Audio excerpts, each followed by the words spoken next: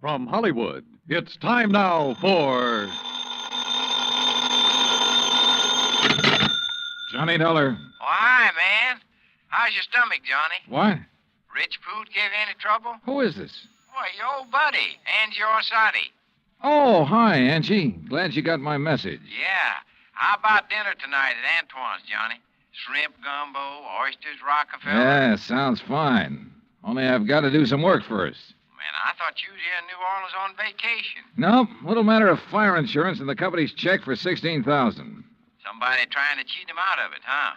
You won't believe this, Angie. Somebody turned it down. What?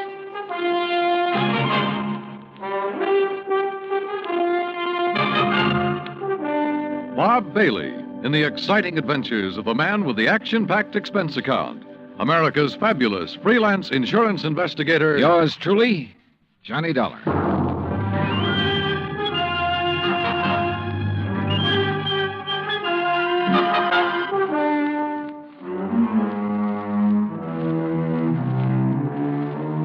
Expense account submitted by Special Investigator Johnny Dollar to Providential Fire and Marine, 787 Greenleaf Avenue, Hartford, Connecticut. The following is an account of expenses incurred during my investigation of the Royal Street matter.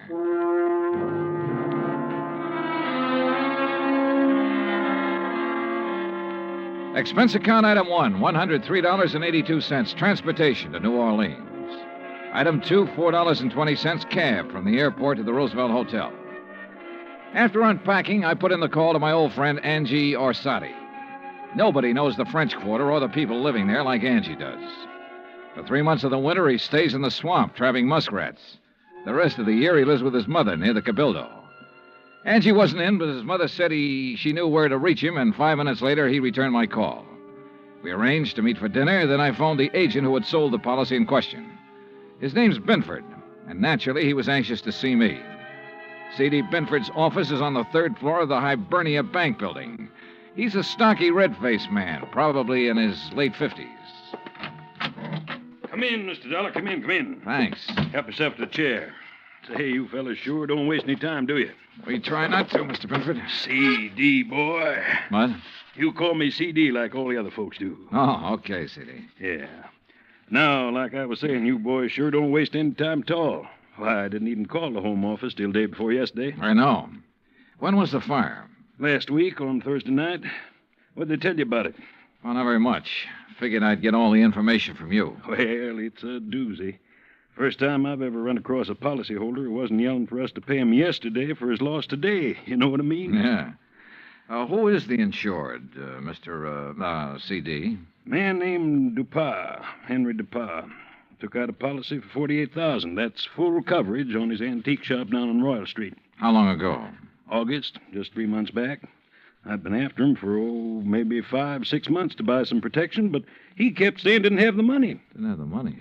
And one day I dropped in to see him about his car insurance, and right off he told me to write a policy giving him full fire coverage on the shop. Well, how do you arrange to pay it? Cash, in full, the day I delivered the policy. He tell you why he changed his mind? Yeah, not exactly. Bet he mentioned something about times being better. I reckon there must be. Why'd he say that? Well, a few days later, he had the back part of his shop all painted and fixed up. And that's the part that burned. And he hired himself a girl to work in the office. A real good looker, too. Well, what caused the fire? You know? I sure do. Antique kerosene lamp got knocked over accidental. According to what Dupas told the fireman, he was in the back of the shop with a customer showing him the lamp. Uh-huh. When it fell, the fire started. The two of them tried to put it out. I reckon that's why they didn't call the fire department right off. Uh-huh. And did Dupas tell you the same thing? Dupas? He didn't tell me nothing. Well, he reported the fire to you, didn't he? He did not.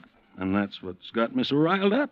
I wouldn't know about it now if I hadn't dropped in there the other day. Was Dupas there when you stopped in? Yes, sirree. And when I saw how the place looked, the whole back of the store gutted out and a slew of his antiques destroyed, I let him have both barrels, I tell you. Oh, what'd he say to that? Yeah, nothing too much. Just acted like he wasn't interested in whether we paid for it or not. Didn't even ask for a claim for him. That's funny. Sure is. I thought maybe he was so upset over losing some of his valuable antiques, he didn't know what he was doing. So, after I checked with the fire department, got a copy of their report, I typed up a claim for him. You figured the damage at $16,000, right? Mm-hmm. I knew how much he spent fixing up the back. When I'd issued the policy, I'd gotten an estimate on most of the antiques. So what happened when you gave him the claim? He signed it? He did not. Said to forget about the fire. Huh? And when I kept after him, he called me a busybody and told me to get out of his shop and stay out. What do you think, C.D.? You have any idea why he didn't report it or sign that claim? If I had, boy, I wouldn't have sent for you. I left Binford's office and walked over to Canal Street. The sun had gone down and a cool breeze was coming in off the river, bringing with it the smell of coffee beans and fruit from the banana boats. I crossed Canal and turned onto Royal, heading into the French Quarter. When I reached Henry Dupin's antique shop, I stopped. There are a lot of antique shops on Royal. All of them look pretty much the same. The buildings as old as the fine rosewood and mahogany pieces they shelter. There was nothing different about this one, at least from the outside. The fire had started and finished in the rear of the building. I tried the front door, but it was locked. I didn't think anyone would be there that late, but I knocked anyway.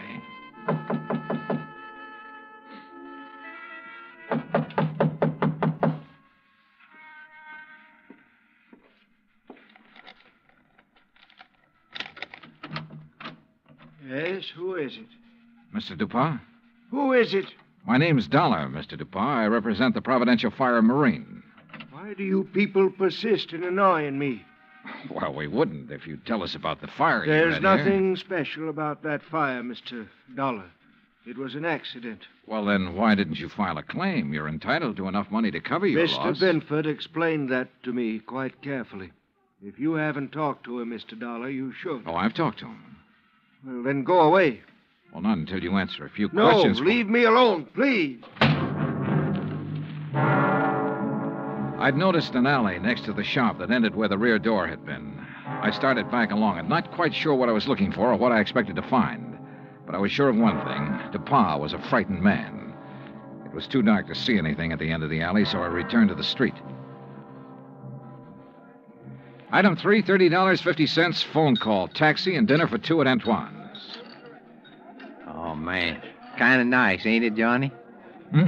Oh, the way it never changes. Same waiter, same chef, same clientele. Yeah. Like another Cafe Royale, Ashy? No, thanks. Well, Johnny? Yeah? Well, when you going to ask me? Ask you what? Oh, don't kid me, John. You've had that old bloodhound look in your eye ever since we sat down. What's the question? Okay, Angie. What do you know about a man named Henry Dupin? Dupin's antique shop? That's right. Oh, not much. Seen him around some's all. Yeah, where? Oh, you know what kind of places I like, Johnny. Yeah, but I can't picture Dupin liking them. Well, maybe he don't, but maybe that little old blonde he's been carrying with him does. Blonde? Yeah, you know. Female, girl, bleached hair. I know. Yeah. How old? Oh, 24, 5. Yeah, real nice for an old coot like him. Real winter and spring, huh? Yeah. You seen them together often? Oh, a few times. Saw him about 2 weeks ago at Butcher's place. Hey, you know something? I walked in there that night with a 5, and I walked out with 200. How about that? Great. You know who the blonde is? No, but I might be able to find out. You want? Yeah, I want. I left Angie and started back toward Royal Street. On the way, I ran up item 4, $1.85 for one flashlight and batteries. The shades on Dupin's shop were drawn, but I could tell there were lights on inside. In the alley, a small pickup truck was parked near the side entrance to the shop. In the back of the truck, looking like they'd just been taken off the boat, were several stalks. It's time now for Johnny Dollar. Pat McCracken, Johnny, Universal Adjustment Bureau. Hi, Pat. What's new? At the moment, Cooper's Bend, Nevada. Never heard of it. Neither did I till this morning.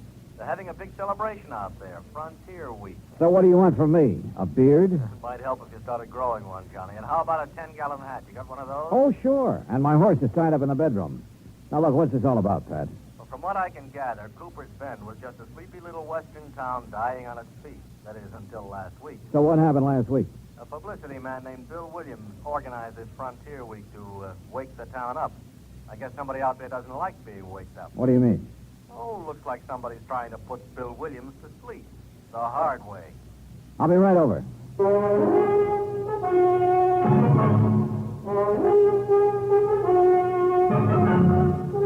Bob Bailey in the exciting adventures of the man with the action-packed expense account. America's fabulous freelance insurance investigator. Yours truly, Johnny Dollar.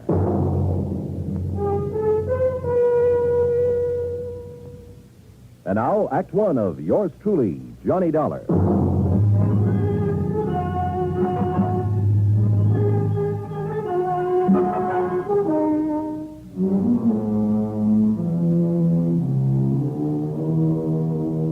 Expense account submitted by Special Investigator Johnny Dollar to the Home Office, Universal Adjustment Bureau, Hartford, Connecticut. Following is an account of expenses incurred during my investigation of the killer's brand matter.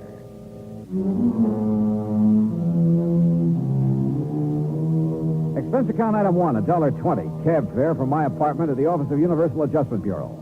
Pat McCracken was waiting for me.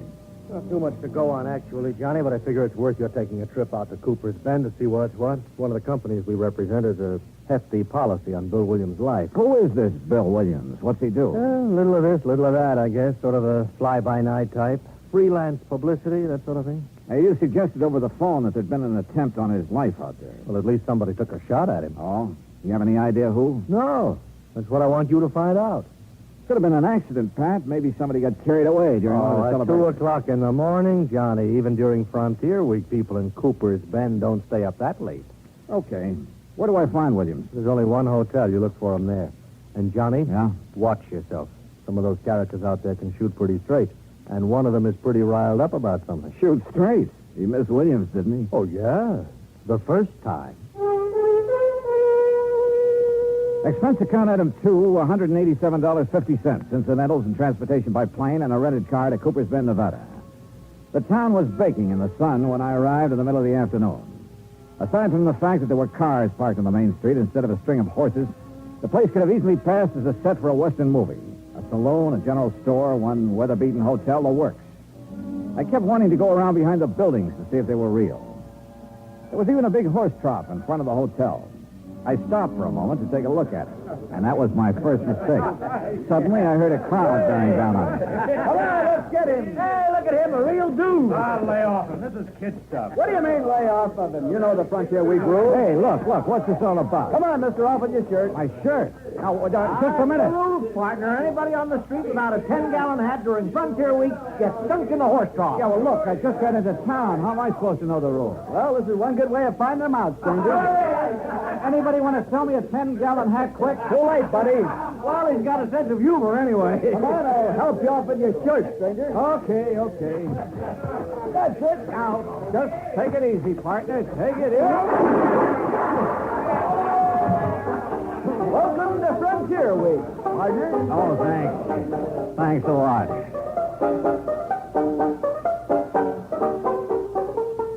Item 3, 50 cents. Replacement of 3 buttons on my shirt. I bid a fond farewell to the horse trough committee and went to the hotel to find Bill Williams, the publicity man. He wasn't there at the moment, but the clerk told me I might find him at the newspaper office. That was 3 doors down the street, the Cooper's Bend Sentinel, no less. Bill Williams wasn't there, but for the moment I didn't miss him at all. Oh, hello. Well, hi. You must be Miss Cooper's Bend Frontier Week. Ha. You run the paper? Wrong again. I just work here. Well, I'm not doing very well so far, am I? Oh, I don't know. Don't give up. Oh, I won't. My name's Johnny Dollar. Lois, Johnny. Well, I'm looking for a guy named Bill Williams, Lois. You know him?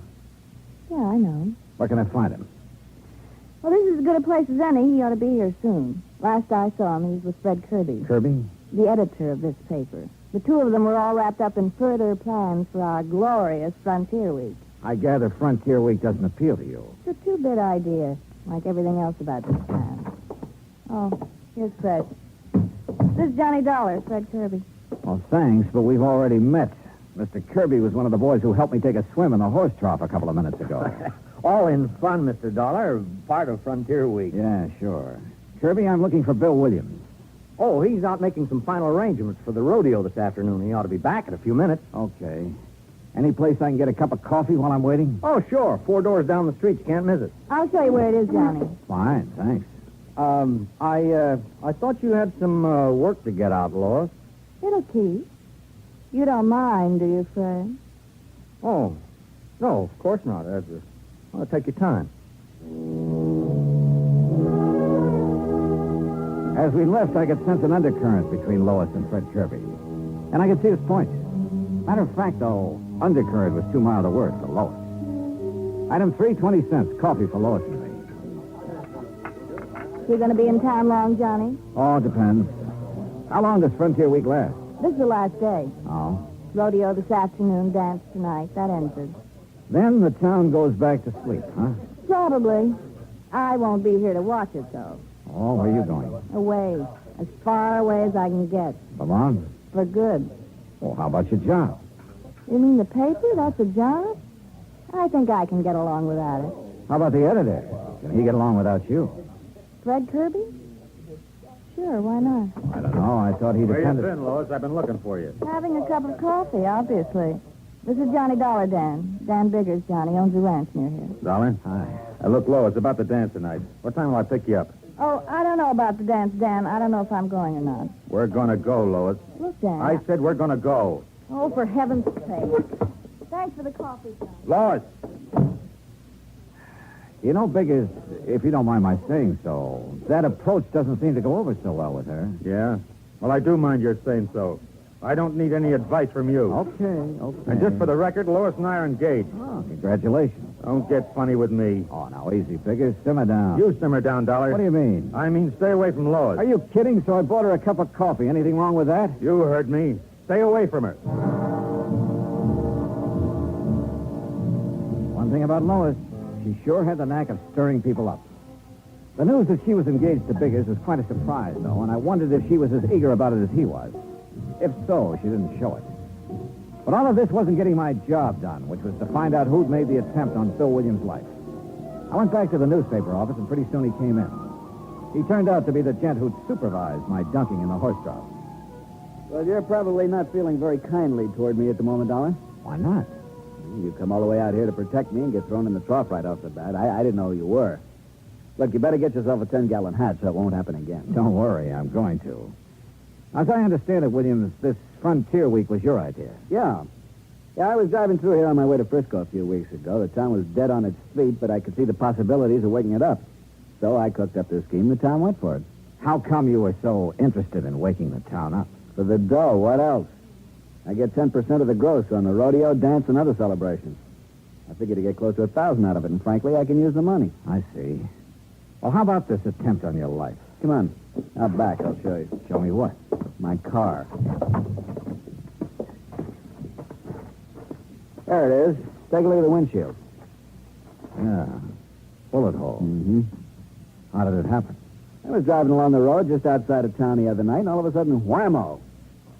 And I got a pretty good idea who did it. Oh. The rancher, Dan Biggers. Oh? Why? I smiled at Lloyd. Oh, now look. Touchy as big as is about Lois, that's not enough reason for Oh, him. wait. She smiled back at me. Is that all there was to it? Of course it was. You think I'm crazy or something?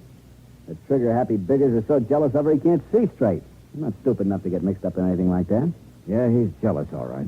Lois and I worked together at the newspaper office on some of the publicity for Frontier Week. Biggers didn't like that. Speaking of the newspaper, you know the editor very well? Oh, Fred Kirby? I met him when I first came here, is all. Why? He's been keeping an eye on us through the window ever since we've been standing here. Oh? You think he might be interested in Lois? It wouldn't surprise me. He makes that job of hers on the paper pretty easy for her. After all, it wouldn't be hard to be interested in Lois. No, I'm sure it wouldn't. Well, you'd better quit driving around the roads at night, Williams. Don't worry. Ever since it happened, I've been staying right here in town at night with the bright lights. I think I'm home free now anyway. Yeah? The dance tonight winds up Frontier Week. Tomorrow noon, I get my share of the dough, and then I'm leaving. Yeah, Lois mentioned something about leaving town then, too. Yeah, she used to make noises about leaving when we were working together. I doubt if she means it, though. I think she's just trying to get Biggers riled up. That isn't hard. Now, wait a minute. Remember now, she said it once in the office when Fred Kirby was around. What was his reaction? He didn't say anything at all, but he gave her a real funny look.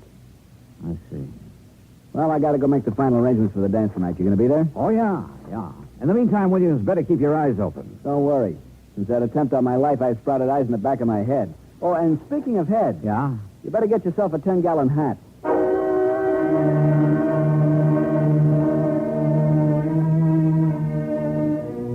Very good advice. I had no desire to get dunked again. I started across the street toward the general store, then realized my mistake. There was the reception committee again at the horse shop. I had to get to that store fast. I almost made it, too. Steady, fellas. Oh, well. Expense, item 6, $15 for a too-late 10-gallon hat.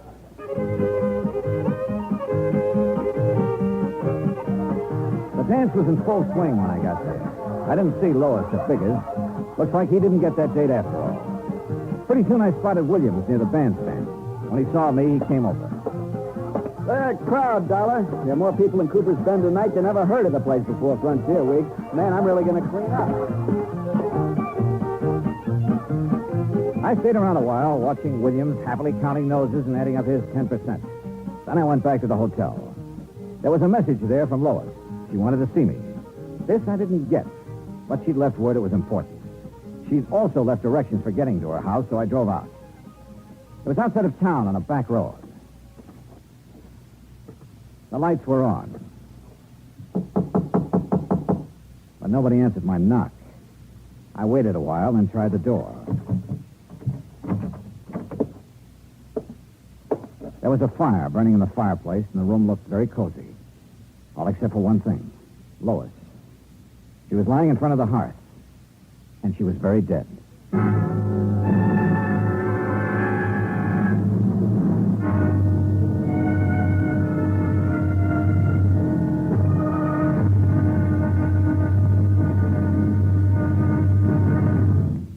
Act 2 of yours truly, Johnny Dollar, in a moment. For a long time, people have been saying that the Earth is shrinking because transportation is getting faster and faster. And because this is true, people are getting closer, too. Today, our neighbors are not only the ones who live next door to us, they're all over the world. It is axiomatic that one should help his neighbor. But Americans have gone a step further. In addition to individuals helping individuals, now many American cities help many other cities through the Sister City program. Now, perhaps you've heard how it works. If not, here's an example or two. In the fall of 1959, a large area of Nagoya, Japan, was struck by a devastating typhoon. Her sister city, Los Angeles, California, sent tons of relief materials to Nagoya by way of an Air Force plane headed for the area. The Marines and the Navy rendered vital emergency aid during the disaster. When earthquakes shook Villa del Mar, Chile, during the summer of 1960, her sister city, Sausalito, California, sent hundreds of dollars worth of relief materials to help out. Another case in point, the school children of Clovis, New Mexico, sent a number of cultural exchange packages to students in their sister city of Adana, Turkey. There are hundreds of such examples because there are hundreds of sister cities. By using this means of diplomacy, friendship and understanding have increased throughout the world and paved the way for permanent freedom, the right of all men everywhere. And now, Act 2 of yours truly, Johnny Dollar, and the Killer's Brand matter.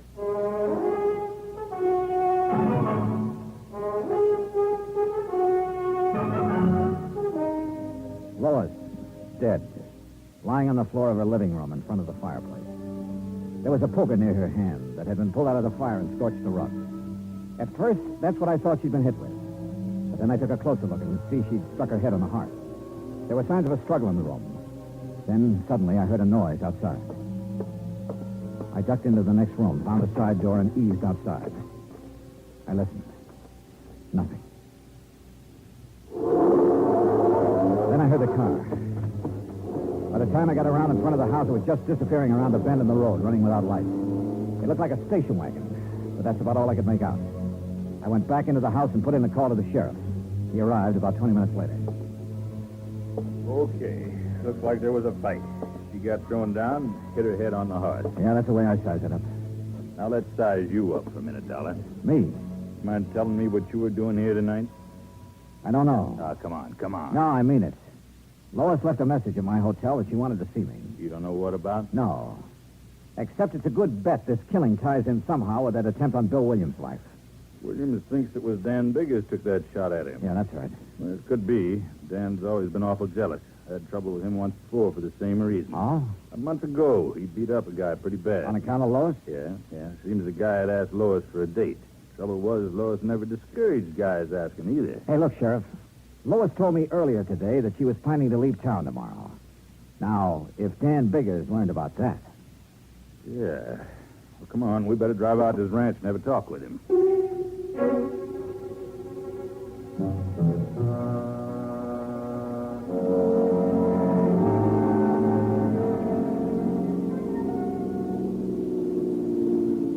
There's the gate, Johnny. Ranch house is up on the rise. Yeah.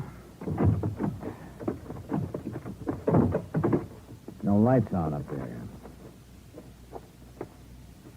You think Dan might have cleared out? Hey, came from that clump of brush over there. Hold it right where you are, Sheriff. I've got you covered. Now, don't be a fool, Dan. You drop that gun and come out of there. I said hold it. Came to take me in, huh? Well, I'm not going just now, Sheriff. Look, Dan. First, I'm going to find out who killed Lois and take care of him. Then you can question me all you want. Very interesting you should know about the killing already, Dan. I can think of one reason you might. Guess again, Dollar.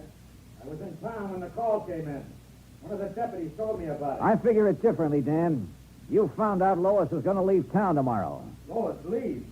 You're crazy. That's what she told me. He'd never do that. He'd never leave me. You tried to stop her. She grabbed a poker and swung at you. You threw her down on the heart. That's a lie, you hear me? Dan, you're acting like a fool. Now give me that gun, man. I'm not coming in now, Sheriff. I can put these shots where I want to. Don't make me put them in you. Okay, Dan. You got the drop on us now, but I'm coming back. And I'm going to take you one way or another.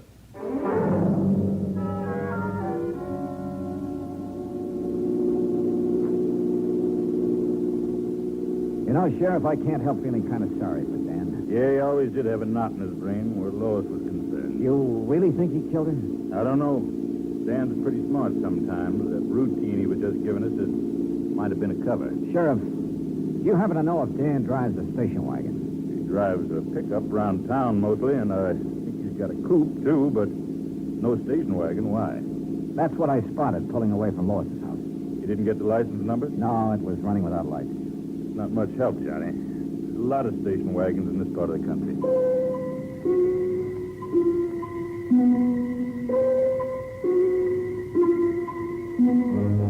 Expense account item 8, $1, 2 drinks for me, while I tried to put some pieces together. However much I shifted them around, they still seemed to add up to Dan Biggers. But somehow I wasn't convinced. If he was the killer, why hadn't he taken off? Of course, maybe he figured he couldn't very well leave his ranch. So I went round and round again and ended up nowhere. I started thinking of other possibilities. Bill Williams, for instance. I'd seen him at the dance, but he could have left for half an hour and nobody'd have missed him in the crowd. But why? I couldn't figure any motive for him. And then I thought of Fred Kirby, the editor. Yeah, he might be worth talking to. So I went to the newspaper office. Kirby and Bill Williams were there. Any idea who killed her, Johnny? I don't know, Williams. That's what I want to talk to the two of you about. I'll bet anything it was Dan Biggers. What makes you so sure, Kirby? You saw him around Lois. You know the way he was. Question is, if he did it, why? Lois said she was leaving. Maybe he couldn't stand the idea. He claims he didn't know she was planning to leave. That's a lie. Oh, is it? I heard her tell him once right here in this office. You know, it's quite a coincidence. What's that? Lois was going to leave town tomorrow, Williams. So were you. You weren't by any chance going to leave together now, were you? Now, look, G-Man, I told you there was nothing between us. You think I'm a jerk to go fooling around with her knowing what Biggers was like?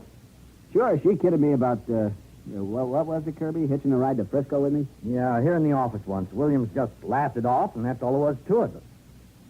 Hey, wait a minute. If Biggers happened to hear about it... Yeah, maybe. No, Dollar. I was smart enough not to get involved with her. Matter of fact, I guess I'm one of the few guys in town who can make that statement. Hey, you don't have to talk that way about her. I'm sorry. I guess I'm tired. There you go, turn in. I'll see you in the morning, Dollar. You'll be around, huh? Yeah, to pick up my money. Night. You know, Kirby, you're trying pretty hard to pin this on Dan Biggers. Why? Because I think he did it. He didn't want Lois to leave. There's someone else didn't want her to leave either. Who? You. What? You've been carrying the torch for Lois quite a while, haven't you? What's that got to do with it? And what business is it of yours? I think it all ties in. Well, I didn't kill her if that's what you're You thinking. drive a station wagon, don't you? So what? After I discovered her body, I spotted a station wagon leaving her house. But a lot of guys drive station wagons around here. I wasn't near her place. I didn't use the wagon at all tonight. You're lying. Now, look, Come Dollar. on, open up, Kirby. Well, Okay, Dollar. I drove out to her place to try to talk her out of leaving. Go on. Well, that's all there is. When I got there, I changed my mind and came back to town. Sure. I didn't go inside, Dollar. I didn't kill her. I swear it.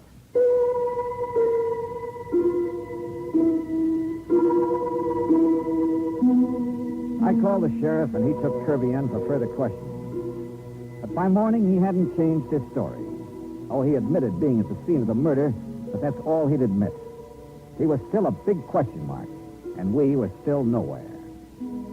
The sheriff went out to Biggers Ranch again, hoping Dan would give himself up peaceably if he knew Kirby was in custody. I had a cup of coffee and went outside. Bill Williams was in front of the hotel. Anything new on the killing, Johnny? Well, you know Kirby was being questioned. Yeah. Surprised me at first, but then I got to thinking, he's a strange guy. He doesn't say much, but there's a lot going on inside, particularly about Lois. Yeah. Did you get your cut of the dough from Frontier Week all right? Yeah. Well, I'm sure glad it's over. That killing last night turned the whole deal sour. I'll be glad to get the taste of this town out of my mouth. Uh-huh. When are you leaving? I told the sheriff I'd be around in case he wants me for further questioning. I'll leave when he says the word. What's with the crowd heading this way? I don't know.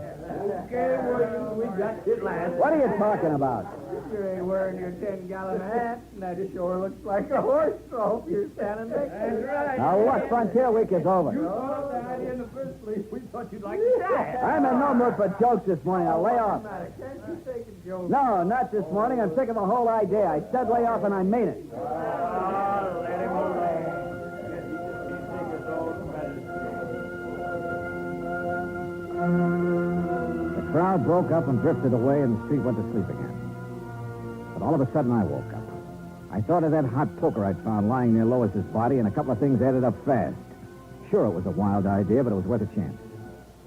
Bunch of jerks. Hey, you know, Bill, when I first arrived in town, you ducked me in this horse trough because I wasn't wearing a 10-gallon hat. Yeah, it was part of Frontier Week. Well, you're not wearing a hat now. Look, like I told those guys, Frontier Week's over. I still want to return the compliment. Am I going to have trouble with you too, Dollar? I guess you are, because I'm going to duck you in that trough. Take off your shirt. Now, look, stay away from me. I said take it off. Get your hands off of me. What's the matter? You afraid to take it off? What are you talking about? Let go. I said let go. Where? What do you know? A nice big burn on your chest and on your arm. A few scratches, too. Lois did that just before you killed her. Branded you. Okay, smart boy, there's a gun in my pocket and it's pointed right at you, so just relax. You were a lot more involved with Lois than you were letting on, Williams. Why did you kill her? I was trying to shake her. She wouldn't shake. She wanted to go with you, huh? Yeah, and that would have been just great, dragging something like her with me to San Francisco. That's a real sweet thing to say. I suppose you said it to her, too. That's when she grabbed the poker. Come on, Dollar, we're getting off the street. Now move. My hand was beside the horse trough. I scooped the water right into his face. The shot went wild, but his chin was wide open.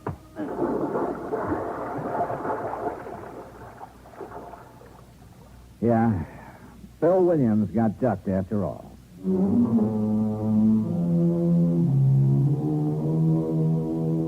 Expense account item 10, $183.50. Transportation and incidentals back home. Total expenses, $528. Remarks. About Dan Biggers. He really wasn't such a bad guy, except that, like the sheriff said, he had a knot in his brain about Lois. He sold his ranch and moved away. About Bill Williams, well, you better cancel out his policy, Pat. He's due to go on trial soon, and in my book, he's a pretty bad risk. Yours truly, Johnny Dollar.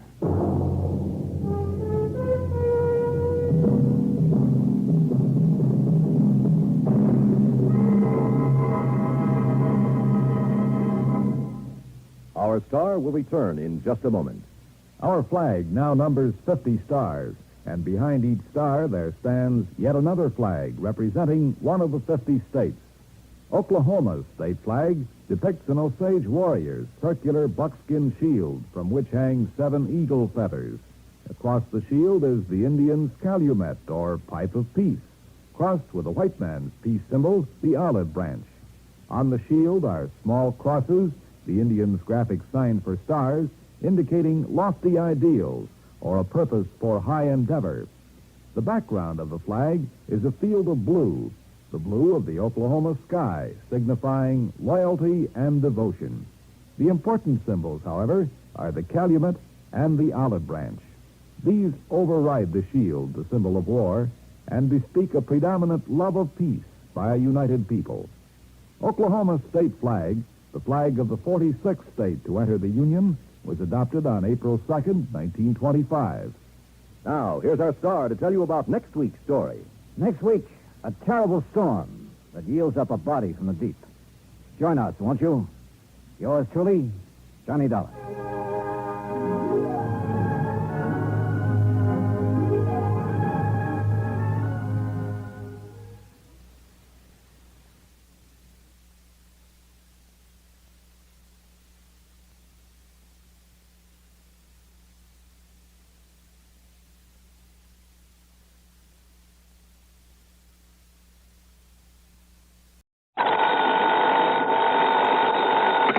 Johnny Dollar.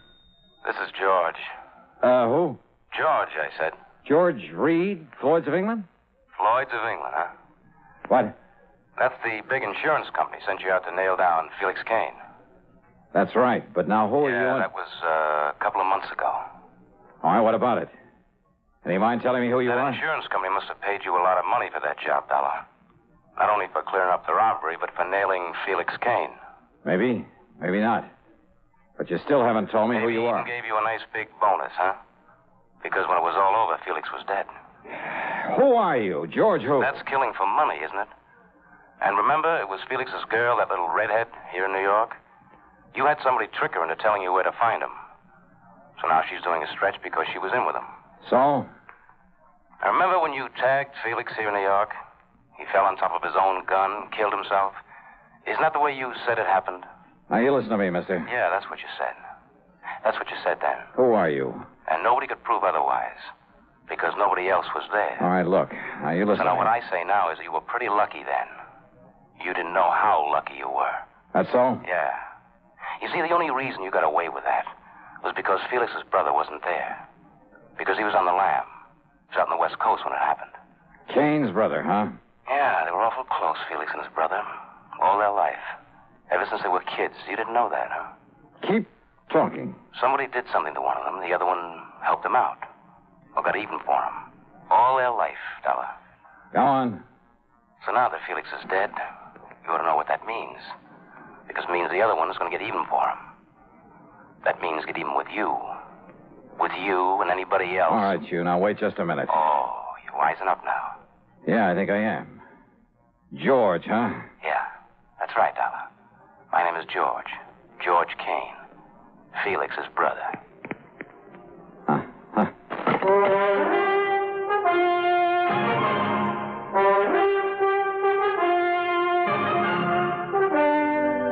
CBS Radio brings you Bob Bailey in the exciting adventures of the man with the action-packed expense account, America's fabulous freelance insurance investigator. Yours truly, Johnny Dollar.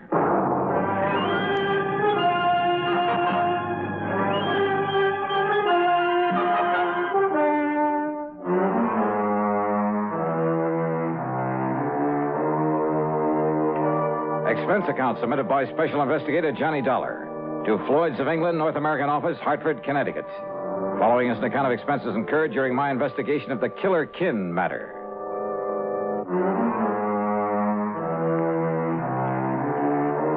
So what if I hadn't killed Felix Kane? It didn't make any difference now. But why would his brother George call me to warn me of his intentions?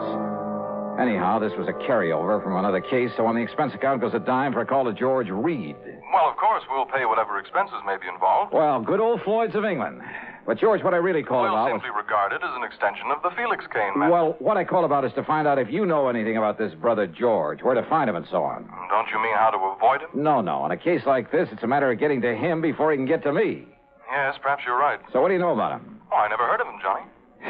Well, then maybe I'd better go on down to New York, where the trouble with his brother Felix started, where Randy Singer at the 18th Precinct helped me to... Well, sure. What? Sure, that's where George Kane is, in New York. Yeah, 2 or 3 times he used the phrase, here in New York. Well, now, Johnny... So, George, I'm heading on down there. Johnny, listen to me. Well? You must have some police protection. Here in Hartford? Here, New York, anywhere. Look, didn't you understand me, George? I'm going down there and contact Lieutenant Singer. But if this George Kane comes here and then you come back here after not finding him down in New York... Oh, stop worrying, George. Johnny. I'll be in touch. Item 2, $6.90 fare and incidentals to New York. Item 3, $6 even for a cab into 18th Precinct headquarters. Lieutenant Randy Singer apparently knew plenty about George Kane. That's right, Johnny, and we still want this George Kane on a charge of assault with intent to kill right here in the city. But he was in California, hiding out in California, when you knocked over his brother Felix. When I caught up with Felix. Huh? Oh, yeah. You said he made a dive for you, but then tripped and fell on top of his own gun, didn't you? That's the way it happened. Is it, Johnny? Huh? I know that's the way you reported it, but is that what really happened? Randy, are you kidding? Of course it is. Okay, I'll take your word for it. But you'll never convince George you didn't kill Felix.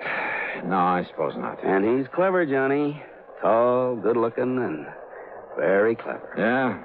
And why did he telephone me, warn me that he's out to get me? I don't know.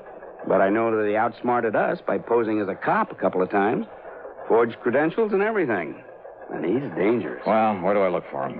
I wish I knew. Believe me, we'd nail him fast. Well, he's from right here in New York. That's where he called me from, Randy. How do you know? Well, he mentioned being here a couple of times. The operators say it was a New York call? Well, no. Maybe he's here, maybe he isn't.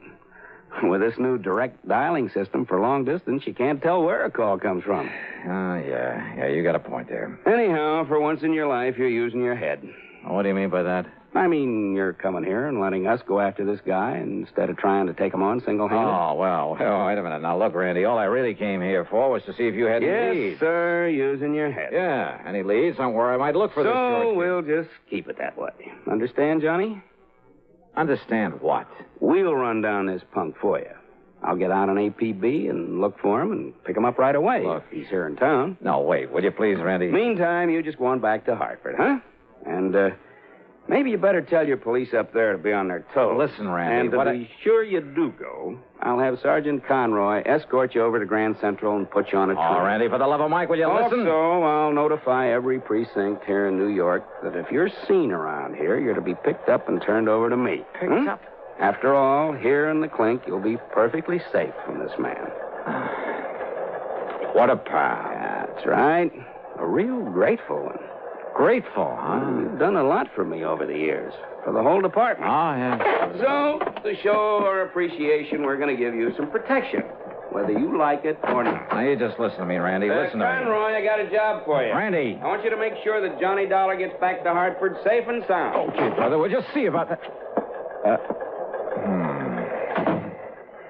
No use, Johnny. All these windows have bars on them. Yeah, so I see. So you behave yourself for once, huh? Be a good little boy and let me handle this my own way. Okay, Randy, okay. Oh, and listen. Yes? Sergeant Conroy is quite a fan of yours. Oh? So you can tell him all about some of your wild adventures on the way home.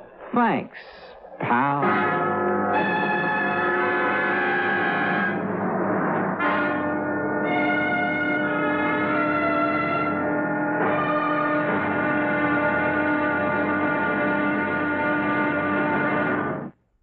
And now, Act Two of yours truly, Johnny Dollar, and the Killer Kin Matter.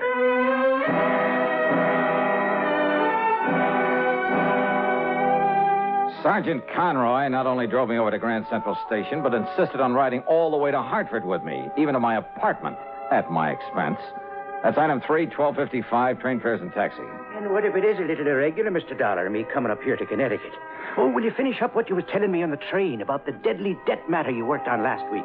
You just got to the part. So, item 4 is 70 cents for his phone call to Randy, telling him he delivered me safely home.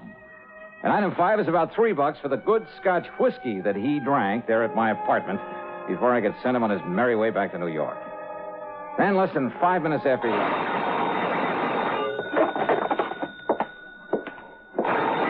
Johnny Dollar. Dollar, if you think those New York cops are going to be of any help, you're wrong. George Kane. That's right. Neither those cops or anybody else is going to do you any good. You killed my brother, so I'm going to kill you. Kane? And you remember what I said about you or anybody else? Now, you listen, you're wasting your time. Or what I meant about anybody else? You're scared stuff, huh? All right, Georgie boy. Whether Randy Singer likes it or not, I'm heading back to New York to get your picture, your description from him. And if I have to comb that city by myself, street by street, so... Hello. Well, it's about time, honey. Huh? This is Betty. Betty Lewis, the girl you're going to marry one of these days. Yeah, I know. You mean you are going to marry me? I mean, I knew it was you. Spoiled sport. Well, hiya, dear. What was that? What? Just noisy line, I guess. Oh, well, listen, I've been trying to call you all afternoon. Where have you been? Oh, just out on some business, honey. I'm sorry. Well, as long as you weren't out with some other ravishing beauty, I'll forgive you. Fat chance of that. Honest? You mean that? You know darn well I wouldn't go out with anybody but you. Or Grace, or Mariana, or Barbara. Maybe Jean. I might go out with her. Will you stop that, you rascal? Okay. Now, what can I do for you, Miss Lewis? What can you do for me? Don't tell me you've forgotten our date for tonight. Our date? Oh, darling, why don't you ever think of something besides those crazy insurance investigations all the time, huh? Think only of you, huh? Yes. Now, listen, about our date for tonight here in New York. In New York? Yeah, that's right, for dinner in the theater, remember? Holy. Well? Oh, well, sure I do. Oh, but didn't you say you were going to be staying with some girlfriend all week and you'd let me know who and where to meet you down there? That's right. That's what I've been trying to call you for. Okay, then. I'm staying with Nancy Spaulding, remember her? Sure. And her address is 1624 McDougal Alley. 1624. It's one of those cute little apartment buildings down here in Greenwich Village. Wait a minute. You hear that again? Huh? Nothing, I guess. Yeah, okay, dear. I'll put on my Sunday best, grab the first plane or train, whichever will get me there first. Good. Only what, Johnny? Well, don't be surprised if we have ourselves a kind of police escort. Now, what kind of a gag are you cooking up? You and that Lieutenant Singer friend of yours? Maybe. Well, come running, dear. I'll be waiting for you. Yeah. Bye, hon.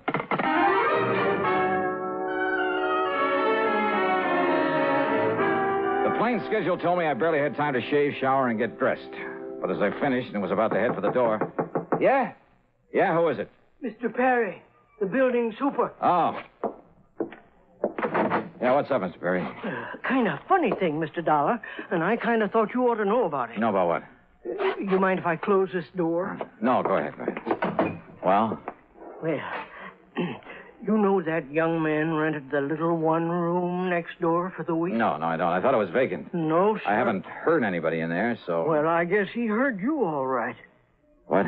He rented the place for a week, starting last night.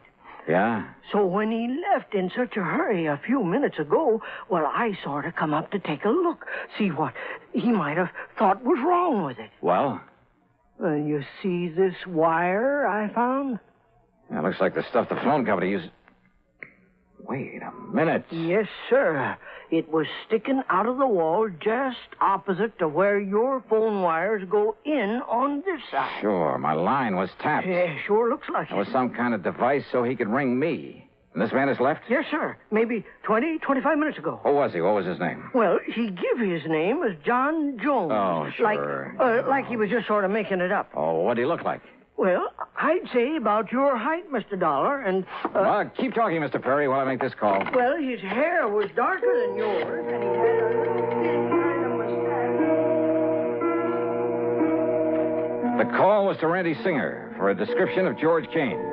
And yes, it tallied with the one Mr. Perry gave me of the man who tapped my phone line, who just left in such a hurry. I told Randy I was heading back to New York, whether he liked it or not, that I barely had time to make a plane, that I'd call him when I got to the apartment in McDougal Alley and tell him all. Maybe even break down and ask for his help. And all because Kane had said he was out to get not only me, but anybody else who'd had a hand in catching up with his brother. Well, the only anybody else was Betty Lewis, who'd help me trick Felix Kane's girl into showing me how to reach him. George hadn't bothered her there in Hartford because he couldn't find her. She was in New York. But over the phone, while he'd listen in, she'd given the address. During a frantic ride to the airport, I hoped, I prayed, that I could somehow reach Betty before George came. And now, Act 3 of yours truly, Johnny Dollar.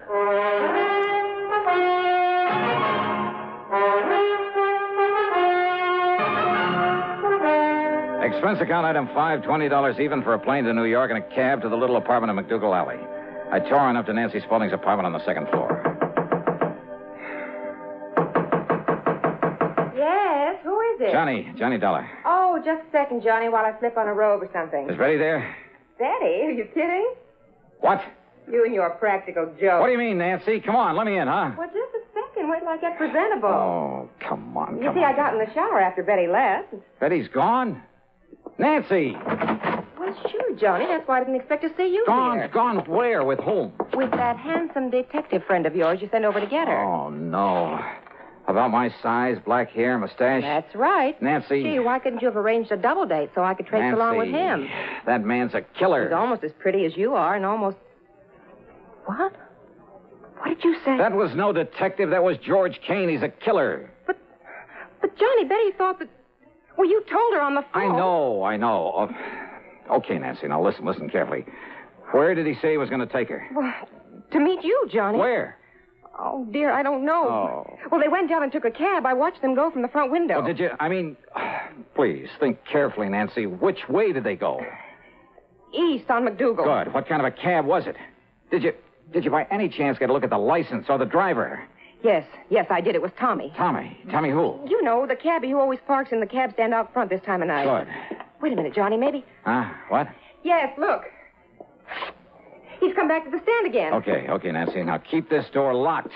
Don't open it for anybody but me or the police, and I mean the real police. Johnny!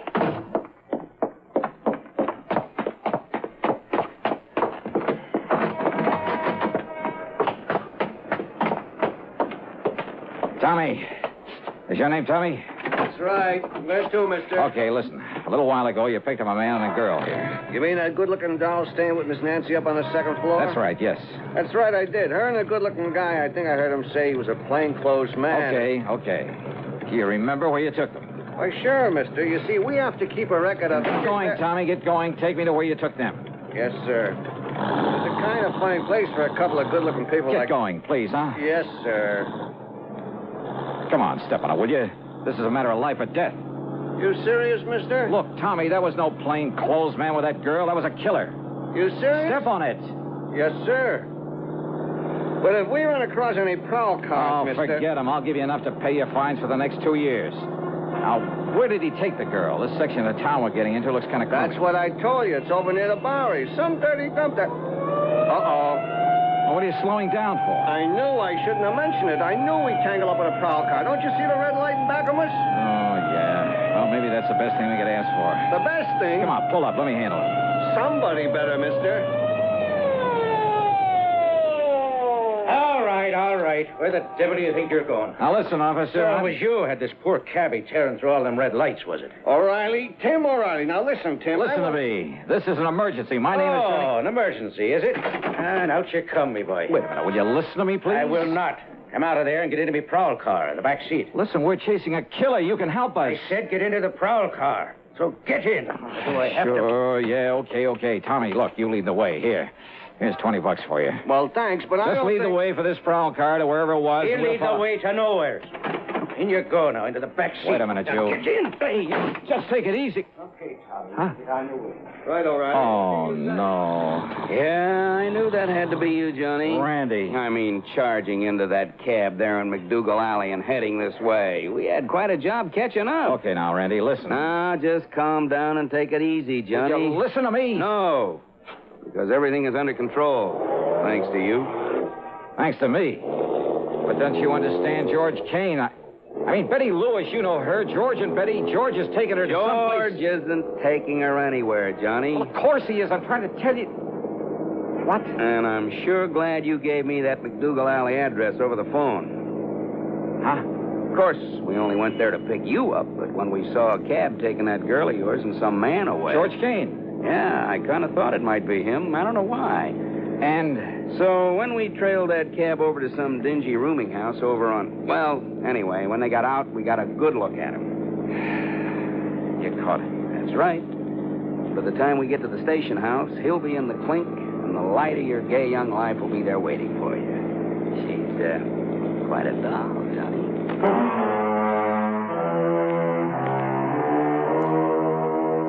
The expense account, forget it. Forget all of it. I only hope that someday, somehow, I can repay Randy Singer. Over his dead body, though, because all he cared about was getting his hands on Kane. And for some silly reason, he seemed to think that I'd been helping him. What a guy. Yours truly, Johnny Dollar.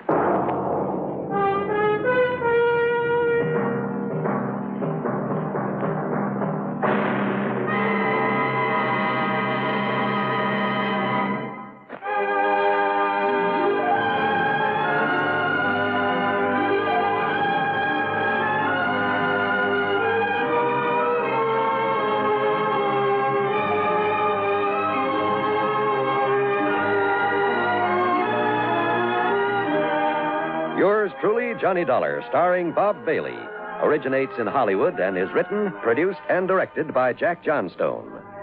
Heard in our cast were Virginia Gregg, James McCallion, G. Stanley Jones, Herb Vigran, Jack Moyles, Junius Matthews, Lillian Bayef, and Paul Duboff. Be sure to join us next week, same time and station, for another exciting story of yours truly, Johnny Dollar.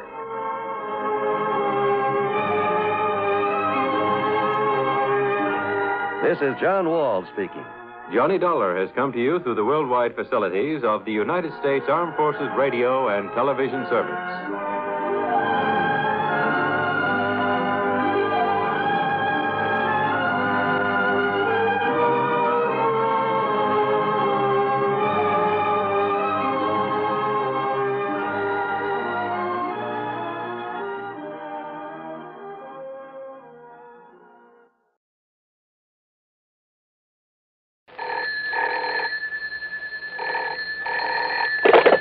Johnny Dollar. Monsieur Dollar, you will be amazed. You will be thrilled. Yeah, well, I think I've had all the thrills I need here in Paris. And who are you? I, monsieur, am the night clerk here in the hotel. Oh, well, what's all the excitement about? Monsieur Dollar, I have the telephone call for you. And, monsieur, Yeah. it is wonderful. It is the long distance. It is the transatlantic. A transatlantic call. From the, what you call the United States. Well, bully for you. But across the ocean. It must be the most important. Yeah, well, put them on and we'll see. Oui, monsieur. Hello? Johnny? That's right. George Reed here. Well, George. All right, clerk, you can get off the line now. What, Johnny? You hear me? Clerk? But, monsieur. Come on, hang up. Very well, monsieur. Now, George, you get my cable report on the only jewels? Yes, you did a great job in spite of all the money you threw around. I mean what you gave that man de Marsac. But listen, I'm glad I caught you before you left. I'm flying on back tonight. See you in Hartford in the morning. No. What? Contact Mr. Maurice Rigaud there at our Paris office. Oh, what about? Getting those jewels back to America? No, that's all taken care of. But in talking with him a minute ago, I happened to mention that you're there, so he wants you to stay around and see if you can help locate a Cellini medallion. Cellini, the famous Italian artist? Yes, and the medallion was stolen from the galleries of the Louvre 2 or 3 weeks ago. Priceless, so it has to be found and returned to them. Well, I'll do what I can, George. Good. Now contact this man Rigaud at our office there immediately. Contact Rigaud, huh? That's right. But why do you say it that way? Because maybe I won't bother him. What? George, maybe I've got a better idea.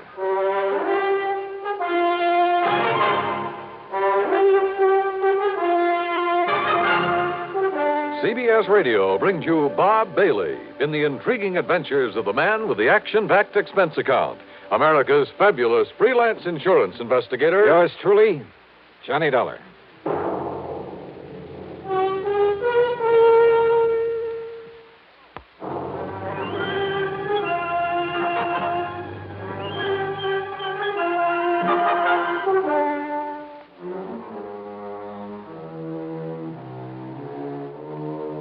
Expense account submitted by Special Investigator Johnny Dollar. To Floyd's of England, North American office. Or maybe it's the Paris office. We'll see. Following is an account of expenses incurred during my investigation of the Embarcadero matter.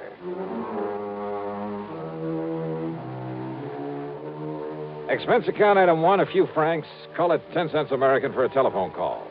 Not to Rigaud at Floyd's of England, but to my old underworld contact, Louis de Marsac, the strange little character who calls himself the Gray Cat. Oui, Monsieur Dollar. C'est la Chagrie. You most loyal, most faithful friend. Yeah, I'm sure. Are you living it up on that money I gave you for locating the Olney jewels for me? Alas, monsieur, I have been most unfortunate. Only one small, what you call investment. And now... Easy come, easy go, huh? Oui, the 5,000 is gone. And I was so sure of this one. What kind of an investment, de Marsac? Well, even you would have been attracted. Oh, she was young. She was so beautiful. She? Oh, no. Ah, that Marcel. How could such a lovely vision deceive me so? Oh, I'm crushed, a man without hope. And monsieur... Yeah? I'm also very, what you call, broke. Uh-huh. Think $100 might help to raise your spirits? $500? Oh, oui, monsieur. But for what? 100. For some information. About what happened to the Cellini medallion. Oui, stolen from the Louvre. Oh, you know about it, then? But of course. You know where it is? No. But for you, mon ami, I will somehow find out. Good. But it may be dangerous, monsieur. The people I will have to see, the cutthroats, I will have to pay for the information. But for you and the $400 you have promised me. Okay, $150. Want to call me when you've got the dough for me? No, if I bring the information to you, I can then collect for it right away. 200? I'll wait to hear from you.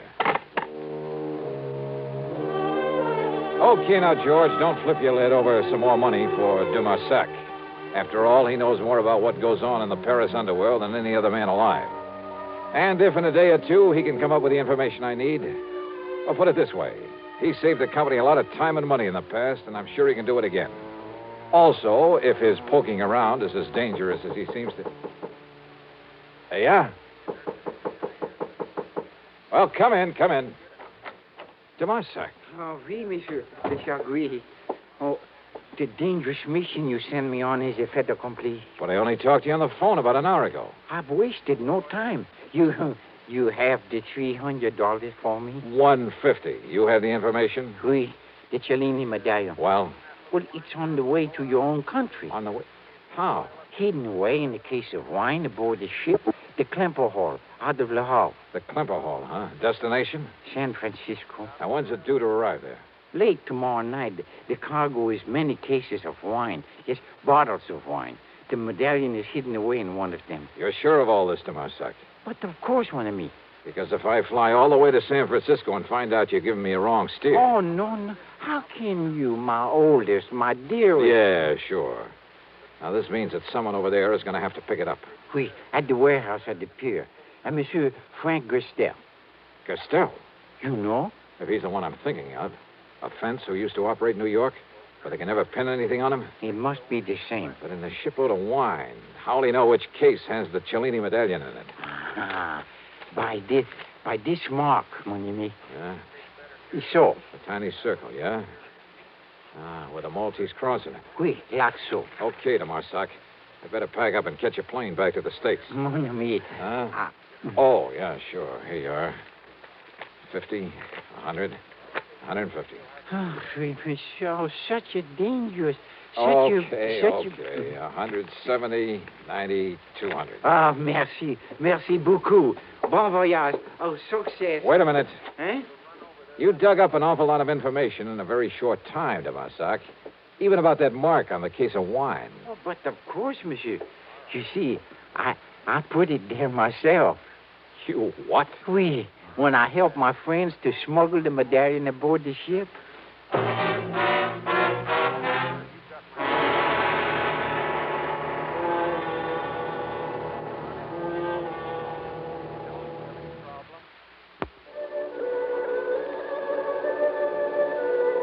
Expense account item 2 is the couple of $100 to Dumarsac for the information about the stolen Cellini medallion. Item 3, $92 American for my hotel there in Paris, then a taxi out to Orly. Item 4, $5.99 even, plane fare, Paris to New York to San Francisco, and a taxi to my favorite hotel, the Huntington, up on Nob Hill. A pea soup fog had settled over the city, and the driver had to practically feel his way the last couple of blocks. By the time I'd cleaned up and changed my clothes, it was late, and I was hungry. And after the long plane trip, I was glad for a chance to walk over to the Fleur de Lis on Sutter Street. Cocktails and a rare good dinner ran up item 5, $11 even. Then I started back to the Huntington, again on foot. I say I started. It was late, remember, and dark. Not many people on the streets. And suddenly I was conscious of someone behind me, slowly catching up with me. In the fog, he was only a shadow, but I was sure he was following me. I slipped out my gun under my coat and then slowed my pace. All right, brother, what? Huh? Yeah. Hi, Johnny. Smokey Sullivan. Yeah. Well, what under the... How are you, Smokey? I thought that was you coming out of that Fleur de Lis. Hadn't you better put that back in your coat, huh? Oh, yeah, sure. Hey, listen, you're just the man I want to see. Yeah? Yeah. And if you can dig up some information for me about somebody, I'll make it worth your while. You're real good to me, Johnny. I'll do anything I can. And listen. Yeah? I don't know why you're out here this time, and maybe this ain't got nothing to do with it. What's that, Smokey? I've been hanging around the docks the last couple of days, down to the Embarcadero. Doing a little honest work for a change? Yeah. I'm real clean now, Johnny. I've been going straight. That's the stuff. But I know how to keep my eyes open. You know what's going on down there? What? Smuggling, Johnny. There's a lot of smuggling all the time. You know what I mean? Keep talking, Smokey. Yeah. Well, most of it comes in from Japan and China, places like that. It's the boys on the boats bringing stuff in. Ah, well, what I'm interested in... Narcotics, Johnny. Mostly heroin, stuff like that. Yeah, well, now, Smokey, when you get any info about that kind of stuff coming in, you tip off the Treasury boys, the narcotics division. Me, Johnny? Me go to the cops? You mean because of your past record? Yeah, they wouldn't believe me, Johnny. That's the trouble with going legit. I mean, the kind of guy I was. Don't ever kid yourself. I don't want to lecture you, Smokey, but believe me, it's the best way in the world for you to make up for some of the things you've done in the past. Look what you've done in helping me. Yeah, I know. And it was you got me going straight. But don't you see, if anybody was to find out that I was informed... Don't worry. The Treasury boys will never talk. Okay, Johnny. But now the man I'm interested say. in... But now, like I was going to tell you... Smokey, listen. Like I said, most of the stuff is from the Orient. But down there to the docks, a couple of nights running now. Well, Johnny, you ever hear of Frankie Gerstel? Are you kidding? That's the man I was going to... You mean the one who used to be a fence back in New York? Yeah. Long time ago, I done a couple of jobs for him. That was before, you know. You've seen Gerstel around here? Down to the Embarcadero. Sure. Waiting for the Klemper Hall to pull in from Europe. The Klemper Hall, Johnny? Yeah. With a cargo of French wine? Yeah, that's it. How do you know? I helped unload it. You what? Yeah, come in ahead of time, early this morning. And I got here too late. Huh? Or maybe I haven't. Come on, let's get on down to the Embarcadero.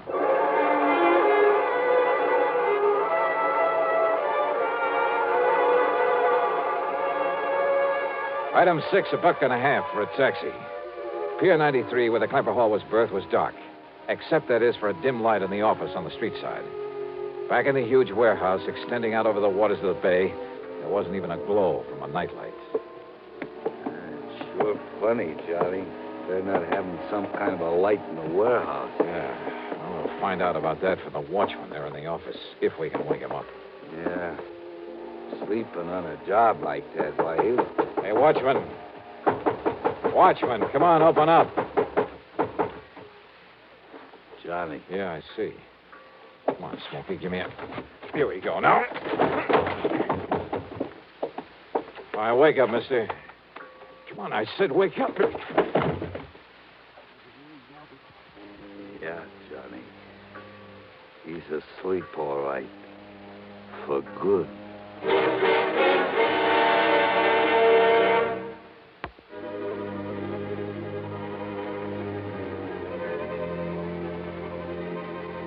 Fog-shrouded San Francisco, or the Embarcadero at night. There in the little office on the shore end of Pier 93, we found the watchman. Found him dead, with a bullet in the back of his head. Which meant that in all probability, Frankie Gerstel had gotten there before us, had already taken the Cellini medallion out of its hiding place.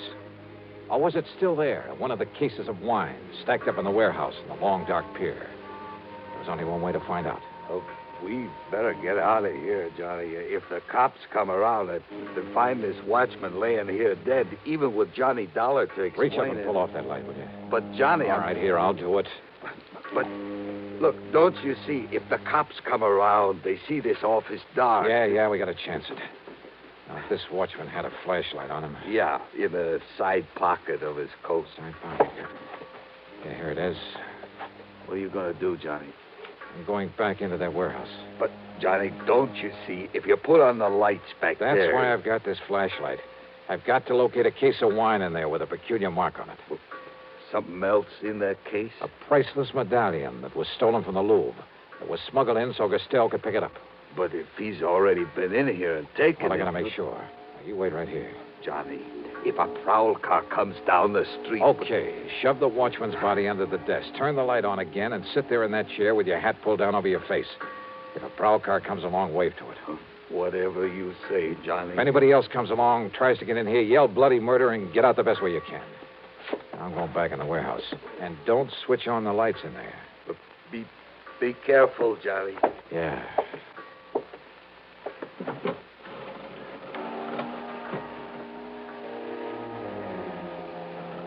The light in the office, when Smokey turned it on again, made only a thin yellow line beneath the sliding door.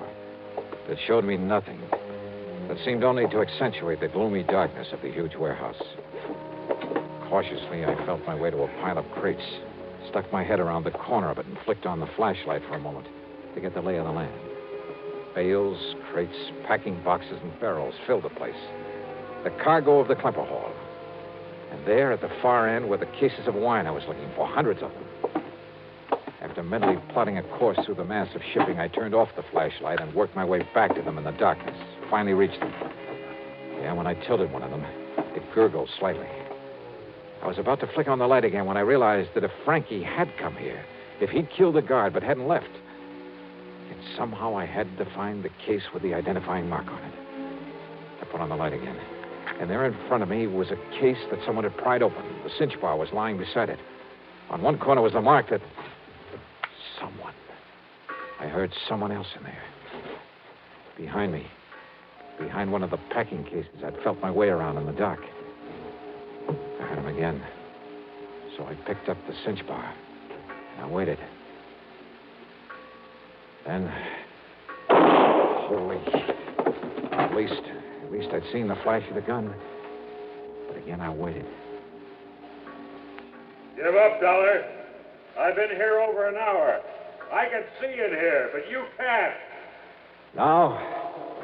Well, I can see the flash of your gun.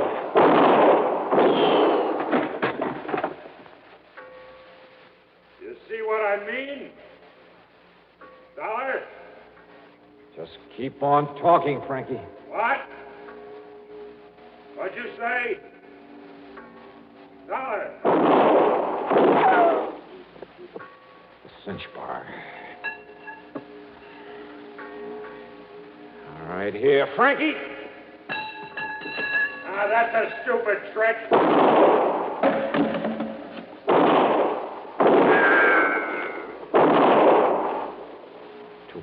Too close. No, wait. Hey, your last shot, wasn't it, Frankie? Yeah. Hey, Smokey. Okay, Smokey, come out here in the warehouse. Turn on the lights and we'll... Didn't figure I had two guns, did you, Dolly? But you haven't. Not now. You're through. And by the time you can reload... Yeah, Smokey, put on the lights. I can use them now. No, Smokey, no. That's right. And leave them on. And, Dollar, I'm going to dig you out from behind those crates and kill you. You hear me, Dollar? You can't get away. Yeah, because now I see you. So I pull this trigger.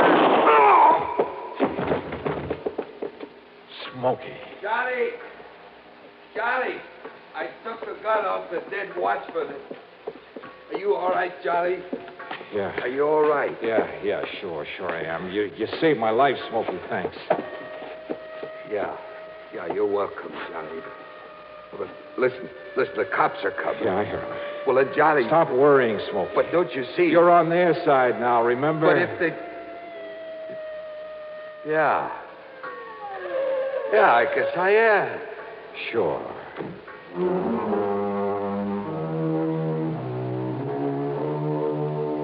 The Cellini medallion in Frankie's pocket. It was pretty obvious that he'd killed the watchman, taken the medallion out of the wine case and was about to leave when Wheat showed up. Smokey's shot had killed him. Had Smokey a bit worried, too, when the police barged in on us. But now he's a public hero. Oh, sure, there'll have to be some kind of a hearing on the whole affair. My deposition's already in. But Smokey's really in the clear. As for the couple of $100 I gave him, well, forget it, George. It came out of my own pocket. So, expense account total, including the trip home, $1,174 even. Yours truly, Johnny Dollar.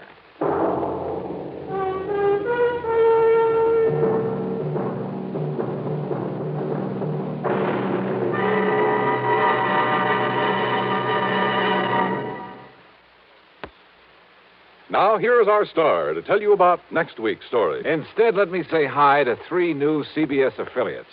They're KAAB in Hot Springs, Arkansas, WRIG in Wausau, Wisconsin, and WOMI in Owensburg, Kentucky. Welcome to CBS Radio. Yours truly, Johnny Dollar.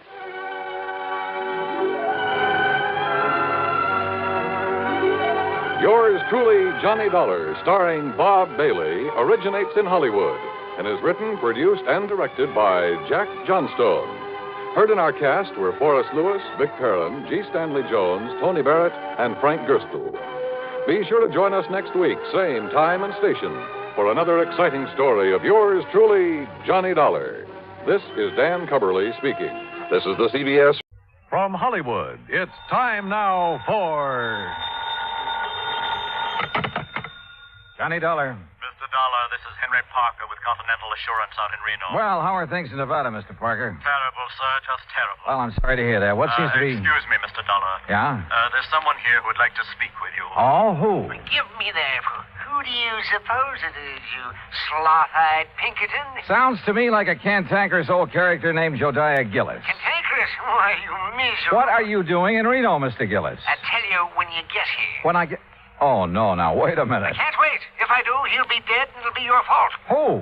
A feline friend of mine. A what? Oh, being uncouth like you'd probably call him a cat. Oh, no. Look, Jodiah. Also, he's rich.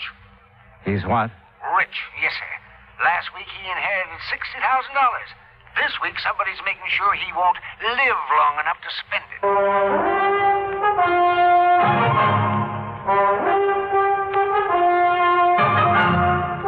Bob Bailey in the exciting adventures of the man with the action-packed expense account, America's fabulous freelance insurance investigator. Yours truly, Johnny Dollar.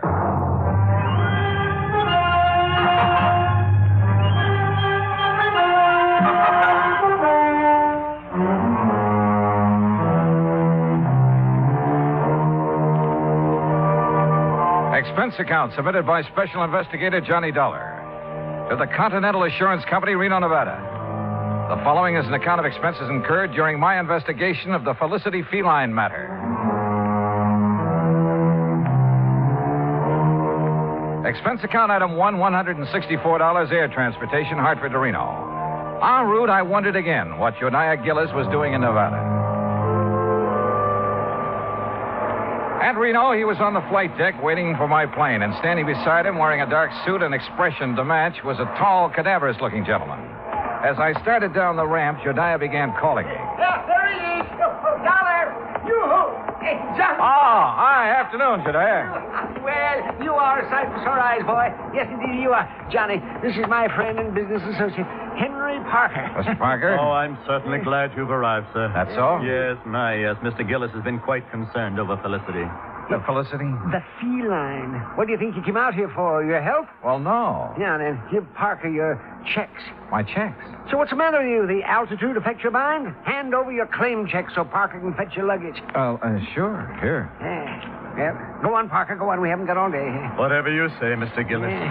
We'll be in the waiting room. You hurry up. Yes, sir. Now, come on, Dollar. Come on. Jediah, before I left Hartford, I tried to check up on this Continental Assurance Company. Nobody ever heard of it. A lot of things those white-bellied clerks in Hartford haven't heard of. But the fact is, Continental ain't exactly worldwide. Oh?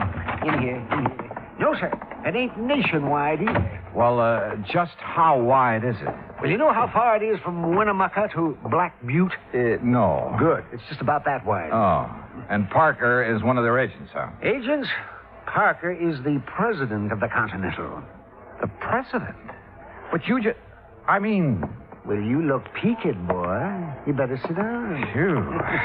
Jediah, I shouldn't let the man that's paying my salary run after my bag. Pish-tash. Here. Take a look at this. It's my new business card. Yeah, go on, read it. Jediah Gillis, chairman of the board, Continental. What? Yes, sir.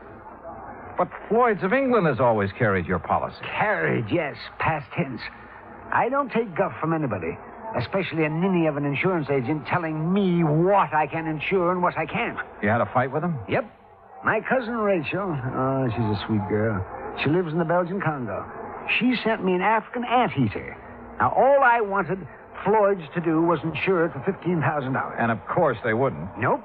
So you canceled all your policies and bought the controlling interest in Continental. Same as anybody else would have done. Oh, sure. And naturally, you insured this anteater. Yeah, Archie. That was his name. Was his name. What happened to him? Well, it was a terrible thing, Johnny. Oh, it was just poor old Archie.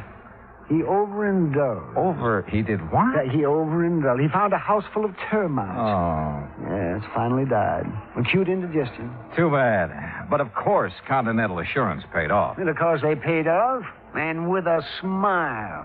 Same as they paid off the $60,000 to my feline friend, Felicity.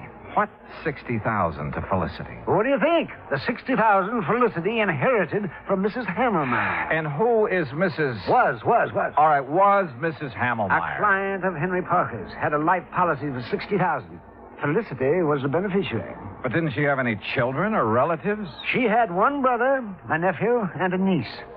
Oh, of course, not counting Mrs. Hawkins, who was Mrs. Hammermeyer's best friend. You see, the two ladies lived together 15 years. Right now, Mrs. Hawkins has been appointed trustee to administer the $60,000 as Felicity needs. Oh, I see. Yes, you'll meet her as soon as we get settled. Jediah, what makes you think someone's trying to kill that cat? I don't think so. I know it. There have been 2 attempts in 2 weeks. You ask Mrs. Hawkins. She'll tell you. Mr. Gillis, Mr. Dollar. Yeah, it's about time, Parker. Well, come on, Johnny, come on. We'll take you down to the Mapes. The Mapes? The Mapes Hotel. I'm staying there. And if it's good enough for me, it's good enough for you. The Mapes Hotel stands high above Virginia Street overlooking the Truckee River. After Gillis checked me in and introduced me to the owner, Mr. Charles Mapes, I unpacked, then went with Jediah out to the old Hammelmeyer place where Felicity the cat, Mrs. Hawkins, and the relatives still lived. We rang the old-fashioned doorbell and waited. In a moment, the door was opened by a pasty-faced man of about 28. Yeah? Oh, Mr. Gillis. Yes. Afternoon, Oscar. Mrs. Hawkins in? Ain't she always? Who's he? He's a friend of mine who's also an insurance investigator. An insurance? Name's Johnny Dollar. Johnny, this is Oscar Emmett, the late Mrs. Hammermeyer's nephew. Hi. I suppose you're here about that lousy cat. That's right. Come on in. I'll tell the old lady you're here. You know where the living room is at, don't you, Mr. Oh, indeed I do. Oh, friendly sort of character. Oscar's like the rest of the Emmets. They just can't stand seeing Felicity eat steak when they got to have tuna casserole. In here, Dollar. All right. Well, what kind of work does he do? Work? Oh, Oscar, none of the Emmets work. No, sir. Not even Mrs. Hammelmeyer's brother? Emmett spends all his time in the gambling halls. You know, gambling's legal here. He a professional? Oh, no. He's got a slot machine route. He goes around poking his finger in the payoff trays, picking up the nickels and dimes that people overlook. I see. Yeah, let's sit down here. Oh, what the... Oh, Felicity! That cat has claws. Oh, you stepped on his tail, you stupid... Oh, tell him you're sorry, Dollar. Well, I didn't know he was there. Sorry, Felicity. Oh, the bad man didn't see you. What's going on in here? Felicity, you get right down off that table. You hear me. Oh, you... Oh, Mr. Gillis, would you use your influence, please? Well, I'll certainly try, Mrs. Hawkins. Felicity, come on now, honey. That's a good kitty. There. Now. I just put out a nice dish of scallops for him. Oh, you hear that, Felicity? Scallops. Oh, yum. Sure. So you run along now. Bye-bye. Oh, I do declare I've never seen a man who has such a way with animals. Well, And that goes for lonely widows, too, Mr. Gillis. Oh, now, Leona, stop. Jodiah. Oh, yeah. Mrs. Hawkins. Leona is just fine. Yeah, well, this is the young fellow I was telling you about, Johnny Dollar. Oh, well, this is indeed a pleasure, Mr. Dollar. Jodiah told me so much about you. Oh, is that so? You're much more handsome than I imagined, Mr. Dollar. Yeah, now, good gravy, Leona. Now, you just tell him what's been going on around here. You mean about Felicity? Yeah, that's what I mean. Well, somebody's after him. Trying to kill him. Tell me, has an actual attempt been made on his life? Wednesday night, a week ago. I let him out just before I went to bed, like always. He'd been out about an hour when it started to pour. And knowing Felicity hates to get wet, I opened the front door to call him. Well, just as he was crossing the street, I heard this big car start up, and it zoomed straight for Felicity. Whoever was driving it almost turned over, trying to hit him. You didn't get a good look at the driver, huh? I didn't get any kind of a look. It was too dark. What about the car? What make was it? If I knew that, I'd have already told you that. I haven't any secrets from him.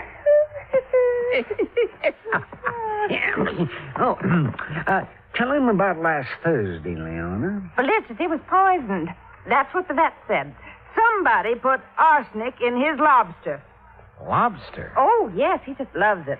According to the instructions Mrs. Hammelmeyer left, he's to have lobster once a week, steak 3 times, and boiled chicken every Sunday. I see. Yes, and as long as I take care of him and obey her instructions, I can live here rent-free, same as her kin, the Emmets. Same as them. Mr. Gillis, just who gets Felicity's money in case he dies?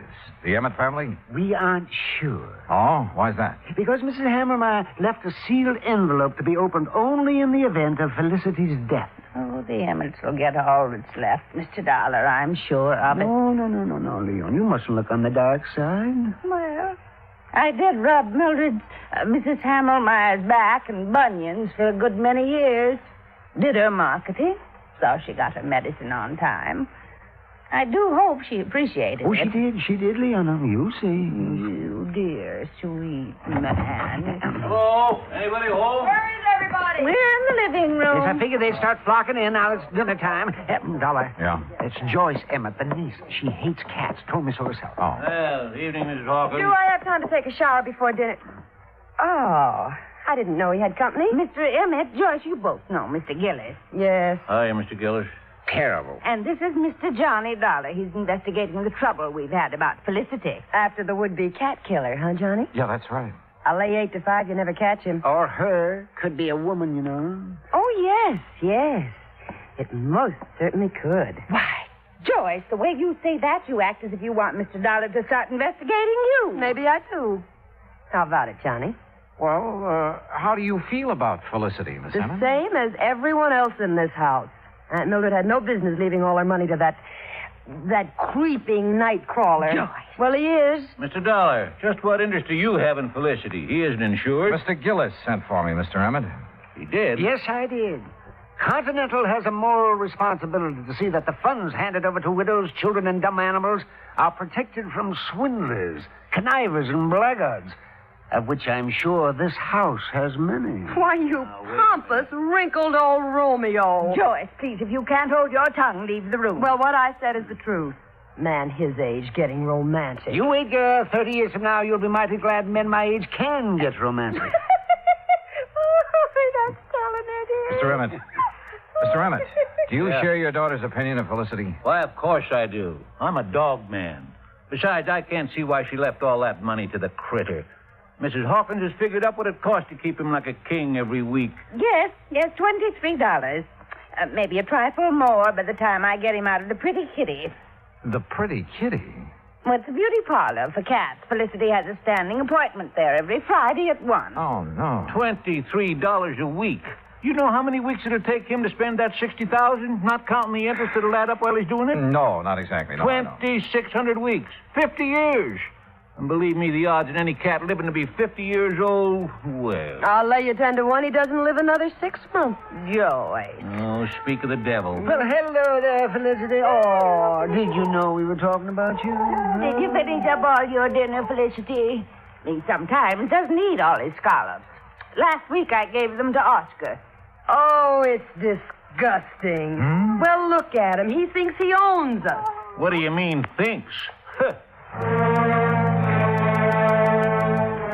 A few minutes later, Jodiah drove me back to the Mapes. Whether it was the Emmets or Mrs. Hawkins who wanted Felicity out of the way, I didn't know. But I did know we should get him out of that house as soon as possible. I changed my clothes, met Jodiah and his friend Charlie Mapes in the Sky Room for dinner, did a bit of gambling, then went to bed. Must have been about 3:30 when the phone rang. Hello? Oh, Mr. Dollar, please answer me. Who is it? Mrs. Hawkins, I tried to get Mr. Gillis, but he left word he wasn't to be disturbed. Oh, well, what is it, Mrs. Hawkins? What's wrong? Oh, it's terrible. Oh, it's just terrible. What is it? What's happened? Felicity, Felicity, what? I let him out about 10, but he's disappeared. Mr. Dollar, I know he's been killed.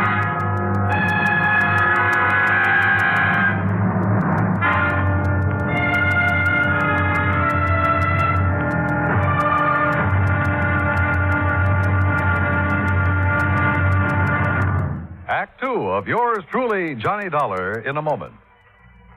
Anyone who has survived the rigors of basic training is familiar with a great variety of milk that is dished out periodically in the armed forces.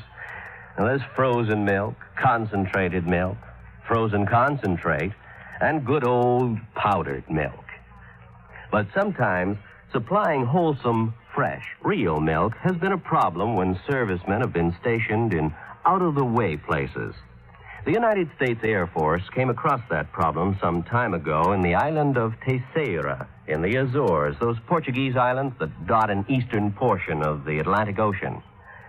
The air base there was considered powdered milk country for a long time. Although cattle have played an important role in the economy of the island of Terceira, the herd was badly inbred and milk production was very low. Modern milk processing was not a part of the picture. And with the help of Portuguese veterinarians, the men in the United States Air Force unit worked out a free breeding service by using a small herd of milk cows acquired in England, and the cattle there at Terceira improved. Then a complete pasteurizing, homogenizing, sterilizing, bottling, refrigeration plant was flown in from the United States. As soon as this activity got underway, milk production began to climb steadily, and thirsty Air Force men and civilians were soon buying and drinking the new fresh milk. When economy of the island began to rise rapidly, the people were happy and grateful. You might say that a little milk of human kindness increased understanding on an island of freedom, the right of all men everywhere.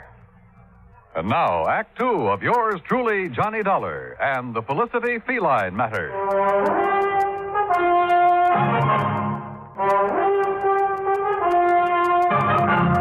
A few minutes later, Jodiah Gillis and I were at the old Hammelmeyer home. Joyce and her father, along with Mrs. Hawkins, were waiting for us.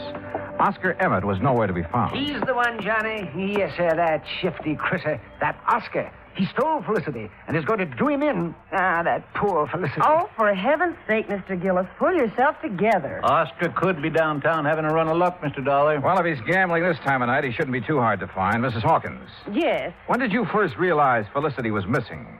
Why, about an hour ago, I guess it was. I woke up and remembered he was still outside, so I came down and called him. Yeah? Always before, ever since he was a little kitten, he's come back home for me. But tonight, well, he's just nowhere to be found. What time did you let him out? About 10:30, same time as I always do. Were you at home then, Joyce? No, she wasn't. I had a real good day yesterday, collected almost $4, so I took her to a movie. A movie? That's a likely story if I ever heard one. It happens to be the truth, Mr. Gillis. What'd you see? Come on, tell me. It was an old one about a giant gorilla. That's right. Oh, I'll bet. Judah, if anything has happened to poor Felicity, will we... Well, how much time will we be given before we have to move out of this house? Well, that's up to the court, but I'd say a couple of weeks. That's all? Oh, my. Well, it's all they deserve. My. All except you, my dear. Well, Johnny, you've been unusually quiet. I think we'll take in the late spots, Jodiah. See how our luck's running.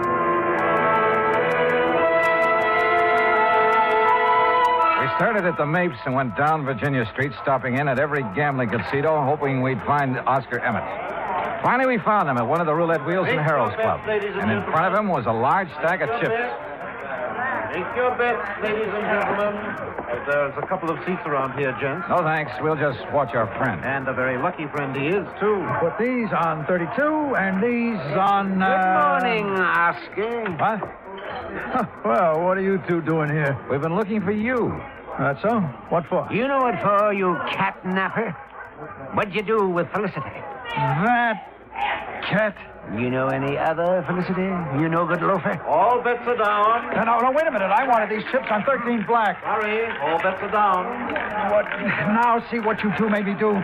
If that 13 hits, Well, what do you want to see me about? We told you. Felicity. You know where he is? How would I know?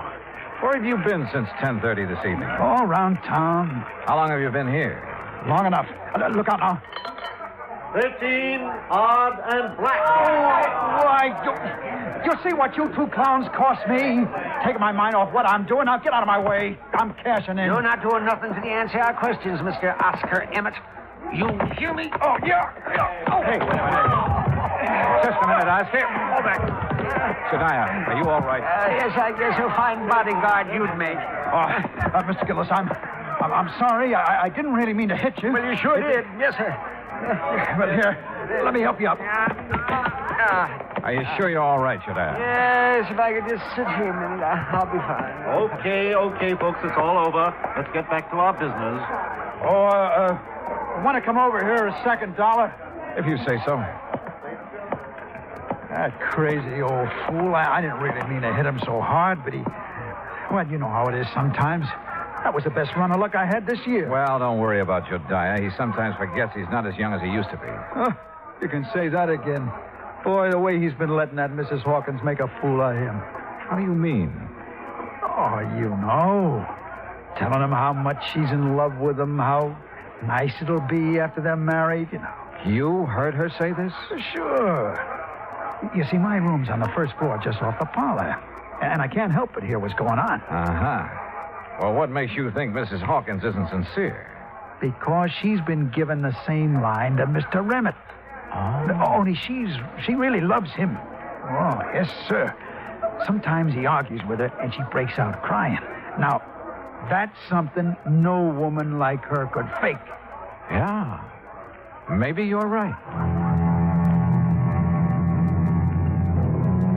I didn't tell Jodiah what I'd learned from Oscar. At least not then. The wind had already been taken out of his sails. So I took him back to the Mapes. I made sure he was going to be all right. Then I returned to the old Hamelmeyer house. Joyce, Mr. Emmett, and Mrs. Hawkins were out in the yard hunting for Felicity. Hi, Johnny. Well, how is so? We've got some coffee inside if you're interested. Coffee? Sure. But have you found any sign of Felicity? Not yet. Poor Miss Hawkins, she's about to go out of her mind. Uh-huh. Did you find Oscar last night? Yeah. He's been having a session downtown at a roulette table. That's what I thought. Johnny, Hmm? what will happen if we don't find Felicity? I mean, if he's just run away, we won't be able to prove he's dead. And the money... Well, what will happen? Do you know? Well, I imagine there'll be a waiting period, and then the court will declare Felicity dead, and the money will go wherever Mrs. Hamelmeyer has willed it. Mm-hmm.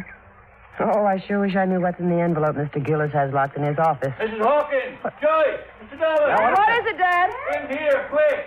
Johnny, he's found something in the garage. Come on. The garage was about 25 yards from where we'd been standing. We made it nothing flat. Inside, toward the back and on the ground, was a small hatchet. And near the hatchet was some blood and cat fur. Oh, Johnny. Oh. No. Poor Felicity. Oh, the poor thing. Well, it looks like he met his end here, and then whoever did it carted him away, Dollar? Looks that way. Johnny, take me out of here. Yeah, sure, Joyce. I'm so ashamed. And you know I hated that cat. I really wanted him dead, but not like this. Not... Oh, hey, come on now. I know it's silly of me, isn't it? No, I don't think it is. Oh, Mr. Dollar, Yes, ma'am. will you be kind enough to notify Mr. Gillis? Oh, I'm afraid I just couldn't speak about it over the telephone. Of course. I'll be glad to. I drove Jediah's car back to the hotel. I made sure he was feeling better, then told him what we'd found in the garage. Naturally, he wanted to call out the police reserves, but I managed to talk him out of it. At 10 o'clock, I made some telephone calls to the local banks. When I got the information I'd been after, Jediah and I again drove out to the Hamelmeyer house. Well, I expected you two gentlemen a couple of hours ago. Sorry, Mrs. Hawkins. I had some things to take care of. Oh, well, come in. What's the matter with... Why, Jediah Gillis, you've been fighting. So I have, woman. So I have. Street brawling, and at your age. Seems like I've been doing a lot of crazy fool things at my age. Now, just what do you mean by that? You know very well what. Pulling the wool over my eyes. Let me think that I'd found a true sweetheart at last. Oh, you miserable Jezebel. Mr. Dollar, whatever is he talking about? How about you and Mr. Emmett? And how you plan to use Jediah's friendship to get you out of trouble in case your little scheme failed? Well, I still don't understand. No? Well, suppose I tell you that you did away with Felicity yourself. Why, you can't prove that. I won't need to. Jediah's having a copy made of all your bank deposits since the time you moved in with Mrs. Hamelmeyer 15 years ago. And started taking care of her by paying her bills, ordering her food and medicine, and pocketing a good share of the money for yourself. Well, why shouldn't I have? She didn't give me 1 cent of salary. Oh, I know. And your bank balance shows you have $47,000 on deposit. All right. All right. But I'll pay it back. You'll see. Oh, they won't be able to do a thing to me. No, sir. Mildred Hamelmeyer appreciated me even if nobody else did. Or does. You'll see. My name will be in that envelope. She wanted me to have that money all the time. I know she did. Hi. Ready to read the will? Yeah, just about. Joyce, you and your father sit over there, huh? Mm-hmm. Wherever you say, Mr. Dollar. Okay, Jediah, open the will. Sure I will. But if it does give the money to... Jediah. Well, Mrs. Hamelmeyer should spin in her grave if it does. Read it if you dare, you old goat. You miserable female woman. Yes, right, I'll read it now. Here we go. Codicil to the last will and testament of Mildred Emmett Hamelmeyer. Witnessed by... Yes, there's a lot of legal gab here. Here we are. The monies unspent after the death of the cat known as Felicity shall... Well, holy smoke.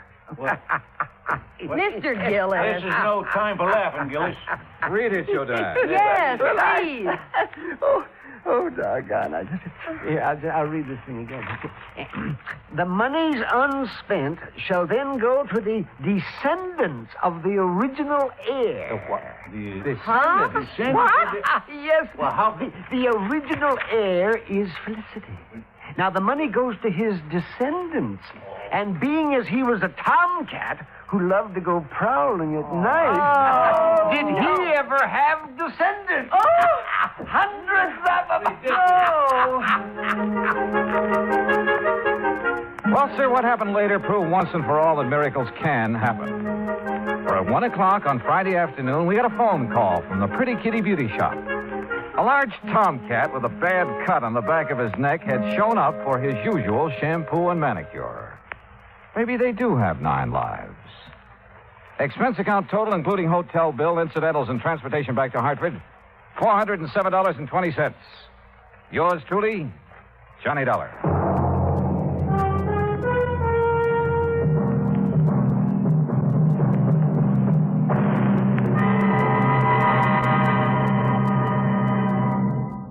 Now, here's our star to tell you about next week's story. Next week, an actor who talked nothing but Shakespeare and who talked himself into his grave. Join us, won't you? Yours truly, Johnny Dollar.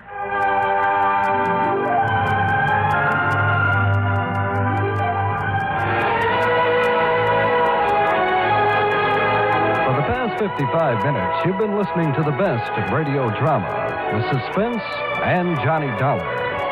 Be sure and join us again tomorrow night at the same time, 9:05, when FEN presents The Phil Harris Show and The Life of Riley.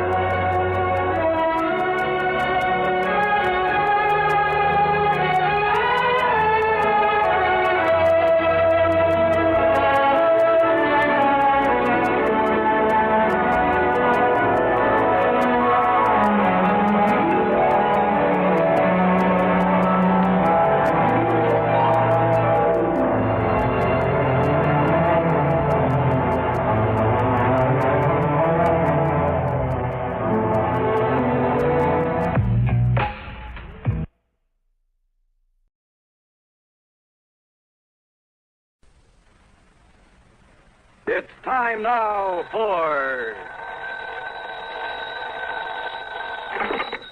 Johnny Dollar. Hi.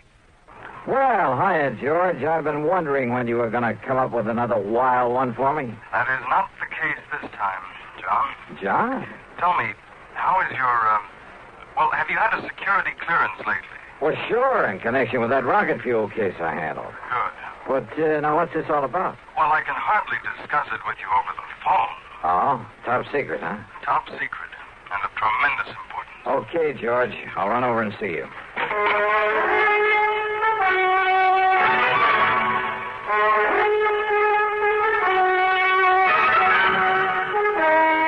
CBS Radio brings you Bob Bailey in the exciting adventures of the man with the action-packed expense account, America's fabulous freelance insurance investigator. Yours truly, Johnny Dollar.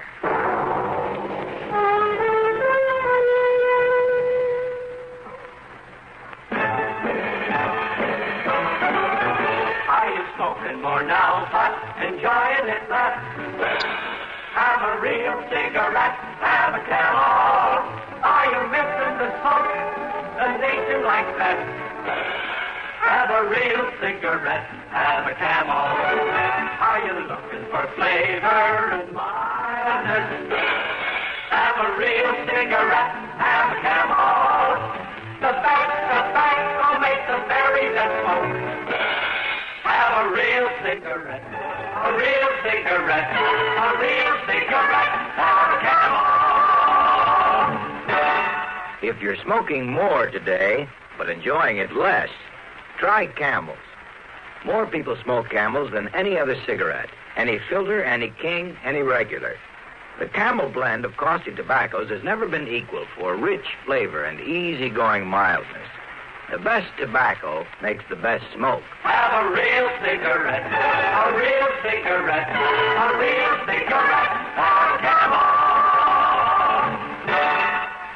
And now, Act One of yours truly, Johnny Dollar.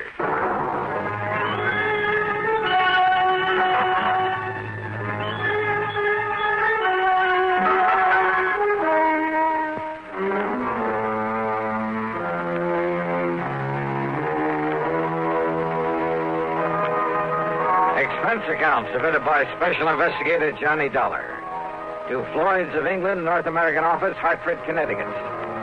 Following is an account of expenses incurred during my investigation of the missing missile matter.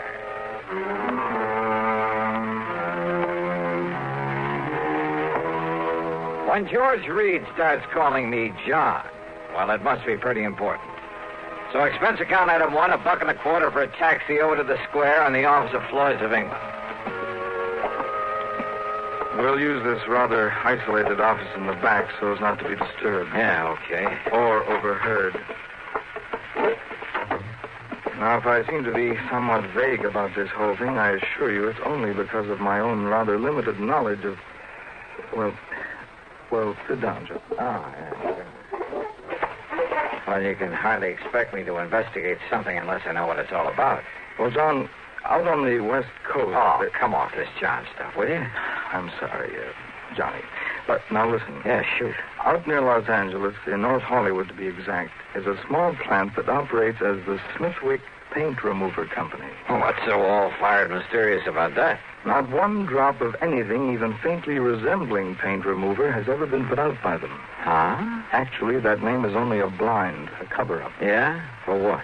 An outfit that might better be called the Smithwick Missile Development Company. Government stuff, huh? Johnny, they have no official connection with our government whatsoever. But unofficially? That's the sort of question we never ask. So far as anyone knows, our government simply doesn't recognize them, gives them no support, financial or otherwise. So far as anyone knows. Which means they receive no protection from Uncle Sam either. So Floyd's of England writes the insurance? Precisely. Under orders from our top brass. Well, what's happened out there? What's the trouble? Johnny, it appears from what Smithwick told me on the phone that one of their missiles is missing. Oh, well then. What?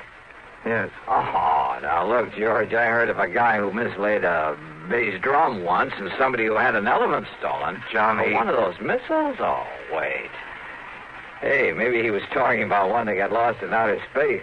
But then why send for me? They have nothing whatsoever to do with the firing of those things. But don't you... A small plant out there, did you say? Yes. Oh, then it simply doesn't make sense. Now, George, Johnny, all I know is what Dr. Smithwick told me over the phone. I agreed to have you go out there immediately. He'll be waiting for you there whenever you get there. Well? Okay, George, whatever you say.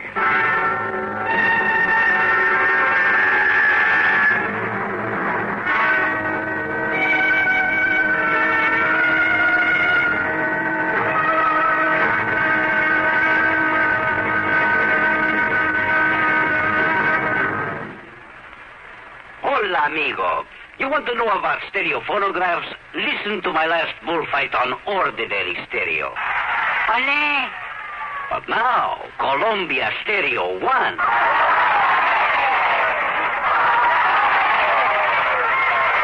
Ah, there is a corrida de toros. Real lifelike, magnifica. There is such a big difference in stereo phonographs. With most, all you get is a couple of speakers shooting in different directions. But with Columbia, hombre, you get fantastic stereo projection. What it does is to send circles of sound sweeping through every inch of a room. You are surrounded with live sound, live feeling, live passion. Ole! Ole! How they cheered me. Ask your Columbia phonograph dealer to demonstrate Stereo 1 by Columbia. Prices start as low as $39.95 for portables, $129.95 for consoles. El picador! Who let that bull out? And now, Act 2 of yours truly, Johnny Dollar and the Missing Missile Matter. Expense account item 2, $8 for a plane to New York. Item 3, $176.25 for a 707 to Los Angeles. I arrived about 6 p.m. Pacific time. Item 4, $50 deposit on a rental car, and I drove to North Hollywood, to the so-called Smithwick Paint Remover Company. As I walked into the reception room at the front, a good-looking blonde hurriedly closed the door in back of her that led to a huge room full of desks and drawing boards, but no people. Yes, sir. Oh, my name is Dollar, Johnny Dollar, and I'm here. Johnny Dollar, the insurance investigator. My name's Gloria, Johnny. Gloria Snowden. Snowden? Will you just call me Gloria, huh? Why not? But look, I've come to see Dr. Smithwick. He... Oh, that's too bad, Johnny. He isn't here. Is what? Well, he left very suddenly late this morning for Washington or someplace, I guess. Oh, no, that's funny. After asking He for asked me me to be to be sure and stay here until you came, and... Gee, I didn't think it was really going to be you, Johnny. He just said Mr. Dollar would be arriving, and But anyhow, when he makes these sudden trips, he's always back here first thing in the morning, and I'm sure he wants to see you. Oh, my. Funny, though. What? What, Johnny? Well, I suppose I'd better get something to eat and find myself a place to sleep. Oh, gee, I'm hungry, too. And it's all your fault, Johnny, because I had to wait around for you. Well, then the least I can do is take you out to dinner, okay? Oh, gee, yeah. And I'm free all evening, too, Johnny. Great. We'll do the town. Now, is there a hotel or a motel around here where I can hang my hat? Oh, gee, I don't... Well, there's the Paradise Motel over on North Sherman Way. It's kind of a smallish place. On North Sherman Way. 1131.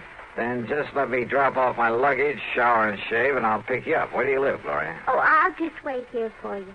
I have a couple of things I ought to do before I leave. Okay, whatever you say. And you don't mind taking me to dinner, I mean? Are you kidding?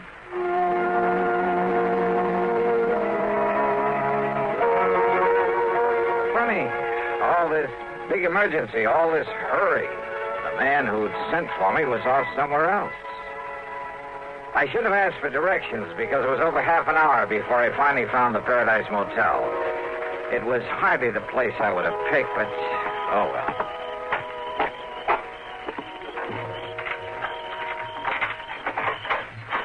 Yeah, here you are, Mr. Dollar, number 7. Okay. This be satisfactory? Yeah, sure. Because if it ain't, I got other vacancies. No, this'll be all right. Uh-huh. Anything you want, I'll be in the office. Well, I could sure use a few ice cubes. Oh, brought your own jug, huh? Have them for you in the jiffy. Good. Now, let's see. Shirts will go in here, I guess. Huh? That's about the fastest service I ever heard of. Mister, you certainly don't waste any... Hmm? Hello? Somebody out here looking for...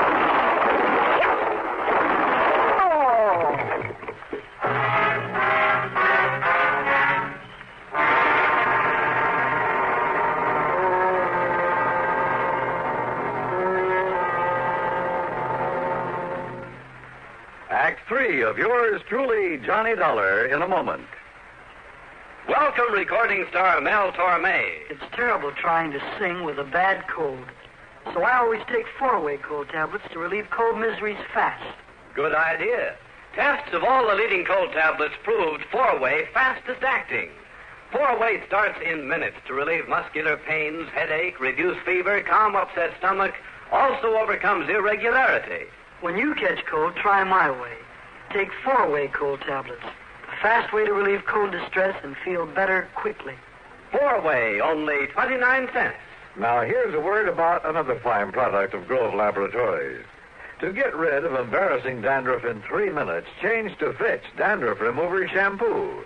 3 minutes with Fitch regularly is guaranteed to keep unsightly dandruff away forever. Apply Fitch before wetting hair, rub in 1 minute. Add water, lather 1 minute. Then rinse 1 minute. Every trace of dandruff goes down the drain. 3 minutes with Fitch and embarrassing dandruff's gone. At the same time, Fitch can brighten hair up to 35%. Get Fitch Dandruff Remover Shampoo today. And now, Act 3 of yours truly, Johnny Dollar.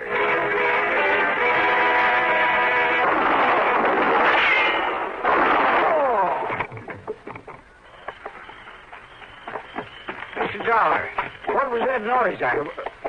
Well, you've been hurt? Then that was shots I heard. Mr. Dollar? Whoever fired him was a pretty lousy shot, thank heaven. Oh, then you're okay? You mean he missed you? Oh, how do you know that wasn't just a backfire you heard? Backfire? Yeah, from some passing car. Well, don't you tell me that is any backfire. Wait a minute. He, did you say? Well, yeah. Well, did you see him? Get a look at him. Oh, no. I was in back at the ice machine. So he could have gone into the office to look up my room number. I heard the noise and that car pulling away, and I just come running. Yeah, that car must have been waiting around the other side of this motel. Now, look, mister, what'd you say your name is? Barnwell. Jed Barnwell. And, Mr. Dollar, I'm going to call the police. No, don't. Huh? Well, now, I realize you're a special investigator, some kind of... That's right. And I don't want you to call the police in on this, not yet. But now, look... That's an order. You got the authority? Not only that, but, look, I want to rent another room from you. Oh, you mean you'll pay for both of them? That's right. You have another vacancy? Well, if you want the truth, you're the only guest I got tonight. I can understand that. So you take whichever unit you want, and I'll sign you into it. No, just let my name appear on the register for this one. Then you toddle off to bed and forget about me. Well, and here. Here's a 5-spot for getting me the key to the one next door, number 8. Oh, yes, sir. Yes, sir. Whatever you say, Mr. Dollar. And you still want them ice cubes? Brother, I sure do. I left one handbag and its contents in number 7. Then I sat quietly in the darkness of my own room and waited. But I suddenly remembered my dinner date with Gloria Snowden, so I jumped into my car and drove back to the missile development plant. The place was dark. I drove to a corner drugstore to a phone booth and looked for Gloria's name in the directory. It wasn't. So, back to the motel. In number 7, the room registered to my name. The door was still locked. I went back to number 8 and sat there trying to think this thing out. I doused the light, pulled my gun out of the holster, and sneaked quietly to one side of the door frame. Mr. Dollar? Mr. Dollar, I saw your lights go out. I hate to disturb you at this time of night. Yeah? Who is it? My name's Bob McKinney. McKinney? That's right. Sounds familiar. Well, I used to work for CBS Radio, and, I used to handle that program dramatizing your insurance case. Oh. I want to talk to you. It's important. All right, come in, Bob. Hey, what's in that box? It's a tape recorder, kind of a special one. When old Jed Barnwell, he's a kind of a gabby old guy. Yeah, he sure is. Well, when he told me you were staying here, well, Johnny, I figured I'd better get to you and tell you about... About what, Bob? About some code signals I have here on tape. I picked them up about an hour ago. Morse code signals? Yeah, international codes. It's like this, Johnny. I have my own amateur license, W6VFG, and I fool around with a lot of high-frequency experiments. So? Well, I got a couple of wires crossed on my receiver. It took me to a frequency that isn't even supposed to be on the air anywhere. Yeah? I started hearing what I thought was a high whistle. It was so high it was barely audible, like an oscillator note, a continuous squeal. Only it broke off now and then. Well, now, Bob, in spite of pounding a key myself a long time ago, I'm afraid this is a little outside Wait, Johnny. I've also been experimenting with this tape recorder, running the tape and recording at about 5 feet a second instead of 7.5 inches a second. Yeah, well, excuse me, but listen, please. Okay, I'm listening. I recorded that squeak, running the tape real fast, and then I played it back slowly. You know what it was, Johnny? All right. It was ultra-high-speed transmission, code transmission. Oh? And when I played it back as slowly as I could, so I could read it, will you listen to it? I've got a variable speed on this. Can you read international code? Go ahead, Bob. Turn it on. Yeah.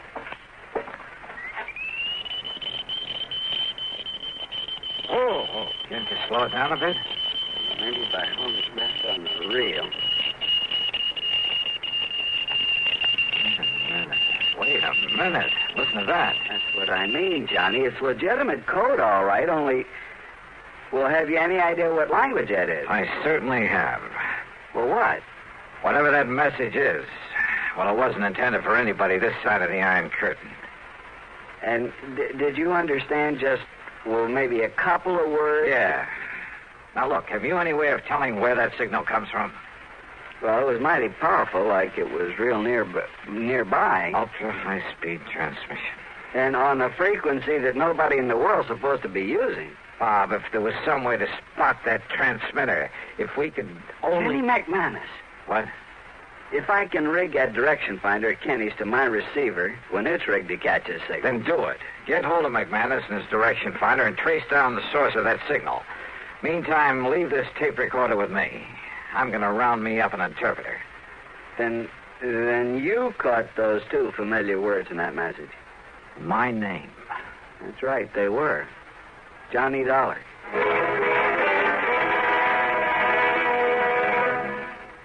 Act 4 of yours truly, Johnny Dollar, in a moment. And now here's a message from the watchmakers of Switzerland. Swiss vacation. Swiss vacation. Win a fabulous vacation for two in beautiful Switzerland. Enter the Swiss Vacation Contest. It's easy. Nothing to buy. Pick up a free entry blank at a jewelry store or other store that sells quality watches. Then in 25 words or less, complete this statement. A quality watch is the best value because there are 1,000 prizes. First prize, a 21-day vacation for two in Switzerland. You fly deluxe Swiss Air both ways. Visit many colorful places. All expenses paid for two people, plus $500 extra spending money. Second, third, and fourth prizes. 15-day Swiss vacations for two. Also, 4 mink stoles, 8 Bolex movie cameras and projectors. 12 Hermes typewriters, 160 $100 watches. 812 gala assortments of Tobler Swiss chocolates. Enter the Swiss Vacation Contest today. Free entry blanks at your jewelry store. And now, Act 4 of yours truly, Johnny Dollar.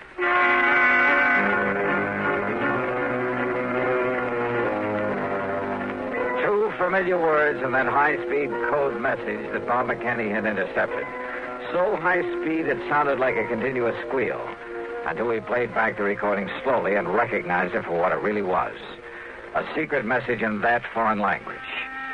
Those two words were my own name, Johnny Dollar. My one good police contact there on the West Coast was Lieutenant Harry Golden of the Homicide Squad. Sure, it was out of his line. It was the middle of the night. But he rounded up Alan Orloff, an interpreter, sent him over to see me. It was nearly 8 a.m. by the time I transcribed the code message. And then when Orloff finished translating it...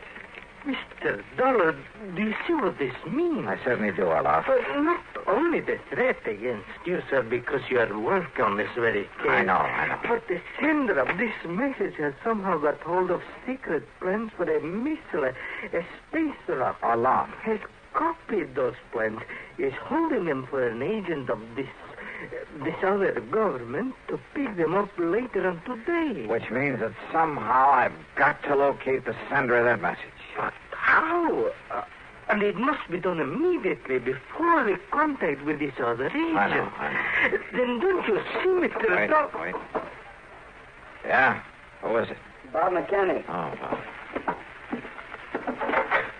What'd you find out?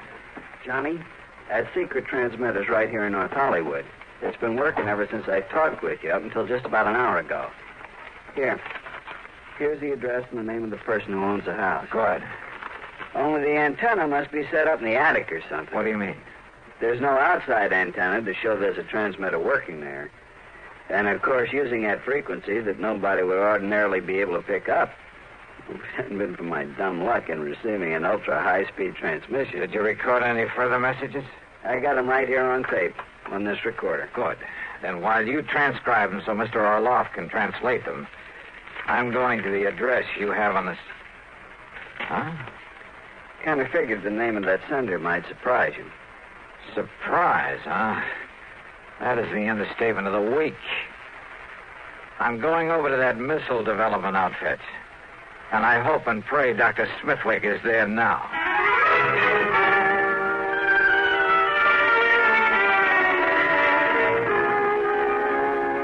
So perhaps I was wrong, Mr. Dollar. After all, I'm a scientist, not a file clerk. But I was certain the plans for that missile were missing from the vault just before I was hurriedly called to Washington. Dr. Smithwick. Contrary to our usual policy, I asked the government to send some men here to investigate. They'll probably arrive here shortly. Doctor. Yet now on my return, I find the plans intact in their proper place. Oh, those plans were stolen, all right. And for the benefit of one of the big foreign powers. What? But that could only mean that someone here in this organization... Right. You mind if I call in your receptionist? Gloria Snowden. I want her in on what I have to say. You mean to say you tell that stupid little girl about this? You think I need to? Well, Dollar, it's because of her lack of intelligence that it's safe to have her about. Any bets? Gloria. Yes, Johnny? Come in here, please. Oh, gee, sure. Hi, Doctor. Now, Mr. Dollar. Doctor, Gloria was the only one beside yourself who knew I was out here, who could have arranged or carried out the attack on me last night. Attack? More important, she's the last one you'd suspect of being able to gain access to your vault, of taking the plans, having them copied, and preparing to turn them over to a... Well, it sounds corny, but to a foreign agent. Are you serious? Whatever you mean by that. However, having intercepted a radio message sent out from a transmitter hidden away in her home. Well, this, Doctor, is a slowed-down, intelligible tape recording of that message. Well, I don't know what... Well, Gloria, or whatever your real name is. Very well, Dollar. And, of course, neither of you gentlemen can be allowed to leave this office. Gloria, that gun. That's right. Any famous last words, Dollar? You know, Gloria, this tape recording is the only real evidence I have against you. What? So what? So here. Maybe you'd like to have it. Oh, no, you...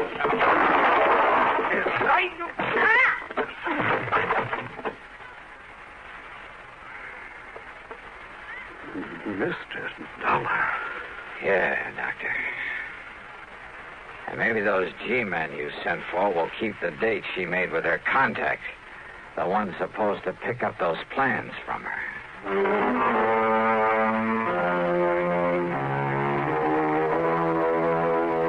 The government boys were more than glad to take over. And I hope they can find some way to reward Bob McKinney, who really solved this case. Expense account total, including the trip back to... wait a minute. Forget it. In so good a cause, it was the least I could do.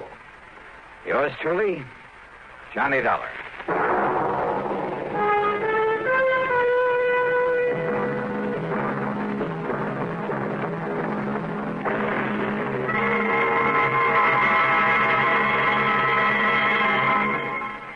Our star will return in just a moment.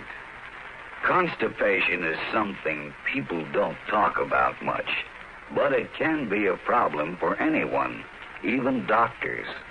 And when constipation occurs, it's interesting to see just what doctors consider important about a laxative they might use or recommend. Well, a majority of the doctors we heard from had this to say. A laxative should be effective, gentle, as close to natural acting as possible, and a medicine that can be used with complete confidence. Now, X-Lax has been popular with many doctors and millions of people over the years because pleasant-tasting chocolated X-Lax is effective. Overnight, it helps you toward your normal regularity. X-Lax is gentle. Next morning, it gives you the closest thing to natural action.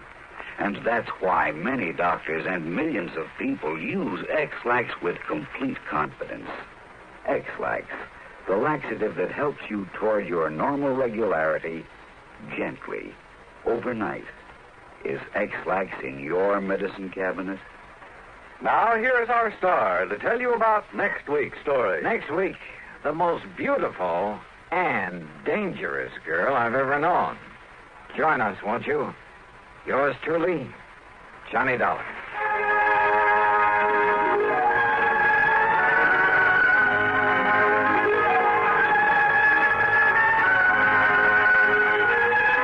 Yours truly, Johnny Dollar, starring Bob Bailey, originates in Hollywood and is written, produced, and directed by Jack Johnstone.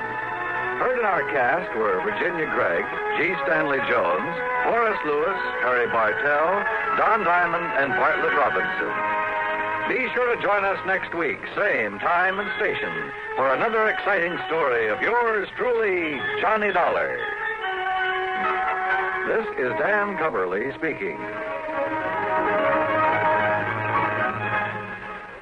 This is the CBS Radio Network. And this is Radio 59 WROW.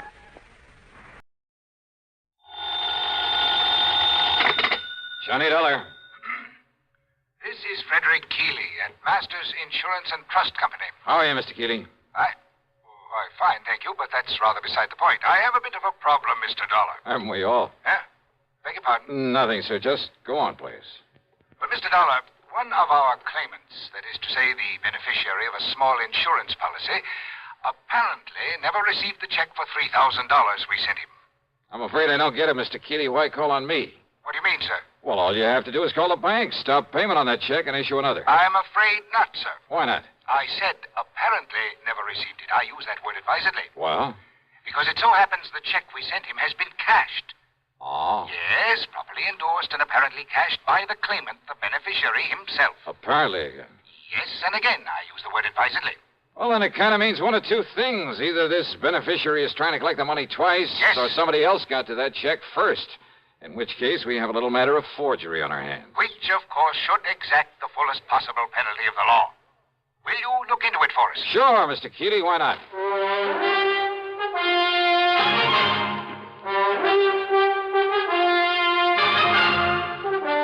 CBS Radio brings you Bob Bailey in the exciting adventures of the man with the action-packed expense account, America's fabulous freelance insurance investigator. Yours truly, Johnny Dollar.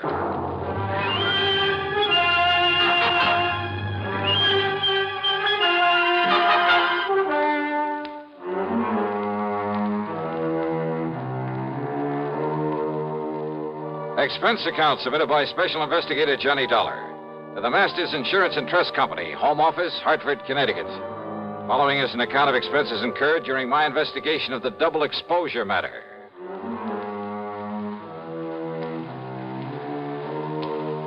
Expense account item 1, $1.20 for a cab to Keeley's office on the 10th floor of the Star Record Building. He's a man of about 60, I'd say, short, stout, and rather pompous in his manner. Or maybe self-important is more like it. No, I'm sure you realize as well as I do that a $3,000 claim is relatively small, relatively unimportant. I use that word advisedly. Well, that means I can't expect much of a commission. Huh? What's that? Nothing, sir. Go ahead, please. Yes. The fact remains that if the claimant, the beneficiary, thinks he can get away with collecting twice on the policy...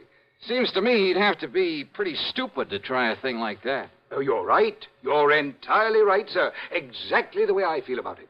And Peter Upman is not a stupid man, so far as I have been able to determine. Upman? The beneficiary. In other words, it becomes evident, and I use that word advisedly, that someone else got hold of that check, endorsed it with Peter Upman's name, signed the receipt, of course, and, shall we say, left for parts unknown. In other words, we are faced with a case of forgery.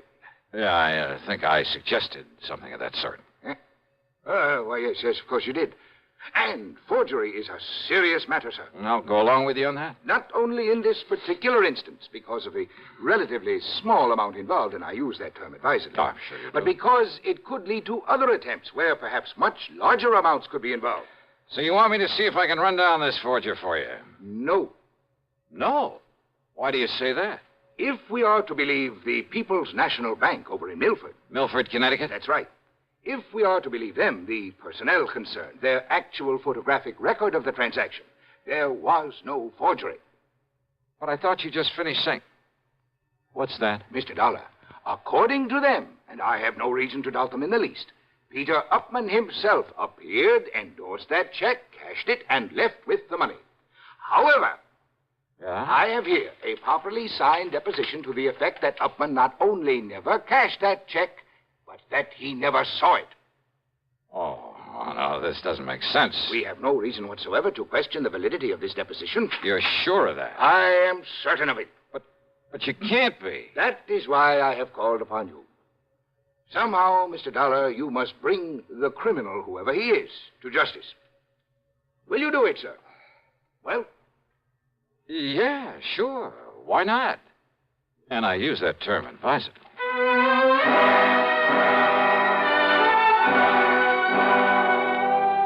Naturally, my first move was to drive on down to Milford. On the expense account, that rings up item 2, $5.25 for a tank full of gas for my own car. The People's National Bank was closed for the day, so I registered at the Milford Arms, ate some dinner. That's item 3, another $5.25. That is, including a couple of drinks beforehand. Then I drove over to the address of Mr. Peter Upman. Pete, living alone in a small apartment on East Willow Drive, turned out to be about 33. He was tall, husky, good-looking. The football type with a big shock of red hair. Very nervous, though. The kind who doesn't stay put anywhere for very long. Yeah, sure. Come in, darling. Sit down, sit down. Okay. How about if I pour us a drink or something? How about it? No thanks, Upman. Upman? Sure you don't mean Mr. Upman? Now, don't be so formal. Just call me Pete. Sure you couldn't do with a little drink just to sort of celebrate. How about it, huh? Celebrate what? Celebrate what? You said the insurance company, didn't you? That's right. Then produce, man, produce. Just don't keep me hanging here. Only I'll sit down, too. Come on, man. Come on. Let's have it, huh?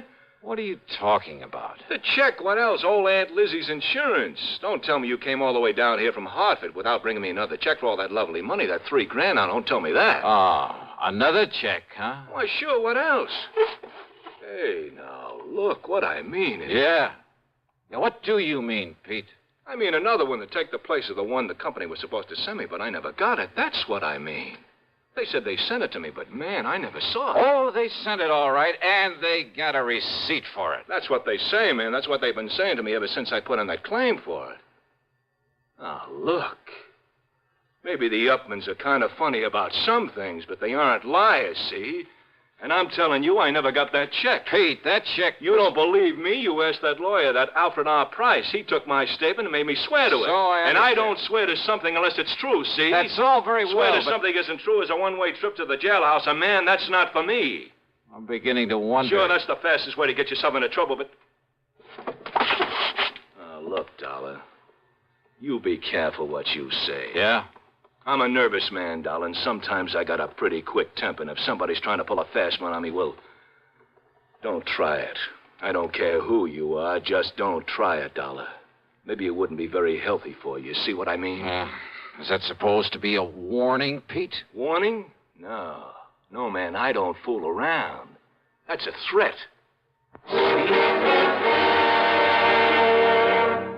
Pepsi-Cola refreshes without filling. Why? Because it's truly light. Charlie, you're forgetting something. Wait, Kay, there's more. Yes, ice-cold Pepsi is the delicious refreshment that goes great at a picnic or a party. But, Charlie... And Pepsi goes fast. People like it, so keep plenty handy. There. Oh, you did fine, except for one thing. Well, I mentioned lightness and how Pepsi refreshes and how fast it goes. You left out Pepsi sociability. You know the Be Sociable song. But, Kay, I can't sing. I can. Listen. Be sociable, look smart, keep up to date with Pepsi. Drink light, refreshing Pepsi. Stay young and fair and debonair. Be sociable, have a Pepsi.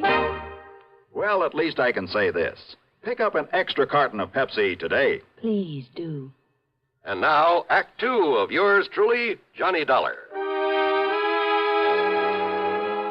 Trying to reason with Peter Upman didn't work.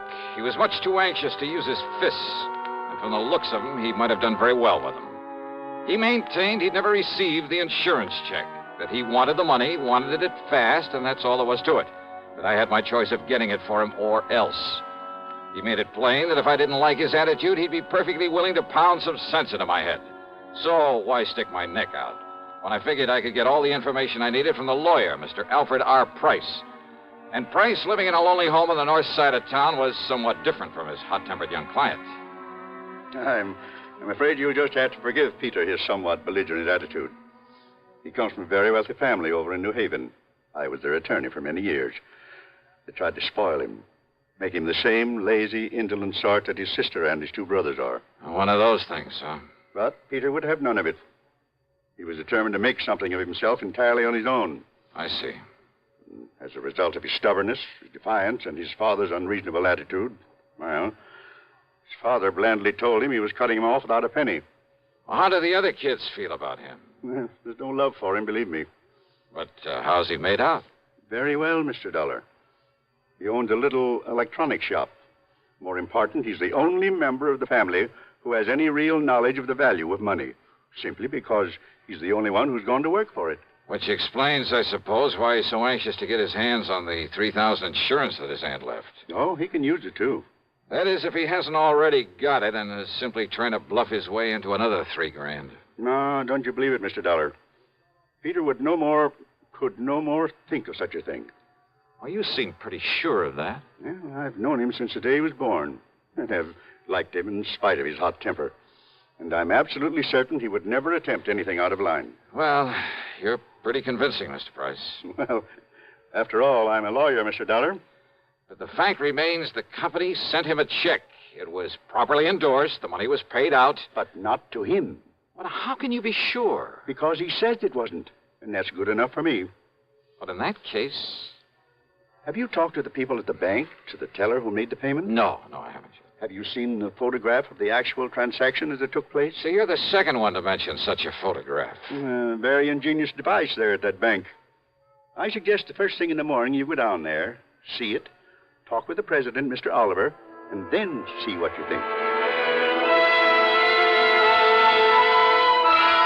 So first thing in the morning, I was at the bank talking with Mr. Barton Winfield Oliver, the president. Yes, a very ingenious device, Mr. Dollar, when it works properly. Oh, what do you mean by that, Mr. Oliver? It's called a photo register. One of the very first models to be installed in a place of business. Actually, it was an experimental model. Well, just what is it? What does it do? Comparable devices, much improved, of course, are in use throughout the whole country now. What does it do, sir? It automatically takes a picture of everyone who steps up in front of the teller's cage. Oh, yeah, I think I've heard of such things. Of course. Yeah, aren't they used in a lot of supermarkets, places like that, to make a photographic record of people who cash checks in them? Yes. And as a result, the incidence of bad checks in those places, why, they're almost a thing of the past. All this means that you have a picture of the man who cashed that insurance check. Yes, I have. May I see it, please? Well, yes. Because if it is a picture of young Peter Upman, I don't care what his lawyer says. Here you are, Dollar. This is photographic proof it was he who... Huh? Yes. Oh, now, wait a minute. Well, that was an you early... mean to say this is the best that fancy machine of yours can do? It was an experimental model. Why, this could look like almost anybody. In the beginning, it was very good. Made very clear pictures. Well, it certainly doesn't anymore. But only the head cashier and I know that. Huh? The general public don't. They think it operates as well as ever. So it serves its purpose. Yeah, how? Because anyone thinking of trying anything is scared by it. Oh, great. Then this photo doesn't really mean a thing. Oh, sure, in a way it does look somewhat like Peter Upman. Same build, same general sort of face, even the same shock of hair. But it's so blurred, so indistinct, like a double exposure. Yes, I know.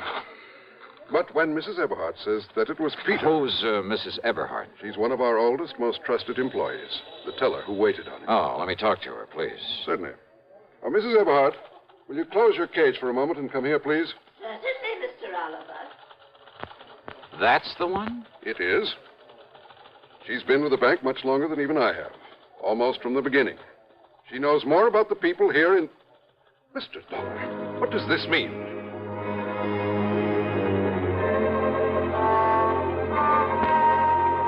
I casually pulled my gun out of its holster, and I held it casually in front of my chest, waiting for Mrs. Eberhardt to come over. Because I'd had a real good look at her when she turned to answer Mr. Oliver. And suddenly I began to see things a lot more clearly.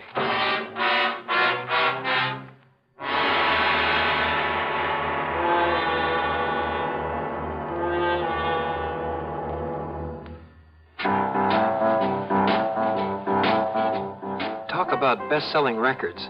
Here's a familiar tune about America's best-selling filter cigarette, Winston.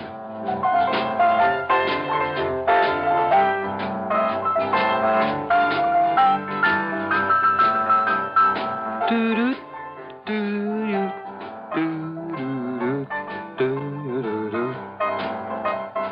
Winston gives you real flavor, full, rich tobacco flavor. And you know, that's because only Winston has filter blend up front. Choice, flavorful tobaccos, specially selected and specially processed for filter smoking. No wonder Winston tastes good, like a cigarette should. Smoke Winston. And now, Act 3 of yours truly, Johnny Dollar, and the double exposure matter.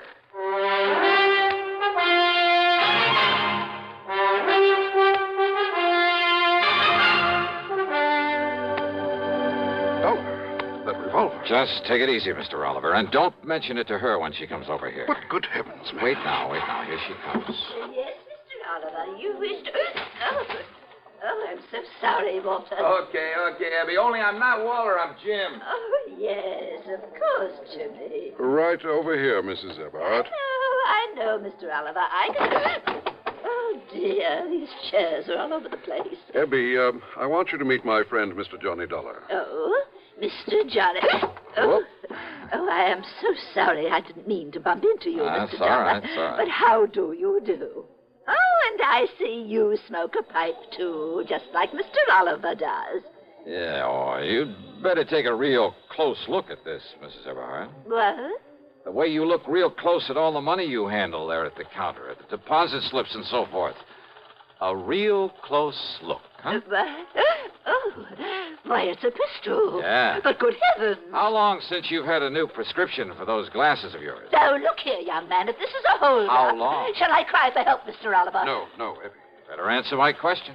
Young man, I don't see that it's any of your business. I thought so. And if you're here in the bank for any nefarious... And this is the person who identified Peter Upman for you. Now, look here, Dollar. Yes, you look here, young man. Look, huh? That's right. Mr. Oliver, hasn't this bank of yours got a nice, generous pension plan for an old and faithful employee who's blind as a bat? I beg Item 4, 10 cents for a telephone call to the lawyer, Mr. Price. Item 5, $1.50 for a leisurely lunch at the hotel, after which I wandered around the town a bit, then drove on over to the lawyer's office. I tried to call you at the hotel, Mr. Dollar, but they told me you'd left. Yeah, no, I was out taking a little walk. Look here. Do you think these will be of any help to you? Who knows, but I certainly hope so. Now, this is Janet Upman. I believe she's about 31 now. Well, quite a dish. Yes, she's quite a dish. I bet that mink set her back a lot of money. Now, this is Edward, Peter's older brother. Not very bright. Kind of bald, isn't he? But there is a family resemblance. And this is Peter. Oh, no, that's Paul. A couple of years younger than Peter. They dislike Peter, didn't you? Yes, I did. Because he had the guts to go out on his own, huh? Partially, perhaps. Because he didn't take a hunk of the family fortune? Well, that wouldn't make sense. Now, wait. You mean didn't I tell you of the hidden bequest? The what? Peter never knew about it, but the others always have. Known about what? Well, because of the way Peter had renounced his family, his father wanted to punish him. By cutting him off without a cent. So he said. But in a late codicil to his will... Oh, Peter will get some money, huh? Over $1 million, Mr. Dollar, in a few months, when he's 35. I see. Provided he keeps out of any serious trouble. The money the others were left. Millions, Mr. Dollar. I'll bet they've been going through it like a tornado. Yes, I'm afraid so. All right, then, Mr. Price, if I can bluff my way with this picture from the bank, and if you're any kind of an actor, well, let's get busy.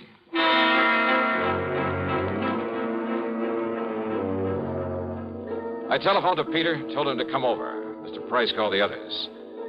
They didn't care particularly about seeing Pete again, but Price told them some of the as-yet undistributed money was at stake, and they quickly changed their mind. So, about an hour and a half later, there was a gathering of the Upman clan there at the office of the old attorney.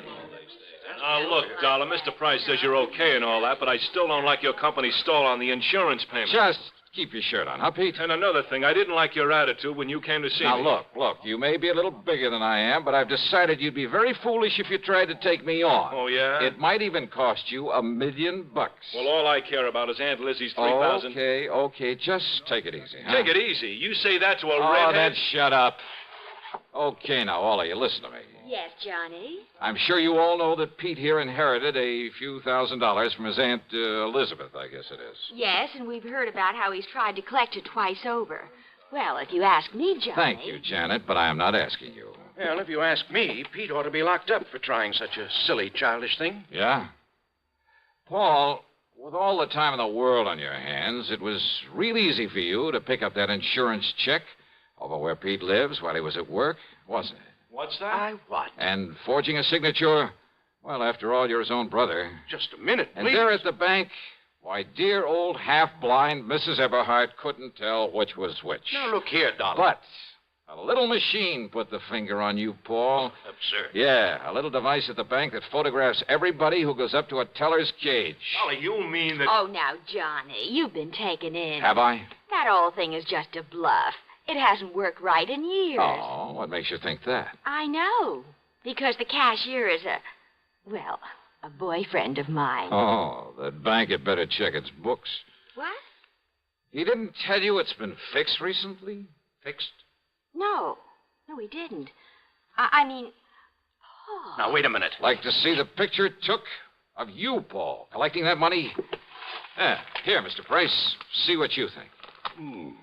Why, yes, Mr. Dollar. It's about as clear as it can possibly... Okay, Paul, you dirty... No, stop him. Somebody stop me. And not you, Paul, or anybody else. Good heavens, Mr. Dollar. Peter will kill him. Oh, I doubt it, Mr. Price. Can you think of a better way for justice to be done?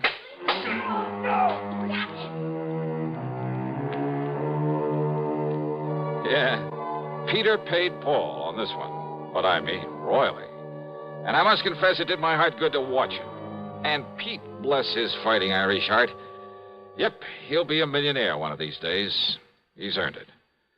Expense account total, including hotel and food, $17.20. Yours truly, Johnny Dollar.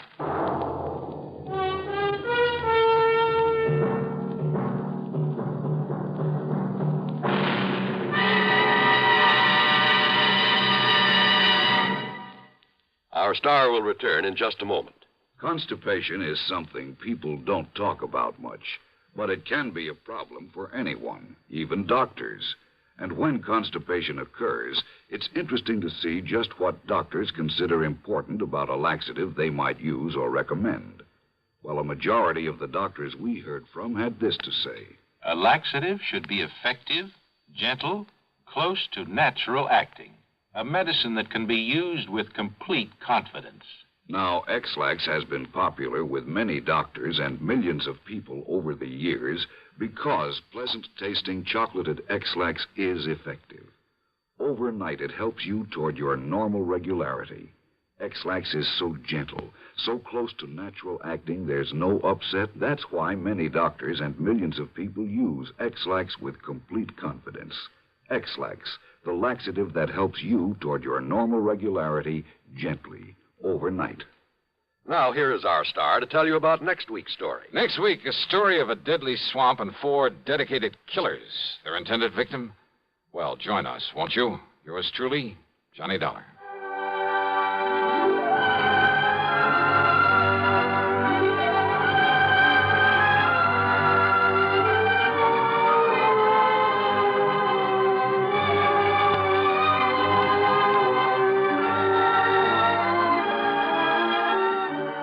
Yours truly, Johnny Dollar, starring Bob Bailey, originates in Hollywood and is written, produced, and directed by Jack Johnstone. Heard in our cast were Marvin Miller, Peter Leeds, Jack Moyles, Ralph Moody, Bartlett Robinson, Eleanor Audley, and Sandra Gould. Be sure to join us next week, same time and station, for another exciting story of yours truly, Johnny Dollar. This is John Wall speaking.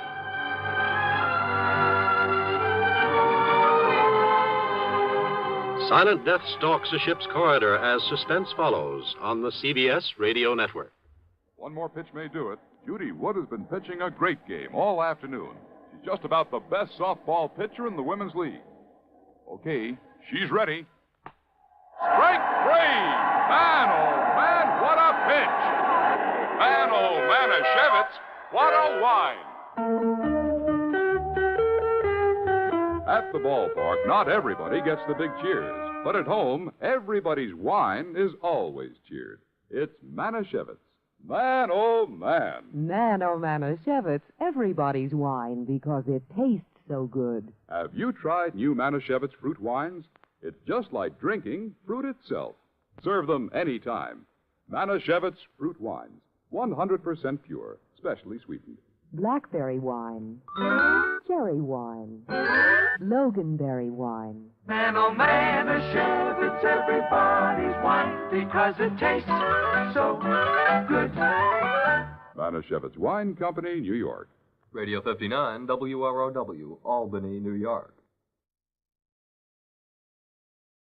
From Hollywood, it's time now for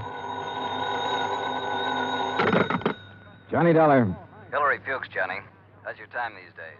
Time to live, time to die, you know. What's up? A claim on a $100,000 policy. I want it investigated. 100,000? What kind of policy? Straight life. You sound worried. I am. I think we're going to be taken this time, Johnny.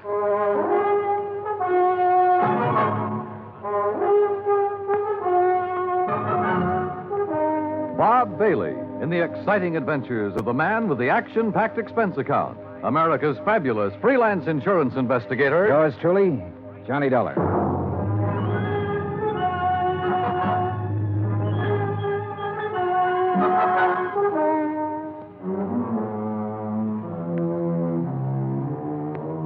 Expense account submitted by Special Investigator Johnny Dollar to Continental Insurance and Trust Company, 657 North Spear Boulevard, Hartford, Connecticut. The following is an account of expenses incurred during my investigation of the DeSalle matter. I'd heard of Dave DeSalle. I guess everybody in this country's heard of him at one time or another. DeSalle Television, DeSalle Radio, DeSalle Electronics, DeSalle Appliances, racetracks, theaters, DeSalle this and that.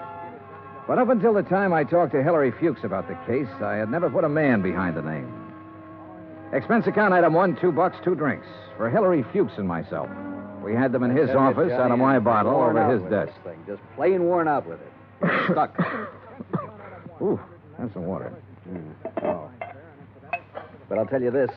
I'm not going to make a present of $100,000 of stockholders' money to anybody. I wouldn't do that either. Drink your drink. Here's to war. Salute. Now, while that's settling, maybe you'll settle down and tell me what it's all about. Dave DeSalle. Know him? I've heard the name, yeah. Well, he's dead. Drowned 4 days ago out on the coast. So? Did you ever see our K policy series? I've heard of it. Well, the premium's about triple a normal life policy. It's designed only for people with big money. Sure. But it's got a feature that makes those people with money look at it a long time. Uh-huh. This clause isn't anything more or less than the old accident clause paying double indemnity. Broken down, we aren't taking much of a chance. The incident statistics are with us. All right, I'll look it up if I need it. Okay. 3 months ago, we insured Dave DeSalle on one of those K policies. 4 days ago, he fell off the back of a yacht and drowned, and we're hooked for $100,000. What? Accidents happen. You betcha, all the time. But I'm not sure it was an accident. At least there's not enough proof in this coroner's report to convince me. You say it happened 4 days ago? Yes. Has a claim been filed yet? Yes, and the beneficiary is the deceased's widow. Inquest?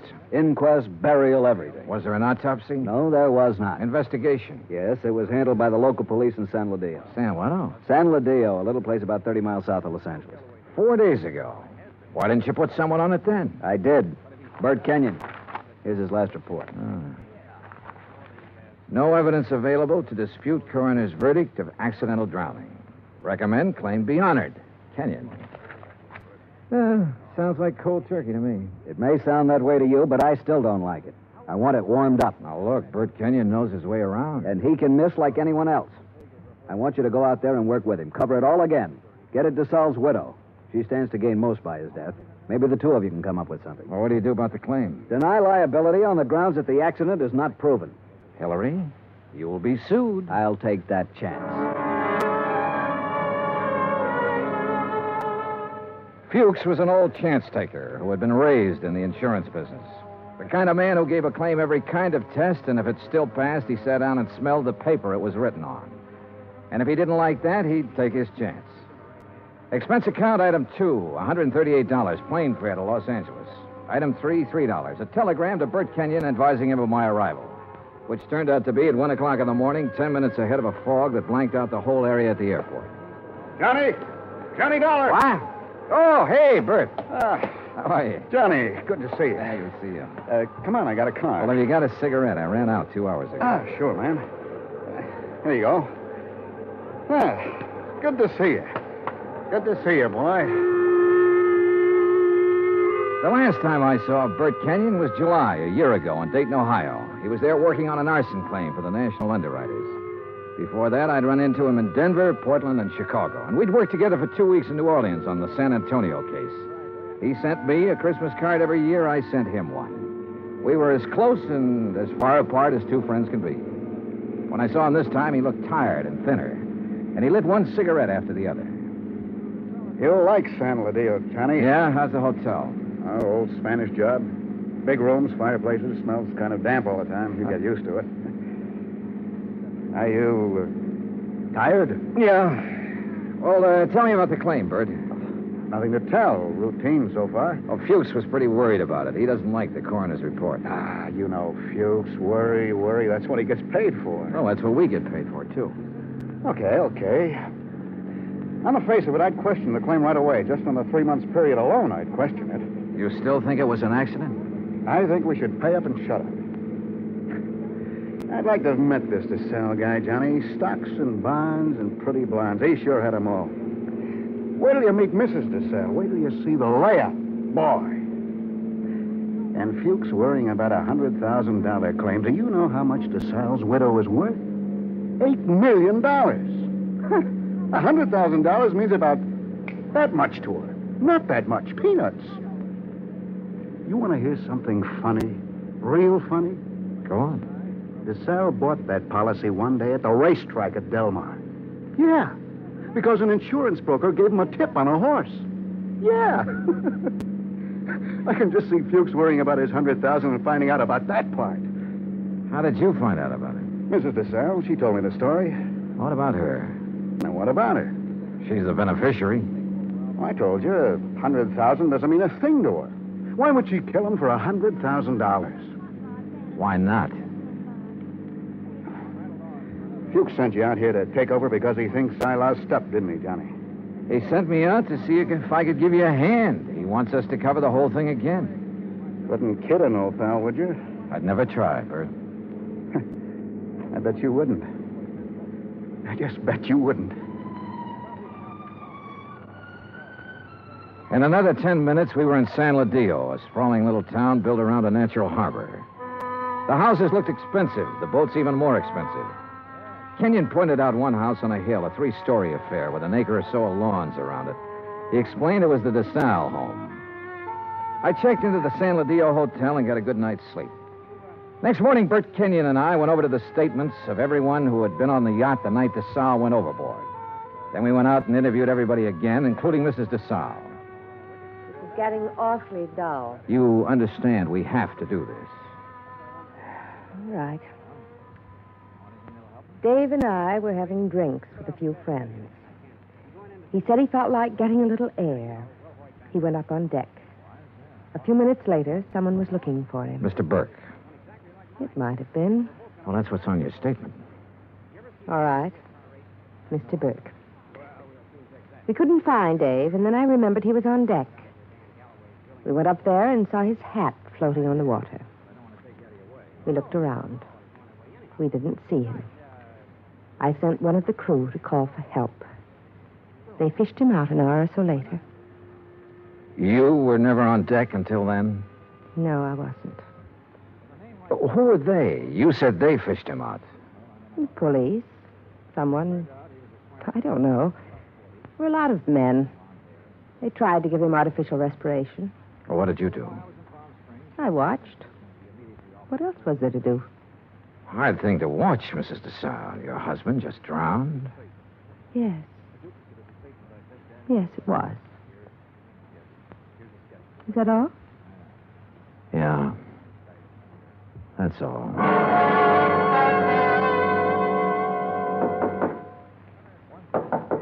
Come in. Hi. Oh, what's all this? Thought you'd be in bed. Just going over the reports again. Well, what do you think? Oh, I don't know. I'm trying to make up my mind, Bert.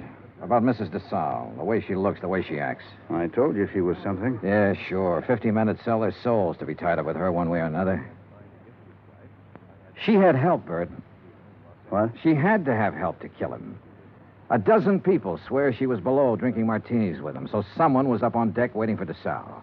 What have you got to go on? DeSalle swam the English Channel 20 years ago. He should have been able to swim 20 feet to a gangplank. Drunk or sober, he should have been able to do that. I knew about that swimming business. Expert swimmers drown all the time. We both know that. What else? Well, why didn't somebody hear him yell? Maybe he didn't. Everybody lets out a yell in a situation like that, falling or in the water. There were a dozen people aboard. One of them should have heard him yell. Yeah, I guess you're right. All right, suppose he didn't yell. But suppose this coroner made a mistake about the bruises on the side of his head. Suppose they happened before he went over the side. Well, it'd be hard to prove now, Johnny. Oh, look, she's got a boyfriend somewhere, Bert. She had to have one. The servants can be gone over. Somebody at the house has seen him. He's called her, sent her messages. He's our boy.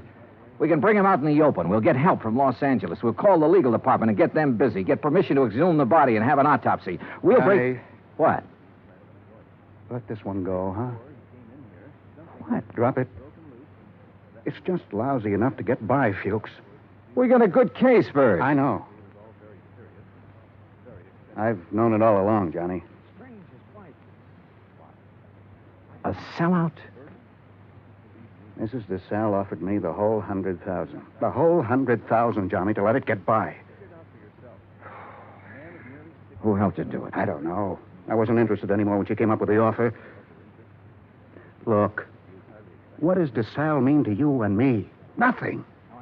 He had a whole life, the best it could give him. We can't bring him back. I'll split the 100,000 with you, Johnny. We'd have a little chance for some things, too. Johnny? Bert. No deal? No deal. You're a good dick, Johnny. Stand up. Oh, put that thing away. I've been looking a long time for a mark like this. Now you've lost it up, and I have to beat it. Turn around. Bert. So long, Johnny.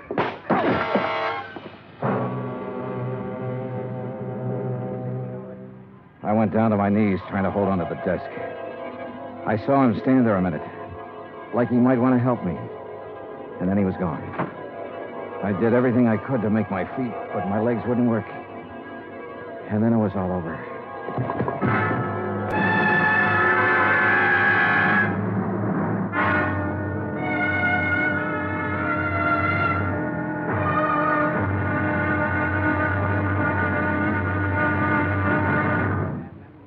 Act two of yours truly, Johnny Dollar, in just a moment.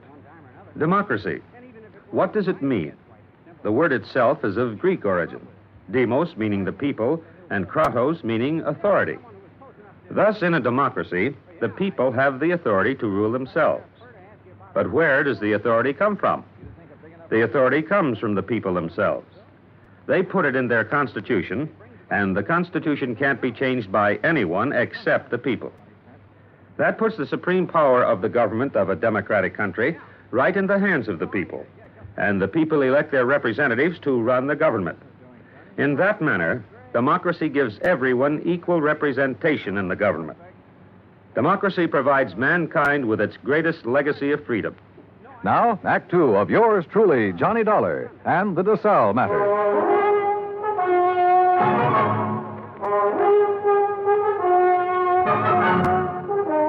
The light on the desk was the first thing I saw. It was still on. The window was still open. The room was the way it had been before. I kept thinking about every man having a price and how Bert Kenyon had settled for $100,000. It seemed like a fair price. It also seemed too bad there was no way for him to collect it. There were two of them, a heavy-set man about 50 years old and a tall, lean-faced man with dark eyes. They looked me over. Your name, Dollar? Yeah. Police. We want to talk to you. My name's Blair. This is Sergeant LaFrida. You sick or something?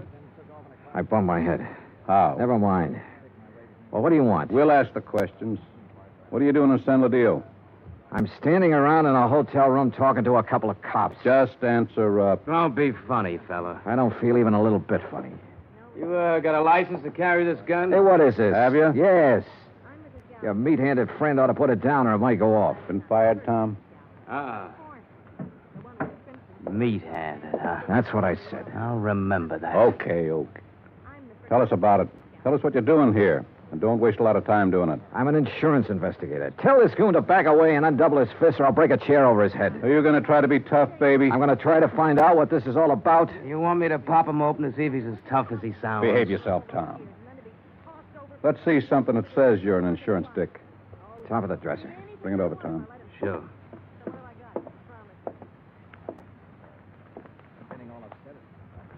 Yeah. Okay. Now tell us what you're doing in town. The DeSalle case. Now you tell me You know what Bert Kenyon? I know him. I've been working with him. Well, he's been around town 4 or 5 days. We haven't seen you. I only got here this morning. You could prove all that, could you? Oh, sure. With a plane ticket, with a hotel clerk downstairs, with a bellhop who brought up my luggage, with a dozen people or more I've talked to today. And tonight? What about tonight? Right here. You could prove that, too? Try the clerk downstairs. Ask Kenyon. Where is Kenyon? I don't know. You ought to know. Why don't you sit down, Tom? Okay. Now, when did you see Kenyon last? A couple of hours ago. Now, tell us what you talked about, and don't forget anything. We talked about the DeSalle case. Kenyon have something new on it? No. Don't hold out on me, boy. This is police business. Tom here's pretty edgy for a cop, but I'll turn him loose on you if I have to, because I haven't got a whole lot of time to waste being sweet. Tom worries me to death. One more minute. Just one more minute is all I'm going to take off this guy. Oh, shut up. I'll ask you again, Dollar. What's new on the DeSalle case? What did Kenyon tell you? The way we look at it, you came out here because something new popped up that might take 2 guys to handle it. Look at it any way you want to. Blair, you going to take this stuff? Never mind. Okay. Get your hat and coat, Dollar. We're going to see a fella. Not unless I know why. And I mean that. Dollar, your buddy's been killed. What? Kenyon. Somebody shot him up an hour ago.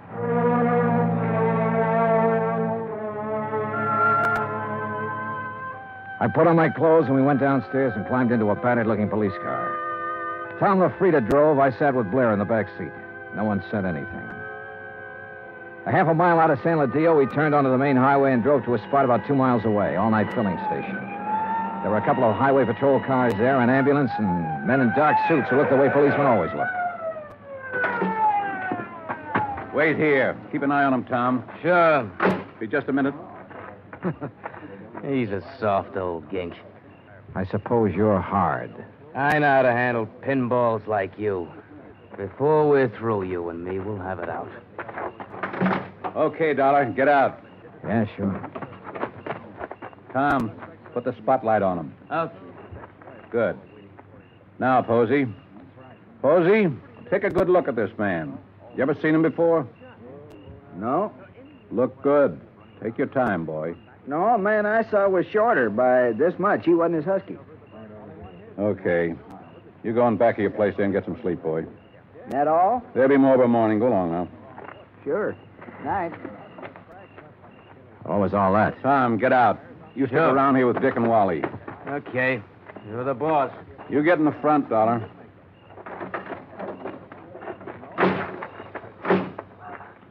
You're lucky Posey didn't recognize you. I suppose I am. Why? An hour ago, Posey's pumping gas. He hears 3 or 4 shots off in the dark. Then a car starts up and gets out of there real fast.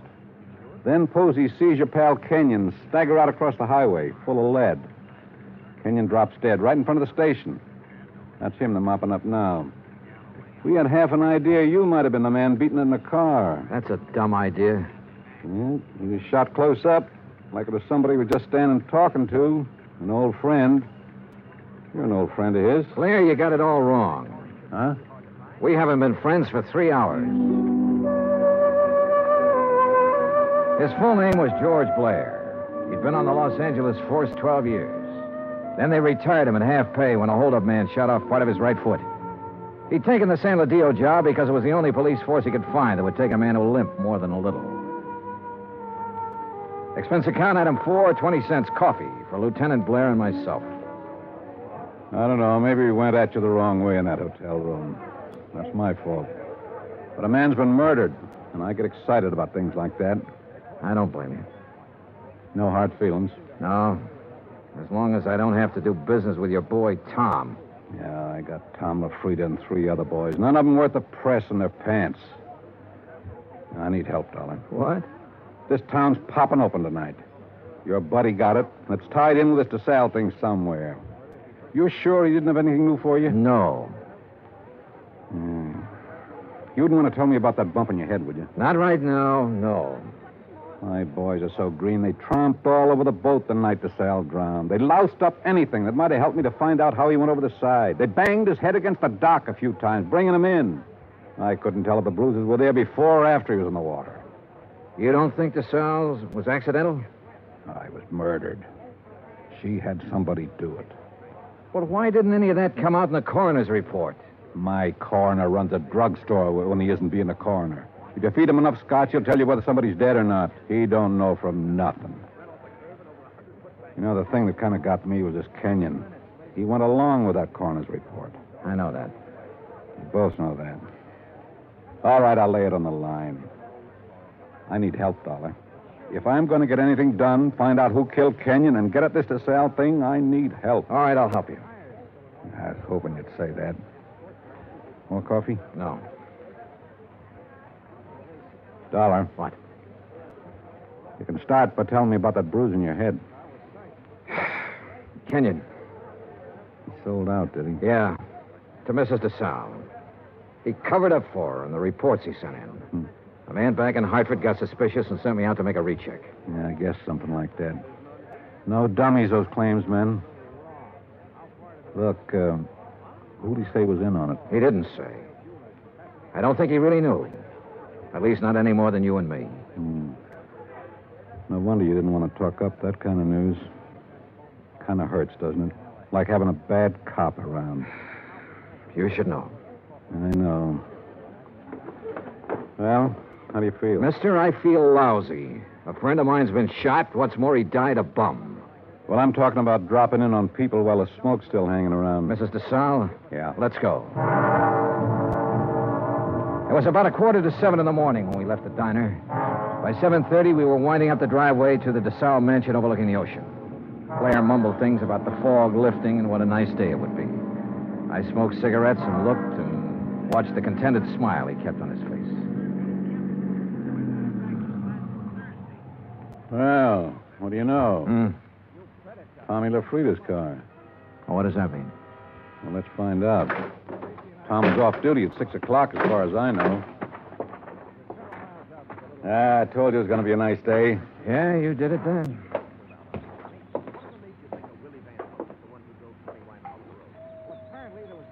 Nice place. The only thing nicer is Buckingham Palace. Mr. DeSalle picks up all these little knickknacks when they probate that will. The boat down there, everything. Nice. Yes? Mrs. DeSalle, please. At this hour of the morning. She's still asleep. We kind of guessed she might be in bed. You tell her the police are here and want to talk to her. Police? Now, you got it. Yes, sir. Just a moment. That's you, Blair? Hello, Tom. I'm waiting to see her, too. Thought she might have a little something to say that'd help in that Kenyon killing and be willing... You remember Mr. Dollar? Mister? That's what I said, Tom. What is this? He's giving me a hand. You trust him. Better than I do you. Kind of a crack is that? No crack. Just that you're always talking when you ought to be listening. Besides that, you've been drinking again. Go on, get your hat and get out of here. No, I just gave you an order. Beat it. Okay. He'd like to kill somebody, that bird. I'm not so sure he didn't. You got a gun in that coat? No. Take mine. What? I don't like him being here. It just came to me. He was the first one down at the dock the night DeSalle got it. The first one. Her boyfriend? Could be. I can't awaken Mrs. Desire. You'll have to come later. Well, we'll handle that part. Which room is hers? But you can't come in here. Which like this. room? Top of the stairs, the first door. Oh, you run along and buy yourself a cup of coffee. Come on, Dollar. You can't go up there at this hour of the morning and break in on her. Mrs. DeSalle. No. Hey, get the light switch. Yeah. Come near me, please. Don't come near me, please. Please. Oh, please, I won't tell. I won't tell anyone. Mrs. DeSalle, I just... Beaten up. Good Lord. Please. Oh, please don't. Look, Mrs. DeSalle, we aren't going to hurt you. Tell us who did this to you. Tell us why. Tom LaFrida? Was it Tom? Tom helped you get rid of your husband, is that right? We know that's right. Now, what about Kenyon? Tom killed him. LaFrida killed him. Why? He wanted money to get away. Tom said it'd be easier to kill him off than let him go. Tom did this. Why? He said people would be around to see me. Not to talk about anything. Not to talk about anything. This is George Blair. Get an ambulance over to the DeSalle place, fast. He said he loved me. He never loved anything in his life. You big, fat pig. Turn around and get it. I'll warn you, Tom. Dollar's got my gun. He's next. You look at mine. You all right? Okay, here's one in the ceiling. You? Okay. He's gone. What made him, Dollar? What made him? All these knickknacks. And her.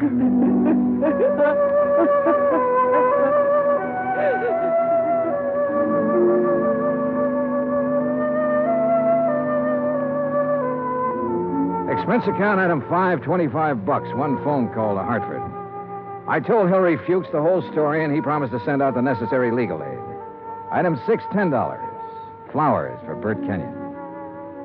Item 7, $2. One drink. To one good cop with a bad foot. The drink cost $1. The glass cost $1. The drink for the good. The smashed glass for the bad. Oh, yeah, it was hammy, but it made me feel... Expense account total, $416. Remarks, none. Yours truly, Johnny Dollar.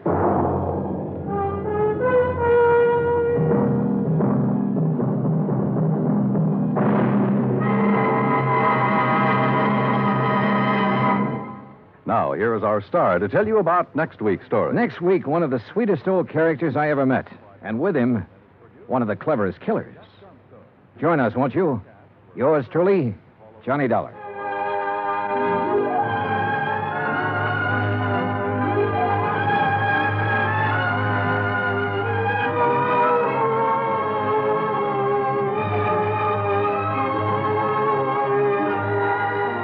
Yours truly, Johnny Dollar, starring Bob Bailey, originates in Hollywood. It is written by John Dawson and is produced and directed by Jack Johnstone. Heard in our cast were Virginia Gregg, Harry Bartell, John Stevenson, Will Wright, James McCallion, and Ben Wright. Musical supervision is by Amerigo Marino. Be sure to join us next week, same time and station, for another exciting story of yours truly, Johnny Dollar. Dan Cumberly speaking. Johnny Dollar has come to you through the worldwide facilities of the United States Armed Forces Radio and Television Service.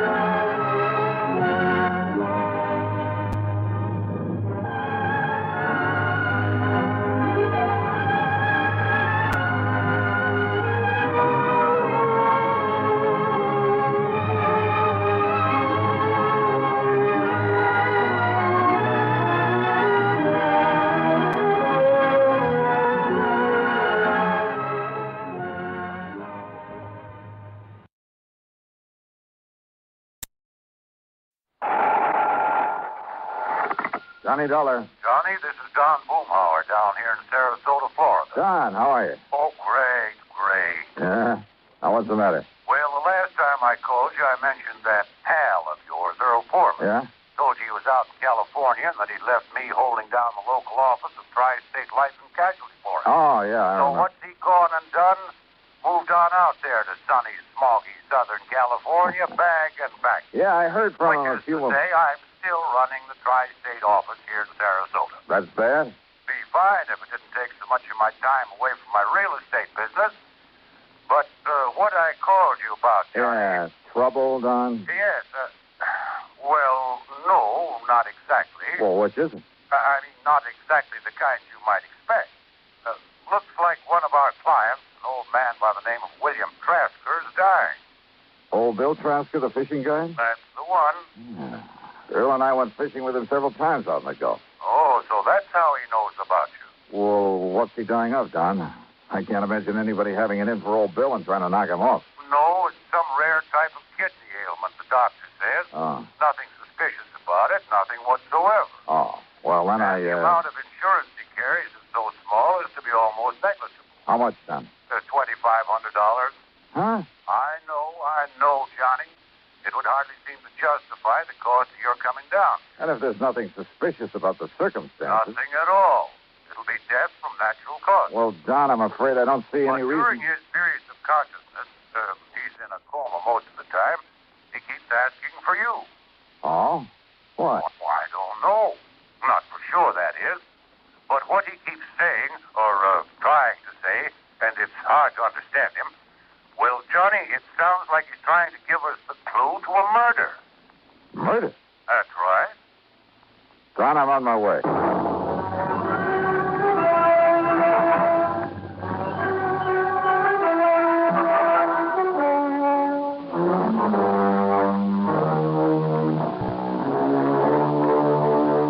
Expense account submitted by Special Investigator Johnny Dollar to the Tri-State Life and Casualty Insurance Company office in Sarasota, Florida.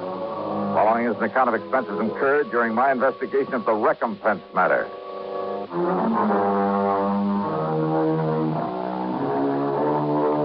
Expense account item 1, 7970, taxi and a plane from Hartford to New York, then another one to Florida. At the International Airport in Tampa, Don Boomhauer was waiting for me. We piled into his air-conditioned car and headed south on the Tamiami Trail down towards Sarasota. That's right, Johnny. Old Bill Trasker. Dying of some kidney disease, huh? And according to Dr. Crutcher, nothing short of a miracle would save him. Yes, too bad. He seemed like a mighty nice old man, a real gentleman. Well-educated, well-spoken. Yeah, you'd expect to find him running a big business instead of a broken-down outboard rig to take out fishing parties. So I understand. But frankly, Johnny, I'd never even seen old Bill until the doctor called me. Said he was dying and that he wanted to see you. Then I looked up his policy. Yeah, $2,500, you said. Yes, to be spent in giving him a modest but decent burial. And to pay any bills he might leave outstanding. Apparently, then, Bill won't be leaving much of an estate. And you'll understand why when you see the little kind of shack he lives in.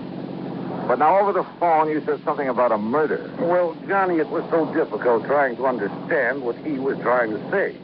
Even when he seemed completely conscious, he was very vague, except perhaps when he was asking for you. When he told us he had to see you before he goes. Well, now, Don, why... He never said the actual word murder, Johnny. But he, well, listen, there was a name he kept trying to tell us. It sounded like Jerry or Gerald something. Last name we couldn't get at all. Well, have you checked over his relatives? When we asked him about relatives, he just turned his face away and shook his head. But now, if he was talking about a murder... Johnny, it's just that...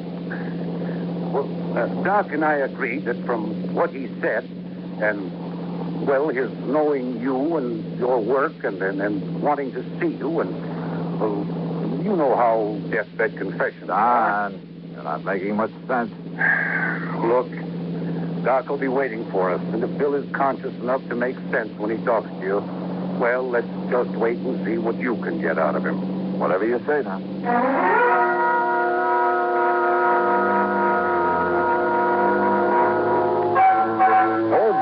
home was a shack, all right, on a small, scrubby piece of land near the end of one of the bayous leading out from Sarasota Bay. As we stopped in front of the the long path through the palmettos that led up to it, Doc Crutcher came out to meet us. Johnny, I'm glad to see you. Yeah, how are you, Doc? Don? I just given him a final injection in a course of 7 that... Well, come on in. He's failing, Doc? As a last resort, I've used a new, very radical sort of treatment. One of the so-called but not fully tried miracle drugs. And? I'm just afraid he came to me too late. But, Doc, there is a chance. Oh, there's always a chance, Johnny. But in this case, a very slim one. Doctor. Here we are, Bill. You just relax. See, Johnny. $1,000. Yeah. Well, here I am, Bill. See? Right here in the flesh. Johnny. That's right. Hey, look, if you expect to take me out fishing, you've got to get well, old man. No. Oh, Johnny, it's too late. Oh, come on now. That's no way to talk, old timer. I'm gonna die now. Yeah? Who said so? But you must tell him. Tell who, Bill? Tell police. Tell what to the police? No. What? No. Murder. There was a murder? Or you mean there was no murder? Oh, tell police that I did. I did it. Easy, old man. Gerald. Gerald? Yes, John Gerald. Gerald who, Bill? Gerald. Yeah. Thornley. Gerald Thornley. Yes. He was murdered? Gerald Thornley. Yeah. So, please, I did it. I did it, Johnny. You tell. Doctor. Yeah. Yes, I'll see if he's...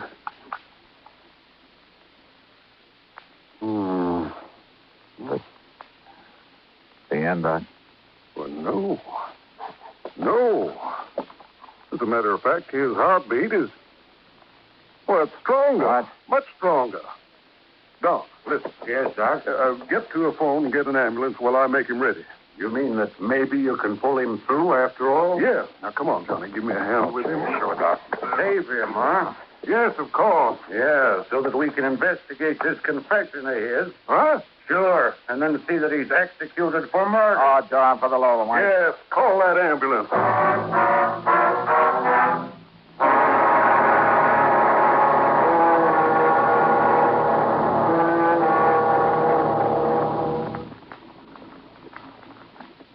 Great scientific achievements usually are made through the combined efforts of many men.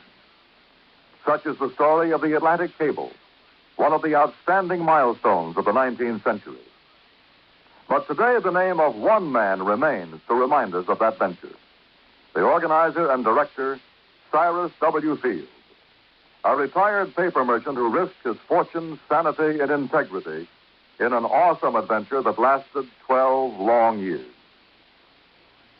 Field first was approached in regard to a short underwater cable to Newfoundland in 1854. After a huge investment of both money and energy, the cable was completed the following summer. Field then went to England to tackle the much larger problem of laying the Atlantic cable. Many futile attempts were made. Cable was broken. Splices were made. Cable was lost. Tempers flew, and ship captains resigned in disgust. Still, Field wouldn't give up. Finally, on August 8, 1858, it appeared that the project had been successfully completed. Cyrus Field went ashore and walked 15 miles to the nearest telegraph station. There he wired his wife, the Associated Press, and President Buchanan. He informed the president that Queen Victoria would telegraph her congratulations over the new cable. But before the Queen's message was completed, the line went dead. The much-hailed project was again a failure. Faulty insulation was blamed. In 1865, the largest steamboat afloat, the Great Eastern, made another attempt. Just 660 miles from Newfoundland, the cable parted. Inadequate hoisting tackle prevented its recovery. Field broke down and wept like a child. And yet, the very next year, he sailed with the Great Eastern for one more try. This time, every failure had been studied, every provision made. On July 27, 1866, Cyrus Field landed at Heart's Content. After personally cabling the unbelievable news, he immediately boarded the Great Eastern, retrieved the broken cable of the year before, spliced it, and laid the second Atlantic cable. Cyrus W. Field, another American whose driving energy insisted that somehow there must be a way. Let's find it. And now, Act Two of yours truly, Johnny Dollar.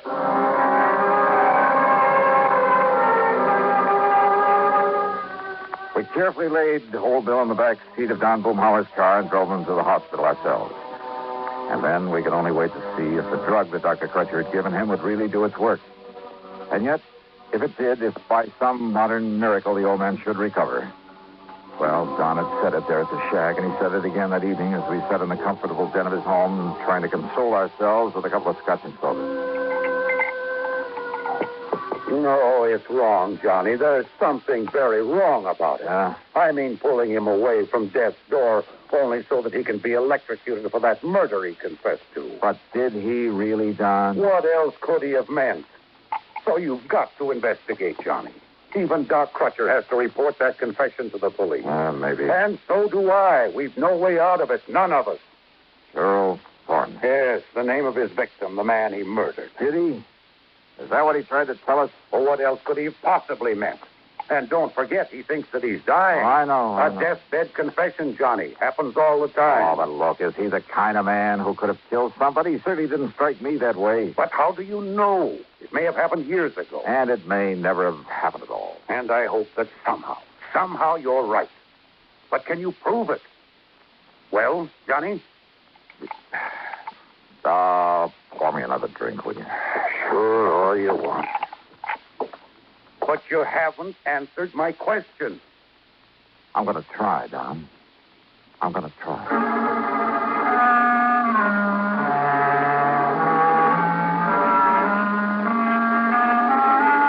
At about midnight, Doc Crutcher phoned to say that we should keep our fingers crossed and maybe pray a bit. As it now looked as though Bill Trasker might have a 50-50 chance to live.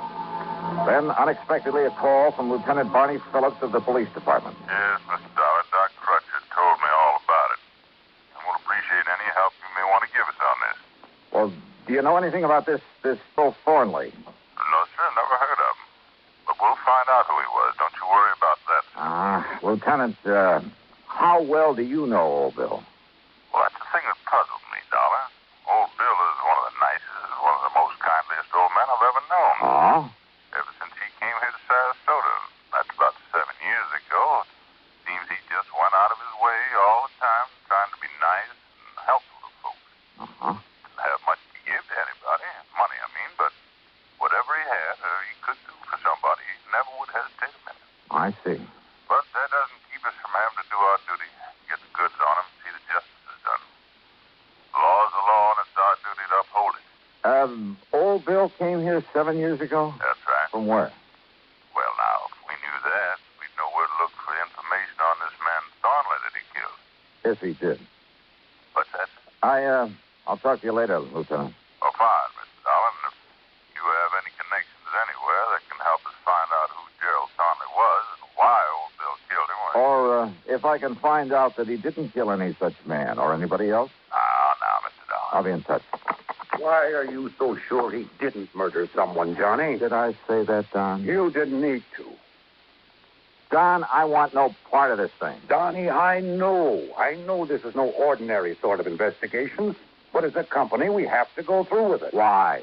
If you can prove that Bill didn't do it, which I doubt, well, it's the least we can do for a client, or something. Yeah. And if you end up proving he did, Well, it's a public service by the company or something. Or something. Let someone else handle it. I want to put it. Why did old Bill ask for you?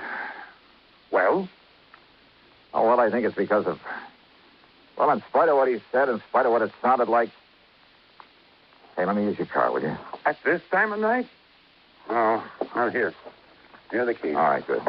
What have you got in mind? Well, maybe keeping an innocent man out of the chair. Now, Johnny. I'll see you later.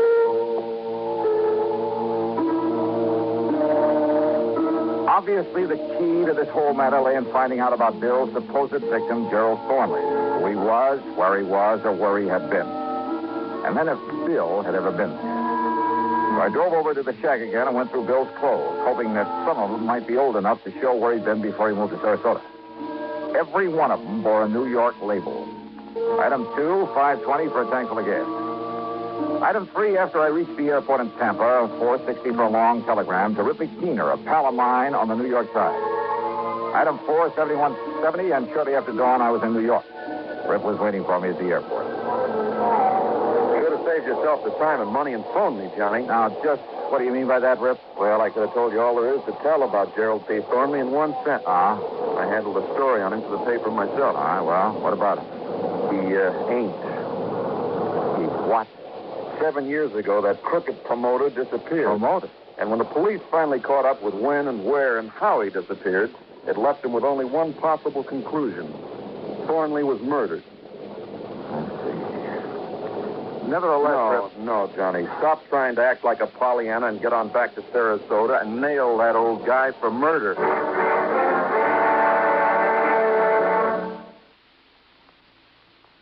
The 14th Amendment to our Constitution is one of its most important sections.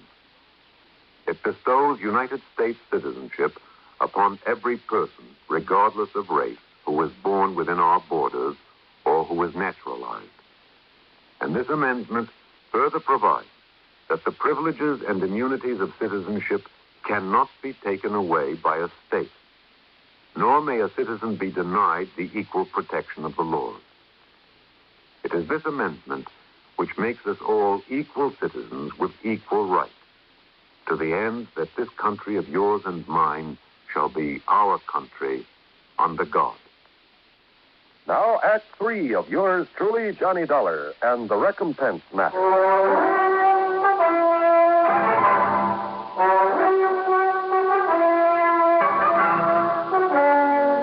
over breakfast there at Idlewild Airport, Rip Keener told me more about Gerald P. Thornley.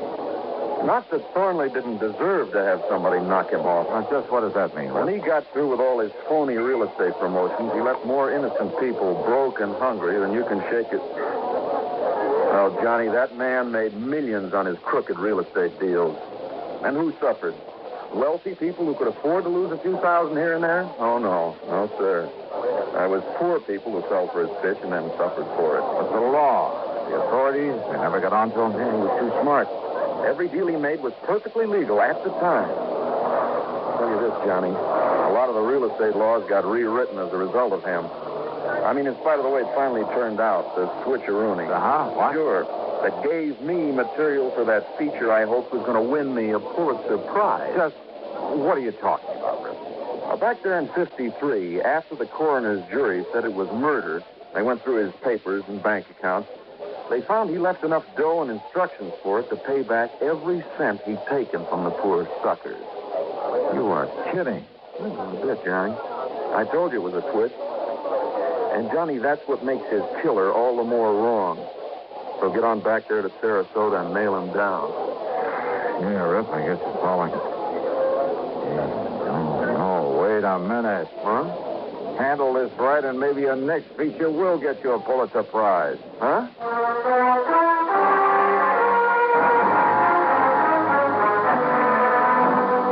Poor people who'd been taken by Thornley. Well, old Bill Trasker had never been in that category, in spite of his menial job these last 7 years as a fishing guide. Item 5, 10 cents for a call to Lieutenant Randy Singer, 18th Precinct. Then I had Rip Keener drive me into Sealand. There you are, Johnny. A complete set of fingerprints on the late Mr. Gerald P. Thornley. Good. So why I should break my neck getting them in such a hurry Yeah, for all you. right. Thanks a lot, Randy. put that so-called mind of yours to work finding out who murdered him 7.5 years ago, why... Yeah, well, that coroner's jury could have been all wet, you know. Huh? Why don't you keep Rip here entertained until I can phone him a feature story from down in Sarasota? Johnny, If, that is. Yeah? If what? Well, if this absolutely crazy hunch of mine pays off. Item 6, another 7170 for a plane back to Florida. From the airport in Tampa, I drove on down to Sarasota, straight to the hospital. It is a miracle, Johnny. If old Bill continues to improve the way he has in these last 12 hours, he'll live until they put him in the chair, much as I hate to say that.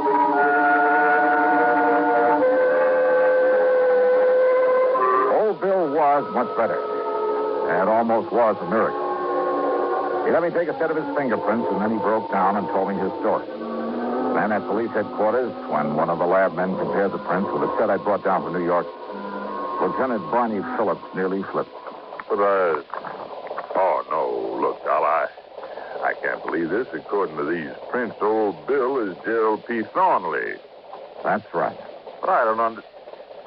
But why, Dollar? Well, his dirty real estate promotions were perfectly legal at the time. But he was ruining more innocent people, causing more heartbreak and suffering. But he hadn't thought about that in his lust for money. All he cared about was getting more and more of it, regardless of whom he was hurting. Until one day this kidney thing hit him, and it scared him. And suddenly he realized that one day he'd die as one of the most hated men in the world. But simply giving back the money would never erase the stigma that he'd have to live with. So he arranged his own disappearance, and he made it look like murder. So he could quietly get away and start leading the kind of life he should have been leading and could start doing some good for people. Exactly the way he's been doing here in Sarasota, Lieutenant. There's a sort of recompense for the rotten things he'd done before. Yeah, that's right. And without having folks point him out as the crook he'd been. That's right. And don't forget, the people he'd hurt up north were all paid off. But, Dollar, when he thought he was dying, he told you murder.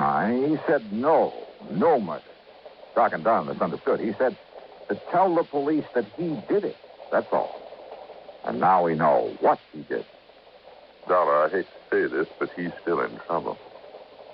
Old Bill Trasker? Gerald P. Thornley. Not anymore, Lieutenant. What's it? Thornley is dead. Legally dead. Well, I know it's only... Well, I guess you're right, Mr. Johnny. Well, you say you're right. Yeah.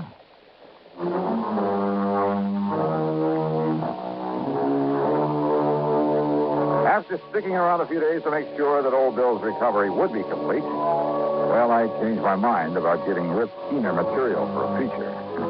Let him wonder about it. Expense account total, including a trip back to Hartford, 200 and, no, Don, forget it. Just forget it. Yours truly, Johnny Dollar.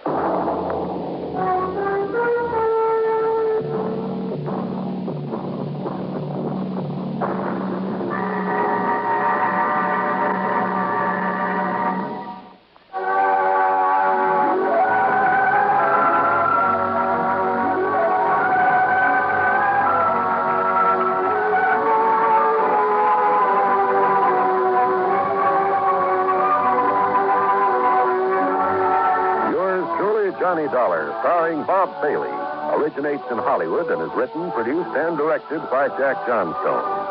Heard in our cast were Russell Thorson, Bart Robbins, Harley Bear, Barney Phillips, Dick Crenna, and Herb Vigran. Be sure to join us next week, same time and station, for another exciting story of yours truly, Johnny Dollar.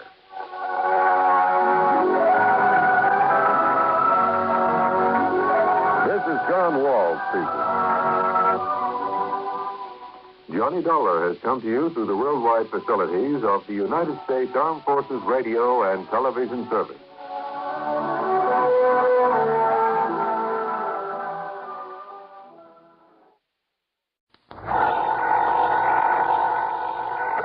Johnny Dollar. Dollar, this is Michael J. Kendry at the San Francisco office of International Life and Casualty. Mr. Kendry? No, I'm not in my office. I'm over at Lake Tahoe. You know the place? South of Reno, kind of half in California, half in Nevada. That's right. Uh-huh. I'm staying at a motel called Seven Pines Lodge at the south end of the lake. On the map, the town's called Al Tahoe. Seven Pines Lodge in El Tahoe. Yeah, got it. Oh, and I understand there's some pretty great fishing in that lake. So, Kendry, I'll grab the first plane I can. Fishing, huh? What? Maybe that's what you'll end up doing, all right. Great. For the body of a man named Marvin W. Smedley. Huh?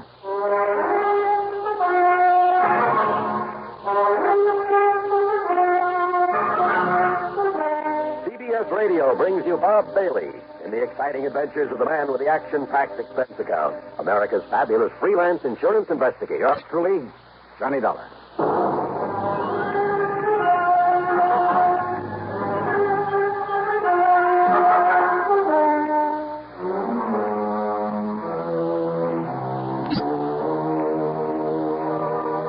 Expense account submitted by Special Investigator Johnny Dollar to the International Life and Casualty Insurance Company, San Francisco office. Following is an account of expenses incurred during my investigation of the Twins of Tahoe matter. Expense account item 1, $182.50, cab to Bradley Field, and an early morning jet flight to San Francisco. Item 2, when I got there, $50 deposit on a rental car. I could have taken a ferry plane to Sacramento or even north to Reno, but I wanted another look-see at this part of the country. And I'm glad I made the drive, for Route 50 took me through a lot of the romantic old gold rush country. Yeah, through Placerville, now a quiet, busy little city, but once one of the most lawless, notorious places in the West, where the corner of Main and Coloma Streets was known only as Hangtown. And at one end of Main Street, you can still see the famous Hangtown bell that was used to call out the vigilantes in times of trouble. And then, finally, Lake Tahoe. And in my way of thinking, it's one of the most beautiful spots on Earth. Over 20 miles long and about half as wide. Its deep, clear water is the bluest I've ever seen, except in the shallows along the edges where it changes to an almost brilliant emerald. Tall, snow-capped peaks stand out above the dense, forever-green forest that surrounds the lake, barely hiding the many resorts that nestle together along the water's edge. And the water's cold out there and very deep. There are parts that have never been fathomed. Now and then I could see the clean, cloudy wake of a speedboat, sometimes with a water skier in tow. A group of small sailboats, white canvas, spread to the wind. Here and there along the shoreline, a few hardy souls in swimming, braving the chill waters in that breathless high altitude before the early winter snows would come. And then, in contrast, in various spots along the highway on the Nevada side, as such things are illegal in California, there were huge, gaudy, restless, noisy gambling houses.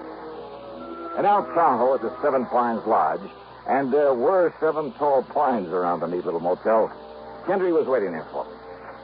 Dollar? Yeah, that's right. Glad you made it. I'm Mike Kendry. Oh, yeah. How are you, Mike? Come on into my cabin. I'll tell you what it's all... Mrs. Nelson, Mr. Dollar's arrived. I'll settle him in the cabin next to mine. Come on, Johnny. Yeah. Hey, you mentioned fishing for the body of a man by the name of Smedley. The police are fishing for it now. Marvin W. Smedley. He was a client of ours. Very wealthy, retired. Come on in. Sit down. Okay, sure. Well? On the way in here, you passed a big piece of lakeside property with a small stone house set back away from the beach. Oh, yeah, I know. Smedley's, where he lived with a housekeeper, Mrs. Turner, and his twin nephews, Tracy and Alfred Smedley. There were 25 or 6. So what happened? About 3 o'clock this morning, Mrs. Turner woke up to what she thought was the sound of a shot. She went into the boys' room to see if they'd heard it, but they weren't there. Oh?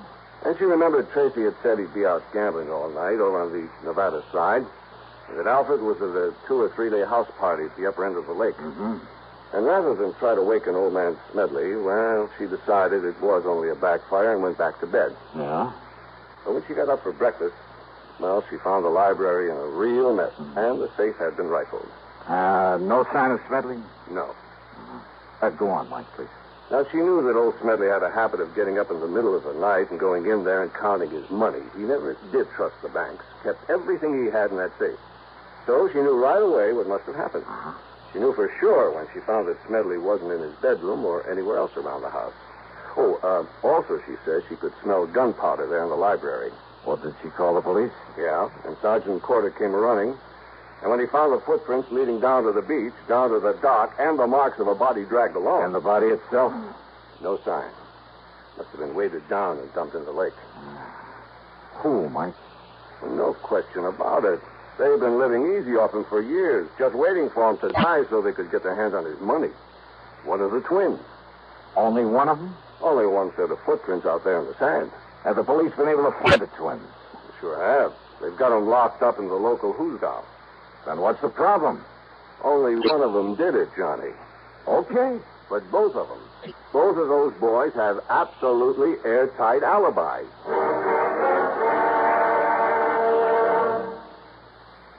Crime, delinquency, threats of war. These are the subjects that dominate our news headlines these days. Not very pleasant subjects, are they? You may say that somebody ought to do something about cutting down on crime and delinquency and in promoting peace among nations. But that there's nothing you personally can do about it. Well, that's where you're wrong. You can wage your own fight against crime and delinquency in your own family by taking the family to the church or synagogue of your faith this week. The inspiration and guidance you and they will receive from spiritual contact will strengthen moral background and faith. Regular attendance at religious services will help your family to work out its own problems and give them comfort in facing the tensions of our present-day life. Worshipping together brings your family closer together, too. And supporting your own religious institution provides funds to help those individuals and families who, unlike you, are unable to help themselves. Find the strength for your life. Worship together this week. And now, Act 2 of yours truly, Johnny Dollar.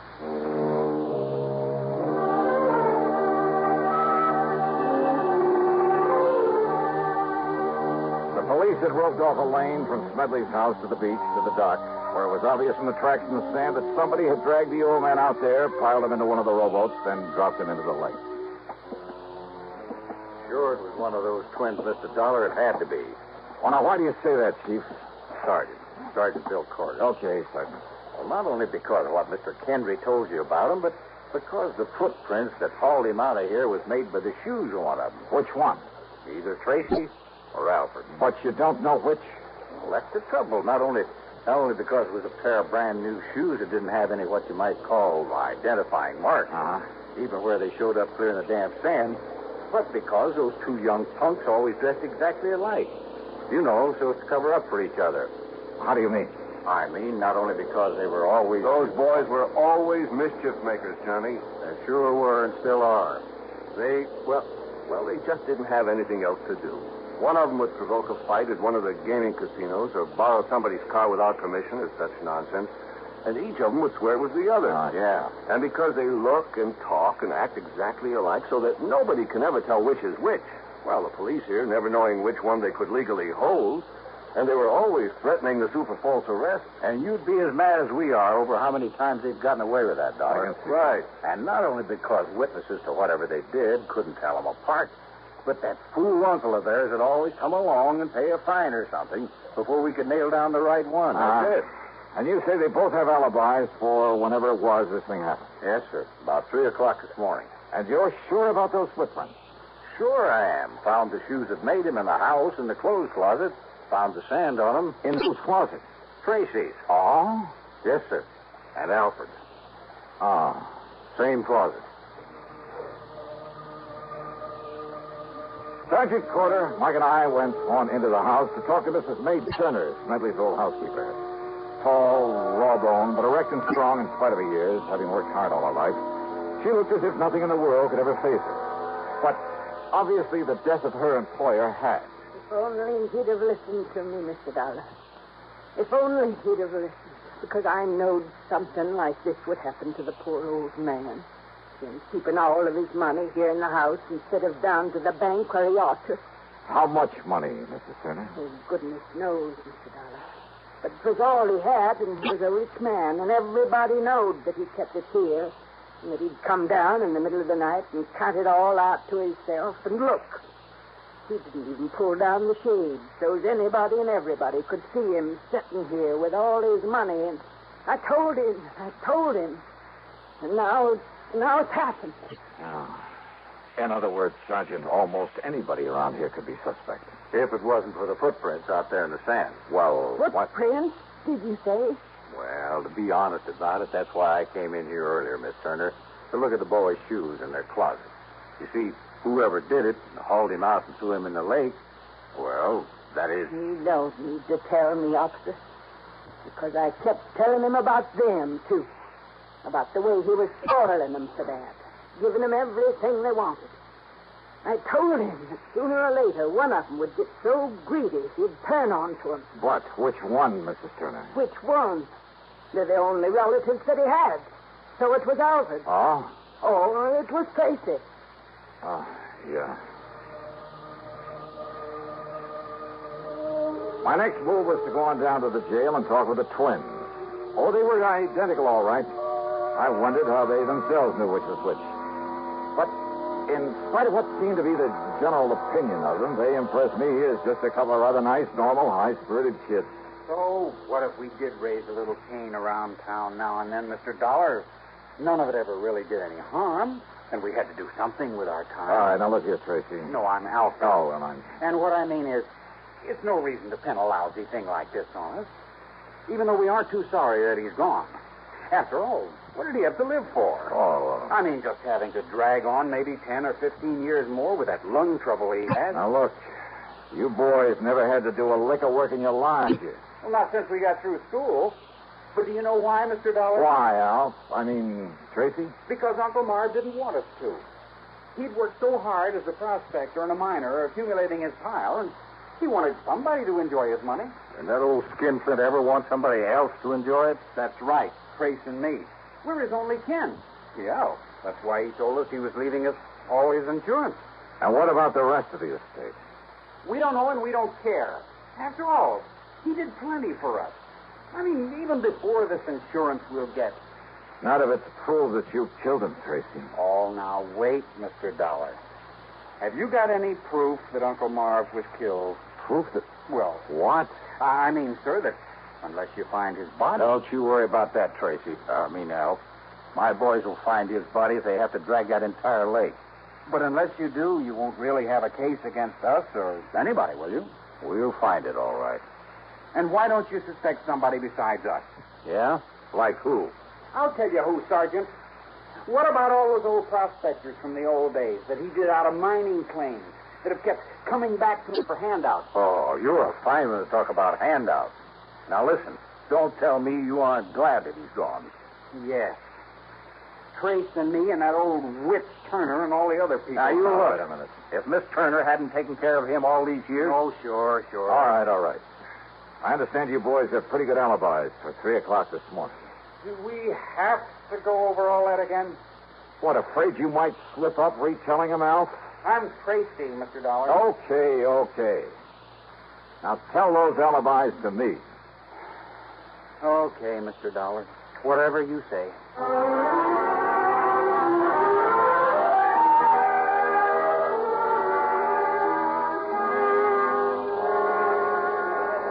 Okay, Carl, you relieve Jimmy over there on the blackjack table. When he gets back, you can take over one of the roulette wheels. Oh, Mr. Harker? Sure, Dollar. One of the Smedley twins was in here all night. Which one? Came in around midnight and didn't pull out until, it must have been about 8:30 this morning. All right. Now, you're sure that he was here at about 3 a.m., huh? Sure, I'm sure. Playing one of the crap tables. He didn't step out for a few minutes, perhaps? No, sir, and I know. Because I always keep an eye on those Smedley kids. You don't watch them, they're liable to pull tricks on our dealers. They think it's funny. All right. Which one was it? Do you know? I told you. It was Alfred Smedley, or his brother Tracy. Thanks.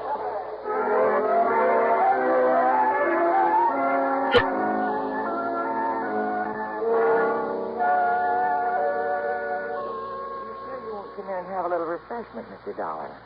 No, thanks. Just go on with what you were saying, please. Well, the party got pretty big, and we all had a lot to drink. I didn't watch the clock, and it didn't really break up until about 9 o'clock.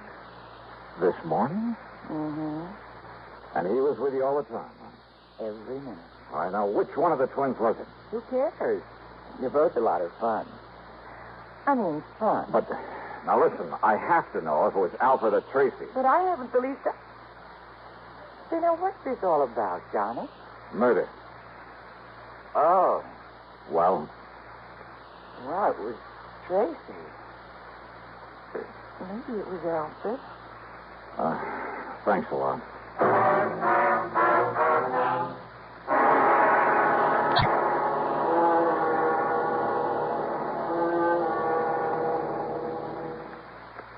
In a world of doubting Thomases decades ago, it never would have been possible for stars to shine in the daytime. But in this day and atomic age, anything's possible. Thus, it's not only possible, but a fact that only on stations of the CBS radio network, stars do indeed shine in the daytime. You'll find them illuminating an entire segment of your daytime listening every Monday through Friday. These stars have all been named by celestial authority vested in their forebears.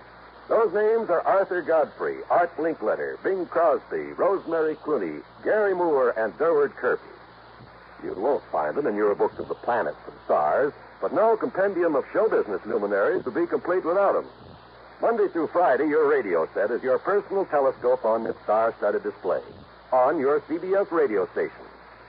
To list them once again, Arthur Godfrey, Art Linkletter, the House Party Man, Bing Crosby and Rosemary Clooney in tandem, and Gary Moore and Durward Kirby. Enjoy them often. Now, Act 3 of yours truly, Johnny Dollar, and the Twins of Tahoe Matter. So both Tracy and Alfred Smedley had alibis, if for no other reason than that neither of them could have been in two places at once. And those alibis might be pretty hard to break. Yet, according to what little actual evidence there was, one of them must have killed their uncle, or the insurance... Oh, no, wait a minute. Yeah, there was something that Alfred, or Tracy... Anyhow, there was something that one of them had said that suddenly gave me a hunch. Expense account item 370 cents for phone calls to locate Smedley's lawyer on Mr. Kenneth McManus. Then I dropped into his office and asked him just exactly one question about the old man's will. And his answer gave me a new, fresh start on the case. Item 4, 10 cents, another call. This one to Sergeant Corder. Yes, Dollar. The boys found the body all right. Yeah? Now, you know how the water off that beach stays clear and shallow until it, gets to 150 yards or more straight out from the dock? Yeah? And it drops off over 300 feet straight down, just like that? And the body had been dumped over that ledge? Oh, but it's gone all the way down. We'd never have found it. But it was hung up on a rock, not more than 20 foot under. I see. And, Dollar, there's a nice, clean bullet hole in the back of his head. Did you find the gun? Same caliber as one that was issued to those twins a couple of years ago. Did you find it? No, sir. And if it was dropped overboard, too, and it must have been... Well, I hate to say it, but, Dollar, we'd never find a little gun in over 300 foot of water at the bottom of that lake. No, all right, then. We'd never find it in 1,000 years. Maybe we don't need to, if I can pull off a little bluff. In other words, we're never going to know whose prints are on it. Sergeant. But it was one of those twins did it, all right. Sergeant.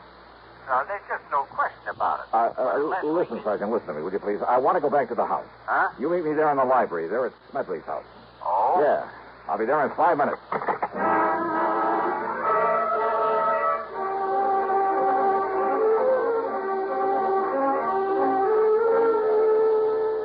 the morgue? Oh, no. That's right, Miss Turner. Oh, that's terrible. Terrible place. Mrs. Turner. If you just brought me his poor old body here to the house. Mrs. Turner. Yes, Mr. Dollar.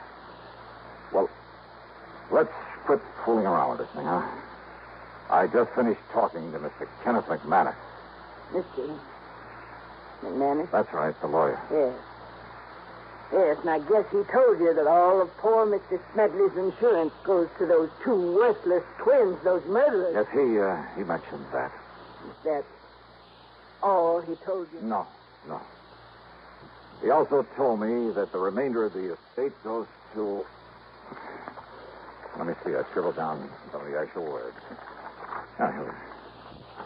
The balance of my estate, including my home, I bequeath to one who, although I'm certain her motives have been entirely selfish, that she has simply been looking forward to being provided for in my will. What? Nevertheless, as a reward for Mrs. May Turner's faithful service, and I have told her this. He left something to me.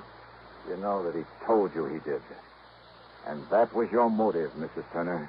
What's this? Now, Now, you look Of here, course, the gun young man. belonging to the twins was just as available as a pair of shoes that were borrowed to carry the body out there and leave the footprints. Dollar. The point is, though, that when Sergeant Corder found not only the body, but the gun out there in the lake. No, Dollar. And when I take your fingerprints and compare them with those we found on the gun. No, listen. You don't mind giving me a set of your fingerprints, do you, Mrs. Turner?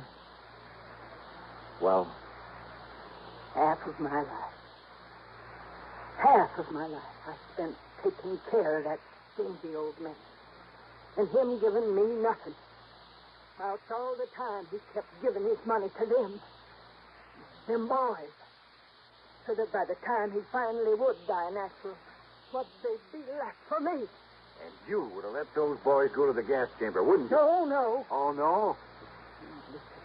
I hated those boys. But I knowed they could never put it on to them. Nobody could ever put anything on to them before. I'm afraid that's beside the point now. Now that we know you did it. But I had to. Because if I'd have waited, he'd give them all his money, and when he did die, there was nothing left. Nothing for me. Nothing. Don't you see? What's left for you now, Mrs. Turner?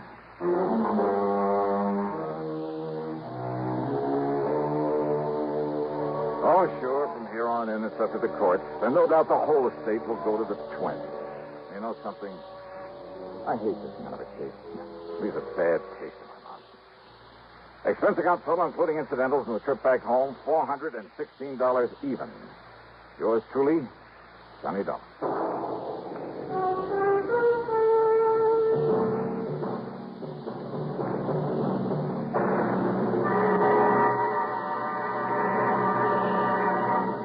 Constipation is something people don't talk much about, but it can be a problem for anyone, even doctors. And when constipation occurs, it's interesting to see just what doctors consider important about a laxative they might use or recommend. Now, a majority of the doctors we heard from had this to say. A laxative should be effective, gentle, close to natural acting. A medicine that can be used with complete confidence. Well, pleasant-tasting chocolate X-Lax is effective. Overnight, it helps you toward your normal regularity. X-Lax is so gentle, so close to natural acting, there's no upset. That's why many doctors and millions of people use X-Lax with complete confidence. X-Lax, the laxative that helps you toward your normal regularity gently, overnight. Now, here is our star to tell you about next week's story. Next week, one of the most beautiful, most charming girls I've ever known. Involved with a killer. But now, don't misunderstand me. I didn't say how she's involved. As a matter of fact, it's to protect her from a killer that I take on the case. And it just so happens that among the people on this man's list of intended victims, that is, the people who had a hand in sending him off to prison, yeah, you guessed it. He's also after me. Join us, won't you? Yours truly, Johnny Dollar.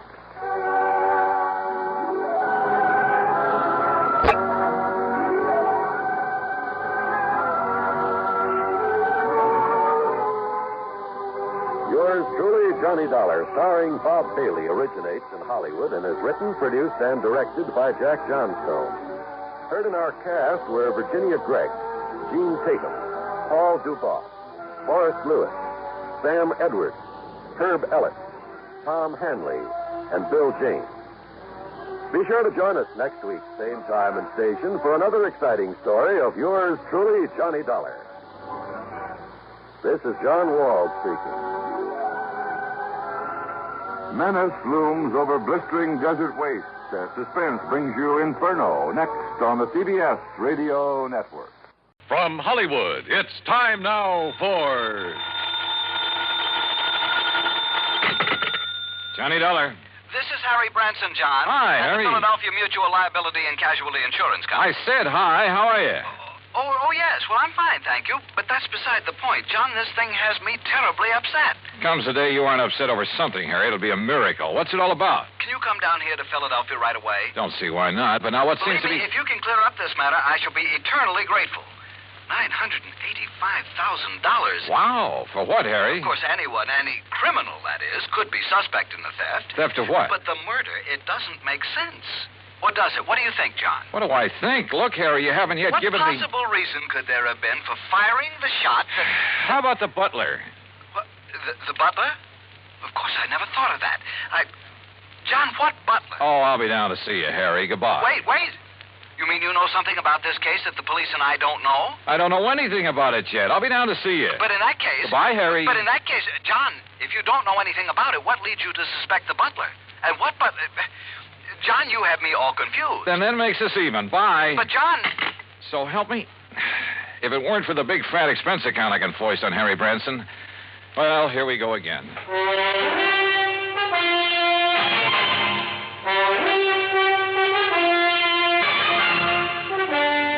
Bob Bailey in the exciting adventures of the man with the action-packed expense account, America's fabulous freelance insurance investigator. Yours truly, Johnny Dollar. And now, Act One of Yours Truly, Johnny Dollar.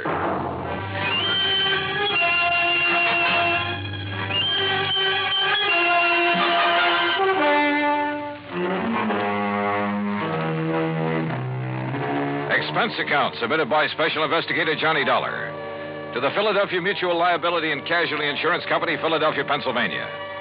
Following is an account of expenses incurred during my investigation of the ingenious jeweler matter.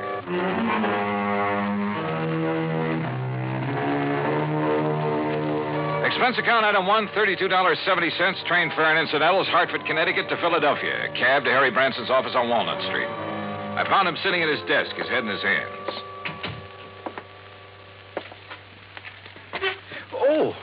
Oh, John, I'm glad you've come. Yeah. Well, how's your good health, Harry?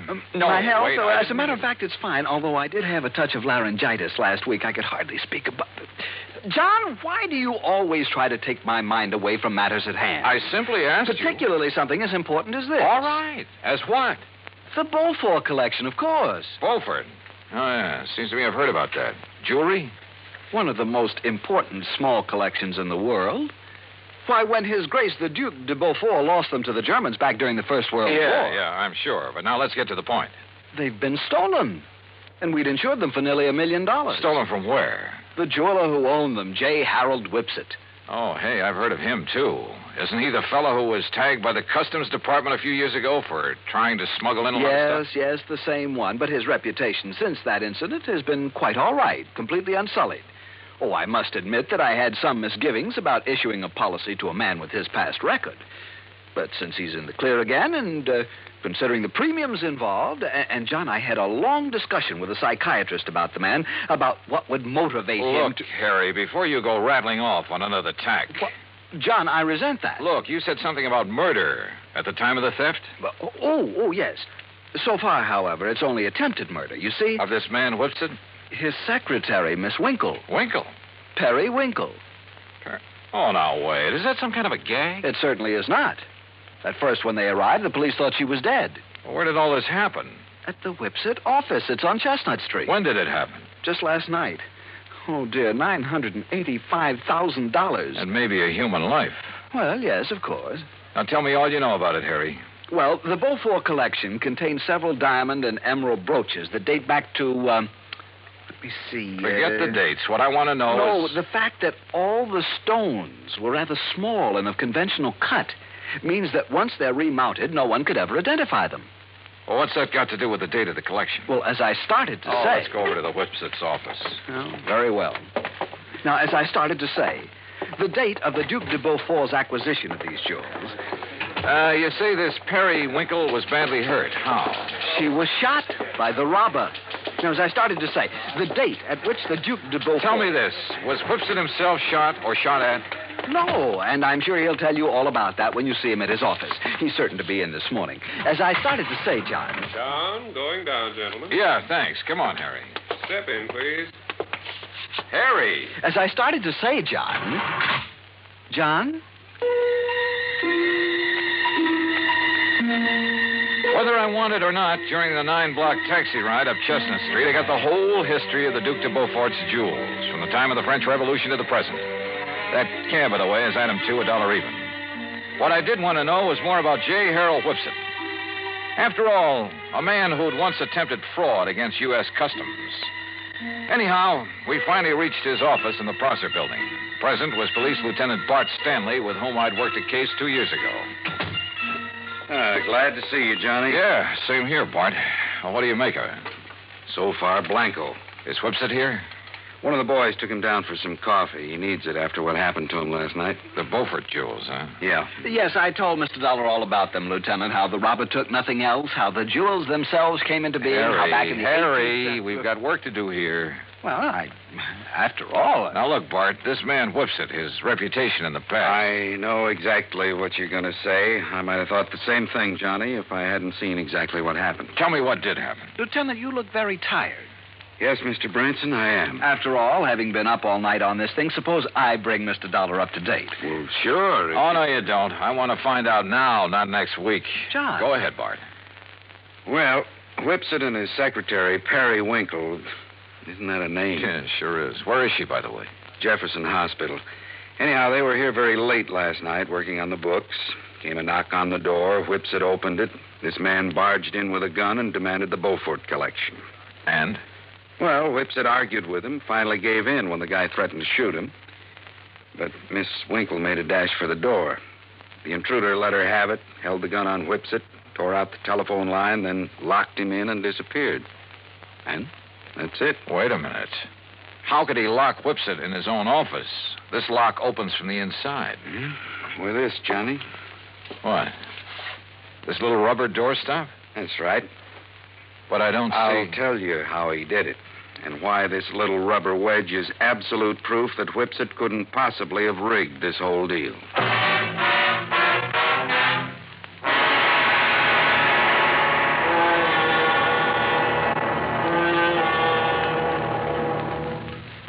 Act 2 of yours truly, Johnny Dollar, in a moment.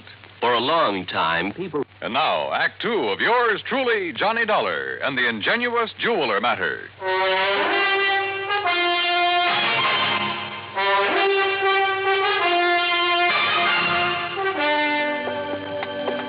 Look here, Johnny. This door. What about it, Bart? This is a real old building. All the office doors open outward into the corridors.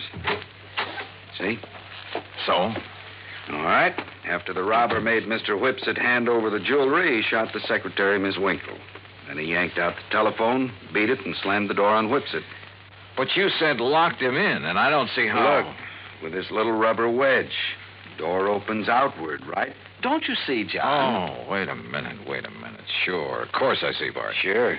He simply jammed the doorstop under the edge of the door from the outside. Sure. So the harder Whipsit pushed against the door, the tighter it jammed. The telephone knocked out. All he could do was bang on the door and holler out the window. That's what tipped you off?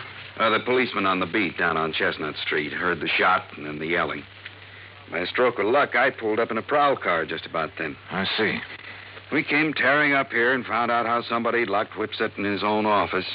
Whoever did it, Johnny, must have cased the joint to know about the doors opening outward. Yeah. Makes any suspicion of Whipsit himself. Well... Yeah, it makes it look a little silly. Anyhow, he was pretty much beside himself, more upset over the girl lying there with a slug in her than he was over losing the collection. Any idea what kind of a gun was used on her? The hospital sent the bullet over to the lab. It was a .38 special. And she was in pretty bad shape, huh? Well, we thought at first she was dead. So did Whipsit.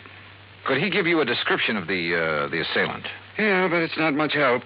Could apply to 500,000 men in this big city. What about fingerprints? None. Guy wore gloves. Has the girl been able to tell you anything at all? She was unconscious, Johnny. Has been ever since. I'm afraid it's going to be curtains for her. Oh, too bad. She's over at Jefferson, you say? Yeah, but there's no point in going over there. Even if she came to for only a couple of minutes, she might be able to give us something to go on. What could she tell us that Whipsit hasn't already told us? Well, we're back, Lieutenant. You want Mr. Whipsit to stick around? No, I guess not, Conroy. I took him over to a place I know on Pine Street and poured a couple of stiff drinks in him. He needed them. And you too, Conroy? Oh, now, Lieutenant. Mr. Whipsit, this is Johnny Dollar, insurance investigator. Mr. Dollar. How are you? You know Mr. Branson, I guess. Oh, yes. Oh, yes, indeed. And may I tell you, Mr. Whipsit, how dismayed I am by what's happened here. Thank you, Mr. Branson. It's been a terrible. It certainly has. $985,000. I was speaking of poor Miss Winkle, sir. Oh, yes, of course. Yes. Mr. Whipsit, this girl, Miss Periwinkle, she was your secretary. She was more than that, Mr. Dollar. I loved her. How is she, Lieutenant? Has there been any word from the hospital? Well, yes, Mr. Whipsit, there has. And it's proof that modern medicine is a very wonderful thing. What do you mean, sir? Yes, John. It may take time, of course, a long time. Yes? As a matter of fact, she hasn't even regained consciousness yet. I see. But it looks as though she'll fully recover. Oh, I see. Well, I hardly need tell you how I feel about that. How glad I am. I told that little white lie to see what, if any, reaction I'd get. And I had a strange feeling that his words, how glad I am, were not quite true.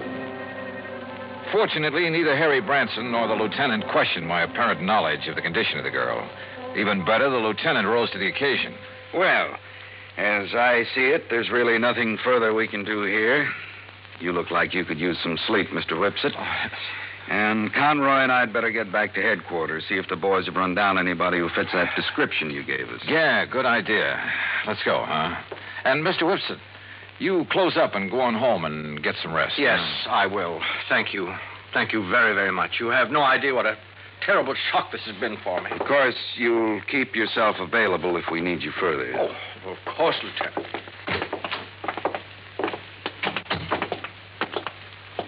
Okay, Johnny. What was that all about? Telling him she'd recover. Yes, John, I almost interrupted. I was afraid you would. That's why I kept talking. Bart, I'm going over to the hospital. Oh, now look, If Johnny. there's only one chance in a million of that girl regaining consciousness, I want to be there when she does. You still suspect Whipsit? Did I say that? Don't you see, John, the whole thing hinges on that little rubber doorstop. On the fact that he couldn't possibly have locked himself in with it. Branson's right, Johnny. Okay, then I won't go over to the hospital. Ring for the elevator, Harry. Oh, sure. John, what will you do? Call him on the phone down in the lobby instead. This is Dr. Kenworthy. This is Johnny Dollar, doctor, insurance investigator. I'm calling about Miss Periwinkle. Oh, yes. I was about to call the police. She's conscious now? She died, Mr. Dollar, less than 5 minutes ago.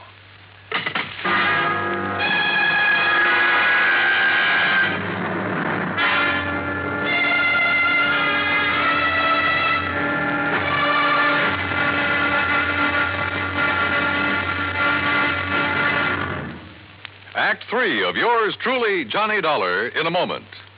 Our flag, heaven. And now, Act 3 of yours truly, Johnny Dollar, and the ingenious jeweler matter.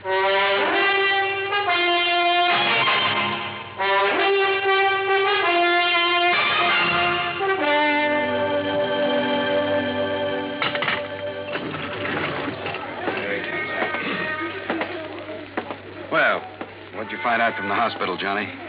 The girl is dead about 5 minutes ago. Oh, dear. And we've got a killer to track down. Now I'd better get on over to headquarters. I'll phone poor Mr. Whipsit. He left the building while you were in the phone booth, John. Bart, have you got a key to his office upstairs? Why, sure, right here. Let me have it, will you? Here. You want me to go up there with you? Why don't you go over to the hospital and see if Whipsit shows there? What do you expect to find up in his office, Johnny? I haven't the least idea. Why kid about it? I didn't have the least idea what I expected to find, or even what I was looking for. When I walked into the jeweler's office up on the 8th floor, I picked up the rubber doorstop, the one thing that proved Whipsit couldn't possibly have rigged the whole deal. But I somehow felt that if only that little wedge of rubber could talk. Then I noticed a funny sort of burr on one side of it. Just a tiny little rough spot, but it showed me where somebody had pierced a tiny hole through it. Why? After a couple of minutes of rummaging around, I found it. A piece of fine, strong platinum wire, about 2 feet long. A wire that could be carefully slipped through the hole in that rubber doorstop. Well, Mr. Dollar. Well, what are you doing back here, Whipsit? If you don't mind my saying so, there was something about your attitude that I didn't exactly care for when you were here with the policeman and Mr. Branson. And when you left them downstairs in the lobby and took the elevator. Oh, I see you found it. Yeah, that's right. It was very smart of you, Whipsit. Thank you. Put this rubber wedge on the floor, just outside the door, with the wire on it leading under the door. Exactly. Then pull the door closed. Then pull the wedge into place with the wire. And the door can't possibly be opened from in here. You've locked yourself in. The more you push on the door, the tighter the wedge holds it. That's right. And you don't forget to retrieve the wire by pulling on one end of it. I suppose those are the gloves you wore when you killed Miss Winkle, so you'd leave no prints. Oh, then she's dead. How fortunate for me. And that's the gun you used? Yes. I'm afraid she was rather averse to my breaking down the Beaufort collection, melting down the mountings and secreting the stones at my home. And, of course, claiming the insurance money, but after all, nearly $1 million. Why are you telling me all this? Because, you see, this is also the gun that will kill you. After which I shall lock your body in this office using the doorstop again. It's a rather nice touch, don't you think? Is it? Well, don't you see? It's now a sort of a trademark of the completely unknown thief, the unknown killer of both the girl and you. Oh, now, wait a minute. Do you think if I found out how you did it, the police can't? Did they, even after their lab crew spent the whole night up here? I guess you got a point there. Yes. Now, turn around, Dollar. Turn around. Well? You see, I'm going to have to shove this gun into your back to muffle the sound. Look, Whipsit. Unless you have a better idea. Well, I have. What? Oh, me. Oh, I suppose I might have known this whole thing seemed too easy. All right, Lieutenant. All right, Conroy, wrap him up. Right, Lieutenant. Hands out, Whipsit. Johnny, I knew you had something up your sleeve when you came back up here. Just wouldn't let me work it out alone, would you, Bart? All right, what was it? What did you find out that tipped you off? Oh, you'll never know from me. Huh? After all, I might want to use it to stump you sometime. Oh, now look, Johnny. Okay, ask Whipsit here. He just loves to explain things. At great length, too. At least it was long enough for you boys to get up here. I know something he's not going to explain his way out of. Let's go, Whipsit.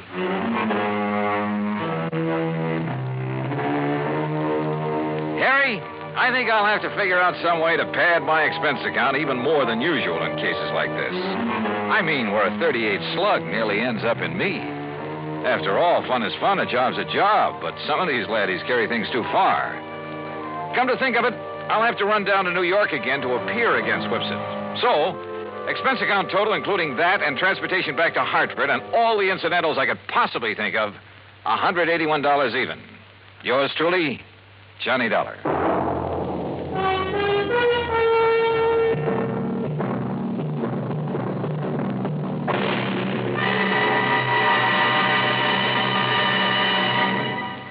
Our star will return in just a moment. With the bigger, more everywhere. Now, here is our star to tell you about next week's story. Next week, an inventor with a device that can either save or wreck our country. Join us, won't you? Yours truly, Johnny Dollar.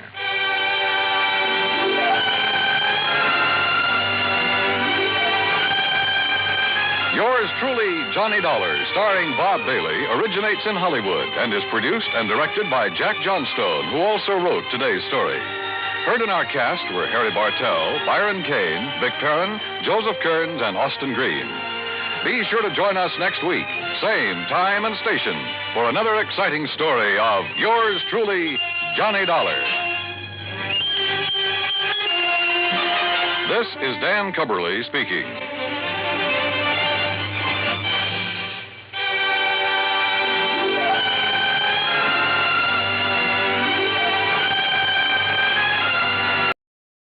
From Hollywood, it's time now for Johnny Dollar. Earl Poorman, Johnny. In Sarasota? That's right. Florida? Where else? Well, hi, Earl. How are things in the land of infernal sunshine? What do you mean, infernal? Well, it's got pretty hot down there these days, isn't it? Makes good fishing weather, Johnny. Yeah, but without a case to work on, what possible excuse would I have? Maybe I have one for you. Oh? Yeah.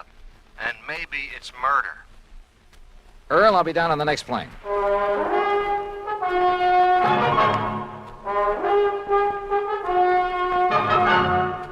Bob Bailey in the exciting adventures of the man with the action-packed expense account, America's fabulous freelance insurance investigator. Yours truly, Johnny Dollar.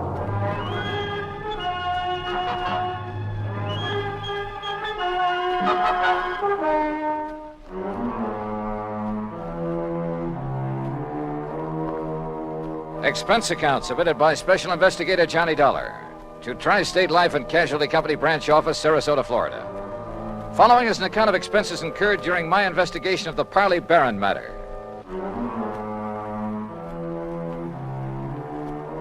Expense account item 1, $131.50, transportation and incidentals to Sarasota, Florida. Knowing Earl Poorman, I didn't bother checking into a hotel, but instead took a cab to his office in the Conroy building. Tall, lanky, easygoing, he welcomed me like a long-lost brother. Oh, Johnny, you're looking great. And I'm glad you're here because you can clear up this case in a hurry, and then you and I can get out in the Gulf and do some real serious fishing. Oh, well, that's okay by me, Earl. Your last trip down here, you remember, they weren't biting so good. But, oh, Johnny, so help me now that... Oh, I see you've got your bags with you. Well, yeah. Good, because you're going to stay with us out the house. Now, I'm not going to take any argument. I told that old battle axe I'm married to hang out an extra towel for you. How is Mike? Oh, she's great, just great.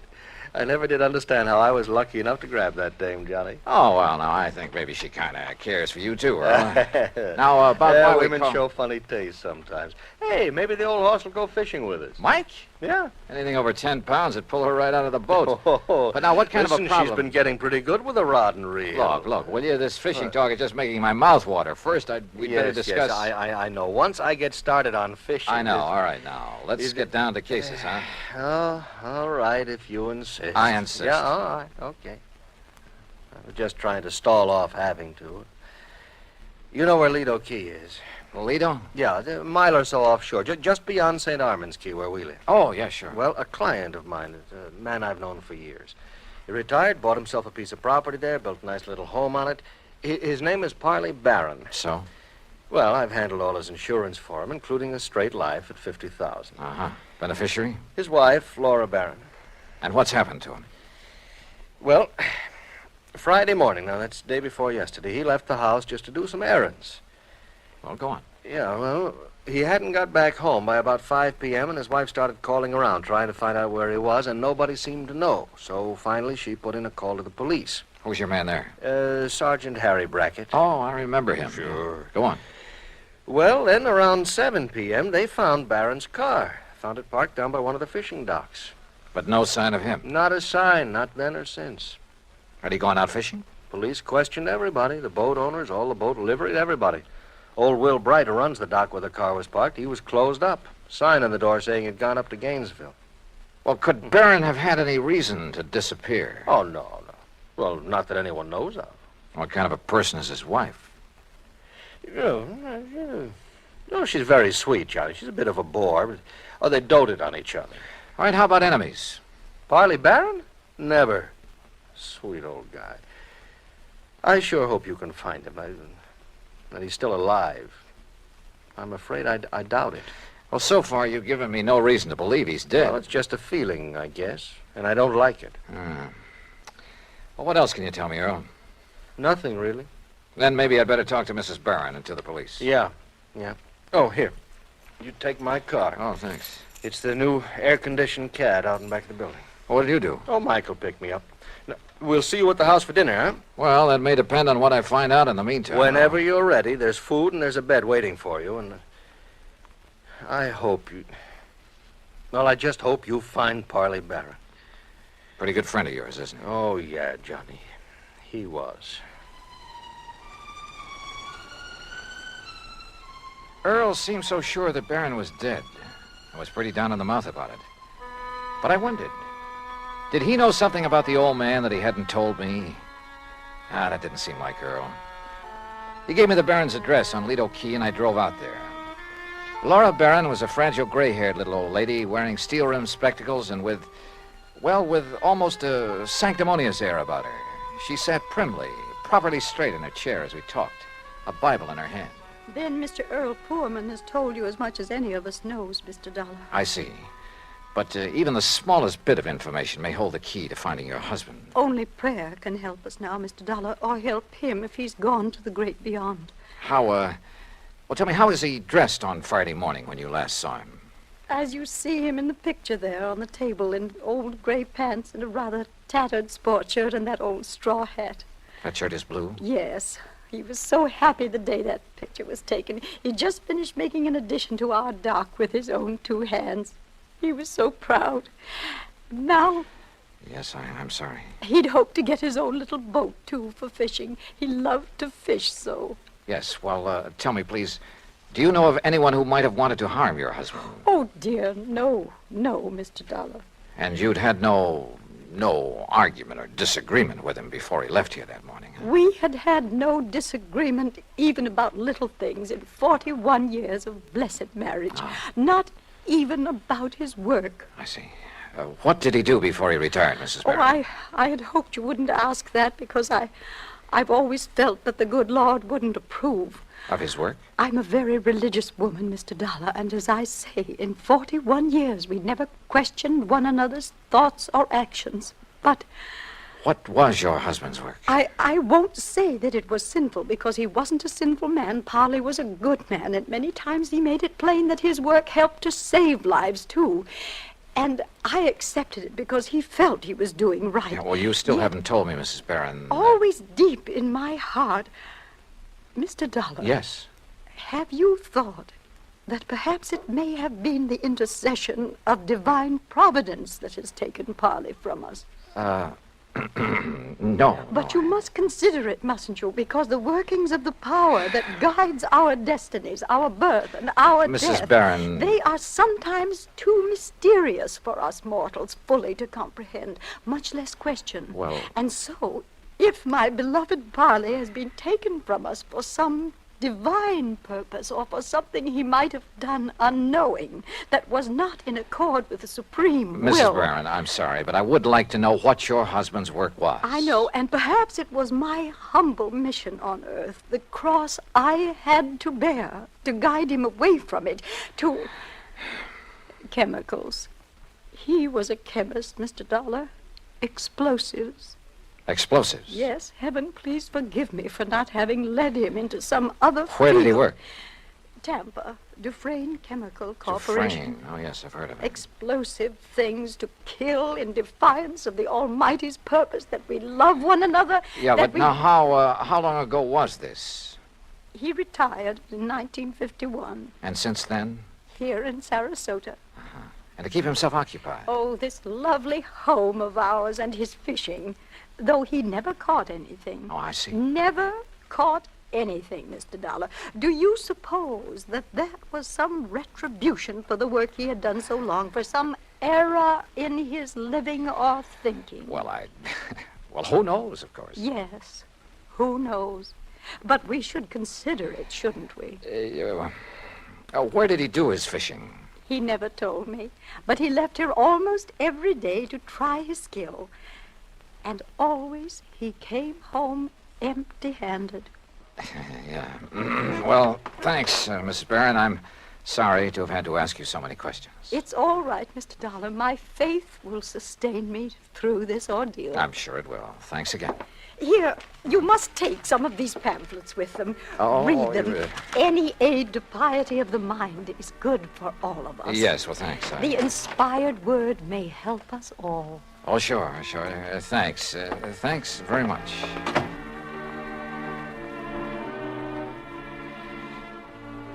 I like to think that on the whole maybe I'm not too religious in the sense of going to church regularly and that sort of thing, but at least I try to live a decent sort of life and observe the golden rule and stick to some ideals. But in an atmosphere like that, well, I couldn't help wondering if her husband didn't have good reason for wanting to get away for a while. In any event, I'd got nowhere on the case, so I phoned Sergeant Harry Brackett. That's item 2, 10 cents. But the desk at headquarters said he wouldn't be back until about 6 p.m. And since I really had nothing to go on until I could see him, I dropped in on Earl again. You kidding? Then we'll take the boat, run out into the Gulf, and get some fish for dinner. It's the best time of day. So who was I to refuse? And within the hour, we were fighting the tide through the pass between Lido and Longboat Keys on our way along into the Gulf. Yeah, Johnny, I find I always have my best luck along about this time of day, just before sundown. I still ought to be back there working. Why? Sergeant Brackett won't be back at headquarters until 6 o'clock. You told me yourself. Now, what can you do until you talk to him and find out what leads he may have? Oh, man, you are a funny one. You call me long distance to get down in a hurry, then insist I go fishing instead of working on the Don't you know, fishing's the answer to more problems than anything else in the world. You got worries? Go fishing. You'll forget them. Got a nagging wife? Oh, don't let Mike hear you say that. Well, she's different. Cute little shrimp. But you know what I mean. A writer, he wants ideas, he goes fishing. A businessman? A detective? Huh? All right, go ahead and say it, an insurance investigator. Sure. I'll bet that more than once when you've been stumped on a case, why, if you had just relaxed your mind by going out somewhere and wetting a line. I wish it were that easy. And so far as this matter is concerned, I haven't even got started on it yet. Well, relax anyway. Who knows? Maybe the answer to what's happened to poor old Parley Barron will just come to you. Oh, yeah, sure. Oh, sure. Instead of you chasing Earl. him. Huh? Yeah? Up ahead, just to the right there. Where? Oh, yeah. Somebody's old beat-up straw hat. Yeah, and a little further. You know something? The tide will carry that skimmer right smack into the Earl, sea pier. look. And if the fella that lost his Look, nose... further over to the right. Huh? What is that, floating there? I don't know. Well, it looks like... Oh, good Lord. Johnny. It's a body, Johnny. We'll drift over to it. It's a body, all right. And that straw hat looks exactly like one I saw in a picture this afternoon. Here. I got it. Can you reach him, Johnny? Yeah. Here we go now. Oh, good boy. All right, now let's see. Oh. Is it? Yeah. Are you sure, Earl? Oh, yeah. Yeah, Johnny, it's poor old Parley Barron.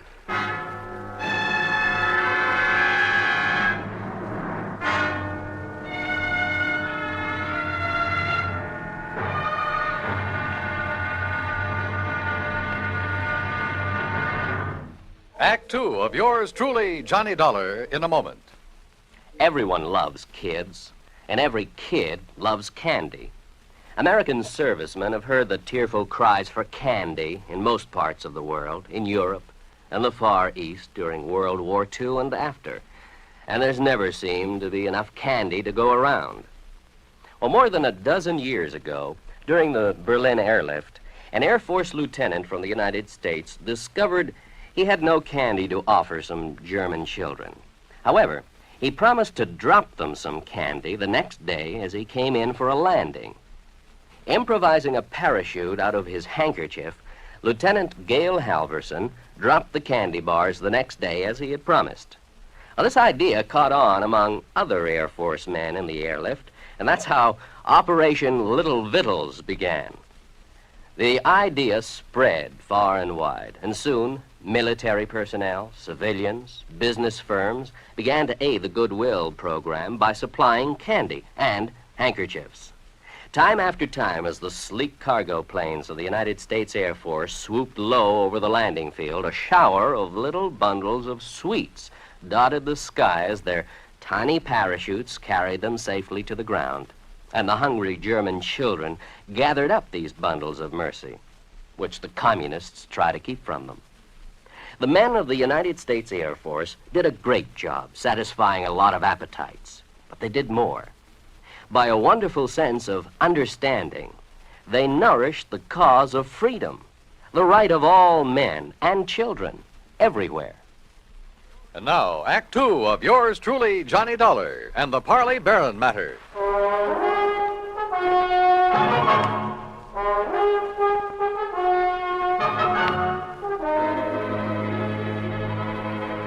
Two days' exposure to the elements and the creatures of the sea had made almost unrecognizable a body that Earl Portman and I found floating in the Gulf of Mexico off Sarasota, Florida.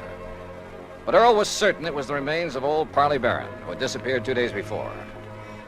The men on duty at police headquarters confirmed the identification and placed the body in the morgue to await the autopsy surgeon.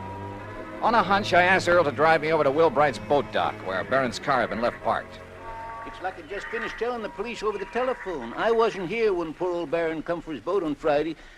Oh, what a shame, such a nice old man. Where were you, Mr. Bright? I was up to Gainesville picking up some fishing tackle from a wholesaler. Well, then Mr. Barron must have got a boat from someone else that morning. Oh, no, sir. No? Poor man, no, sir. Why not, Mr. Bright? Oh, he never took out a boat from anybody else but me. His own boat. At least it was the one I kept set aside for him. And that's what kind of puzzled me, Mr. Dollar, is it? That's right. Well, you see, when I come back here Saturday night, his boat was right here at the dock. But it weren't tied up in its usual spot where I always tie it up. Somebody had moved it. Must have. And it weren't my helper, Pete. You know, Johnny, that means he may have taken it out, but whoever did him in returned it. Oh, possibly. Mr. Bright, which one is his boat? Oh, right here. I'll show you. I always give him the same one. Never let nobody else use it. That's why he kept his fishing tackle just laying in it, always ready to use. Here. Yeah, I see. I've heard he wasn't a very good fisherman. No, he never brought in a thing. Of course, maybe he was so soft-hearted he put back everything he caught. Or maybe his daily excursions were just to get away from his wife, Mr. Bright. Now, don't you say nothing against her, mister. Maybe she is a little touched on religion. Sure, she tries a different kind every couple of months. But she's a fine woman, just like he was a fine man. And everybody knows it. Yeah. The whole town is mourning him. Excuse me. What are you looking for, Johnny? Earl, I just noticed something about this tackle lying in the boat. Mm-hmm. Well? Come on. Thanks a lot, Mr. Bright. I'd like to tell you what I think might have happened. Yeah, maybe later. Thanks. Well, what did you find there, Johnny? Earl, did Parley Barron ever go fishing with you? You were good friends. No, he always wanted to go out alone. Yeah, but not to fish. Huh? That tackle box hasn't been moved in months. The paint is still dark under it. What? And that reel, I could hardly turn it. Well, then what? I don't know what. But Barron was using that boat every day for something besides fishing. Any ideas? You know him pretty well, have you? No. Let's get over to headquarters. Earl felt he ought to go back to his office where his wife Mike had promised to pick him up, so I borrowed his car again and went over to headquarters alone. Sergeant Harry Brackett, who was assigned to the case, had returned and was on the phone when I walked in on him. He gets back to town, Mrs. Dana, so please have him call me immediately, will you? Yes, ma'am. Thank you.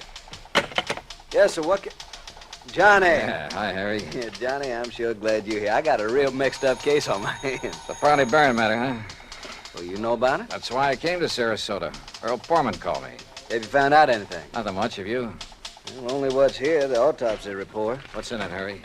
Doc Snowden says that Parley Barron was dead before he was put into the water out there in the Gulf. Oh? No water in the lungs, you see what I mean? It probably means murder. Have you told anybody this? No, not yet. Why not? Well, I don't know. Maybe because I just can't figure anybody in the world would want to kill Parley Barron. Did you talk with Will Bright down at the boat dock? Just before you came in. You know, it sounds like somebody went with Barron in his skiff that morning. Killed him, dumped him over the side, and then brought the boat back alone, doesn't it? Yeah, except for one thing. Pete Marino, a little kid who plays around Bright's dock all the time, he's sort of a self-appointed caretaker when Bright isn't there. What about him? Well, Peter saw Mr. Barron take off in his skiff Friday morning, alone. But he didn't see him come back. Pete went home for lunch. When he got back to the dock, the skiff was in. Uh-huh. Then whoever did it met him out on the water somewhere. Maybe several people, so that one of them could return the skiff. Be taking an awful chance, wouldn't it? How do you mean? Yeah, Doc's in a pretty isolated spot, all right, but the killer showing up in Barron's skiff without the old man along, that's too much of a chance. How else could it be returned? Tied. Tied? Little Pete says that when he got back to the dock, the skiff was there, all right, but not in its usual place. So Will Bright mentioned. Also, it wasn't tied up. It was just sitting there. Oh, then you meant untied. No, I meant T-I-D-E. When the tide's rising, it floats everything from the pass between Lido and Longboat Keys right up to Will's dock. You think the boat just floated back by itself? You got a better idea? Harry. Yeah? Are you sure it was Barron's body we picked up out there? After all, the fish and whatnot disfigured it pretty badly. Honey, I've known him for years, and didn't Earl Pullman recognize him immediately? Yeah. In the clothes he was wearing, his own straw hat? Well, have you checked on his dental work, things like that? I'm waiting now for Dr. Dana. He was his dentist to get back to. You know, that's a funny thing. What? I called Dana the minute that body was brought in. After all, teeth are about as solid identification as you can get. Oh, I thought you were sure anyway. Well, I wanted to be doubly sure. Anyhow, when Dana didn't get here right away, I called him again. I got his wife on the phone, and according to her, he suddenly left for Tampa. Urgent call or something. Where in Tampa? She didn't know. At least she wouldn't say, but it seems kind of fishy to me. Well, it may just be that one of his patients... Daner. That's right. The man who got so much publicity about atomic radiation studies, effects on the teeth, and so on. That's the one. What's the matter, Johnny? Well, when you're stumped on a case, says Earl Pullman, go fishing. We did. We found a body. What are you getting at? Me, when I'm stumped, I play my hunches, no matter how crazy they may seem. And the hunch I have right now, man, is the craziest. I'll see you later. I learned a long time ago in this business, when you got a hunch on the line, you play it for all it's worth. Item 3, 10 cents for a phone call from a booth in the drugstore just around the corner. Hello? Hello, Mrs. Dana. Yes, this is Mrs. Dana. My name is Larkin, Mrs. Dana, from the Federal Bureau. The Federal Bureau? That's right, so you can see why it's important you say nothing to anyone about this call. Well, how can I be sure you I'm are? simply checking to make sure your husband has followed instructions. Oh, I see. Has he left for Tampa? Why, yes, the minute he got the phone call. Did he tell you who called? Why, no, but I did hear him mention the name Dufresne. Dufresne? Yes, only he didn't know I heard. And... Oh, maybe I shouldn't have mentioned it. Just be sure you don't mention it to anyone else. Oh, no. Goodbye. Item 4, $3.90 at the sign of the Flying Red Horse on the way to Tampa. The least I could do for the use of Earl's car was fill the gas tank. On expense account, of course. The FBI gag had worked before, so I used it again to bowl my way through the gate at Dufresne Chemical Corporation and to the office suite of Dufresne himself. I wasn't at all surprised to see activity in the suite despite the late hour. Sir, are you the man the front gate just called about? Yes, that's right, FBI. Which is the door to Mr. Dufresne's office? Well, I'm afraid he has some people with him, sir. What did you say your name is? Never mind. Is this the door? Sir, please, you'll have to wait. Come in, Mr. Dollar. Come in. Oh. I'm Arnold Dufresne. This is Dr. Dana, and this is Mr. McLaughlin of the Federal Bureau. How are you? We've been expecting you. Oh, have you? Sit down, Dollar. I guess this is your show now, McLaughlin. My credentials, Mr. Dollar. First, I suppose I should prefer charges against you for impersonating a member of the Bureau. Yeah, well, I can hardly say that I blame you, though, under the circumstances. Incidentally, our man in Sarasota's had quite a time keeping track of you. You mean there was a tail on me? From the moment you arrived. No kidding. Well, we didn't dare take the chance that you might upset things for us. After all, you've a reputation for being pretty sharp. We should have anticipated that you might be called in on the case, but though we planned things very carefully, we, shall we say, overlooked you. Even as we almost slipped up with Dr. Dana here, who would identify that body. Look, will you please tell me what this is all about? A man named Poorman called you in Hartford and asked that you come here to investigate the disappearance of his old friend and client, Parley Barron, right? Yeah, that's right. Now, where is he? What happened to Barron? Do you know? We do. And we were afraid you might find out and let the, shall we say, cat out of the bag. That is why we were all ready to send for you to come here, but, well, as it turned out, you came all by yourself. Mr. McLeod. Parley Barron, by the way, Mr. Dollar, is all right, alive, healthy, and happy. Then that body we picked up? Dressed in his clothes? During the last war, Mr. Barron, as a research chemist, made vitally important contributions to our, or shall we say, national security.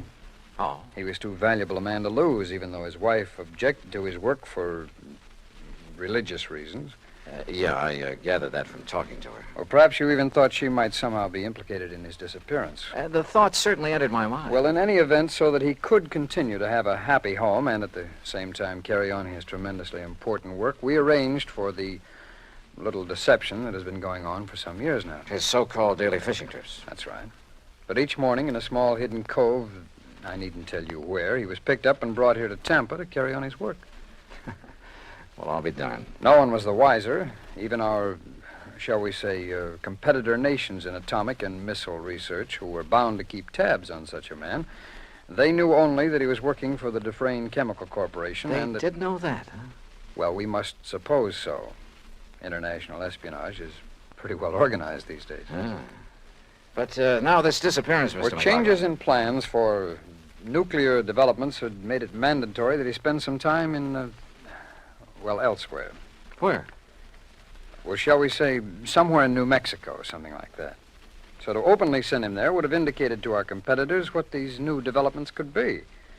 That had to be avoided at any cost. Therefore, the plan for his disappearance was carefully worked out and carried out. Then whose body was it we picked up? Well, some poor, unidentified old derelict who was on his way to Potter's Field. I see. Well, believe me, if the Bureau functions this thoroughly in everything it does. We try. Well, what about Mrs. Barron? Oh, she'll bear up. We, of course, made sure of that in the beginning. And then when her dear husband does return... When will that be? When his work is finished. And, of course, that'll be too late for our friends across the sea to catch up with us, and we've worked out a completely plausible story to cover his absence. Oh, I'm sure you have. Now, Dr. Dana here will return to Sarasota in the morning. He will confirm identification of the body that was fished from the sea with only sufficient reservation to protect his professional reputation when Parley Barron reappears. All right. Now, when an insurance claim is filed on Barron... Well, I'm sure Mrs. Barron won't file for some time, unless urged to by your friend Poorman. Oh, I can prevent that without telling him anything. That's fine. What's more, with the penchant that some companies have for, shall we say, slow action on claims... Well, don't let them hear you say that. Well, Barron will be back before you need to worry about it. Now, is that okay with you, Mr. Dollar? Shall we say, okay. And once more, I tip my hat to the FBI.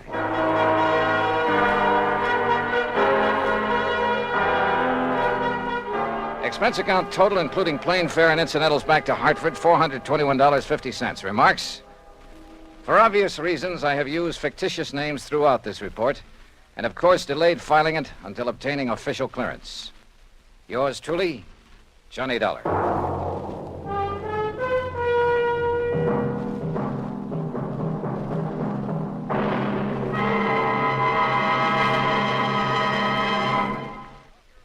And now, here's our star to tell you about next week's story. Next week, a strange old character, the most beautiful girl I've ever met, and money all over the place. Counterfeit. Join us, won't you? Yours truly, Johnny Dollar.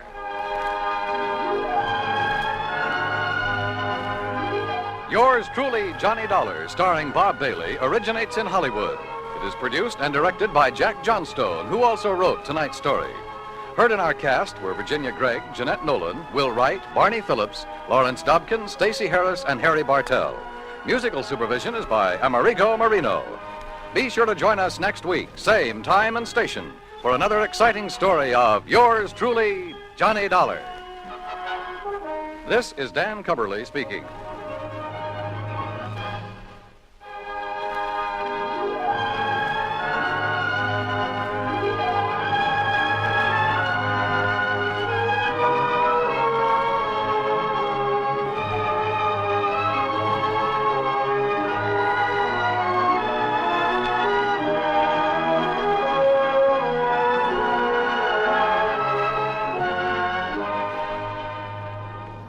Johnny Dollar has come to you through the worldwide facilities of the United States Armed Forces Radio and Television Service.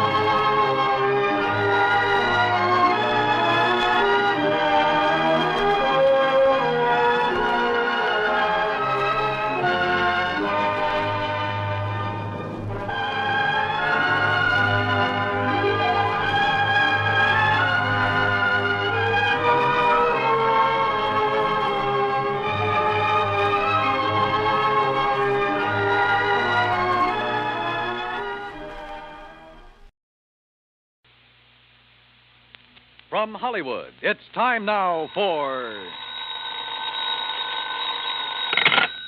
Johnny Dollar. Where have you been for the past 20 minutes? In the shower. For 20 minutes? Okay, so I'm a shiny dollar. So you're... Oh. Who's that? Max. Max Green at Assured Equity. Oh, hi, Max. What's on your mind? 70 years ago. Our fathers brought forth, but that doesn't answer my question. Johnny, you ever hear of the Meeks? New England family, stood away on the Mayflower, speak only to their money. That's the Meeks. What about them? No, not about them. It's about Mariah Meek and Lincoln's Gettysburg Address. She's lost her copy of it. Well, it shouldn't be hard to find her another one. That's where you're wrong, Johnny. Huh? It would be very hard. Might cost us $100,000.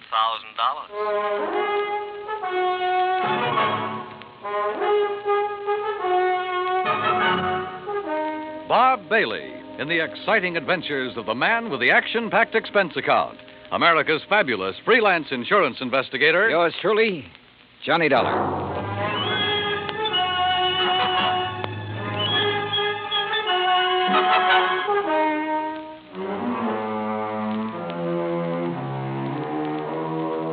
Expense account submitted by Special Investigator Johnny Dollar to the Assured Equity and Trust Company, 325 Scott Avenue, Hartford, Connecticut. The following is an account of expenses incurred during my investigation of the Meek Memorial matter. Expense account item 1, $1.90, cab from my apartment to Max Green's office. He was standing in a haze of cigar smoke, ashes on his vest, and a worried look on his face. Oh, good morning, Johnny. Oh, you want a cigar? Oh, no, thanks. Then sit up. Excuse me. Listen, Johnny, what do you know about that speech that Lincoln made at Gettysburg? Well, I had to memorize it in school like every other kid. All right. You know how many words are in it? Maybe a couple of hundred. Why? Wait a minute. It's in this book. Here. It's page 143. Speech is printed here exactly as Mr. Lincoln released it to the newspapers after the Gettysburg Address. You find it? Yeah, but now what do you... Okay. Total number of words, 268. Oh. But the first two drafts of that speech, including the one he read that day, contained only 266 words. So he padded his part. That's right. 2 more words. Mm-hmm. How come? Oh, according to the historians, Lincoln ad-libbed the 2 additional words at the time he read it. Later on, when he made 3 new copies of the speech, he included those 2 words. You with me so far? Keep going, Max. Yeah. All right. Right down at the end of it, just before of the people, by the people, where he said that this nation under God shall have a new birth of freedom, the words under God do not appear in the first 2 drafts you wrote. Yeah. Well, this is all very interesting, Max, but I still don't see what it is or what it has to do with me. Well, Mariah Meek's copy has disappeared. Oh? And, Johnny, that copy happens to contain just 266 words. You mean she owns one of the first 2 original drafts? Handwritten by Mr. Lincoln himself while he was on the train riding to Gettysburg. Wowee. Yeah. Which is, of course, why we insured it for the full amount it cost her, which is $100,000 even. Of course, you made sure it was authentic before you issued the policy. Oh, naturally. Well, who'd she buy it from? An antique dealer down in Richmond, Virginia, a fellow named Jason Penrod. Uh-huh. Well, where's she been keeping it? Under glass. In the Meek Memorial. What's that? Well, she collects Americana, so she had a museum built to keep it in, and she calls it the Meek Memorial. Follows? Follows. Also follows the most expensive item in the collection, the Gettysburg Address, would be the one to disappear. Oh, you're just an old pessimist, Max. You think somebody lifted it? What do you think? It walked out by itself. Okay. So what are you going to do about it? Oh, we're going to run newspaper ads. We're going to offer a $10,000 reward for information leading to its return. If anyone answers it, you let me know where you'll be, and I'll refer them to you. Good. When was it taken? The night before last. Is there any kind of market for something that rare? It's hard to say, Johnny. A hot camera would be easier to peddle, sure. But a good many wealthy people, like Mrs. Meek, they make a hobby of collecting things, antiques, objects of art, etchings. But whoever took this, or buys it from the thief, couldn't just let everybody see it. Well, it wouldn't matter to some people. They take it and put it in a vault and keep it there. Then what's the point in having it around? Pride of possession. You got something no other collector could own. And, of course, it might not have really disappeared at all. You're thinking of fraud? $100,000 is a lot of cash.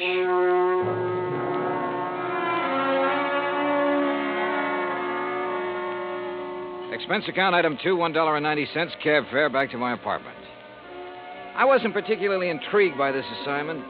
Rare documents, like anything else antique, have always seemed to be just one step from decay. And that sometimes goes for the people who collect such things. Item 3, $16.10, transportation, including a round-trip ticket, Hartford to New Bedford, and cab fare to the Whalers Hotel. There was a convention in town, so I was lucky to get a room. After checking in, I called the Meek residence. Mrs. Meek was expecting me and said she'd have her car pick me up. I had just put down the phone when someone knocked on the door. You in there? Depends on what you're looking for. Oh, looking for Mr. J. Jay, did you say? Nobody by that name here. Oh, yeah. I see. I guess I got the wrong room. Yeah, well, why don't you ask down at the desk? Huh? Yeah. Oh, sure. Yeah. Funny. Or is it? I cracked the door open again. Watched him walk to the stairs. Then I took the elevator down the 8 flights to the lobby. Half an hour later, I was in the back seat of the Meek limousine heading toward the home out on Buzzards Bay. It was a big, sprawling frame building facing on the beach. About 50 yards behind it, closer to the road, was the Meek Memorial Museum. I was starting up the front steps when the door opened. Mr. Dollar? That's right. I'm Paul Meek. I understand you have an appointment with my grandmother. Right again. Now, come in, please. She's waiting for you upstairs in the sitting room. Okay, thanks. Before you go up, I wonder if I could have a few words with you. Why not? In here, then. You've never met my grandmother, have you? No, I haven't had that pleasure. Some people consider it a dubious one, Mr. Dollar. Oh? Mr. Dollar, this is my wife, Janice. Mrs. Meek? Hi. How about a drink?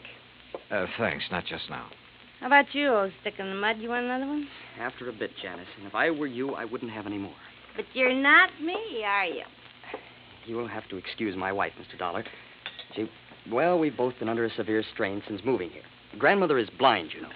No, I didn't know. Her sight began failing about 4 years ago. I'm surprised the insurance agent didn't tell you. Well, Mr. Green was so concerned over the theft of the Lincoln manuscript, I imagine it slipped his mind. Mm-hmm. And just how do you intend to locate that manuscript? I'm not so sure that I can. It'd be a pity if you couldn't. Be just awful. It's grandmother's prized possession. She hasn't been herself since it was stolen. And being quite elderly, well, we're all very much concerned. Oh, my, yes. We're afraid she might die and leave us all that lovely money. Janice. It's the truth. You see, Paul and I don't have any money of our own, Mr. Dollar. We'll never have any until she does die. Instead of giving it to us now while we're young, you know what she does with it? Spends it buying junk for that silly old museum. Now, look. That's gratitude, isn't it? I bathe her, feed her rubber feet, and do all her dirty work. Janice, you've said quite enough. Mr. Dollar isn't interested in our personal problems. Oh, stick in the mud. All right. I'll be in the den if you want me. And that's the funniest thing I've said all day. If you want me. I'm sorry. She doesn't mean half of what she says. That's grandmother's signal. Then hadn't we better go up? Yes. Yes, we'd better.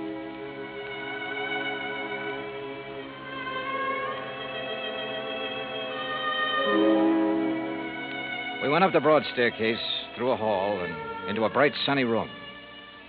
Wrapped in an old kimono and shawl, Martha Meek sat in an invalid chair, facing the ocean. Paul introduced us, then sat down quietly near the door. Paul? Paul, I know you're there. Now answer me. Yes, grandmother. You go on downstairs. I want to talk with Mr. Dollar in private. Whatever you say. And close that door. Don't mind my back, Mr. Dollar. I couldn't see you if I looked into your face. Now then, when are you going to arrest that crook and bring my Lincoln speech back to me? Well, I'm going to need a lot of help and information, Mrs. Meek. Mm-hmm. What kind of information? Mostly about the museum. Like what? Well, do you know who was in there the night the manuscript disappeared? Certainly. That dirty robber was. Anyone else? Well, old Pete's always there. Supposed to be guarding the place, but he didn't do a very good job the other night. Got himself slugged. Does he live on the grounds? Yes. I brought him over from Naples 10 years ago. He was my guide in Italy. Showed me around so nice I decided to bring him back. Tell me, is the memorial open to the public? It was going to be. I intended it to be once. But when my eyes... No, Mr. Dollar, I keep it locked most of the time. Uh-huh. And who discovered the manuscript was missing? Pete did, I guess. At least when he recovered, he ran yelling bloody murder up here to the house. Everybody went down to see what had happened. Everybody but me. They left me all to myself. Were there any strangers here in the house that night, Mrs. Meek? Anyone beside the servants and your grandson and his wife? One person, but he's no stranger. Who's that? Jason Penrod from Richmond. He's an art dealer. We were discussing some business. May I, ask what kind of business? It has nothing to do with you or the people you work for. Sorry. Where can I find Mr. Penrod? He's staying here now. If he isn't in his room, then he's most likely out in the memorial. Now, that's enough questions. You, give me a cigarette. Ma'am? What's the matter? You deaf? Give me a cigarette before Paul with that snoopy wife of his comes prowling around. All right, sure. Light me.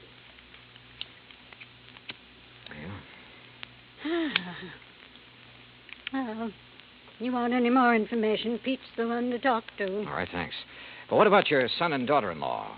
Were they inside the house at the time of the robbery? You don't suspect them, do you? Right now, I suspect everybody, Mrs. Meek. Even me? Yes, ma'am. Even you. Well, bless you, boy.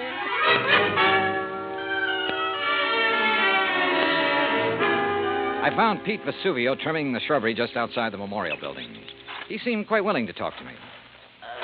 How you say what happened to me, mister? I'm hit out? Knocked out, Pete. Ah, si, senor. And because of this, I do not see anything. Nothing at all, huh? Please, mister, do not use the insult. I am American citizen, first papers. And because of the kindness of my patron, I will soon be second papers. I know by heart the Constitution, United States, Gettysburg Address, pledge allegiance to my flag. Yeah. You know how I know that these things which help me be citizen? Because of my lady. She's letting me work in a place where great papers are for me to read. Because of her, I would not hide anything, mister. Okay, Pete, okay. I'm convinced. But I'm sorry I cannot help you, mister. Well, it's not your fault. Hey, you like to hear me say Gettysburg Address? Well... Do it very good. Learn it right from President's own writing. Some other time, Pete. Right now, I have to find Mr. Penrod. Oh, he's inside, mister. Counting the treasures. All of the beautiful things a lady can no longer see. You'll find him in Section L, senor. I found the small, neat-appearing art dealer just where Pete had said he'd be, peering into a glass case crowded with Derringer pistols. He had a notebook under his arm and seemed to be making some sort of inventory.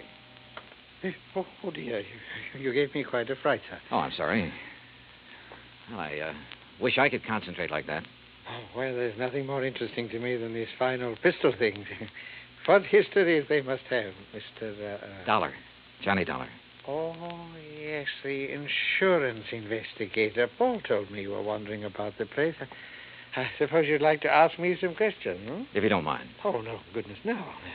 I understand you were with Mrs. Meek the night of the robbery. That is correct, sir. We heard the shouting. We ran out here just as fast as we could. I was the one who discovered the manuscript was missing. You have any idea how the thief got in here? No, sir, no. Unless someone forgot to lock the front door, or unless he had a key. Well, has Mrs. Meek given out many of the keys? Well, in my opinion, too many. Even I have one. What about Paul Meek and his wife? No, I don't think so. Well, they really aren't interested in the museum at all, Mr. Dollar. Oh. Mr. Penrod, I understand you're quite an authority on antique art and things like that. Well, Isn't taking inventory a little beneath your position? Well, I suppose it is, Mr. Dollar. Last week when I received dear Mariah's wire asking me to do it, I simply couldn't refuse. She's been such a good customer of mine. Well, yes. You have any idea who might have wanted the Lincoln manuscript? Well, I know several persons who'd love to have it. Give most anything, but I don't know anyone with the nerve to break in here and take it by force. You remember where Paul Meek and his wife were when you heard Pete shouting? They were right in here when I arrived. I see. Well, thanks for... Oh, just one more thing. Oh, yes? If you'd stolen the manuscript... Mr. Dollar. A hypothetical question, Mr. Penrod. But if you had, and you wanted to sell it at a good price with the least danger of being caught, how would you go about it? Well, I'd take it abroad, of course. I'd put it on the open market over there. Huh. You aren't planning on going abroad soon, are you, Mr. Penrod? Oh, gracious, no. You know anyone who is? Anyone who, Well, didn't Paul and Janice tell you? Oh, they're flying to Paris Wednesday night.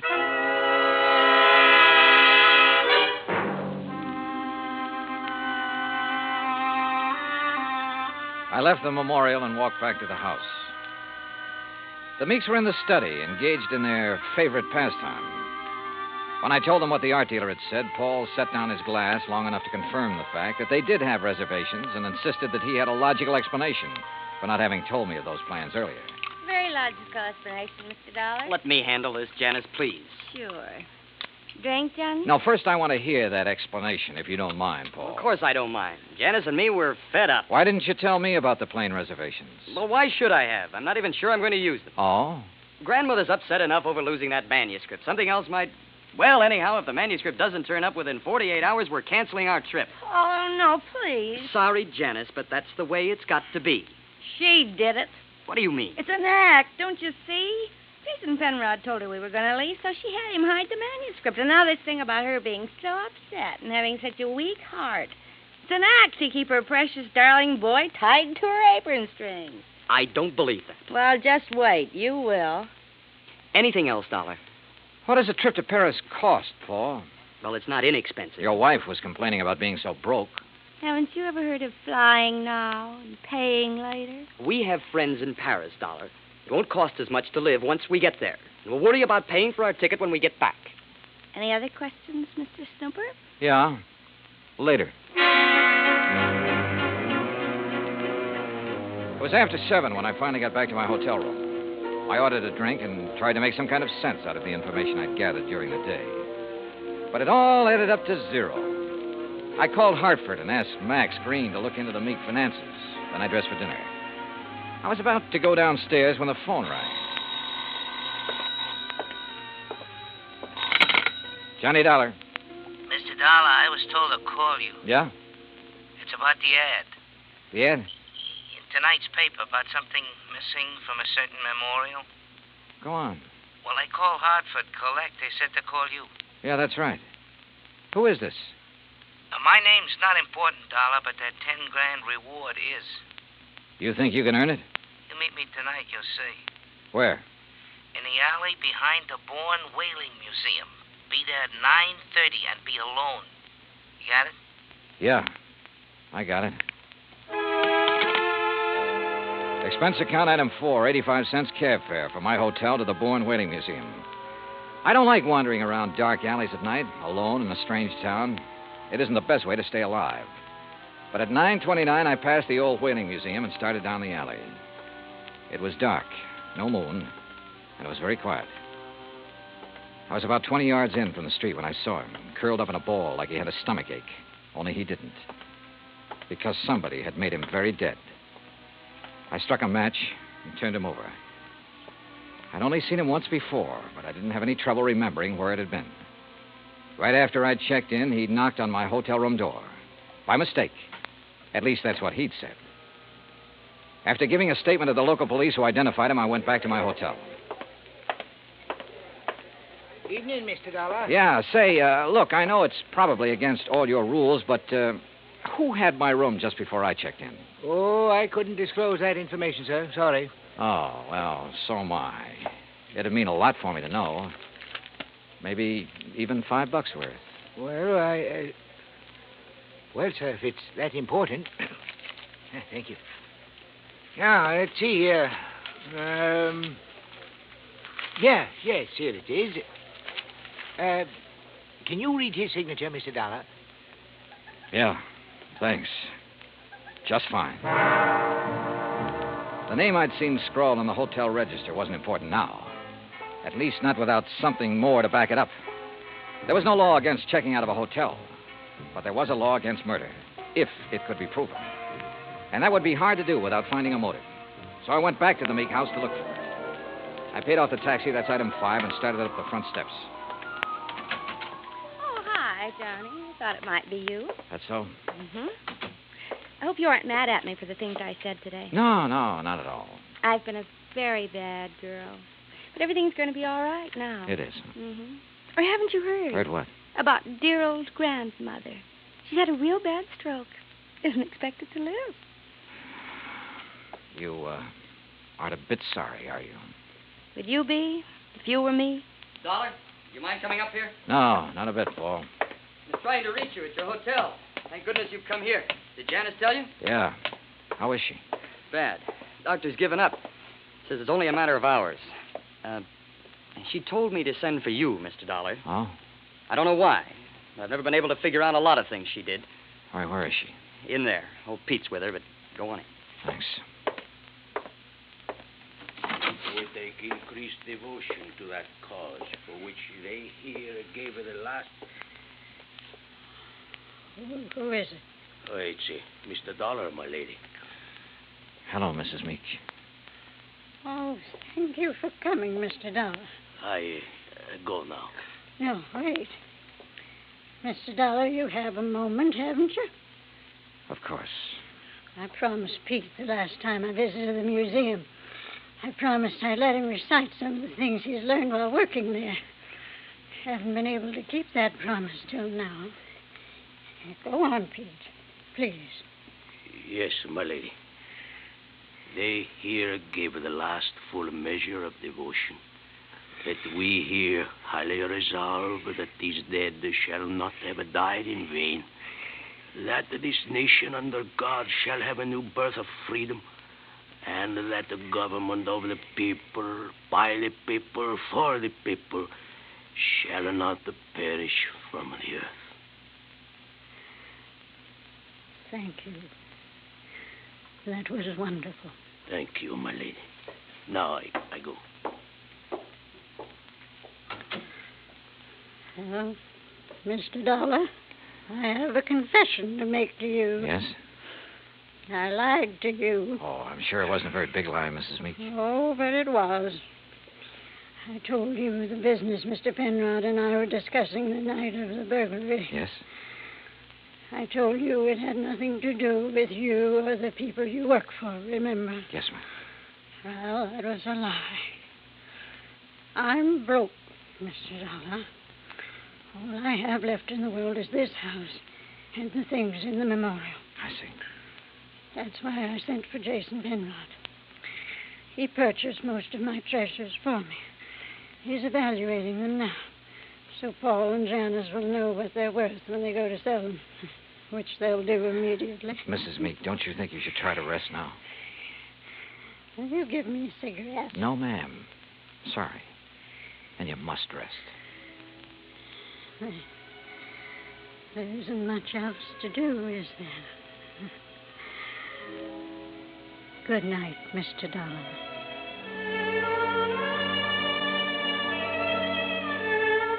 Outside in the hall, Paul and Janice Meek were talking quietly to Jason Penrod. Off in the corner, standing with his back to the others, was Pete Vesuvio. Mr. Dollar, is She's resting quietly. Oh, Dio grazie. Why did you lie to me, Pete? What? I never lied to nobody. Who say I did? I say you did. You're crazy, mister. What lie I tell you? You said you learned the Gettysburg Address right from Mr. Lincoln's own writing in the museum. That's no lie. What's the matter? You don't believe that, mister? I believe you, Pete. But I just had to be sure. Come on, let's join the others, shall we? See. Well, good evening, Mr. Dollar. Mr. Penrod? Tell you any of the family secrets, Johnny? Not too many. You learn anything in there you didn't know before? Yeah?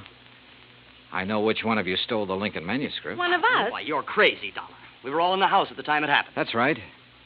But one of you hired a little man named Leo Jones to do your dirty work.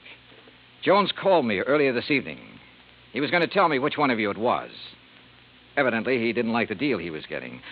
What was he doing, Penrod? Trying to blackmail you? What are you talking about? I don't know any Leo Jones. Then why did he come around to my hotel room this morning? The same room you just checked out of. Well, that doesn't mean a thing. I imagine several persons have been to that room today. Sure, but they're still alive. Now, let's get to the phony Lincoln manuscript. Phony manuscript? It wasn't phony, Mr. Dollar. Wasn't it? Well, you correct me if I'm wrong, Penrod. After Mrs. Meek purchased one of the first two drafts of Mr. Lincoln's Gettysburg Address, she started losing her sight. When she closed the museum to the public, you saw a chance to make yourself another $100,000 sale. So you switched copies of the manuscript, replacing that draft with one containing the words, under God, which isn't worth anything close to $100,000. What do you mean, Dollar? All right, let me quote. That this nation, under God, shall have a new birth of freedom, and so on. What? The phrase, under God, was not in the manuscript he sold your grandmother, but it was in the copy old Pete has been studying in the museum. right, Mr. Penrod? All of you stay right where you are. You get what Jones got. Mr. Dollar. He won't go far, Pete. But I am the guard. The lady will want me to stop him. Pete, come back here. Keep away from me, you Hey! Oh! Come on. Oh.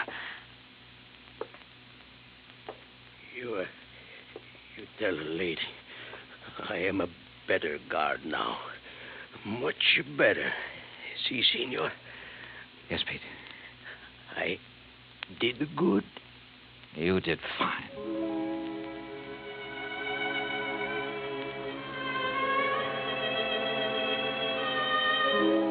Pete Vesuvio will live to apply for his second papers. And in time, probably open a spaghetti joint in New Bedford. Penrod will be tried for murder. As yet, he hasn't disclosed the name of the person who purchased the stolen manuscript. But in time, I'm sure he will. As for the Meeks, well, Mariah passed on later that night. But as she said, there was nothing left for her but to rest. Expense account total, including hotel and numerous incidentals, $98.30.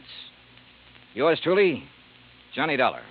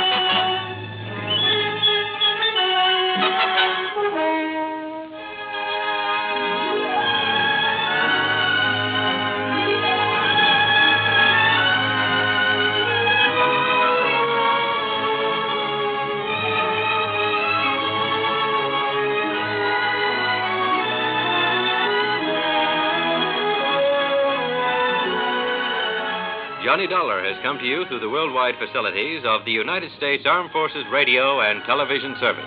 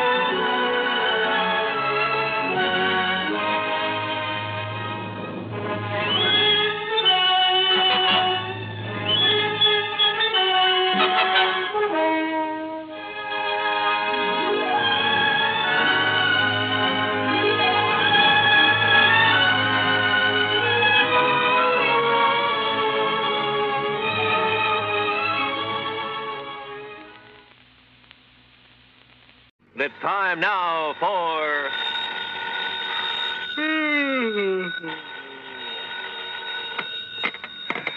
Johnny Dollar. Hi, Johnny. This is Art Price, International Press Service. Oh, holy smoke, Art. What are you doing up at this hour of the morning? I'm on the night desk, and I'm sorry to have to wake you up. So am I. Listen, I just got a call. A real frantic one from a guy who insisted on having your phone number. Well, did you give it to him? He said he's an insurance man, that it was about some insurance matter, so yes, I did. Well, why'd he call you? Yeah, that puzzles me, too, but he was so excited, so frantic. Well, he probably called the first person he could think of. And he said it was a big emergency. Oh, did he give you any details? No. And, Johnny, it's aroused my curiosity. Let me know what it's all about, will you? Yeah, sure, sir. Promise? Okay, Art, promise.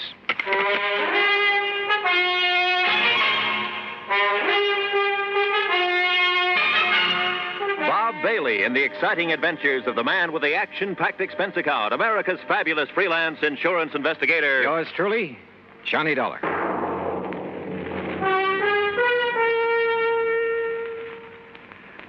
And now, Act One of yours truly, Johnny Dollar.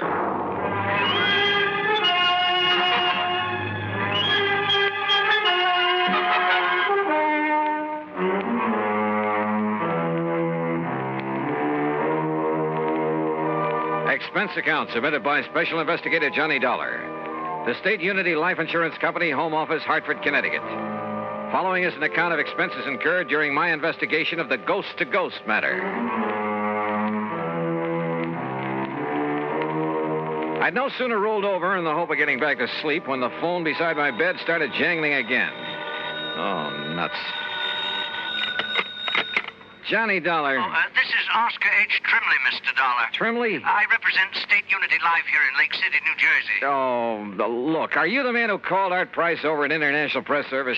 Yes, I did get your phone number. I knew he'd have it, you're being such a famous investigator and all that. Yeah, well, you could also have got it from Universal Adjustment Bureau, your insurance directory, the long-distance operator. Oh, dear, I guess I've been so upset over this whole thing that it never occurred to me, but can you come down here to Lake City, Mr. Dollar, right away? Well, it depends. What's this all about? Ian McAndrews. Who's Ian McAndrews? Oh, don't you know? He's the man who founded Lake City.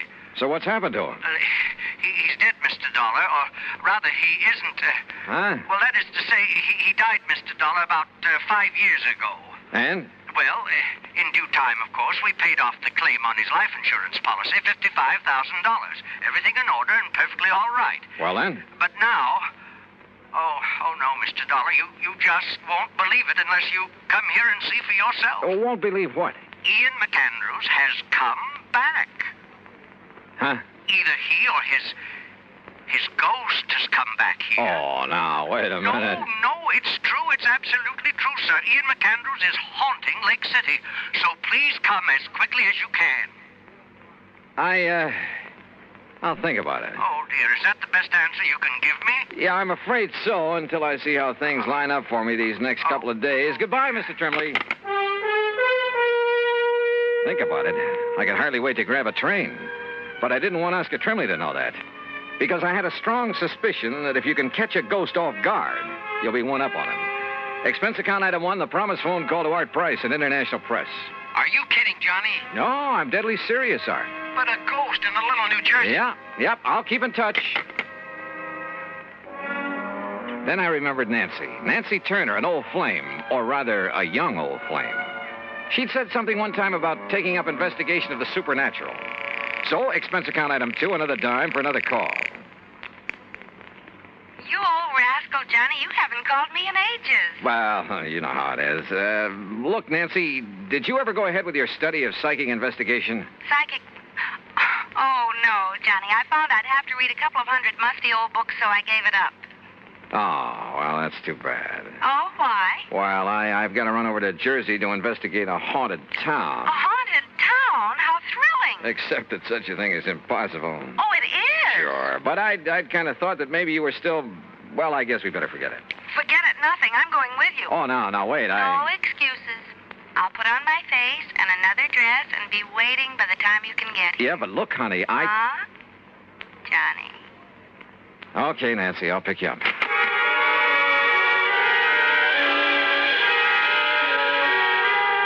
Item 3, 1085, taxi and train for 2 to New York. Item 4, $50, deposit on a rental car when we got into Grand Central Station. We crossed over into Jersey and hit Route 22 for Somerville and points west. And every mile of the way, Nancy chattered away like a magpie. She kept quoting some of the stuff she had read on the subject. A lot of authorities who decided that some of the reports on haunted towns and houses and people, things like that, had decided there was something really supernatural about them. And you know, after a while, I began to wonder. Yep, I began to wonder.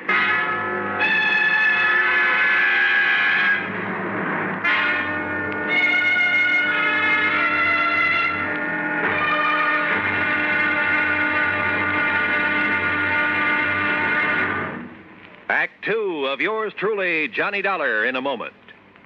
And now for another episode in the life of Sergeant Donald Bellwether, my husband.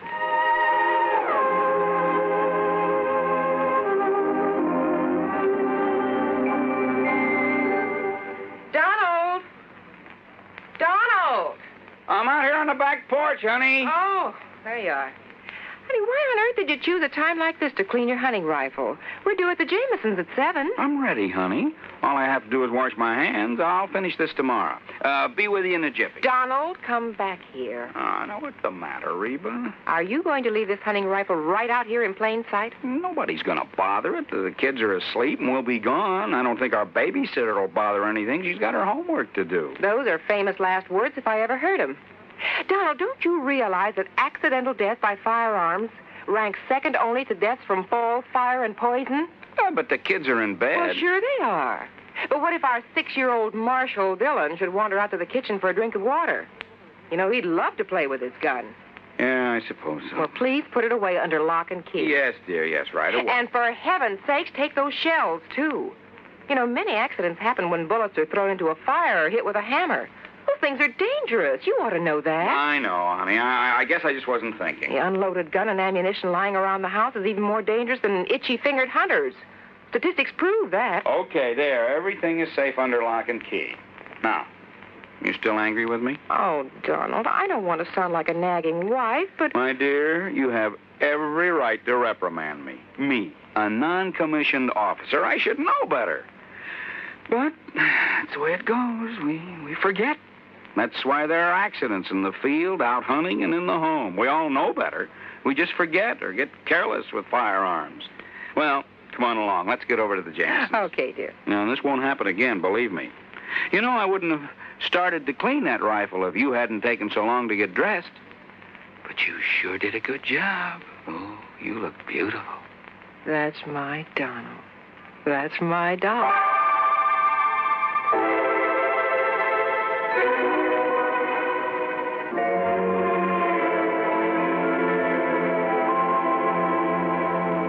And now, Act Two of yours truly, Johnny Dollar and the Ghost to Ghost Matter. Lake City, nestled in among the soft, rolling North Jersey hills. But a kind of has-been town. I saw the reason for that in the abandoned mill, the old McAndrews cotton mill at one side of the lake. The same old story, I guess. When a town's main industry closes down, it kind of goes to pot. Nonetheless, it was a charming little place. Population, maybe 400 or 500. When we finally located Oscar Trembley's insurance office, we found a bit of a gathering there. And Mr. Dollar, that is Miss Turner and Mr. Dollar. This is Charlie Reed. I'm very happy to know you. Foster and Bill. Tony Gray. Bill. We're sort of local businessmen's club, Johnny, you know. Okay, then let's get to the point. Sit down. Thank you. Johnny, I thought over the phone that you were turning us down. Well, I changed my mind, and when I thought of Nancy and her knowledge of the supernatural... Good. That's what we need. Yes, you're right. Well, I am interested in the subject. We're all a little worried about it.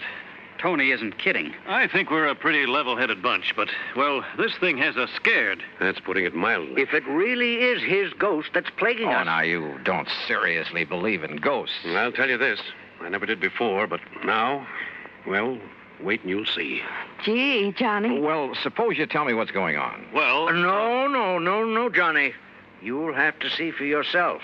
And here. Yes, Charlie, and here. And that means waiting until midnight. Midnight? Sure, Mr. Dollar. Well, just why, Bill? You'll see. Yes, and meantime, you can look around. Say, aren't you quite a fisherman, Johnny? Oh, I'd rather fish than eat, but now look, if you... Oh, I love to fish, too. Good. The lake's full of nice bass. Charlie, you can fix them up with a boat, can't you? Sure can. Yes, but if I'm going to investigate... Tony, you arrange for a place for Miss Turner to stay overnight. Be glad to. Well, now... And Johnny, you'll stay at my home, all right? Fine, but now at least tell me... No, I want you to see for yourself at midnight. Now, meantime, good fishing. Right.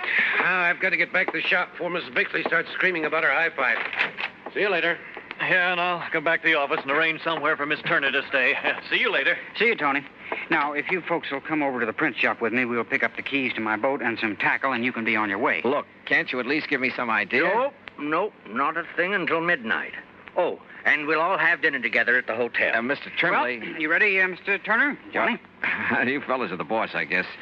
Fishing, Nancy? I'd love it. I'll even give you some of the fast strike hooks I use. Okay, then, let's go. There was something slightly screwy about the whole thing. And I don't mean just the talk of a ghost. But when I go fishing, and at company expense, well, who's to complain? So Nancy and I spent the rest of the day on the lake. Matter of fact, she caught the big one. By dinner time, we were starved, and the little hotel served us not only excellent cocktails, but a regular banquet, complete with champagne. You enjoying it, Miss Turner? I love it. Only why don't you call me Nancy? Sure, why not? Charlie, I'll tell your wife. Now, Tony, you stay out of this. Listen, Trimley, about this ghost This business. champagne, you know, comes from the old Leland Stanford vineyard. Oh, yes, and it's fine. Finest I know. But it's time we talk about your ghost. Say, you land any big ones out on the lake? Yeah, Bill. Nancy got a 4-pounder. But now listen, will you... Another thing about this fine California Say, didn't wine. I see you navigating the boat, Nancy? Listen, will you Dollar did please? all the Fella fishing? got one last year, weighed 6.5 Look, fellas, He caught it over near the old cotton. Hey, fellas, look, please, will you tell me a little bit about... All I want to know is...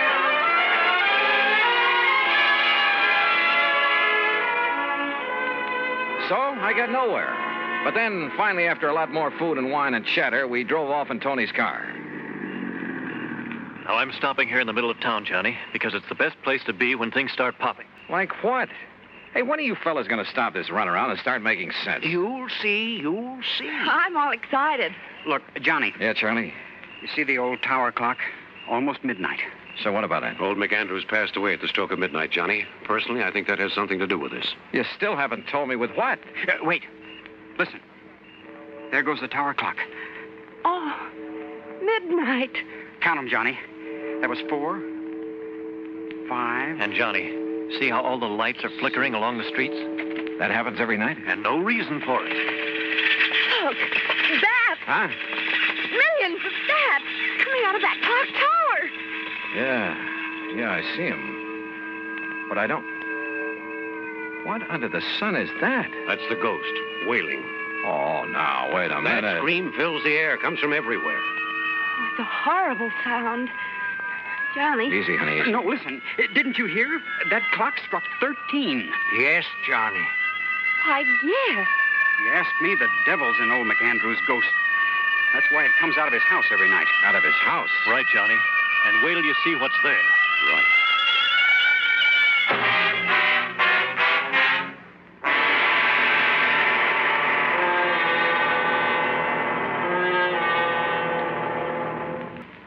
Act 3 of yours truly, Johnny Dollar, in a moment.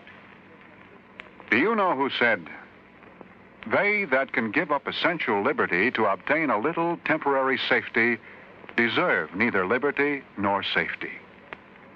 Those words were written by Benjamin Franklin in the year 1759.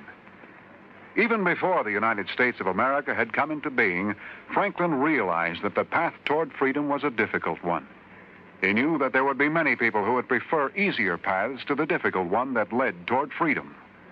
These people, he felt, did not deserve to enjoy freedom. Just as there were in Ben Franklin's time, there are people today who would choose what looks like the safe and easy way to protect American freedom. They would be willing to sacrifice some of their liberties in order to be comfortable. But the surrender of a little freedom soon leads to the surrender of all freedom. Liberty can be protected only by constant vigilance and the willingness to fight to protect it, if necessary. Remember the words of Benjamin Franklin. They are part of your American heritage. Temporary safety must never be purchased at the price of liberty. And now, Act 3 of yours truly, Johnny Dollar, and the Ghost to Ghost Matter.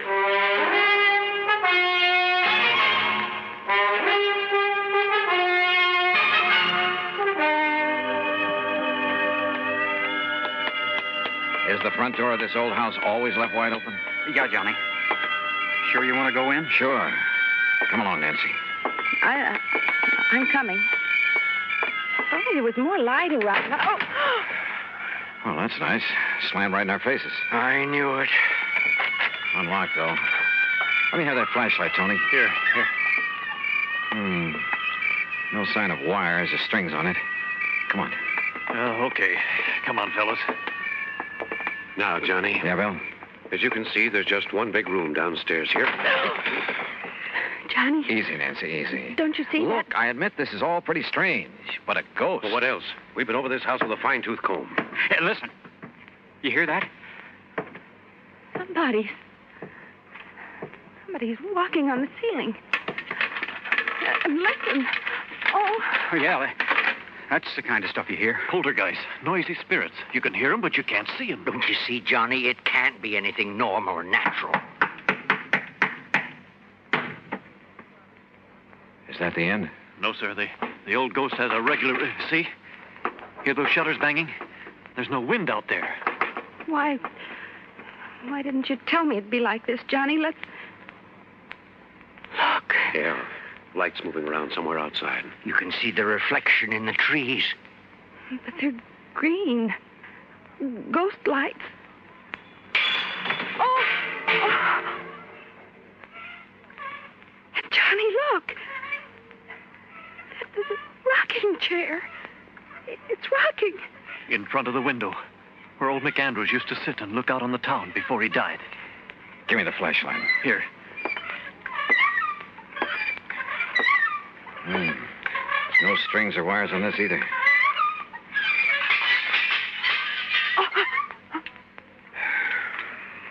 Well, that's the end of it. The same crazy routine every night. It's the ghost of Ian McAndrews. That's all there is to it. Well, from what you fellas have shown me tonight, it kind of looks that way. It is, Johnny. But tomorrow I want to investigate these things in broad daylight. I investigated all right, the old house, the clock tower, everything I could find. And thanks to the help of the boys, we covered a lot of ground. Result? Nothing. Meantime, I noticed that the town, the sleepy little town of Lake City, was being mobbed. People from all over, streets jammed with cars. And as we sat down at lunch in the hotel... Miss, waitress, will you please bring me another cup? Oh, dear, she didn't hear me. Where'd they all come from? Yeah, business has certainly picked up around here. Why, yes, I noticed that. Any idea why, Bill? Not the least. No wonder Tony couldn't be with us for lunch. And Charlie's at his print shop getting out an extra. Hey, excuse me. Aren't you Johnny Dollar, the investigator? Yeah, that's right. Man, can I use you? Now, just let me get a picture. Oh, now, wait. Hold it. Okay, Johnny. Thanks a lot. Hey, that photographer's from one of the New York papers. No kidding. Oh, really? Listen, if Art Price at International Press gave out the word about this ghost story... Oh, now, Johnny. Okay, Nancy, you all finished? Uh-huh. Then, Oscar, Bill, we're going to leave the check with you and pull out. You mean leave town? Yep, going back to Hartford. Johnny. I've investigated. I've come up with nothing. So there's no point in staying around any longer. Oh, Johnny. Thanks a lot, fellas. And, Oscar, I'll send you my expense account. Come on, Nancy.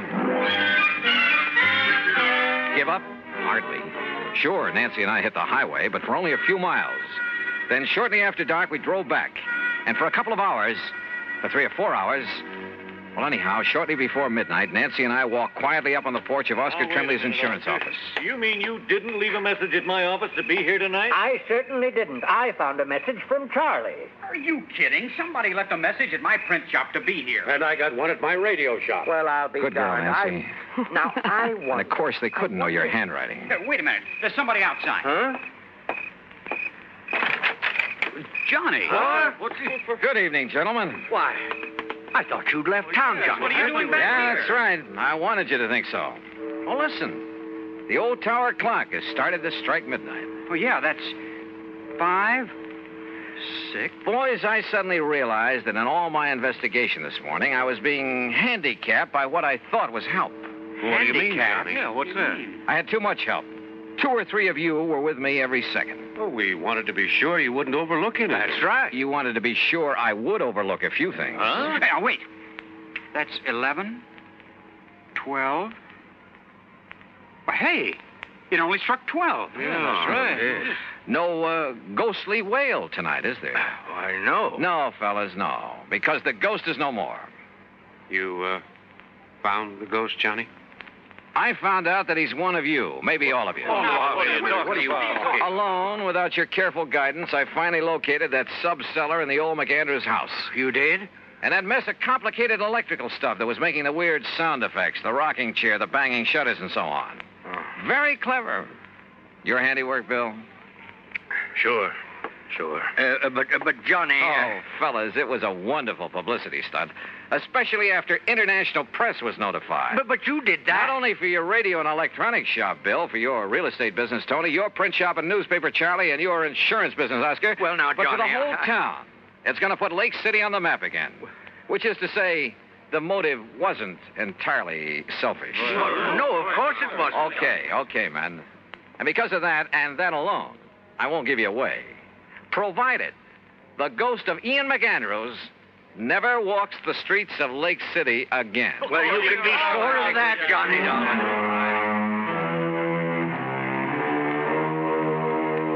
I don't know. I suppose I ought to really hit you over the head with this expense account. But after all, the cause was a kind of worthy one. So I'll be honest with it for a change. And it was fun to have Nancy Turner along. Expense account total, including mileage on the rental car, less deposit, $31.50. Yours truly, Johnny Dollar.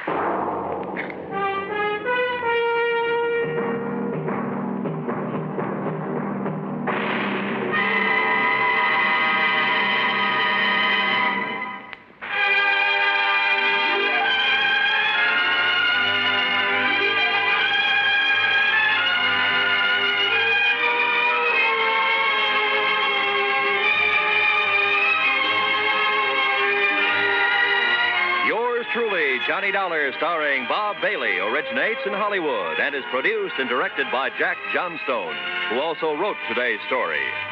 Heard in our cast were Virginia Gregg, Forrest Lewis, Joseph Kearns, Russell Thorson, Sam Edwards, and Bob Bruce. Be sure to join us next week, same time and station, for another exciting story of yours truly, Johnny Dollar. This is Roy Rowan speaking.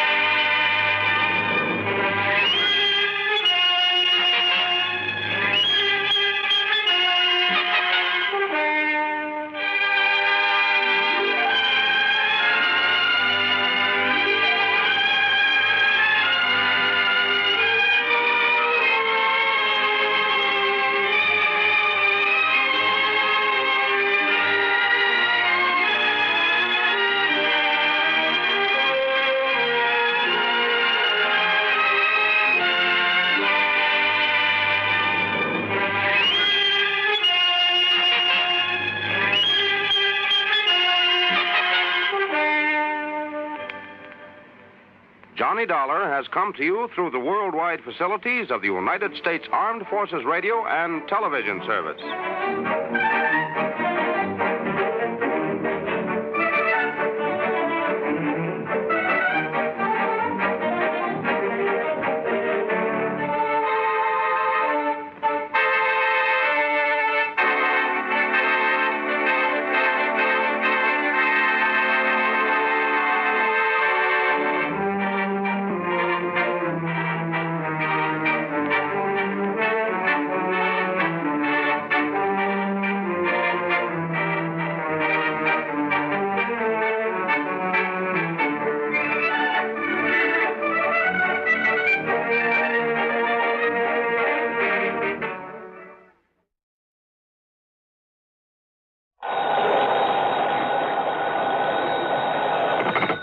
Johnny Dollar. This is the Milford Advertising Agency in Denver, Colorado, Mr. Dollar. Advertising agency? Mr. Horace W. Milford would like to speak with you. Hold on, please.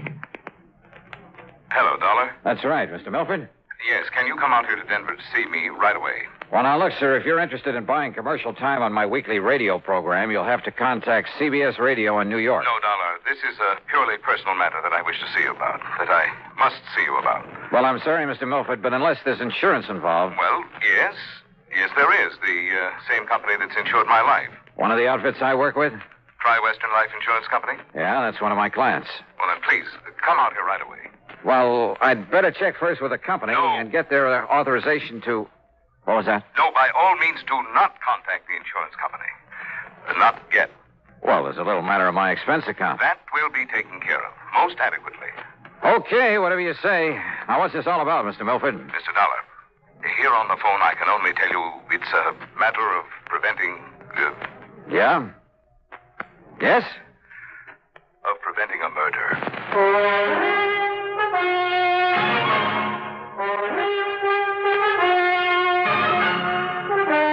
CBS Radio brings you Bob Bailey in the exciting adventures of the man with the action-packed expense account, America's fabulous freelance insurance investigator. Yours truly, Johnny Dollar.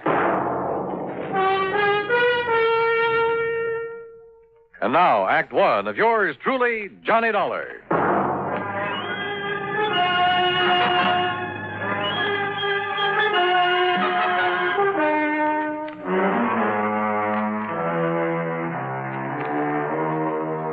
Expense account submitted by Special Investigator Johnny Dollar to Mr. Horace W.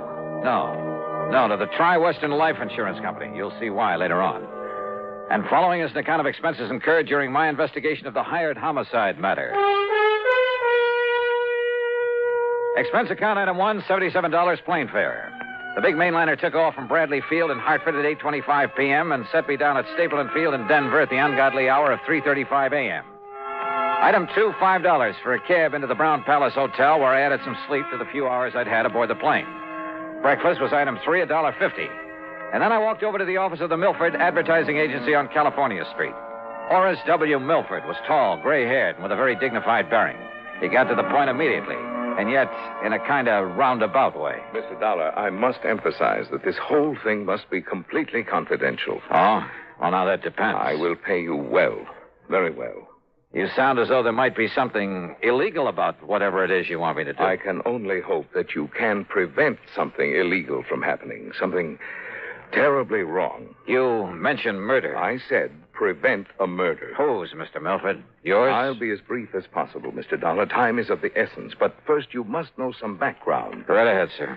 Since my wife passed away some years ago, this advertising business and my daughter Claire have been my sole interests in life. How old is Claire? She was 27 on her last...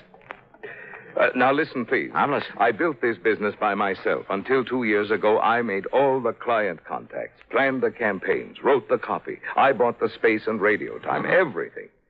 And then Tony came along. Tony? Anthony Ferringer. He's my son-in-law. And he works for you, Mr. Milford?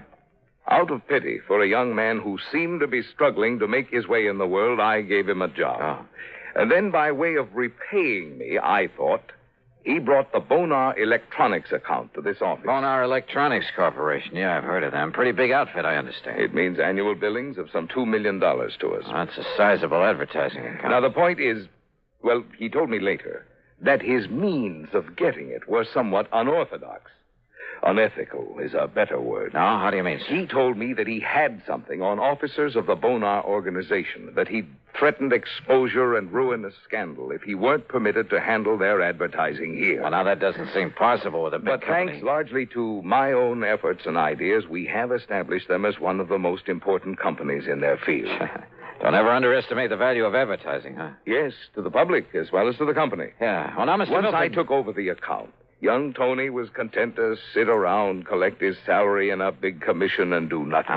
Nothing, that is, but constantly remind me that he had brought the business here. I see. But, Mr. Dollar, were the account suddenly to go to some other agency, it would ruin me. Oh, how so?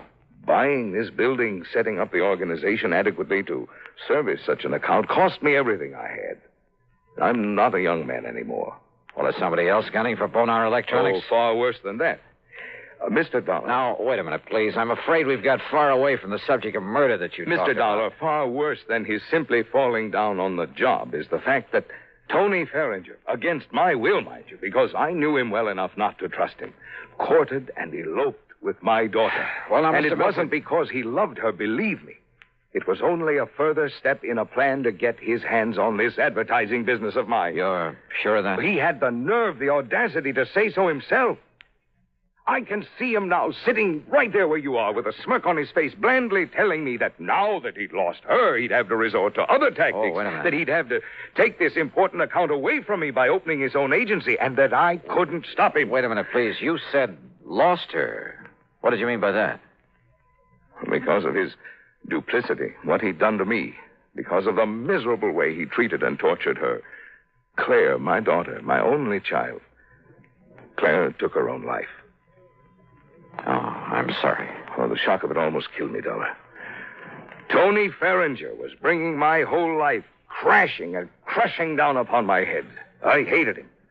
With every fiber of my being, I was beside myself. I could see only one thing left for me to do. Milford, please, but if then, you're leading up to what I think you are. Then my clients at Bonar came to me 2 days ago, and they told me they realized what had happened and why. And they assured me there was nothing Tony could do or say that would hurt them and that they would stand by me.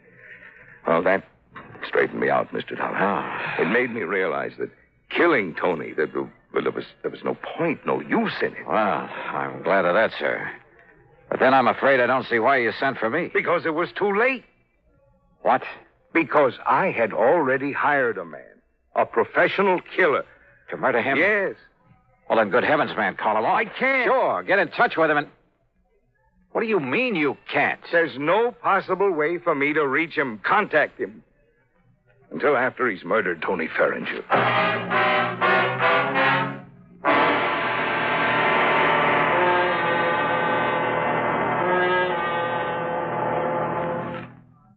And now, Act Two of yours truly, Johnny Dollar, and the hired homicide matter.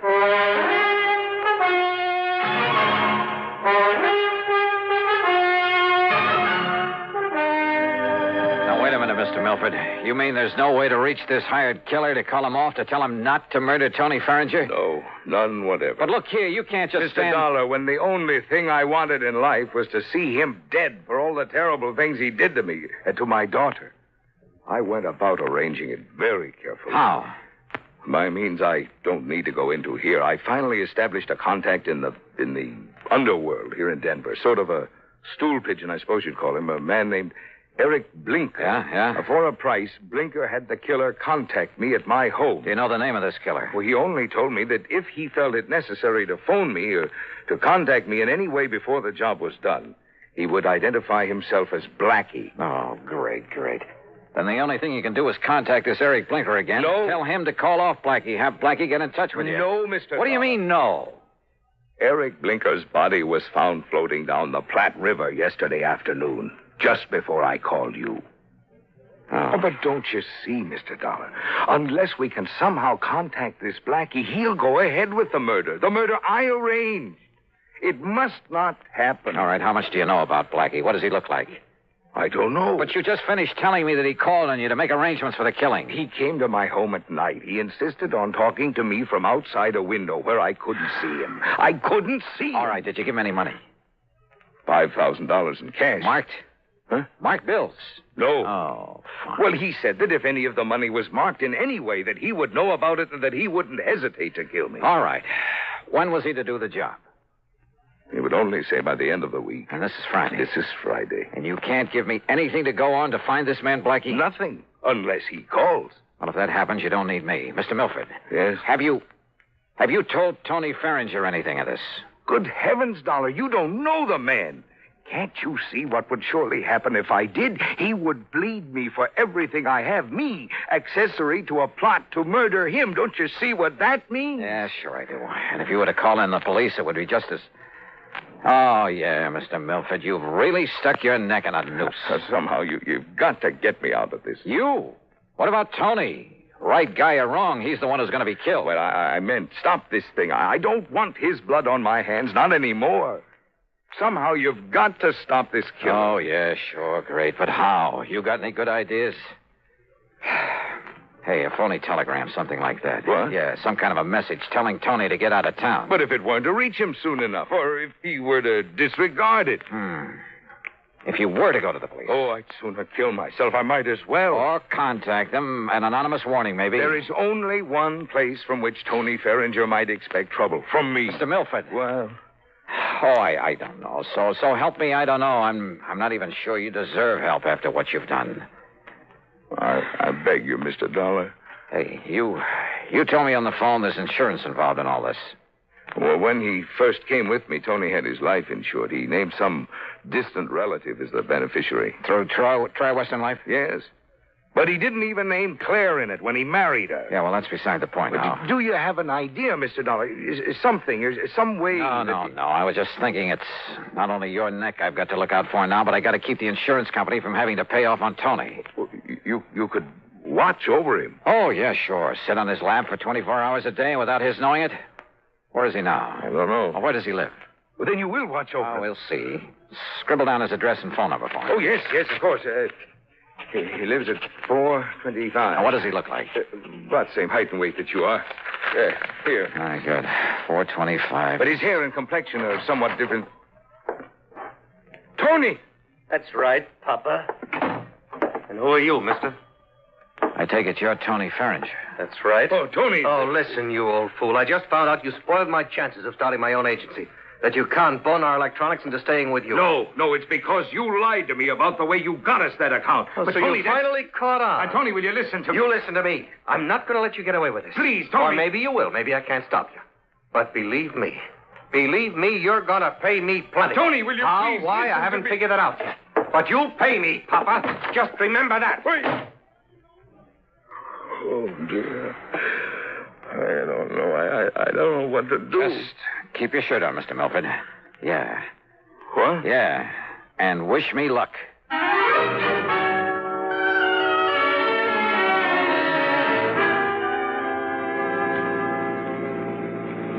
Item 2, $5 for a taxi that followed Tony Ferringer's car to a residential section east of town. And sure enough, he pulled up in front of his own home. Maybe the wild, the crazy idea that I'd suddenly got back there in the office would work. Driver. Yeah? End of the line. Pull around this corner and stop.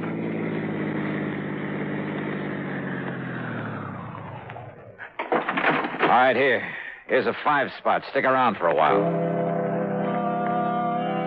Instead of walking up to Tony's front door, I sneaked around to the back, half hidden by a hedge at the side. I hoped that none of the neighbors would see me, raise a fuss, or report me as a prowler. I rang the buzzer at the back door, then stood aside, flat against the wall, so that whoever opened it wouldn't see me. I hoped. Yes? Yes? Hello, somebody ring this door buzzer? Yeah. And now if the rest of this wild plan works out, in you go, Tony.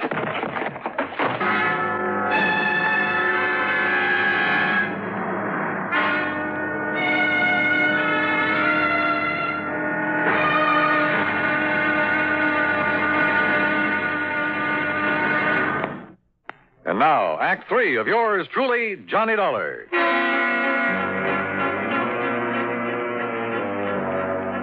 After wasting some fine Scotch whiskey, pouring it on Tony Ferringer's clothes, item 3 was another 5 to the cabbie for helping me haul my apparently drunken friend to a cheap rooming house over on the other side of town. A place run by a frowsy old dame who called herself Ma Letcher.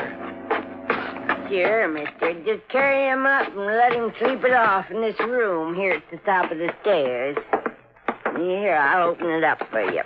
Yeah, thanks. You ask me. Somebody must have hit him with a bottle. Here you are. Well, you can lay him onto the bed. This room will cost you $1.50, though. All right, here's a 5 spot. Well, thanks. And who'll I tell him? And here's another for telling him a taxi driver brought him in here. Somebody you never saw before. Oh, don't worry. I know how to keep my mouth shut when I get paid for it. Paid good, that is. Okay, I'll make it 10 here. Well, mister, you ain't got a worry in the world. Want to bet?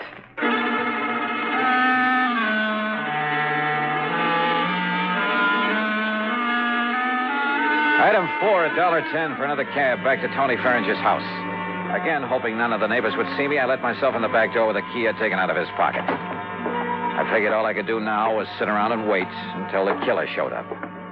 But as I walked through the doorway into the living room... Just hold it.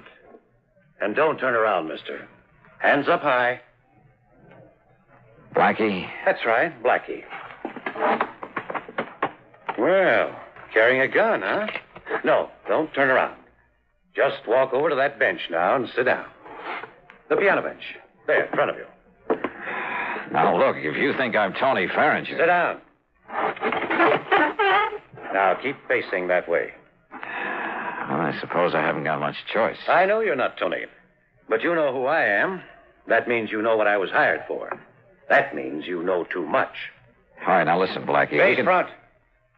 I was afraid Eric Blinker might talk, but I didn't dump him in the river soon enough. And listen. I'm listening. You think I won't get Tony? Well, you're wrong. I saw you take him into that crummy rooming house. I saw what you did to him, too.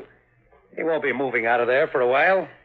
That means I have plenty of time. Hey, Blackie, so, listen. mister, I hate to do a killing without getting paid for it. But as long as you know so much, well, I'm afraid you don't give me much choice, do you? Are you talking for your own amusement? I'm giving you a chance to say your prayers, if you still know how. Hey, Blackie, look, Face we can... front. Well, what difference does it make? What? If I should see you, I mean. If you're going to kill me... Let's just say I prefer it this way. Are you ready? Are you kidding? You think you're going to get away with this? I'm absolutely sure of it. And I asked you, Do you think I'd come here looking for you without taking precautions? I think you've said enough. Now, do you feel this gun in the back of your head? I could tell by his voice Well, that he it's the stood last directly behind me. I It'll put be my right heel tightly against the leg of the piano Not even bench. any noise, because And then as I felt the cold muzzle of his Ready, gun mister? against the back of my head, I suddenly Are you dropped to ready the now? floor, kicking the bench against his legs.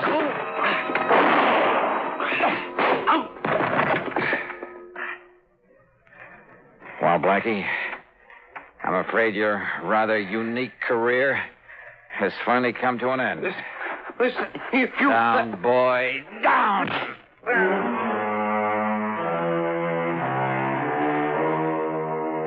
Nailing Blackie for the murder of Eric Stuley made it easy for me to keep Mr. Milford out of the picture completely. Nor did Blackie talk. Some code in the underworld, I guess. As for the expense account, well, in view of the fee that was handed to me, you can forget it. Tony Farringer, incidentally, never did quite know what happened to him. Now, will somebody please give me a nice, clean case to work on? Yours truly, Johnny Dollar.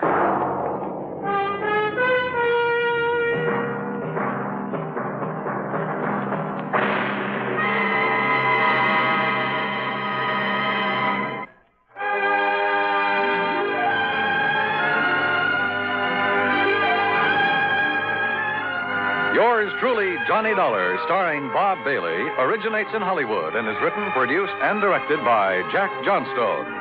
Heard in our cast were Virginia Gregg, Marvin Miller, Lawrence Dobkin, and Russell Thorson. Be sure to join us next week, same time and station, for another exciting story of yours truly, Johnny Dollar. This is Dan Cubberly speaking. Johnny Dollar has come to you through the worldwide facilities of the United States Armed Forces Radio and Television Service.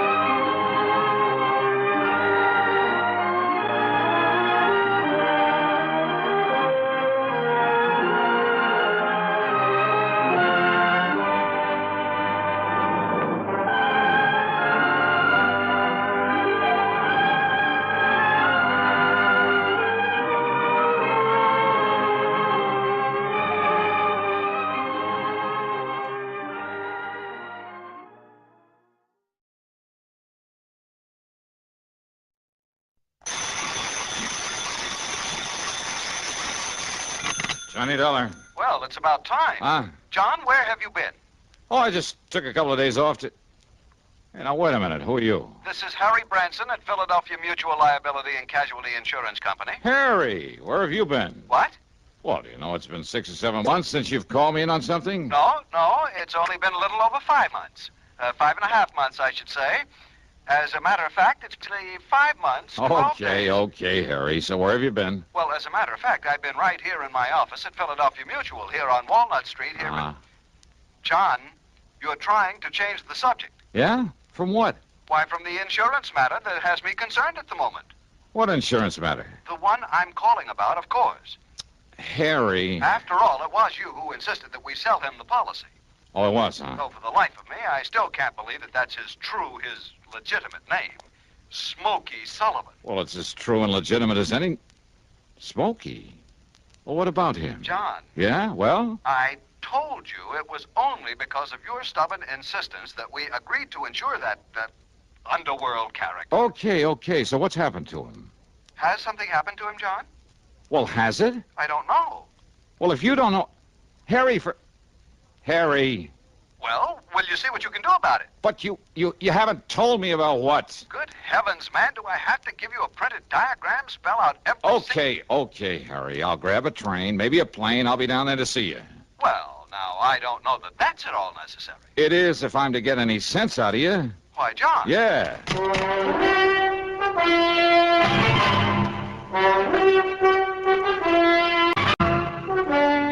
CBS Radio brings you Bob Bailey in the exciting adventures of the man with the action-packed expense account, America's fabulous freelance insurance investigator. Yours truly, Johnny Dollar.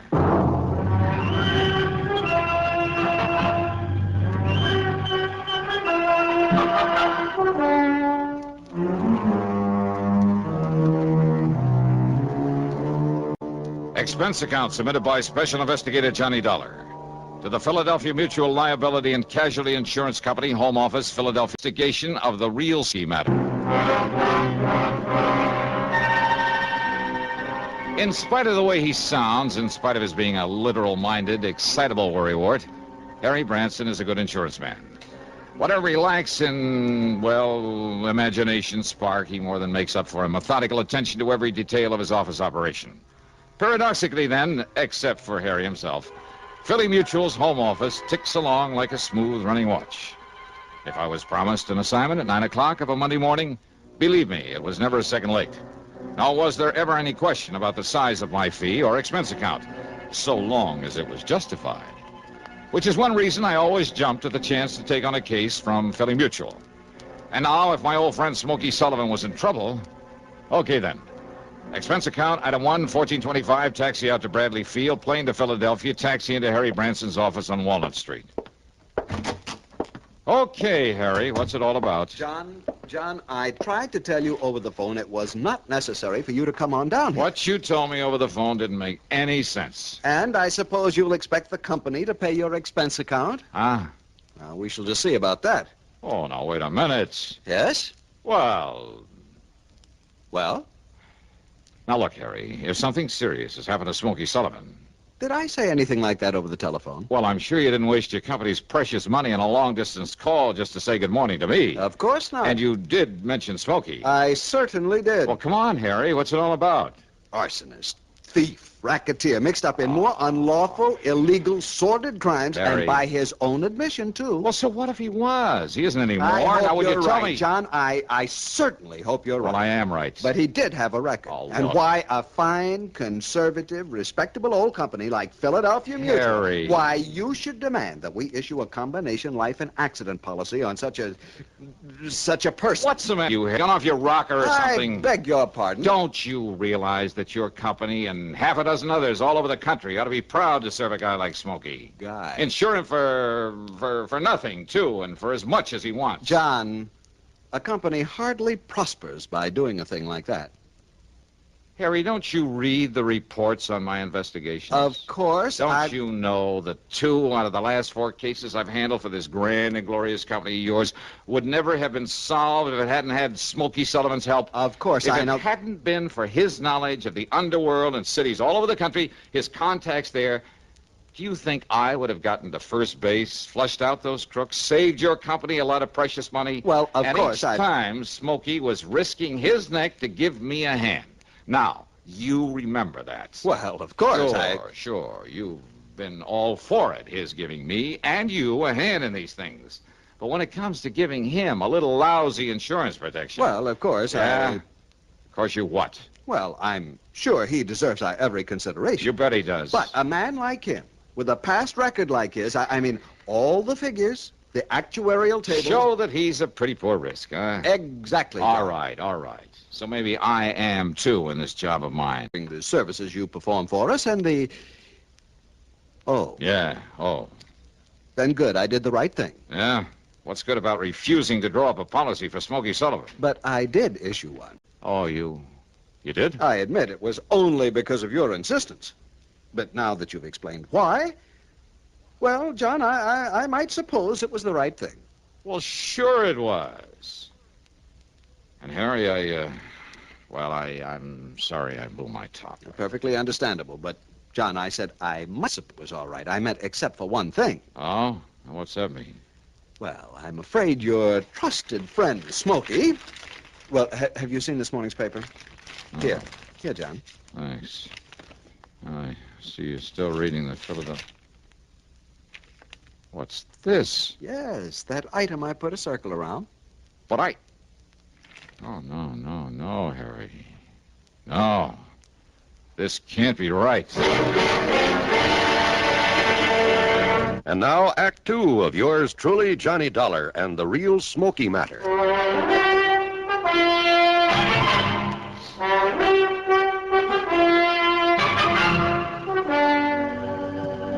Read it, John. The whole news item. Toy factory.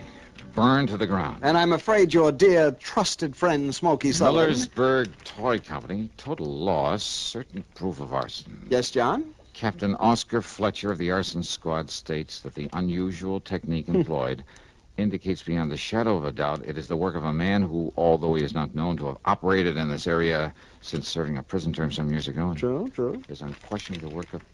Oh, no, Harry, this is wrong. I'm afraid not, John. That fire was set by Smokey Sullivan. You mean the arson squad is going to pin this on him because whoever did it happened to use a method that... No, I won't believe it. You didn't read the rest of the item. Why bother if they think I'm going to let him pin it on Smokey just You'd because better read it, John. Why? I mean about the body they found in the ashes. Body? The police are certain that it's Smokey. Oh, no. Oh, yes. All right, look. Maybe Smokey was a torch man. Maybe Smokey was a lot of things before he went straight. And that distinctive ring they found on one hand of the body? So what? The same ring known to have been returned to Sullivan following his term in Dannemora prison. So what? Doesn't mean a thing. Smokey would know more. Here's another. He's going to his way. You working Don. You for one, it's enough to get caught in one of his own fires. Well, now, of course, that's something... Yeah, sure. That's something you would know about, but I would. And I know it's ridiculous. Just as ridiculous as this Captain Fletcher deciding the job was done by Smokey. John Fletcher is considered one of the top men... Fletcher's a jerk. Oh, Harry, what are we arguing about? All we have to do is get hold of Smokey, let him prove he didn't do it. Get hold of him. That's right. That is the trouble, John. What do you mean? You gave us not one, but several addresses for him. Well, sure I did. I told you he moves around a lot, never stays in one place very long. I know. That's why he's been so valuable to me, because anywhere in the country, Harry, we tried to wherever I had a him, problem... John, to get his policy to... I mean, wherever he knew he could help me... we couldn't locate him. Yeah, Smokey's always come up. You haven't been able to find him. No. But, Harry, I'm absolutely sure that one of the addresses I gave No, you... John, we've tried for weeks at every one of them. He has simply disappeared from his usual haunts. And when I told the police this morning before I called you... Sure. They probably said it was because he was hiding out here in Philadelphia, getting ready to pull this job. Exactly. Well, I tell you, they're crazy. I hope you're right, John. I'm sure I am. But unless you can find Smokey Sullivan... Okay, so I'll find him. Good. How? Yeah. How? I took a taxi, that's item 2, 75 cents, over to Central Headquarters. And I make no bones about it, I had a big fat chip on my shoulder for Captain Oscar Fletcher for blabbing out his stupid theory about Smokey Sullivan. I was all prepared with a lot of questions, loaded questions for him, and a few well-chosen remarks about his methods, ability, character, and general intelligence or lack of it. But when I met him, I realized this was a mighty able man. The kind who doesn't go off half-cocked. And when he led me down into the morgue... I know, Dollar. I realized it just as well as you do. That modus operandi could have been used by any one of a dozen known firebugs, present as well as past. Then all right, then, Captain. But I also realized that naming a suspect would put the others off guard. Well, yes. So the minute we decided it was arson, I named Smokey Sullivan. I knew he'd be acceptable as a suspect. So before we even found the body... But now that he's served his time, now that he's trying to make up for the old days, don't you see, Fletcher, he doesn't deserve this sort of treatment. Now that he's on our side? Doesn't he? Well, why hurt him now? Now that he's on the level. Dollar, I brought you down here to look at the body. What's left of it. So you better take a look at it. Oh, yeah, sure, why not? But I know darn well it's... Fletcher. That's right. Same general bill. The same. I know. I couldn't believe it myself. No, listen, it can't I'd be. spread the word about him for the reason I told you before I saw this. Now, when I did, I couldn't believe it myself. I mean, after what little the fire had left. No, it can't be, Fletcher. There must be hundreds of men like this, thousands of them right here in Philadelphia. Wearing that ring? Yeah, that is Smokey's ring, isn't it? I know. I never saw another one like it. So? Dollar? Well, there's only one way to prove this isn't Smokey Sullivan. By finding him, wherever he is. Now, we tried that. Your insurance company tried it. They tried it for weeks. Then I'll try some more. Huh? What's the use, Dollar? Arson. Smokey's record. What's left of this body that was found in the ruins. And whether it's positively identifiable is beside the cause of that ring. Now, whether you like it or not, Dollar, it all adds up. I'm sorry, Fletcher. Yeah, so am I, Dollar. No. I mean, I'm sorry, but I don't believe it.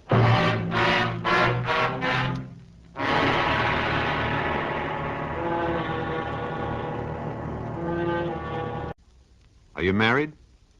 How many children do you have? Some people resent being asked such personal questions. They resent it even when a census is being taken. Would you? Or do you know that our Constitution requires the taking of a census every 10 years? And do you know that the purpose of the census is to find out how many people are living in each state? For our Constitution guarantees each state the right to send members to the House of Representatives in accordance with the size of its population. A little state may have only... For the men who wrote our Constitution sought to make our government one that will represent all of the people all of the time, so that your country and mine shall be our country under God. And now, Act 3 of yours truly, Johnny Dollar.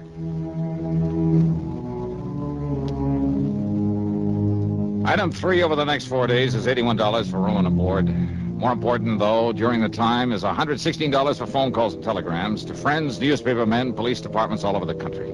Anyone I could think of who might be able to help me locate Smokey Sullivan. Nothing. Okay, Smokey had gotten restless again, as he had many times before. But always before, he told me where he was going. Yeah, maybe he tried to call me after I'd left Hartford. So one of those calls went to my answering service up there. No word from him. And there was always that body in the morgue. So unless I could somehow prove Smokey was alive, locate him. But how? And the only time that Smokey had ever contacted me was when when he thought that maybe... Yeah. Item 5, 10 cents for a call to Marty Ross, a top reporter on Philly's biggest morning paper. I told him he'd find a story in exactly half an hour at the corner of 13th and Pine. A story that he ought to give out to all the wire services. Item 6, $50, deposit on a rental car. Item 7, a call to headquarters, and I didn't give the desk sergeant my name, only the license of the car I'd hired. Okay, then. The first time I drove across the intersection of 13th and Pine against the light, only a few people on the sidewalk noticed it. And, of course, some of the cars trying to cross with the lights. The second time I ran it, though, there was a cop there, and I thought I caught a glimpse of Marty Ross. I made the cop my target. And when I made the pass at him, nearly running him down... Hey! What do you think? Oh!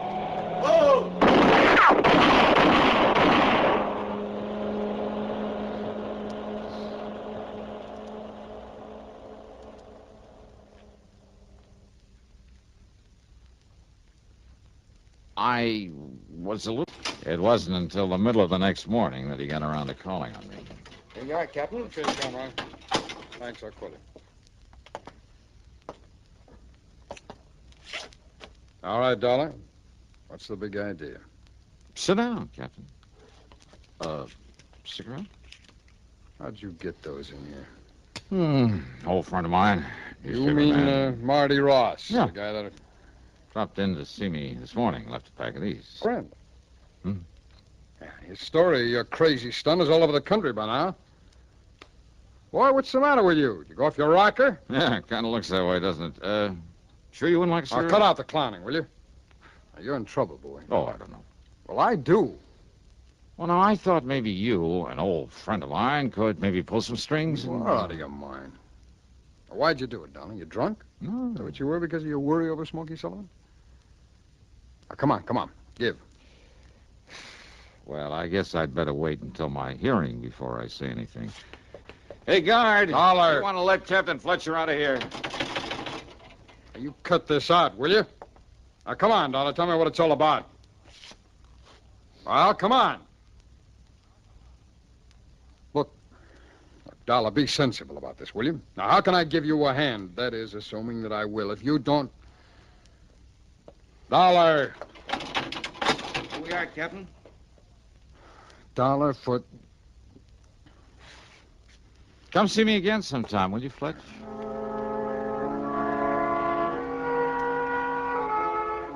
Well, after 2 days in that cell, even the guard wouldn't listen to me, just kind of sneered at me. I began to think that maybe I'd overplayed my hand.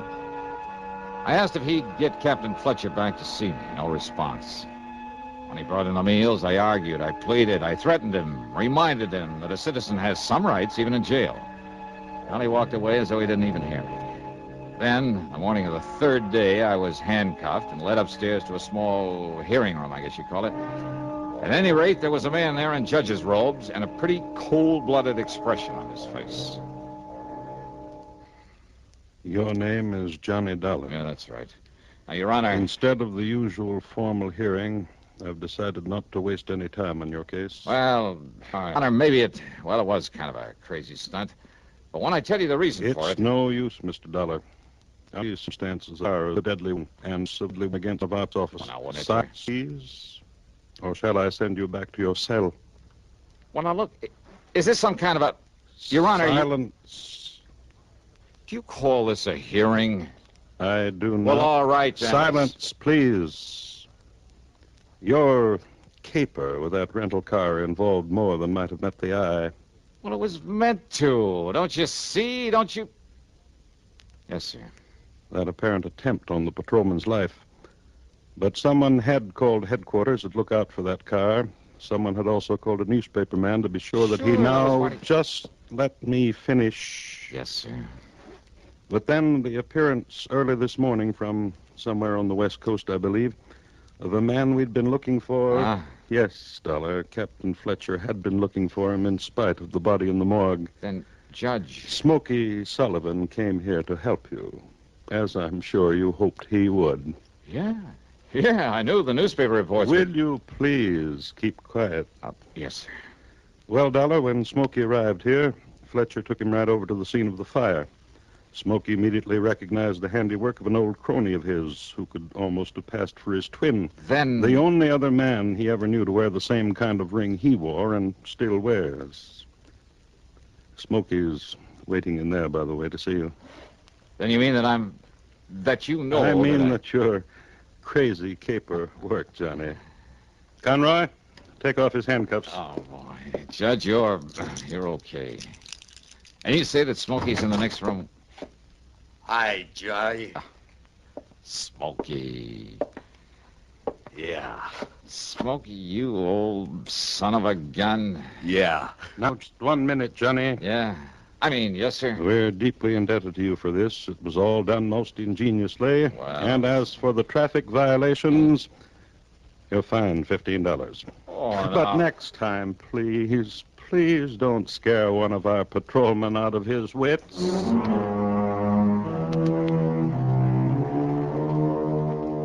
Well, sir, the reunion with Smokey was a dilly. And, of course, it goes on this expense account, as does a slight gratuity for him. And the cost of his trip from the coast and back. Yeah, he's settled out there now. So the total, including my fine and my own trip back to Hartford, $621 even.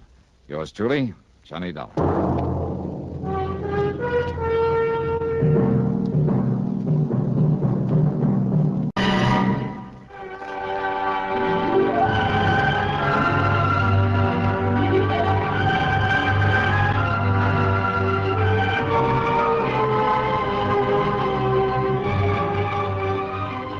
Yours truly, Johnny Dollar, starring Bob Bailey, originates in Hollywood and is written, produced, and directed by Jack Johnstone.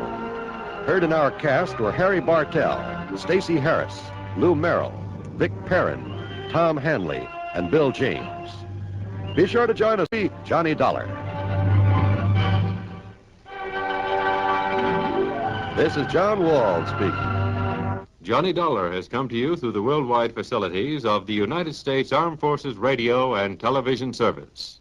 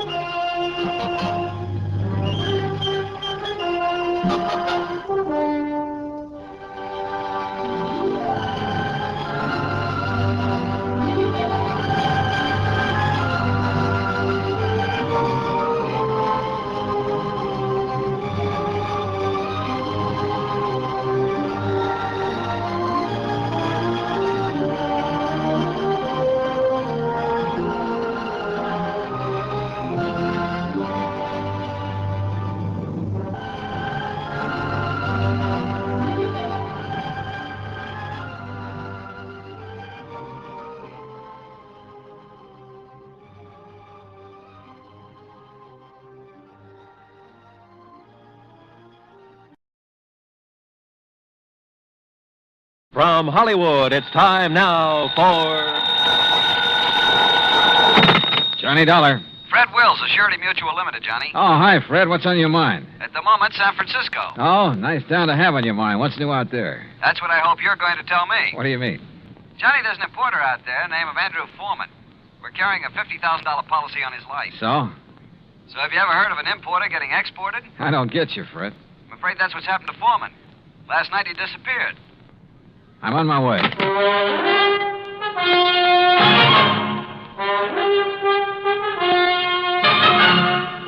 Bob Bailey in the exciting adventures of the man with the action-packed expense account, America's fabulous freelance insurance investigator. Yours truly, Johnny Dollar.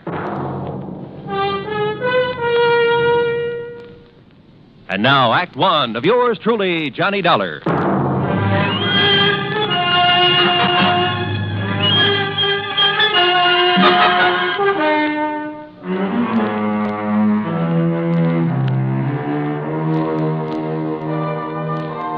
Expense account submitted by Special Investigator Johnny Dollar to the Home Office, Surety Mutual Limited, Hartford, Connecticut. Following is an account of expenses incurred during my investigation of the Blinker matter.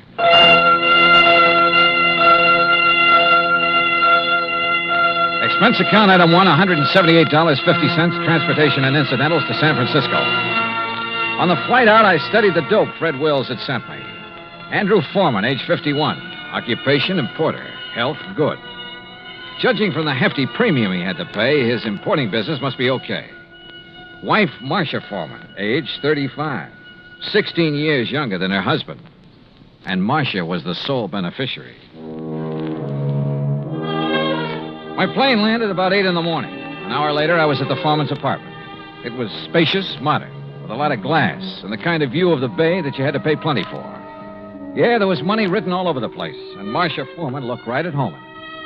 I'm just having coffee on the terrace, Mr. Dollar. Won't you join me? Oh, thanks. I could use some. Out here.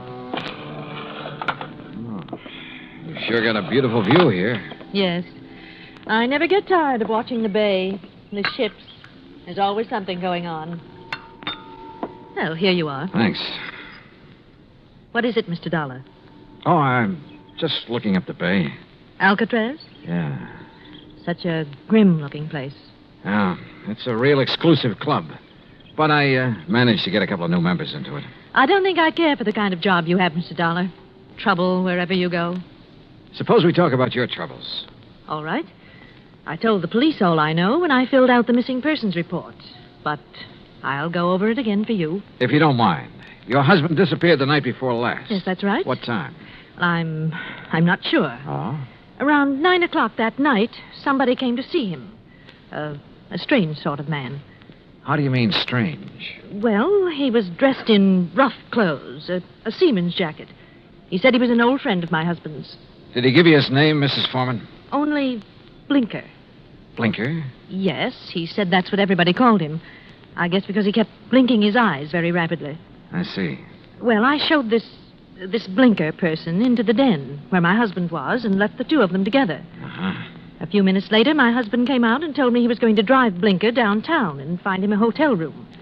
So I went to bed. I was tired and went right to sleep. And? Well, my husband and I have adjoining bedrooms. When I went in to call him yesterday morning, he was gone. The bed, it hadn't been slept in. I called his office thinking he might have decided to work late, but they hadn't seen him. Then you called the police. Yes? Mrs. Foreman, had your husband ever mentioned this man Blinker before? No, I'm quite certain he hadn't. Can you describe him? Well, he wasn't above medium height. Age, maybe in the 40s. A scar on his right cheek, a thin nose, and dark, rather beady eyes. I'm afraid that's the best I can do. Well, considering that you only got a brief look at him, I'd say that was a pretty complete description. Mr. Dollar, do you think this person Blinker could have done anything to my husband? I don't know, but I'm sure the police are looking for him. Just one more question, Mrs. Foreman. Suppose Blinker had nothing to do with your husband's disappearance. I'm afraid I don't follow you. Oh, well, what I mean is, can you think of any reason at all, why your husband might want to disappear? No, Mr. Dollar. Absolutely not.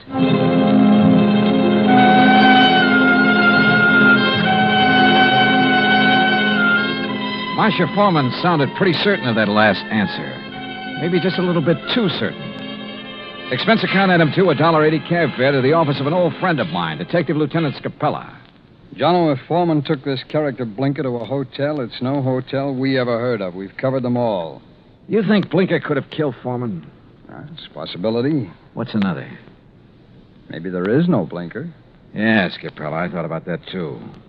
Jono, didn't it hit you there was something strange about Mrs. Foreman's story? She said she let Blinker in the apartment. She showed him to the den. Now, she could have only seen him a couple of minutes. Yet she rattled off a complete description of him. Yep. Sure is me, Scapella, right between the eyes. And the way she described it. Yeah, I know.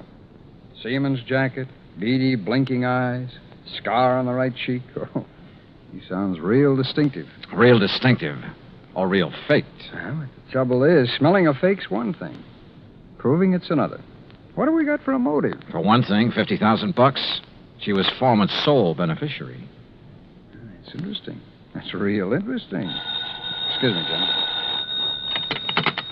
Capella. Oh? Oh, yes. What? I see. Yes, okay. Yes. All right, thanks, Mr. Arnold. Jono, looks like we better back up and start all over. What do you mean? That was Wayne Arnold. That's Foreman's attorney. He had a telephone call this morning. From Foreman? No, but from somebody just as interesting. Blinker. Yeah, Blinker.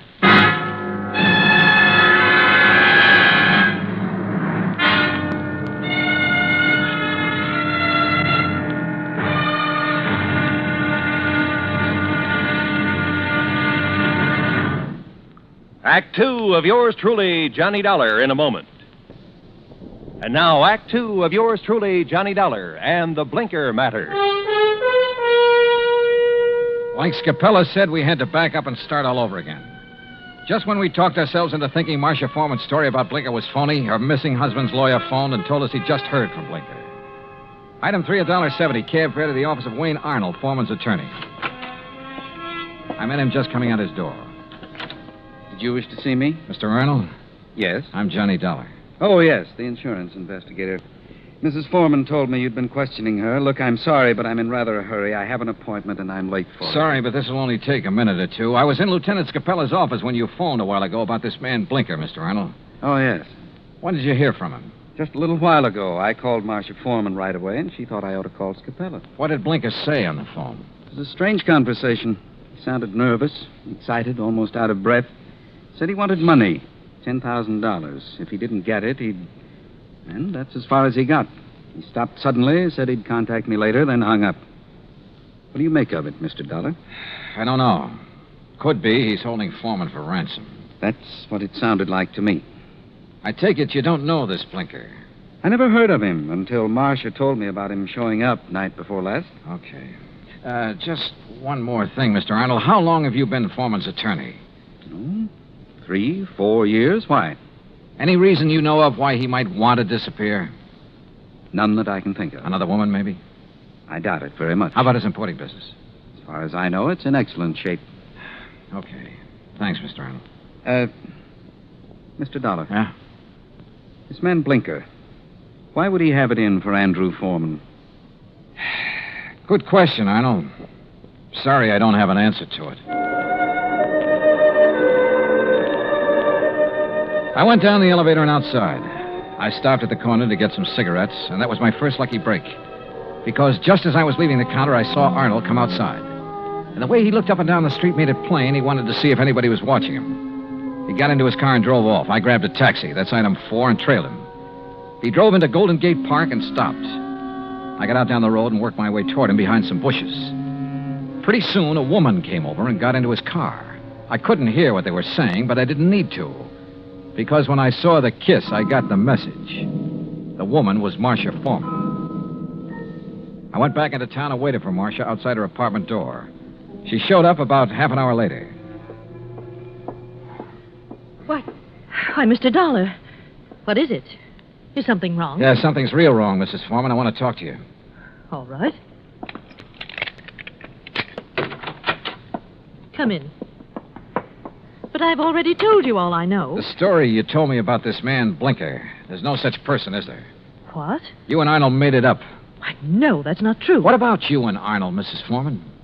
I don't know what you're talking about. Well, then tell me, did you enjoy your visit with him in Golden Gate Park an hour ago? Oh, that. Yeah. Well, all right, Mr. Dollar. Wayne Arnold and I have... Well, we've been in love for some time. Did your husband know? I'm not sure. We were trying to find the right time to tell him. I don't think he'd really have cared very much. Oh. My husband and I haven't gotten along very well the last year or two. I guess I really didn't know him when I married him. Mr. Dollar, this has nothing to do with my husband's disappearance. You must believe that. That's so. I didn't make up the story about Blinker. I didn't kill my husband, if that's what you're thinking. Has he been killed? I don't know. You've got me confused. If you didn't do it, how about Arnold? No. He'd have no reason. Besides, he wasn't even in town the night before last. I can check that. I know you can. Mrs. Foreman, maybe you're telling me the truth and maybe you're not. Sooner or later, I'm going to find out which. I am telling you the truth. Then can you give me any reason at all why your husband has disappeared? There's one possibility, Mr. Dollar. It might have something to do with his importing business. What's that mean? My husband, well, he seems to have made a lot of money out of his importing business. More than the kind of thing he usually imports would warrant. What does he import? Oh, trinkets, curios. From the Orient, mostly. Have you a key to your husband's office? Yes. Let me have it. I want to take a look around. I went over the papers in Foreman's office and found out his last shipment had come in 3 days ago on the Indian Princess. Mrs. Foreman had said Blinker was wearing a seaman's jacket. I headed for the waterfront, but the ship was gone. Near the pier was a beat-up eating place called Gus's Cafe. A woman with an apron came over. She was about 6 feet tall and almost that wide. What can I do for you, buddy? I want to talk to the owner, Gus. That's me. You're Gus? Short for Gussie. What's on your mind, buddy? Johnny Dollar. I want some information. You a cop, buddy? No, I'm not a cop. You look like a cop. Now listen, that freighter that shoved off from this pier, the Indian Princess. Docks there regular. You know any of the sailors from her? Just about all of them. They all come in here. Hey, look, Gussie. Gus. Okay, Gus. You ever happen to hear of a sailor named Blinker? Sure. You know him? Sure. About medium height, scar on the right cheek, blinks his eyes all the time? I said I know him. What do you want, an affidavit? Oh, Gussie, you're the most beautiful thing that's happened to me all day. That's what they all tell me, buddy. But flattery don't get 'em a thing. Might help you, though. You're kind of cute. Yeah. Look, did Blinker sail on the Indian Princess? Nope. Then where is he? Fact is, I don't know. Blinker's disappeared. Act 3 of yours truly, Johnny Dollar, in a moment. And now, Act 3 of yours truly, Johnny Dollar, and the Blinker Matter. Then you don't have any idea where Blinker is now, Gus? Not the slightest, buddy. Oh, great. Then I'm right back where I started from. Blinker was mixed up in something, all right. What do you mean? The Indian Princess docked the other night. Blinker come in here for a cup of coffee. That's one thing the sailors around here all miss when they're out to sea. My coffee. There's no one makes coffee like me. Why, there's nobody on the whole coast. Yeah, I know. About Blinker now. Well, he seemed pretty pleased with himself. Said he was onto something good. Did he say what he meant by that? No. Just sat there looking pleased with himself. Oh, yeah. He showed me the elephant. Said it was going to make him a lot of money. What elephant? He had a carved elephant about 6 inches high. Must have picked it up somewhere. Maybe he was going to sell it. I don't know. Foreman imported curios from the Orient. His last shipment came in on the Indian Princess. That elephant could have been part of it. Foreman? Who's he? Never mind. Well, I wonder where I go from here. I wonder what I'm going to do with all Blinker's stuff if he don't show up for it. Maybe I'm... What did you say about Blinker's stuff? What stuff? I got a back room where I let the boys keep their gear when they're ashore. You've got Blinker's things there now? Sure have. Why didn't you tell me? You never asked me. In the back room, I went through Blinker's sea bag. Near the bottom, I found a carved elephant. An ordinary-looking elephant, until I twisted one of the legs loose. It was hollow, and inside a little paper packet full of white powder. Suddenly, the whole deal slid into place, and just as suddenly, the whole deal made me slightly sick. Now I wanted to see the rest of those elephants real bad. According to the records in Foreman's office, the shipment was in a warehouse. I went outside and over to the pier. Johnny. What? Oh, Gus. Come here a minute, Johnny. Look, I'm in a hurry. Thanks for everything. I'll see you later. You got time to see this? Over here, near the pier. Wait a minute. Yep. It's a body, all right. One of the boys just fished it out of the water. I sent him to call the cops. Looks like it's been in the water quite a few hours. Gus? Yep. It's Blinker, all right. I knew I had to work fast now. I headed out on the pier for the warehouse. Once I thought I heard footsteps somewhere behind me. I stopped and listened. There was no sound.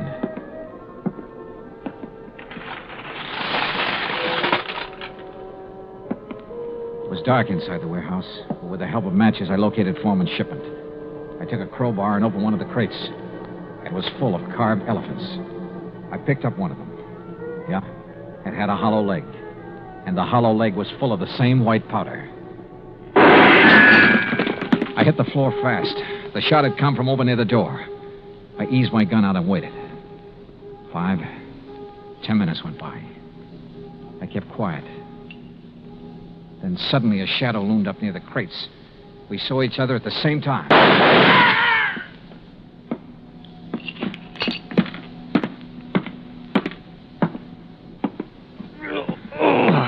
My shoulder. Well.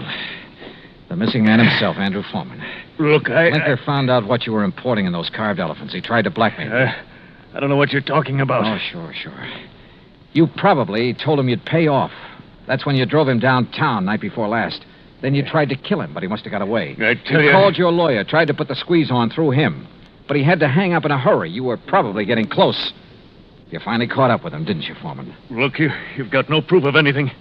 Why should Blinker try to blackmail me? Like I say, he found out about the narcotics in those hollow elephants. It was put there without my knowledge. You have no proof I was involved. You know, Foreman, it doesn't much matter.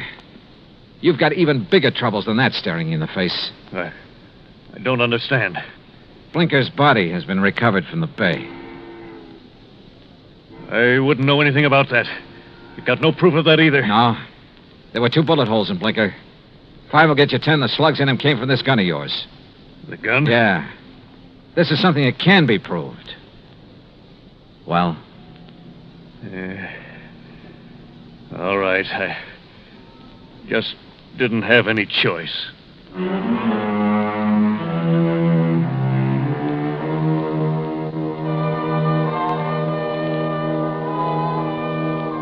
Item 5, $183 even, transportation and incidentals home. Expense account total, $434.50. Remarks? Andrew Foreman made a complete statement to the police. The murder case against him is open and shut. So, it looks like he's going to beat the narcotics rap after all. The hard way. Yours truly, Johnny Dollar.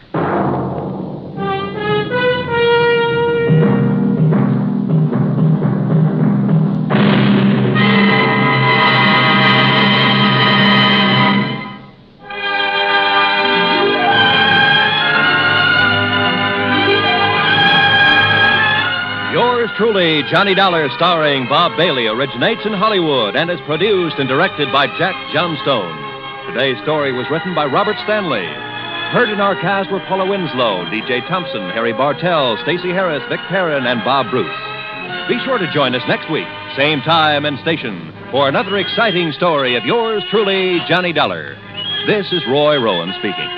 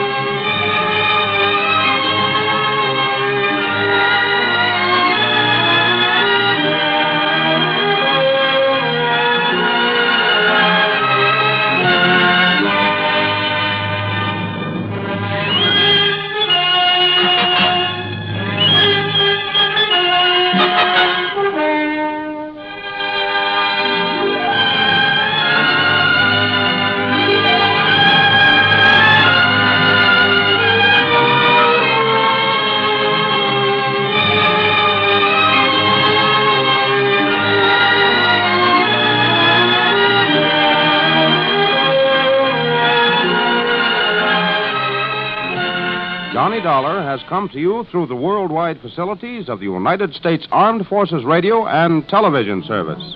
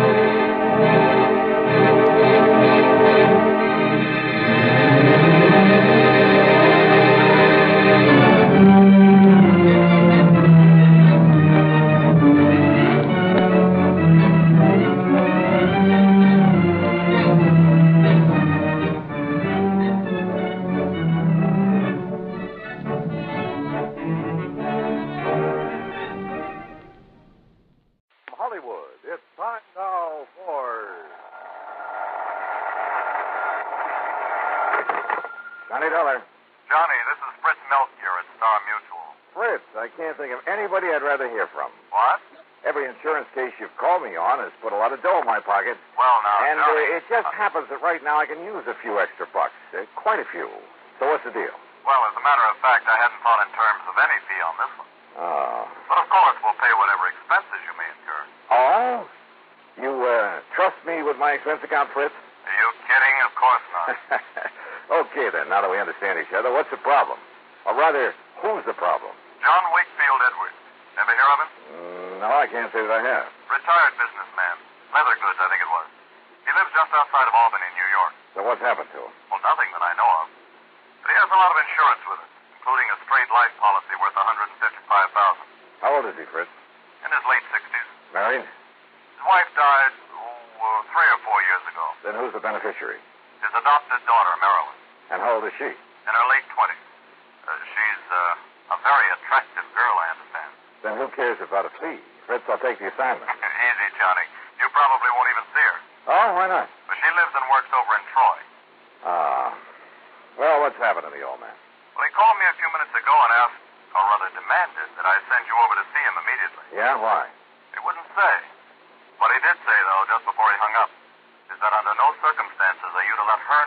they're coming. Meaning Barrowland? I would assume so. I wonder. So do I, Johnny. So if I were you, I'd hop on over there. Tonight? Well, first thing in the morning? Okay, Fritz, we'll do.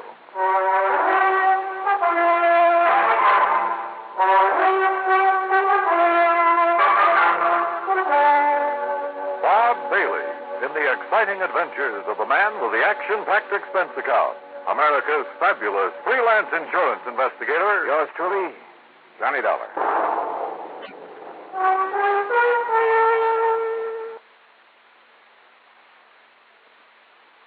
And now, Act One of yours truly, Johnny Dollar.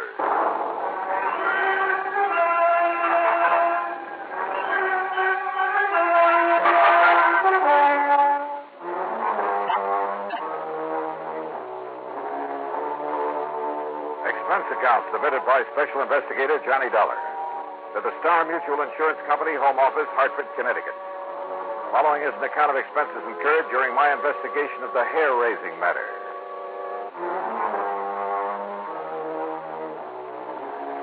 When a beautiful girl and a fortune are involved, well, instead of waiting until morning, I got out my car and drove over to Albany.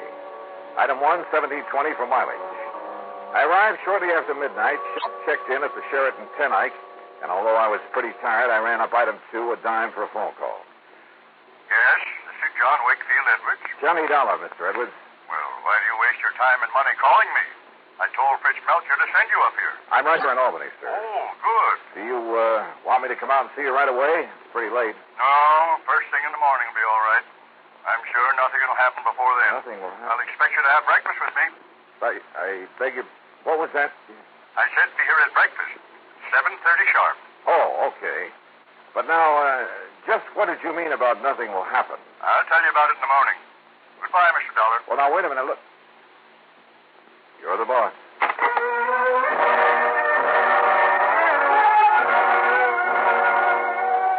Why, oh, why didn't I call him back? Demand to know what it was that he was expecting to happen. For it obviously tied in with his wish to see me. But I guess I was tired after the long drive, and he seemed to think the morning was time enough. So I hit the sack. Early in the morning, some coffee sent up to my room, and then the hotel bill came to $9 even. That's item 3. And by 25 minutes after 7, I swung onto the long, winding drive that led up to the front of the Edwards mansion. It was in a wealthy residential section, a couple of miles north of the city proper, and sat in the middle of what must have been a full acre of beautiful trees and gardens. As I approached the house, I noticed a car parked out front, a sleek new little sports job. The door was open, and the good-looking chick got out of it and was just about to climb in. As I pulled her up to a stop, she stood there looking at me questioningly.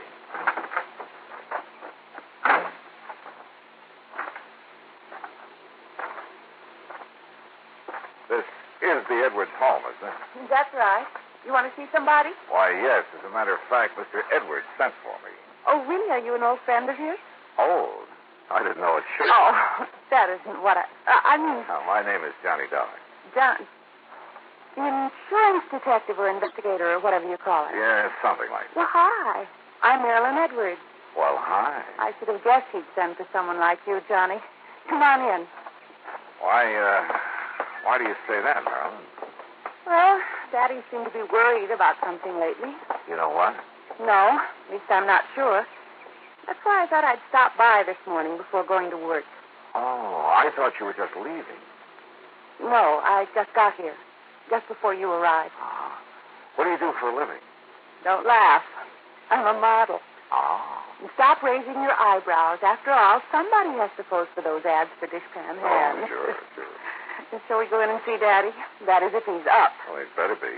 I have a breakfast date with him at 7:30, and it's now exactly 7:31. Then we better go in.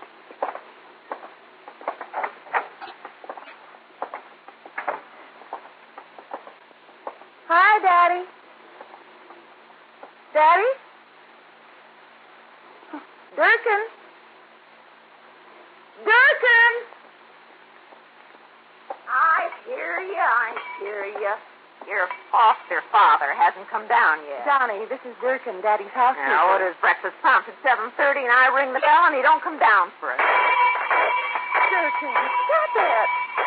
Stop it. there now. That's the third time. Third time? Daddy, not punctual?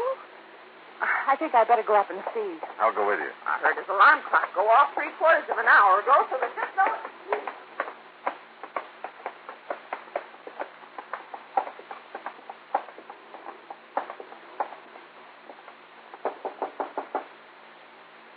Daddy? Wait a minute. What is it, Johnny? I thought I caught a whiff of cordite. Cordite? But no, I guess not. Daddy? Johnny?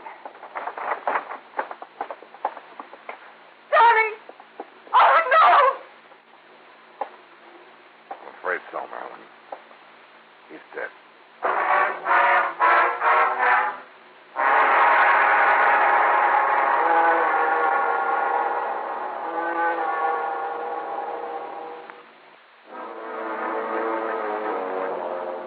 Together with Marilyn Edwards, adopted daughter of John Wakefield Edwards, I found his body in his bedroom slumped over the desk. There was no sign of any wound, no evidence of foul play.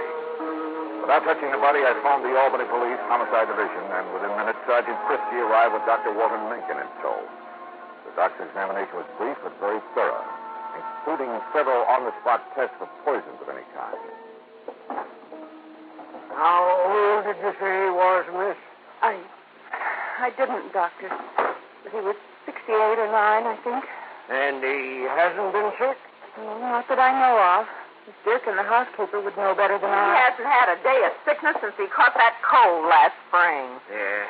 Well, his pump gave out, that's all. Can't expect that in a man his age. Oh, Johnny. Yeah, I know. But you're doing okay. You didn't find anything, did you, Chris? No, not a thing, Doc. Why they bothered to call us in instead of his own doctor? Yeah. Of course, if you folks want, I can order an autopsy. Oh, no. That would be terrible. And down it goes to natural causes. Time of death, approximately 7:15. Doctor. And I expect you can carry on from here, can't you, miss? I'll take care of things. Yeah, and if he can't, I will. Beginning with closing these windows. There. Anybody wants to freeze me? Well, come on, Sergeant. Back to the morgue. Oh, the morgue. Oh, Easy, Doc. Better? Well, if you want some breakfast, ain't gonna do him any good now. Durkin, how can you... But I suppose we may as well, Johnny, and do whatever we have to do here.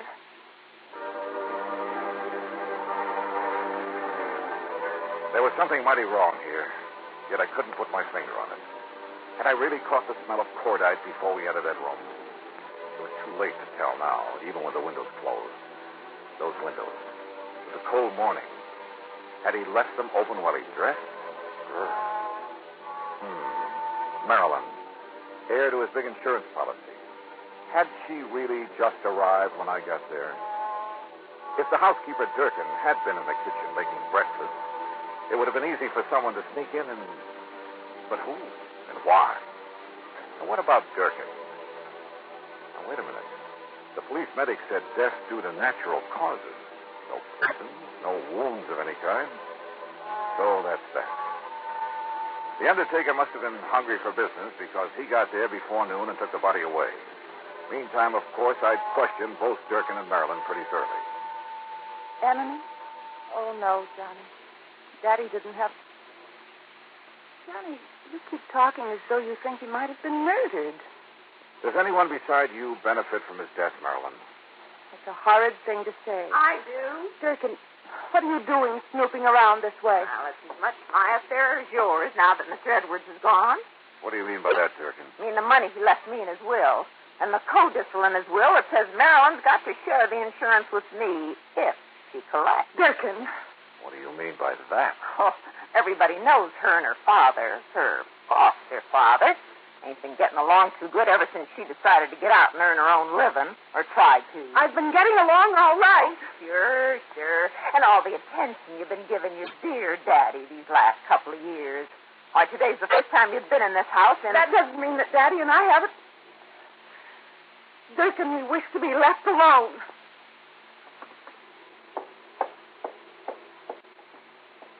I'm sorry, Johnny. Marilyn, I want to go up and look at your father's room again. All right, if you like. And I'll go along with No, you. thanks. I'd rather do it alone. Oh? And what did I find? Nothing. Sure, there were a couple of old bottles of hair tonic hidden away under some shirts. But after all, I mean, at his age. And that funny little thing on his dressing table. There was a little, well, hat stand, I guess you'd call it. The kind you find in a woman's hat shop. You know, a little wooden stand about 8 or 10 inches high. Johnny, look. Huh? Where did you get that? After what you said downstairs, I guess I began to wonder. 38 special. So I looked around outside, for footprints or, well, I don't know what I was looking for. And you found this handgun? It was in the middle of a myrtle bush. It was Daddy's gun. Oh? And see, one shot has been fired. Yeah. I also see you've carefully put your fingerprints all over it. Oh. Hey, what? Fine. Now, my prints are all over it. So if it was used to... What am I talking about? If there'd been a shot, Durkin would have heard it. What's more, there would have been a bullet wound, and there was no sign of anything in the... Wait a minute. Marilyn, maybe there was.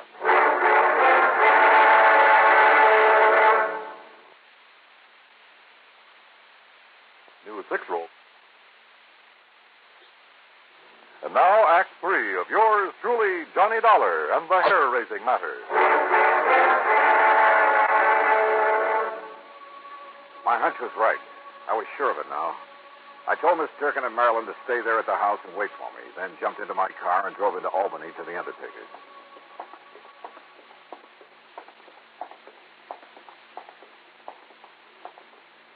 Here we are, Mr. Dollar. The embalming room is right here. Though I must confess we haven't had opportunity to prepare Mr. Edward's body yet. Good. We've been rather rushed all day. Yeah, sure. Now, where is he? Right over. Here we are. Was he a relative of yours? No. Just... Wait a minute. What are you doing? Just, trying to make sure that a crazy hunch I had is... Look here now. Are you trying to pull his hair out? No. Off. What? I think. Now, look here, young man. Look. Do you see what I'm trying to do here? What? Yeah. Good heavens, I can't believe it. We would never have noticed it. I don't think anybody would have. But it's a hairpiece, all right. Just big enough to cover a small bald spot. It matches the rest of his hair so perfectly. Hey, you got some kind of a solvent? I don't want to have to rip it off. Why, yes, I think we have. To be here somewhere. Sure, those old bottles of hair tonic. Probably hadn't used them in years. But that little wooden stand, sure, he parked his wig on it. What did he say? And probably nobody knew that he wore it except himself. And somebody very close to him. Here, Mr. Dollar. Here, this will remove the toupee without damaging it. Yeah, good. But I don't understand why you want to take it.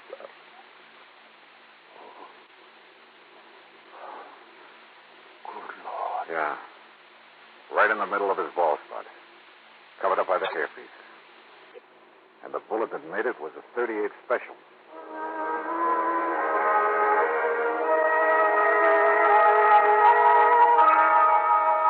Marilyn, you say you didn't get here this morning until I did. Yes, Johnny? You're sure? Yes, Johnny. Run up to his room again. Where's Durkin? The kitchen, I guess.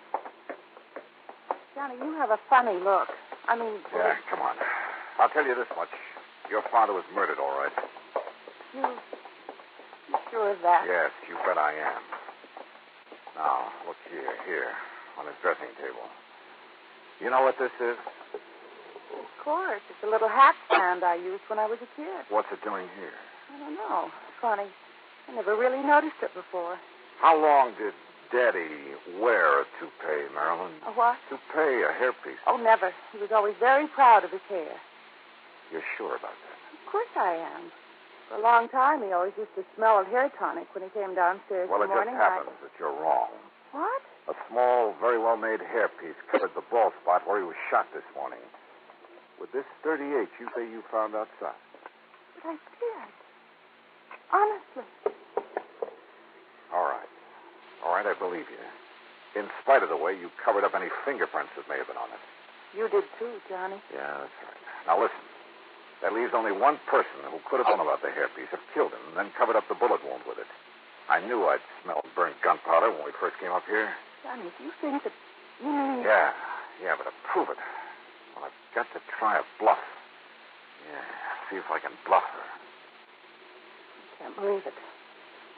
Yet with him dead, she'd have money, more money Hold than... it, Marilyn. Well, Durkin? So you're back. Where you been, anyway? Checking up on something. Something I should have suspected last night when I talked to Mr. Edwards on the phone. What do you mean, Johnny? Line clicks. That meant somebody was listening in on the phone downstairs. Don't look at me. I didn't even know you called him last night. I was in bed asleep. Were you, Durkin? What I was just checking on at police headquarters... Police headquarters? Yeah, was a set of fingerprints I found on a glass you'd been using in the kitchen. What? I wanted to compare them with some prints I found on this gun. Well, that's Mr. Edwards' gun. The one you used to kill him? That's a lie. Is it the fingerprints match? No, that's a lie. I wiped them off the gun. Before you threw it out the window? Yes. Then opened the other windows to let the smell of powder out? Yes, I wiped them off. At least I thought I did. Okay. Let's go, then.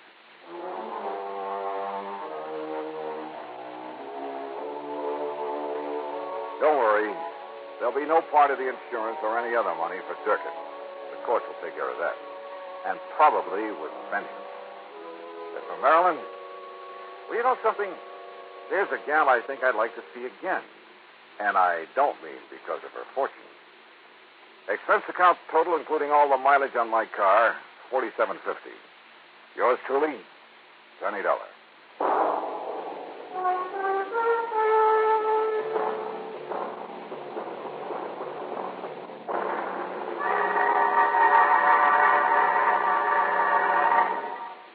Our star will return in just a moment. Now, here is our star to tell you about next week's story. Next week, a little jade statue is the key to one of the cleverest plots I've ever seen. Join us, won't you? Yours truly, Johnny Dollar.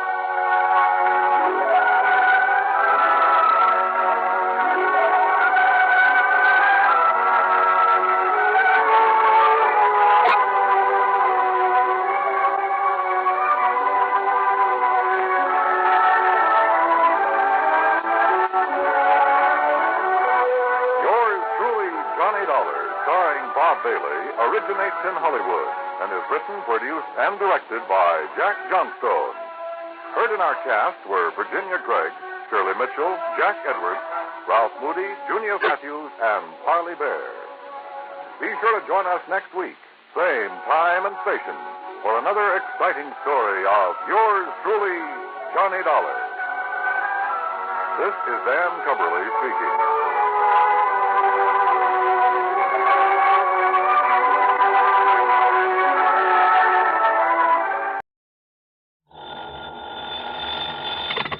Johnny Dollar. Told him to drive carefully, and he usually does.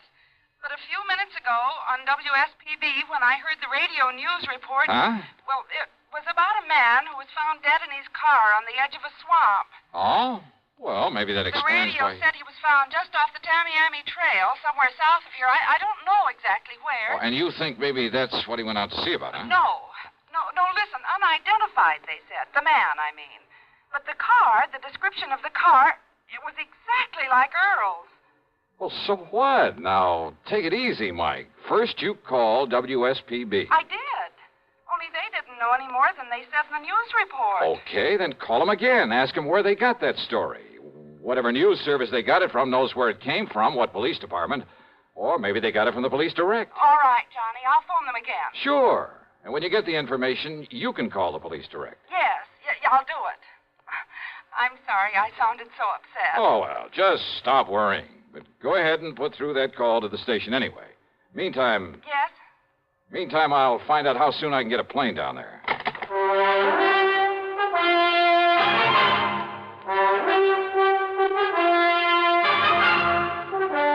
CBS Radio brings you Bob Bailey in the exciting adventures of the man with the action-packed expense account, America's fabulous freelance insurance investigator. Yours truly, Johnny Dollar.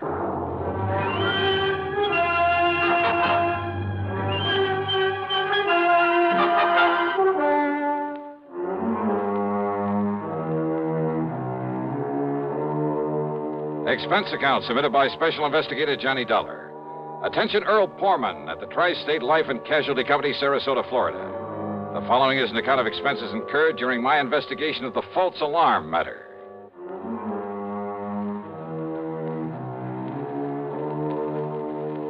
Expense account item 1, 7960, taxi and a plane out of Hartford. Flight connections were perfect. The trip was easy, and by mid-afternoon I was at the Poorman home on St. Armand's Key in Sarasota.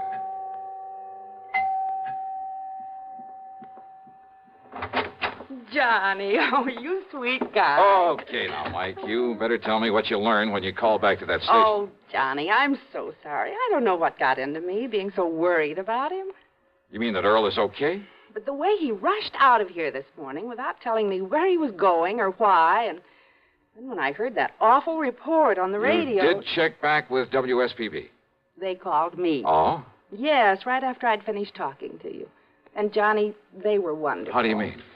Well, they'd realized I was upset because of my having called them before, so they'd checked that news report all the way back to the police who'd found that man dead in his car from a heart attack. And? Well, it was the police in Bonita Springs. That's down below Fort Myers. Yeah? And yes, the car was like Earl's. But the dead man's name was Jensen or Benson or something, so all my worry was for nothing. Oh, well, I'm glad. You kind of had me worried, too, on the way down here. I love that guy, Johnny, like nobody else in the world. Well, I don't blame you a bit. And now you've come all the way down here for nothing. Well, maybe I'll talk him into taking me fishing. Where is he, then? What? Well, after all, if he left early this morning, you still haven't heard from him? No. No, Johnny, I haven't. And look, it's after 4 o'clock. Oh, easy, and gal. Johnny, this isn't like him. Not to at least call or something. Now, don't start worrying that pretty head of yours again over nothing. But if he'd told me where he was going or why, he was in such a hurry Mike, to get... And with all these crazy drivers on the road this time Mike, of year... behave yourself. But, Johnny, Look, now, I kind of like that guy, too. And if you'd given me just one honest reason to be concerned about him... Oh. You see? That's probably Earl calling you right now. Oh, dear, I hope so. Sure, of course it is. I'll bet on it. Well, go ahead, answer it. But if it isn't, if it's the police or something... Okay, I'll take it. Mike, listen to me. Huh? Who is it, Johnny? Look, listen, I'm sorry not to have called you. It's Earl. But I've been tied up on a pretty serious matter down here. What kind of matter?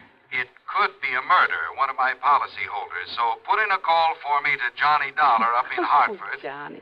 Ask him to get here as fast as he can. You get that, Mike?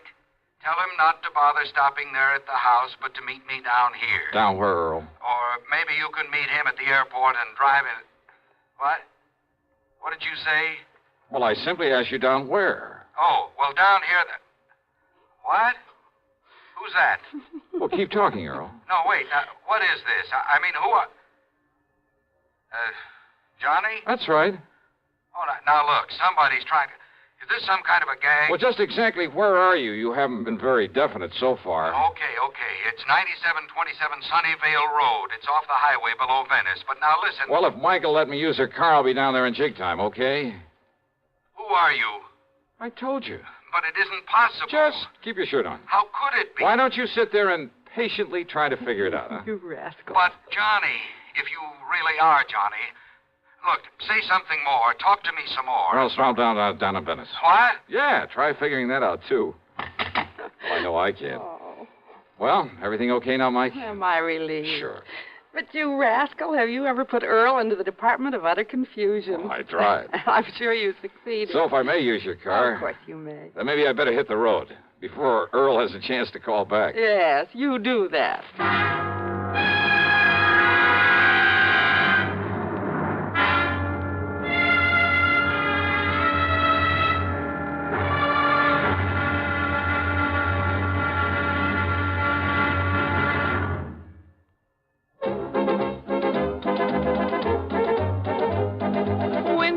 Tastes good like a cigarette should. Winston tastes good like a cigarette should. Winston gives you real flavorful, rich tobacco flavor. Winston's easy drawing too. The flavor comes right through to you. Winston tastes good like a cigarette should. A modern filter? Sure, Winston has it. But that's only the beginning of a Winston. Up front, up where it really counts, Winston packs exclusive filter blend. Light, flavorful tobaccos, specially selected and specially processed for filter smoking. Filter blend. That's why it's fun to smoke Winston, America's best-selling filter cigarette. Winston tastes good like a cigarette should. And now, Act Two of yours truly, Johnny Dollar, and the false alarm matter.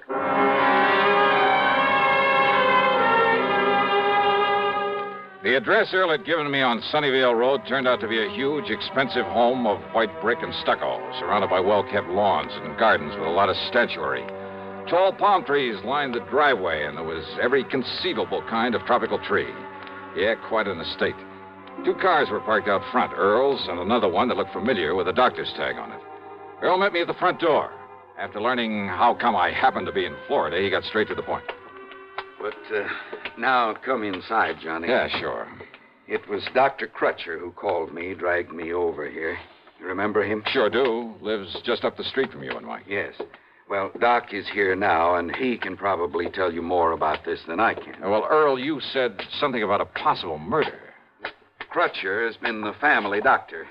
Has taken care of Linda ever since she was a little girl. Linda? Which is to say, since long before she inherited the family chemical business, made it pay off, then married Frank and built this beautiful home. Frank who, Earl? As wrong a marriage as there could possibly have been. Frank was after Linda's money, that's all. And everybody in the world seemed to realize it but she. Yeah, but who's to argue when love comes along? Love? Don't kid yourself. It was out of pity for Frank that Linda married him, made him president of the plant. Typical of her, though. What do you mean?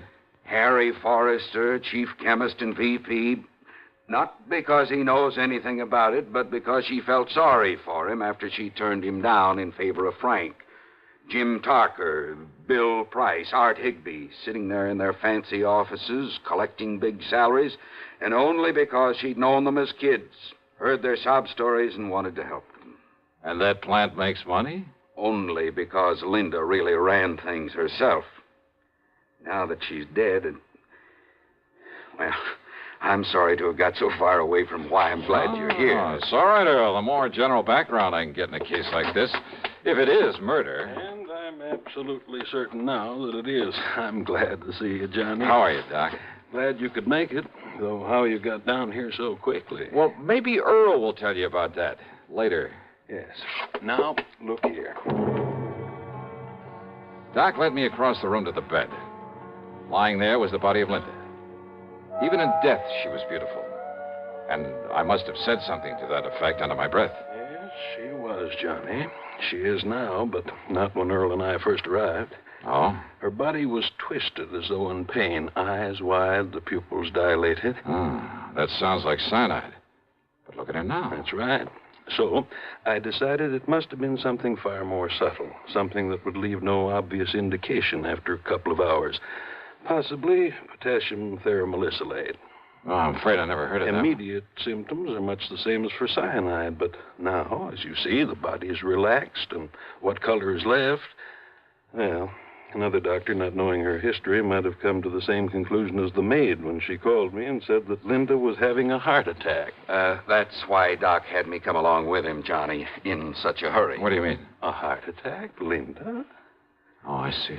So, I immediately made some tests. Well, ever since you got me interested in forensic medicine, Johnny, well... Oh, I told you you'd make the best medical detective in the world, Doc. Well, I carry quite a bit of equipment about in my car. And I'll bet it even includes that ubiquitous microscope of yours. Yes. Anyhow, I found definite indications now of potassium theramolysilate. Well, how was it given to her? I said indications, Johnny, not traces of it. So? I doubt if even an autopsy would show traces of it. But then how are we going to... Well, isn't poison usually given in food? I've checked the silverware, every piece of china, every utensil in the house. No sign of it. And she hadn't been out of the house. But now, don't forget this, Johnny. Yeah? Just one good breath from a PTM crystal could produce death in a matter of minutes. Well, what about the servants? There must be servants in a place like this. There are, and I've questioned all of them. Nothing. Do you mind if I talk to him? By all means, Johnny, do so. Most of all, I wanted to see the servants, see what they were like, and, well, I must admit, they all convinced me they'd been completely devoted to their mistress, that not one of them could possibly have been accessory to this murder.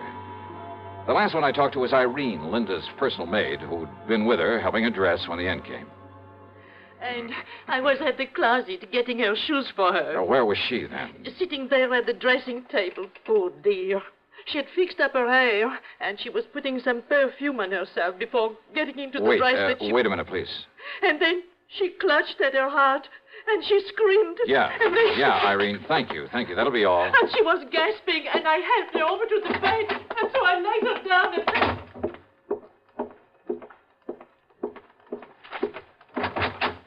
Hey, listen, Doc. Yes, Johnny? Now, let me see. Yeah, here.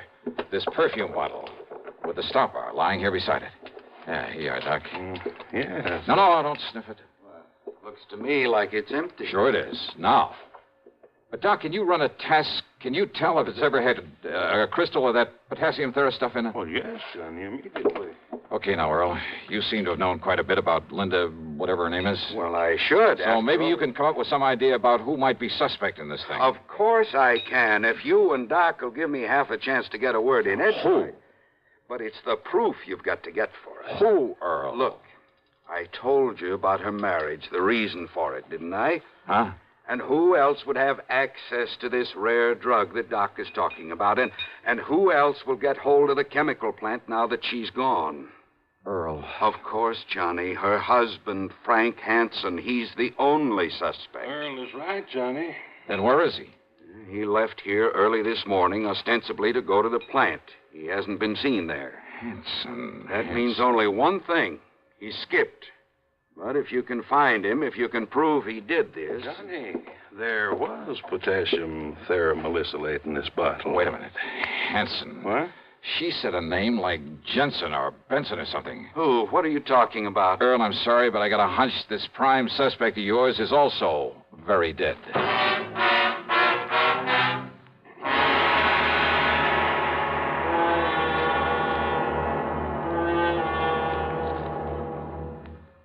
Act 3 of yours truly, Johnny Dollar, in just a moment.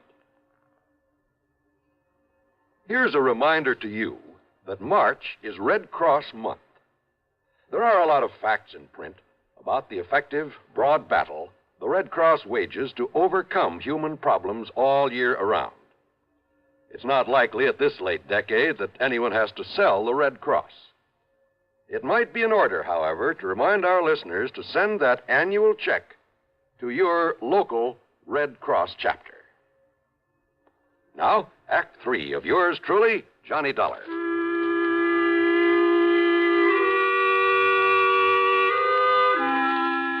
I made a phone call to Police Lieutenant Paul Briscoe at Bonita Springs. Yes, it was the body of Frank Hansen they'd found in that car off the Tamiami Trail.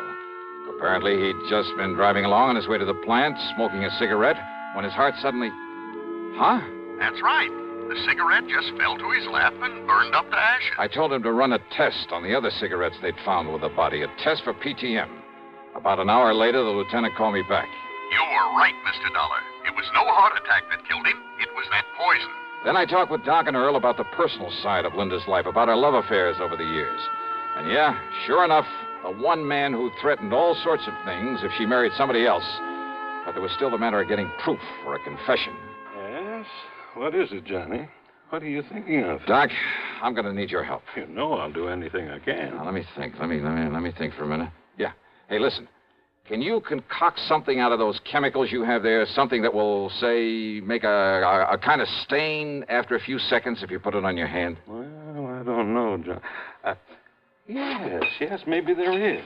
Yes, a combination of this colorless dye with a small amount of ferrous hide.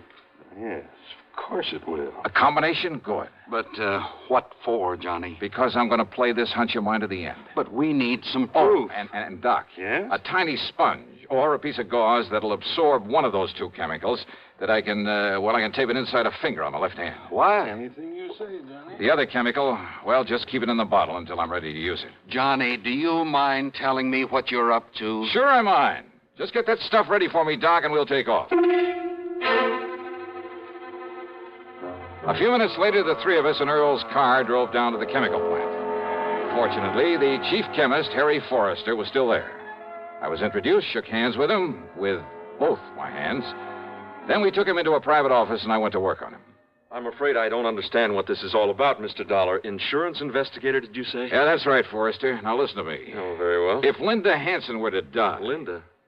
Die? Heaven forbid. Oh? I was in love with Linda at one time. Very much in love. With Linda or her money? I beg your pardon. You know that's true, Harry. Pullman, I resent that. Just sit down, Forrester, and take it easy. Okay, now. If Linda were to die, I would assume that her fortune, including this plant, would go to her husband, Frank. Frank? Well? Well, of course it would. But why do you bring up the thing? But suppose Frank were to die, too. You'd kind of be next in line, wouldn't you? I? Of course you would. After all, you were next in line in her affections, weren't you? Well, Dollar, I don't see that Smart, ambitious guy like you? You mean you didn't even rate next to Frank? Of course I did. Then you'd be next in line, wouldn't you? Well, suppose I were. What difference does it make? And you just happen to know where to get your hands on PTM. PTM? Potassium theramacylolate. You do have it here, don't you?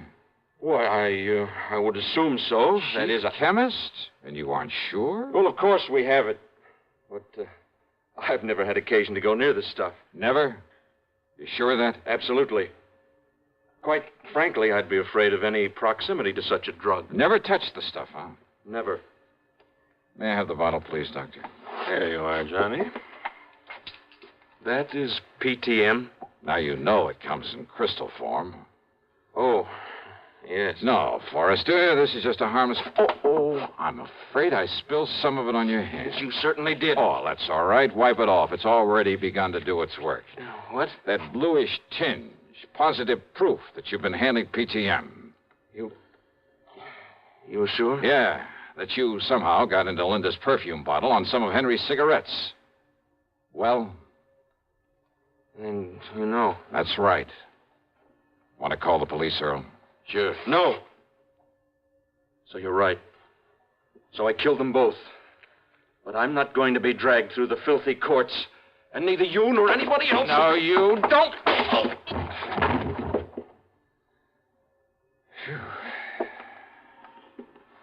Here, look. This tiny capsule he was about to swallow. Yeah. What do you think, Doc? Well, of course I can't be sure without... Those crystals certainly look like it. PTM. PTM.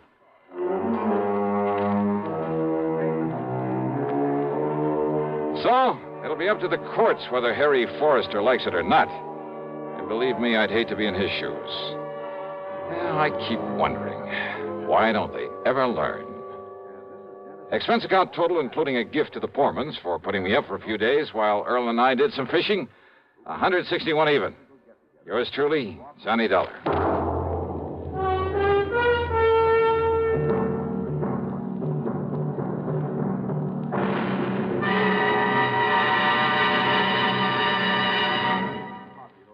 Our star will return in just a moment. Constipation can be a problem for anyone, even doctors. And when constipation occurs, it's interesting to see just what doctors consider important about a laxative they might use or recommend. Well, a majority of the doctors we heard from had this to say. A laxative should be effective, gentle, close to natural acting. A medicine that can be used with complete confidence. Now, X-Lax has been popular with many doctors and millions of people over the years because chocolated X-Lax is effective. Overnight, it helps you toward your normal regularity. X-Lax is so gentle, so close to natural acting, there's no upset. That's why many doctors and millions of people use X-Lax with complete confidence. X-Lax, the laxative that helps you toward your normal regularity, gently, overnight. Now, here is our star to tell you about next week's program. Next week, a lesson in how to rob a bank. You think I'm kidding? Well, I'm not. You see, it's also a lesson in how to get caught doing it. Matter of fact, it involves a modern, clever, scientific device that not very many people know about. If more of them did, well, believe me, there'd be a lot less futile attempts at bank robbery. And it's this very device that helps me solve the case I investigate by providing a picture, a simple snapshot that didn't turn up, but that gave me all the evidence I needed. Join us, won't you? Yours truly, Johnny Dollar.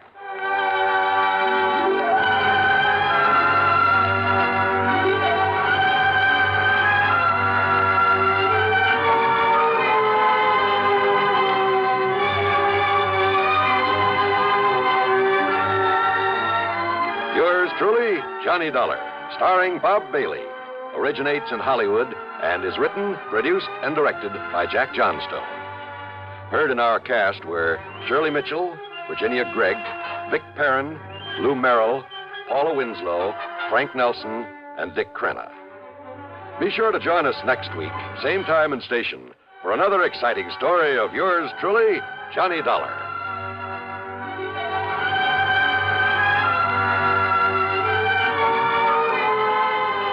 This is John Wall speaking. Stay tuned now for Suspense on the CBS Radio Network. Okay, they're coming into the stretch and turning for home. It's Warlock and Gay Reward head and head for the lead. Here they come. Here comes the finish, and it's Warlock by an O. Man, oh, man, what a race. Man, oh, Manischewitz, what a wine. Yes, in sports, you can tell it's a great moment by the cheers. And in wines, you can tell it's Manischewitz by the raves. Man, oh, man. Nano Manischewitz, everybody's wine because it tastes so good. Try all three new Manischewitz fruit wines, blackberry, cherry, and loganberry, each 100% pure and specially sweetened. Serve Manischewitz fruit wines anytime and often. In a wine glass, on the rocks, in a highball with your favorite mixer. Man, oh man, Manischewitz, everybody's wine because it tastes so good. Manischewitz Wine Company, New York.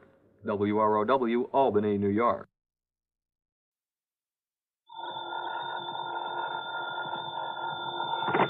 Johnny Dollar. Still there in Buffalo, huh? Yeah. Well? You get my report on the big robbery case out here? Yes. It looks to me like you've done yourself proud again. Only if you're still there, how come your expense account included transportation back here to Hartford? I'm afraid I got a little ahead of myself, Pat. Or maybe just batted a bit before you actually spent the money, is that it? Yeah, something like that. Well, I think we can overlook it this time.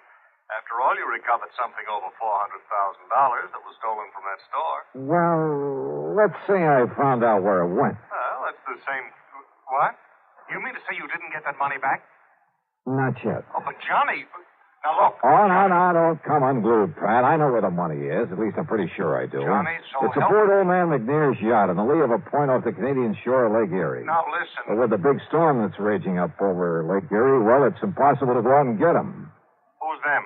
An employee, an ex-employee of the Emporium, the guy who took the money, and his pal who helped him get away with it. Well, now, you wait until that storm is over, and by that time they'll be 100 miles away. I'll be hidden away in some little cove there on the Canadian shore. Be what? What was that? Nothing, Pat. Now, listen, I'll keep on it. You'd better. I'll bring him back here and the money or die in the attempt. You fail to get that money back, and I'll gladly attend your funeral. Yeah, okay, Pat. I'll stay with it. Believe me, Johnny, you'd better.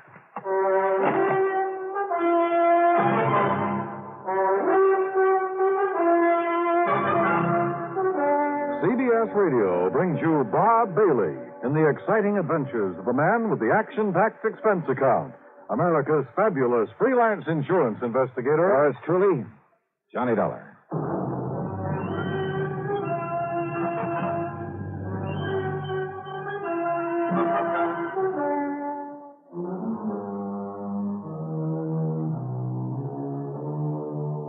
Expense account submitted by Special Investigator Johnny Dollar. To the Universal Adjustment Bureau, Hartford, Connecticut. Attention, Mr. Pratt McCracken. Following is an account of expenses incurred during my investigation of the Further in Buffalo matter. What I hadn't told Pat over the phone was that the last minute the Coast Guard had stepped in, forbidding me to go after those crooks in a rented subchaser after all. And you know something? Because of that storm, I'm afraid they were right. In spite of the fact I'd already paid for that boat and could only get half of it back. I'll put that down as a credit on this expense account. After all, it's on my American Express credit card. Anyhow, all I could do was sit around my hotel room and wait for the storm to quit. Yeah, sit and wait. Come in. Well, Dollar? Oh, hi, Mr. McNair. So you couldn't go after those criminals because of this storm? Well, sir, just as soon as it lets That's up... no reason for them to get away. Not with my $400,000. $421,216. Yeah, look, Mr. McNair, Quite frankly, that amount of money doesn't mean very much to me. But to coin a phrase, it's the principle of the thing. Yeah, sure. So how can you sit idly here in this hotel and... Well, have you got in touch with the Canadian authorities? Yes, sir. And they can't do any more than we can. Also, there's a kind of ticklish international situation here. What international situation? Well, if by any chance I should be wrong... Be wrong? About what? Well, look, after all, the only evidence against John Harker and his pals so far is the circumstantial kind. I thought you were absolutely certain they took the money. I am, as sure as I can be, until I get my hands on that money. I had all the faith in the world in John Harker. Then you came along and destroyed it. Destroyed it with your theory that he and some friend of his committed that robbery. Mr. McNair. Well, just let me tell you something, young man. You go out there to wherever he is on my yacht, and you find him. But when you do, you'd better also find proof that he stole that money. I'll do everything I can. Because if you don't, if you or anybody else finds out that he is innocent, Dollar, I'll ride you out of Buffalo on a rail.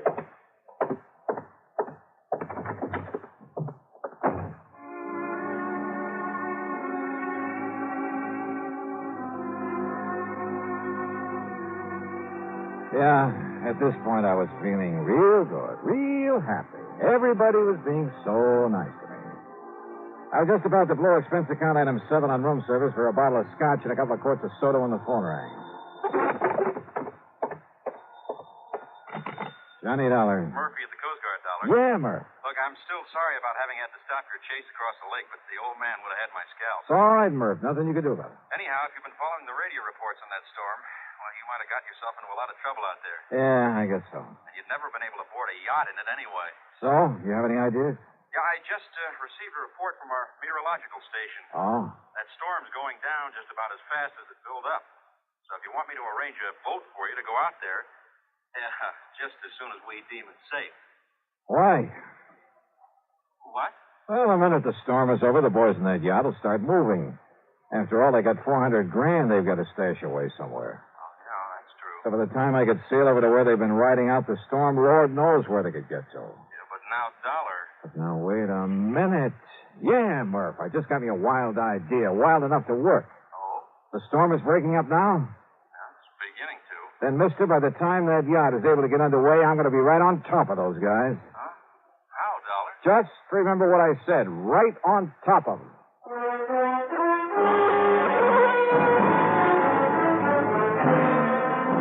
Expense account item 7, $3.25 for a taxi out to the municipal airport. Along the way, I noticed the rain was letting up, the wind was dying down. At one side of the airport, I found exactly what I was looking for. Within a couple of minutes, was in a little office talking with Tinker Barnum, owner of the Barnum Flying Service. Sure, Dollar. Complete equipment for it. Winch, line, slings, everything. Good. You see, we not only give a lot of demonstrations, instruction, that sort of thing, but now and then a Coast Guard calls on us to help with an actual rescue at sea. What'd you say your price is? $300. That includes me at the controls. Okay, then it's a deal. Okay, we'll take off just as soon as the wind goes down a few more knots. Oh, sorry, Tink. We got to take off right away. But if the wind starts blowing up again... It won't, and I got that straight from the Coast Guard. You're sure of that? I'm sure, so let's go. Well, I don't know if the tower will give me clearance. Then forget the tower. Well, now, wait a minute. 400? But I could lose my license, Dollar, get in a lot of trouble. Well, there's nothing else taking off from the field right now. I know. But that flight that just came in had a pretty rough time of it. Tell the tower it's an emergency, a rescue operation if you have to, but please, let's get going. Now, listen. It could be very dangerous. All right, that's a chance we'll have to take. 500? 550? Keep talking. Well, after all, it's $400,000 this thing. What? $600. Take it or leave it. Okay, Dollar, let's go out and warm up the old windmill. Attaboy.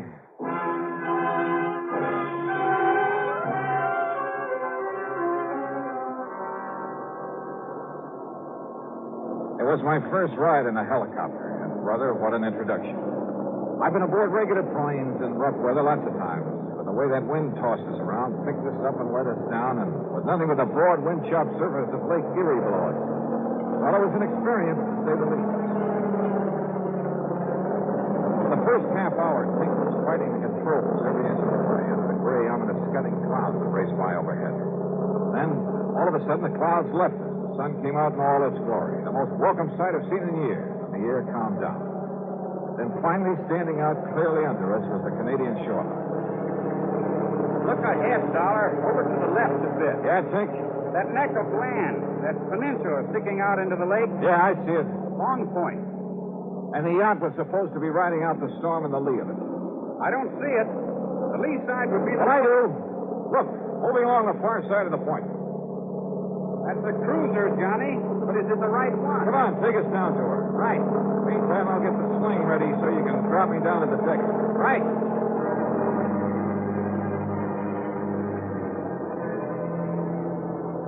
I still don't know how Tink figured he could pilot that helicopter and at the same time lower me to the deck of the yacht. That he could handle a winch.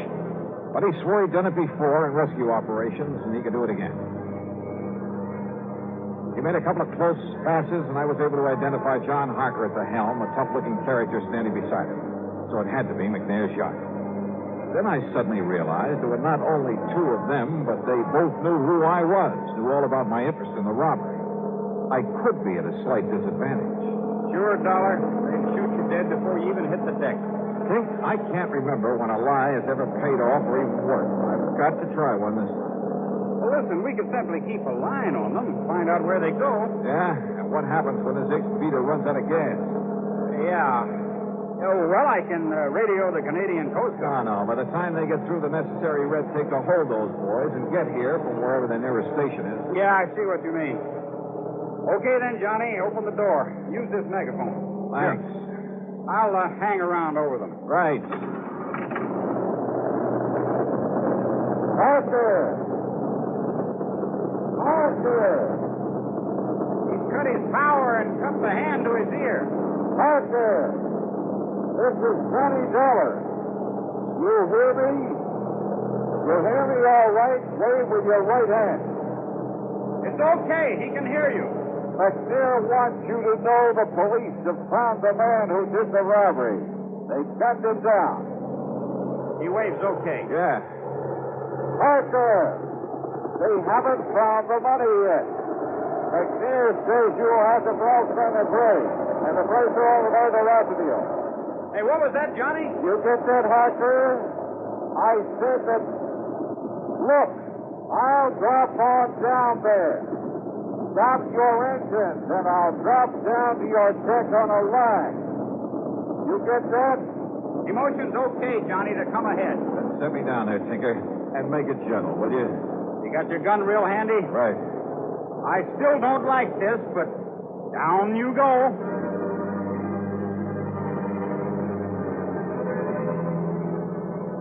swinging around under that copter, hoping I'd hit the deck of the boat below was no fun. It was a pretty small target, and the yacht was still bobbing heavily. But Pink was an expert, and a couple of minutes later, I saw the deck slowly coming up to me. Slower! Slower! Coming down too fast. That's it.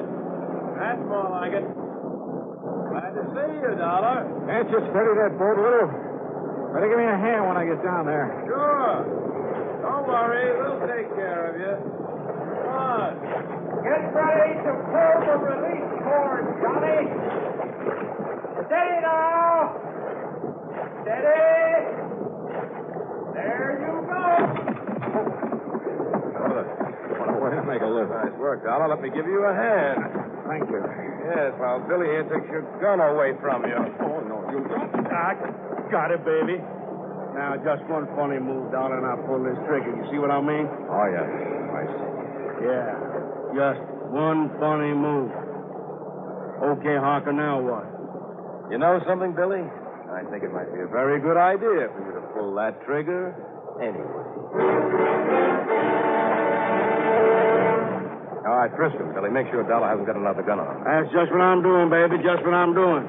And it's all right. He's clean now. What did you take me for, Dollar? A fool? Did you think I'd be crazy enough to believe what you were shouting down from that helicopter, whatever it was? Well, as a matter of fact, Harker, most of it was double talk. And did you think I'd believe that old fool McNair sent you out here? Yeah, that's a laugh. That tight-fisted old coot. All right, shut up, Billy. To that story, the police had gunned down the man who stole the money from the Emporium. Don't make me laugh. You like to see that money before you go, Dollar? Like to run your fingers over 400 G's? Yeah, Billy. Why not? Well, it's all stashed away in that chain lock up forward. But you ain't never going to see. You're never going to see anything anymore. Can I kill him now, Harker? Can I, huh? No, wait. Huh? Stop waving that gun around. That helicopter gets out of sight. Okay, sure. Well, what's it hanging around for? I don't know. Dollar, get below the cabin. You stay here, Billy, but keep that gun on through the door where that flyboy can't see it if he comes any closer. Sure. Go ahead, Dollar. Why not?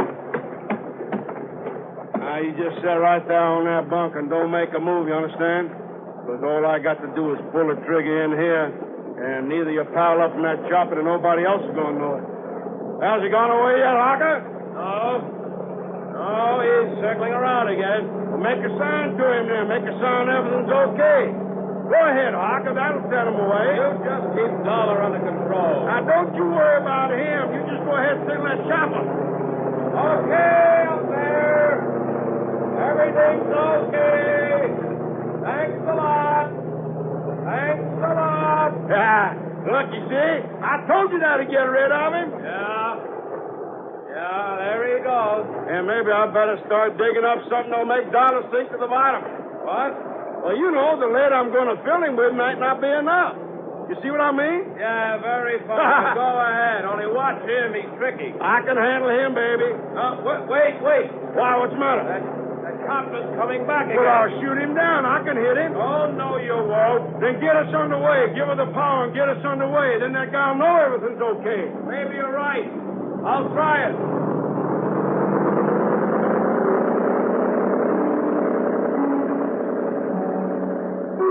During all the talk, I sat there on the bunk looking into the muzzle of Billy's .38, knowing these were desperate men with a lot at stake. That if I made one false move, he wouldn't hesitate to pull the trigger. Even if he took the gun off me for a couple of seconds, there was nothing in reach I could use for a weapon, could even pick up and throw at him. Good work, Billy. Chopper's going away again. I told you so. Can I shoot him now? Can I kill him? I better wait a couple minutes more to make sure. Well, I'll find some chain or something to tie around him and make him sink. In the locker, under that bunk you got him sitting on. Okay. All right now, Dollar. Get off of that bunk and walk up to the front of the cabin. Go ahead. Don't forget I've got this gun on. Yeah, the copter was going back to shore. Time was running out. Then I saw them. A duplicate set of controls there at the front of the cabin. Steering wheel, throttle, everything. Go ahead, Dollar. Keep your hands up over your head. Up high. Rising off the bunk, my hands over my head, I half stumbled as though from the motion from the boat. I lurched against the wheel and grabbed it and swung it hard a port. Hey! The boat swung around crazily. Hey! What do you think you did? Hey, let go of that wheel. Lousy shot, Billy. What's the matter? Billy! Billy, what's happened down there? Plenty, Harker.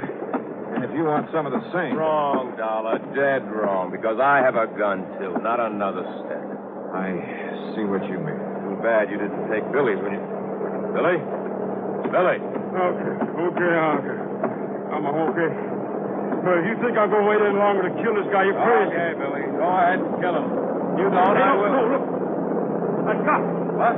What's coming right at us? It'll smash into us. Stop him. Shoot him. You bet I will. No, you fool. The pilot of that cop to the flyboy. Shoot him. Right.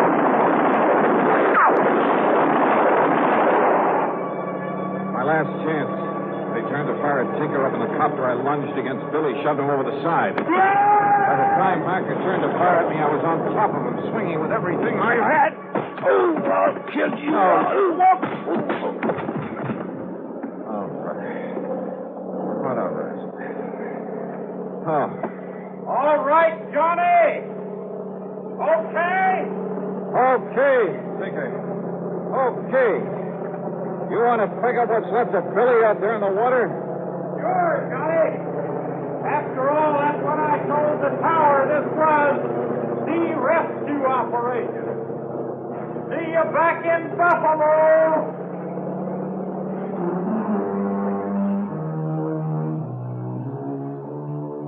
Yeah, like Billy had said, the stolen money, all of it, was stashed away in the Ford chain locker. So after tying up Harker with all the line I could find, I started the engine of that beautiful yacht. But then suddenly realized, well, put it this way. If Tinker and his copter hadn't stayed with me, so help me, I'd never have found my way back to Buffalo. So, expense account total, including an even $1,000 for Tinker Barnum, and please don't argue about it, plus the trip back to Hartford, plus the previous charges you haven't yet paid me for, $1,800 even. And believe me, it's a bargain. Yours truly, Johnny Dollar.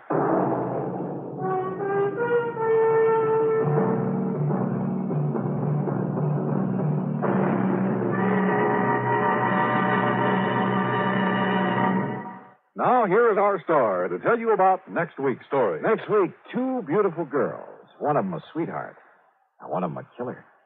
Join us, won't you? Yours truly, Johnny Dollar.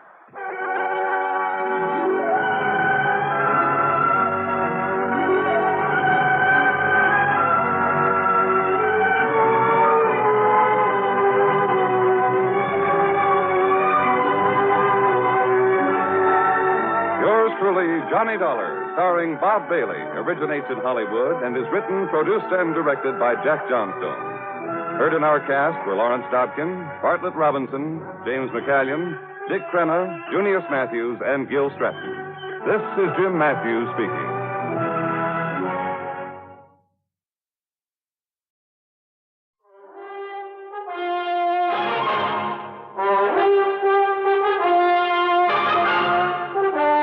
CBS Radio brings you Bob Bailey in the exciting adventures of the man with the action-packed expense account, America's fabulous freelance insurance investigator. Yours truly, Johnny Dollar.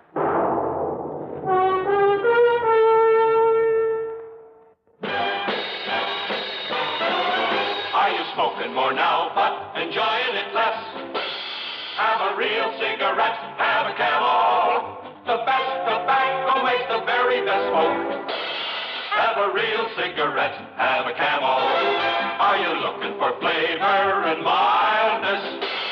Have a real cigarette, have a Camel. The best tobacco makes the very best smoke.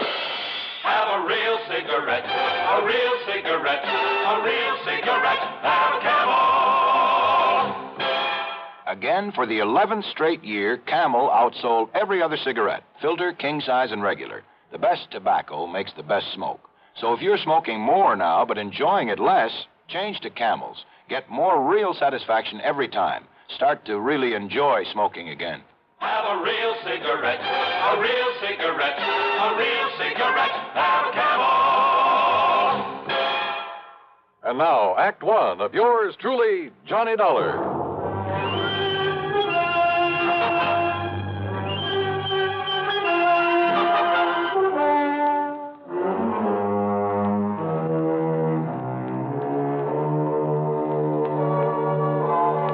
expense account submitted by Special Investigator Johnny Dollar to the Tri-Western Life Insurance Company, Corpus Christi office. Following is an account of expenses incurred during my investigation of the Unholy Two matter. It was a little late in the day to ride all the way to Texas, but I managed to make a pretty good set of plane connections. So, expense account item 1, $127.20, plane fare and tips, Hartford to Corpus Christi. Item 2, $4 even for a cab in from Cliff Mouse Airport to the Driscoll Hotel on North Broadway. As I was about to sign my name on a registration card for the benefit of the room clerk, well, I guess this is a pretty small world at that. And I'm sure you're going to find this room very comfortable, Mr. Dollar. Sure. Okay, then, Obi. I'll see you first thing in the morning. We are. Thank you, sir. Right now, I'll turn over and tell Wayne to stock this. Boy, Yeah. take Mr. Dollar's bags up to room. Dollar? Excuse me. Did I hear the name Dollar? What's that? Johnny Dollar, the insurance investigator? That's right. Who are you? Well, the name is Doug Johnstone. Johnstone? Yes. Funny. Man by the name of Johnstone dramatizes all these cases I handle so we can put them on the air. Jack Johnstone. That's right. Well, I'm his younger brother, Douglas. No kidding. No kidding. Well, glad to know you, How are Doug. you, Johnny? Listen, I'm in a big hurry. I've got somebody waiting for me, but I hope we can get together while you're here in town and, well, tear that brother of mine to pieces or something. Sure, why not? If you're down here working on a case, if I can be any help to you, you know. Hey, wait a minute. Are you here to look into the Peterson matter by any chance? Well, frankly, I haven't the least idea. I wonder. Well, can you tell me this? Did Jack Price over at Tri-Western Life send for you? Yeah? Clerk, may I have a piece of paper, please? Oh, yes, sir. Here you are. Sorry, I've got to rush out of here, Johnny, this way, but... Well, who is Peterson, Doc? Here's my address and phone number. That's both the home and the office. All right. Now, maybe I can be of help to you, so don't lose that. Huh? Yeah, okay, thanks. But now, because Doug, if it is on account of old man Peterson, Johnny, well, I've got some ideas about it, and then, well, they could be helpful to you. If, as I say, that's why you're here. Well, what kind of ideas? Well, you know he was supposed to have died because his heart gave out on him. No, I didn't know. Yeah. But if you ask me, well, if it turns out this is the case you're working on, well, you give me a call now, will you? Yeah, sure. But look, why not tell me what you know about it? Well, Johnny, after all, you may be here for something entirely different. Maybe not. Well, why don't you see first what Jack Price has to say, huh? Well, now, look, Doug, you said... Johnny, this theory of mine could be all wrong. About the death of some man named Peterson. Yeah, John Ridgway Peterson. Well, come on, tell me anyhow. What is your theory? Well, it may not mean anything to you. You may have no interest whatsoever in Peterson. Oh, come on, stop beating around the bush, Doug. What do you think about his death? Well, okay. Murder. What? Yeah, Johnny. Murder.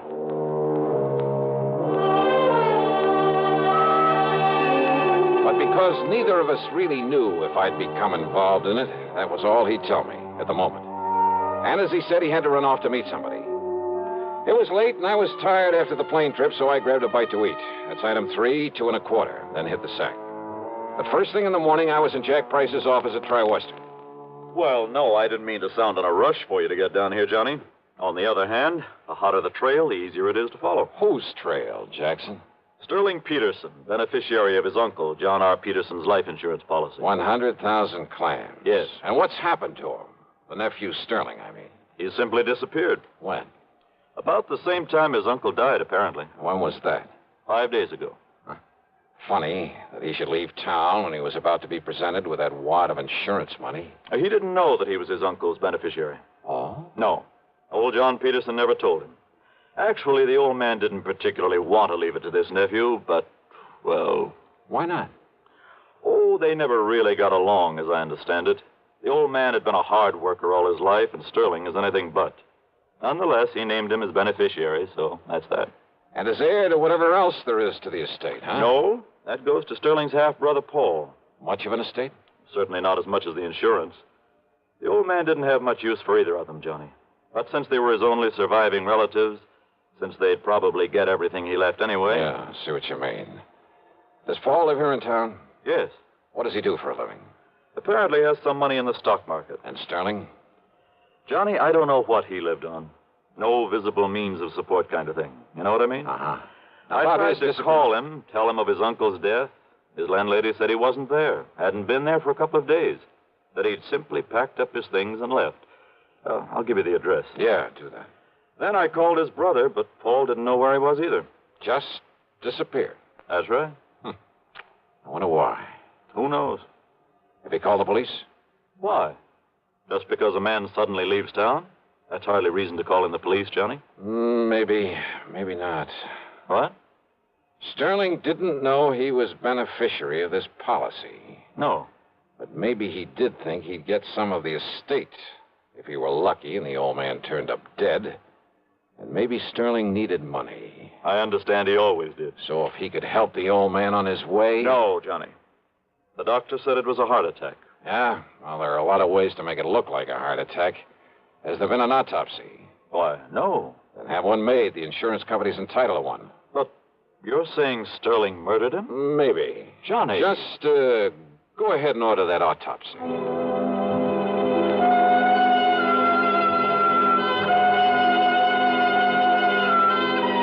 Item 5, $1.25 for a taxi. I found Doug Johnstone in his office, a small place, but with a cluttered desk of a busy man. Full of stock market reports, that sort of thing. Doug brushed him aside and got right to the point. Yeah, I've got to know a lot about Sterling Peterson lately. Now, you see, I have interest in a handful of oil wells, a gas compressor station, and things like that. Ah, lucky man. Well, I spend quite a bit of time over at Merrill Lynch trading in the stock market. You met Sterling in a brokerage office? Well, that's where I met his brother, Paul. That's where I learned about Sterling. It seems he was always trying to get money out of Paul. I take it Paul is pretty well healed, huh? Hardly. He's a sharp one. He has a pretty wild idea of how to make money in the market. What do you mean by that? Well, you know, it's always flattering for someone to ask your advice. Naturally. Well, I'd recommend he buy something like IBM. Good, solid stuff for a stable company like U.S. Steel, AT&T. Nothing wrong with that, brother. No, but instead he'd throw his money into some crazy penny stock like, well, Golden Dream Uranium Company. It was being pushed by some crooked promoter, some boiler room operator. Yeah, I see what you mean. I'd suggest Union Carbide. He'd end up with some speculation nobody ever heard of, and so on. Yet somehow he managed to stay solvent. The point is, Sterling was always going to Paul for money. Money for what? Oh, to pay off his gambling debts. Much as I hate to admit it, civic pride and all that sort of thing, there are plenty of places in and around this town to gamble. Yeah, so I've heard. So when a stupid guy like Sterling Peterson simply won't learn the house never loses, well, you see what I mean. Yeah. And Sterling never really worked for a living. No, and he was always in debt up to his ears. Isn't it possible he simply left town because his debts had caught up with him? Some of his creditors were getting tough with him? Well, Sterling needed money badly, and... Well, Johnny, I think he finally reached the point where he was willing to kill to get it.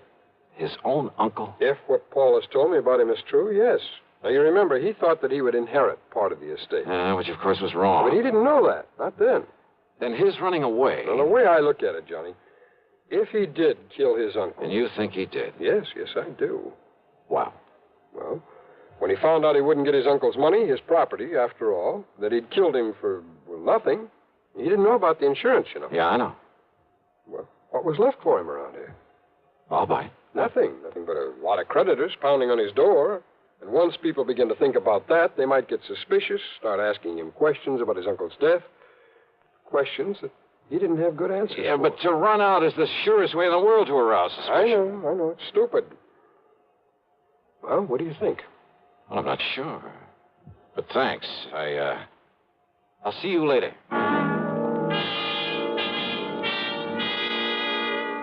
I took a taxi over to the place where Paul Peterson lived. That's item 6, $1.50. It was a nice apartment in a fairly good neighborhood. But he wasn't home. Item 7, $1 even for a cab to the brokerage house Doug had mentioned. I talked to Wayne Stockseth, a friend of Doug's. He hadn't seen Paul Peterson around there for several days. Well, Paul said something about going out of town, Dollar, to look at some of the companies he considers investing in. I see. When he gets the money from his uncle's property and so forth, Paul will have quite a bit to play with. And play with is the proper term, despite our advice to avoid so many cheap speculations. I've heard he's a bit of a plunger. Yes, I'm afraid so. Well, if he does come around, Wayne, ask him to call me immediately. I'll be at the Robert Driscoll. Item 8, $2 for a late lunch. Item 9, $1.30 for a cab to Jack Price's office. Now, wait a minute, Johnny. Yeah? Instead of hunting for Sterling Peterson, you're just hanging around hoping to find out the old man was murdered. Well, give me time, will you? But I tell you, the doctor who was with him when he died said it was heart failure. And I tell you, Jackson, there are plenty of ways. There are medical tricks. I can't Hold believe... it a minute, Johnny. Price speaking. Yes? All ready? Well, doctor, what did you... What? Oh. I see. Thank you. What's the matter, Jackson? How did you know? How did I know what? The autopsy. Yeah? You were right. Apparently some drug substituted for the digitalis the old man was taking. You mean Doug Johnstone was right. The old man was murdered. Yes, Johnny. Murdered. Act 2 of yours truly, Johnny Dollar, in a moment. Welcome, recording star Mel Torme. It's terrible trying to sing with a bad cold. So I always take 4-way cold tablets to relieve cold miseries fast. Good idea. Tests of all the leading cold tablets proved 4-way fastest acting. 4-way starts in minutes to relieve muscular pains, headache, reduce fever, calm upset stomach, also overcomes irregularity.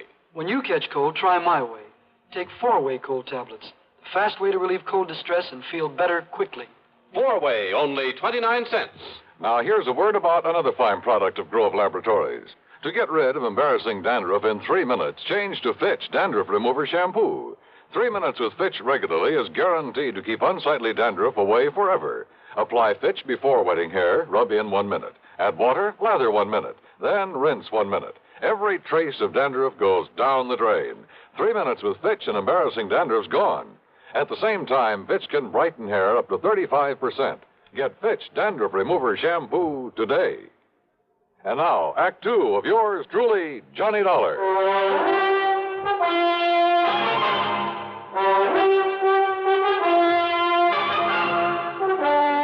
Expense account item 10, $1.70 for a taxi to the cheap rooming house where Sterling Peterson had lived before his mysterious disappearance. The landlady turned out to be quite helpful. Well, that chiseling, no-account, tin-horn gambler owed me 2 months back rent, Mr. Dollar. Well, if we can find him. Only I'm beginning And to you doubt ask me there's something mighty suspicious about the way he picked up and left. Yeah? What do you mean, Yeah. Mrs. Toomey? Well, now, here. Here, now, you look for yourself. You see all them empty hangers in that closet there and them empty drawers I pulled out on the bureau? Oh, so what? Yeah, took every stitch of clothes he had. How he ever stuffed them all in them 2 little suitcases he owned would have been impossible. So he picked up a tour over, a couple of more handbags. Without me seeing him come in here with them? You apparently didn't see him leave. Well, no. Look here, in the medicine cabinet in the bathroom. Now, every receipt. Yeah, that is funny. Well, it sure is. Man not taking along his comb and razor and shaving things and his toothbrush and his hair tonic. I don't care how much of a hurry he was in. Mrs. Toomey, the day that Sterling Peterson disappeared. You mean the night he disappeared, don't you? Do I? All that day, he just sit around here. Said he was waiting for his brother. His brother had promised to come and see him. Oh? Ask me, he was hoping his brother'd bring him some money to pay up his rent and things. Did his brother come around? At 7 p.m., his brother telephoned. I took the message. Yeah? Said Sterling was to meet him at some dive out on Staples Street, so he left. And that's the last you saw of him? I heard him come back here and up to this room sometime after 2 a.m. But you didn't actually see him. I go to bed at a respectable hour. Then how are you sure it Next was? morning he was gone. Bag and baggage must have just plain sneaked out on me. No, I don't think so, Mrs. Toomey. What's that?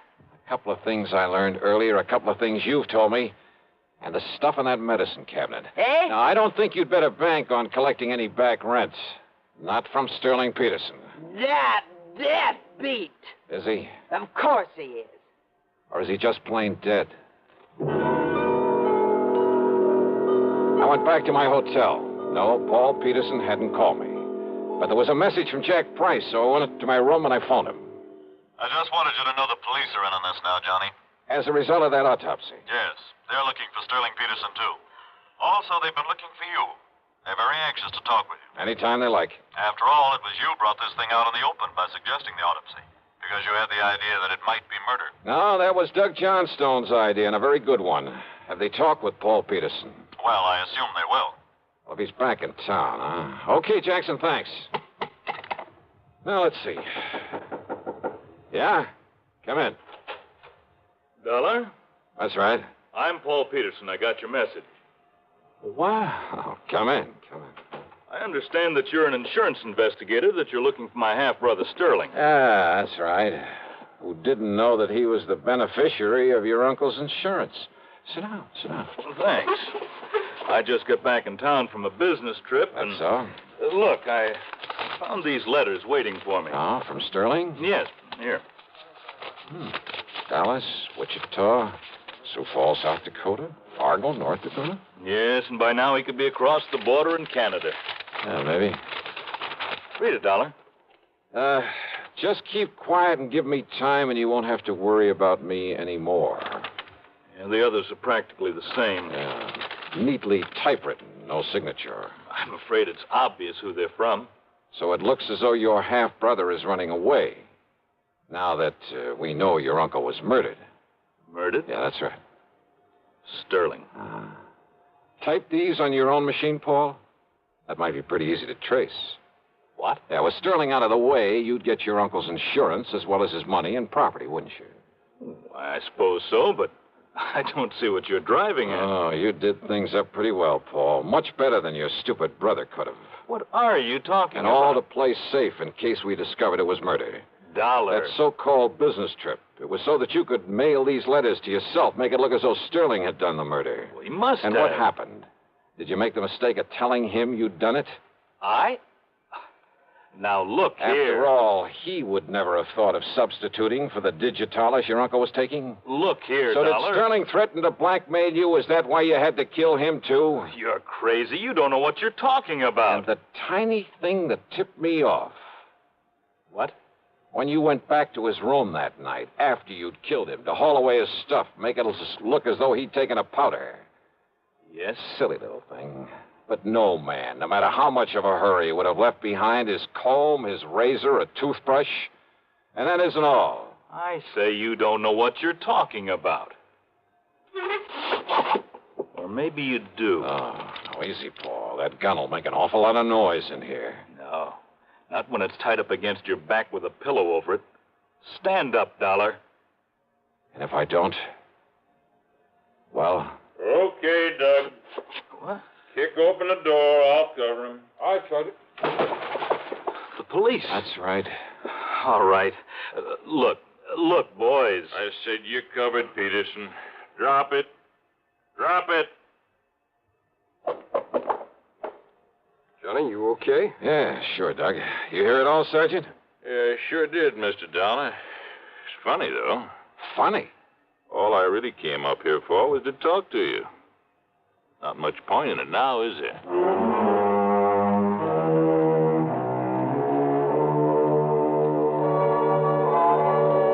So, another day, another dollar. And I'm not talking about myself.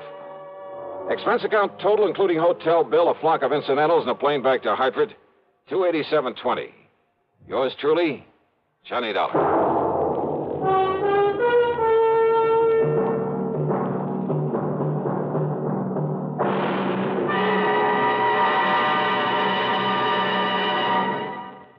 Our star will return in just a moment. Constipation is something people don't talk about much, but it can be a problem for anyone, even doctors. And when constipation occurs, it's interesting to see just what doctors consider important about a laxative they might use or recommend. Well, a majority of the doctors we heard from had this to say.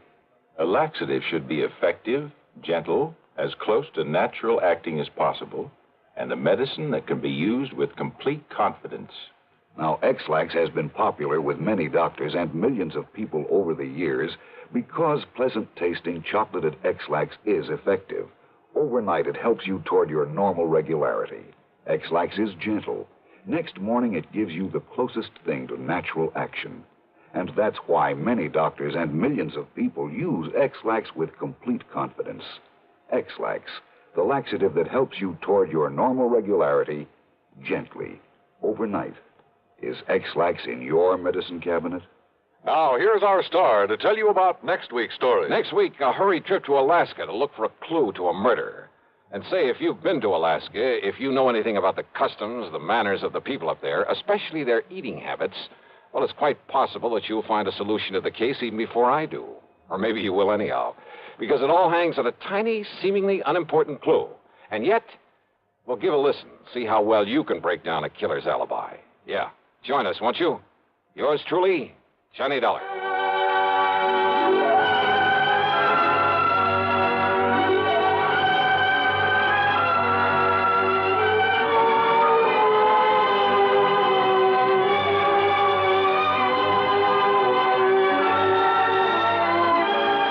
Yours truly, Johnny Dollar, starring Bob Bailey, originates in Hollywood and is written, produced, and directed by Jack Johnstone. Heard in our cast were Virginia Gregg, Jack Edwards, Forrest Lewis, Stacey Harris, Gil Stratton, and Barney Phillips. Be sure to join us next week, same time and station, for another exciting story of yours truly, Johnny Dollar.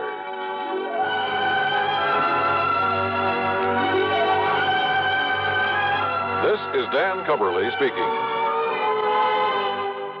Tangled secrets unravel eerily all through the long night as suspense follows on the CBS Radio Network.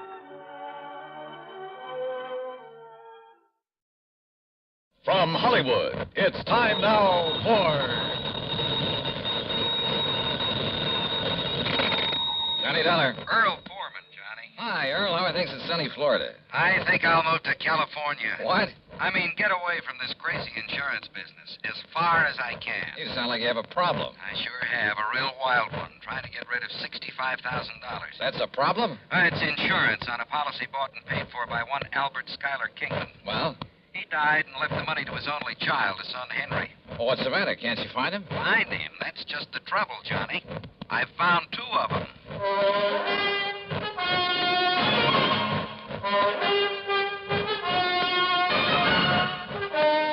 Bob Bailey in the exciting adventures of the man with the action-packed expense account, America's fabulous freelance insurance investigator. Yours truly, Johnny Dollar.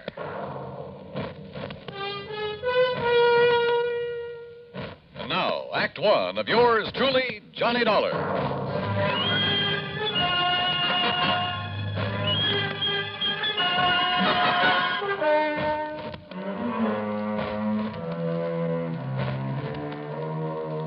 Expense account submitted by Special Investigator Johnny Dollar to the Tri-State Life and Casualty Company, Sarasota, Florida. Following is an account of expenses incurred during my investigation of the Double Trouble matter.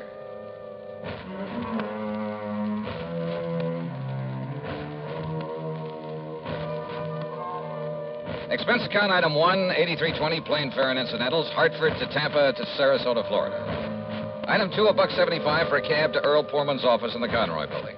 That's right. After waiting 20 years for this sole beneficiary to show up. 20 years? Well, like I told you, the insured was Albert Schuyler Kingman. $65,000. Yes, he was a widower, lived up near Elizabeth City, North Carolina. And he had a son named Henry. Henry was his sole heir and beneficiary of his policy. Okay. And you say that Kingman died 20 years ago? Yes, during that big hurricane back in 38. Remember it? Did about $40 million damage up and down the coast. Earl, I was a mere child at the time. Oh, sure. How old was Henry? Well, he was 10, just a kid. Anyhow, it was several days before the old man's body was found. And the boy? No trace of him. Disappeared. In due course of time, because of the statute of limitations, the old man's estate was, well, I guess it went to the state. But not his insurance, huh? No. We kept the matter of the insurance open, company policy. Requires a lot of legal finagling, but in the company's history, they've turned up beneficiaries as much as 15, 18 years after death. How? By advertising. And that's what accounts for the sudden appearance of two Henry Kingmans, each claiming to be the beneficiary of Albert Kingman's policy, and each having a logical, legitimate story. Each saying he didn't know about the insurance until he saw the ad. Where are these boys, Earl? Right here in Sarasota. They arrived yesterday. They arrived together? No, a couple of hours apart, unknown to each other, they say. I hope you made it perfectly plain that one of them has to be a phony and that when he's found out, it's going to go pretty rough with him. Naturally. But, Johnny, I can't find anything wrong with either of their stories. You know, their background, where they've been, and so on. Where are they staying, Earl? A couple of dingy little motels on the edge of town. Now, look. Here's the file on them, or rather on the old man. Well, I don't know that that's going to be much help. There's information about not only Kingman, but his wife, who died before him. There's a lot of miscellaneous information about the boys. The boy, where he went to school and Sunday school, who his teachers were, the names of some of his friends. There's a lot of stuff here. Well, then, maybe I'd better go through it. Sure. Now, look, it's getting late. You're going to stay with Gertrude and me, as usual. Oh, that isn't necessary, Earl. Well, she'd kill me if I didn't bring you home.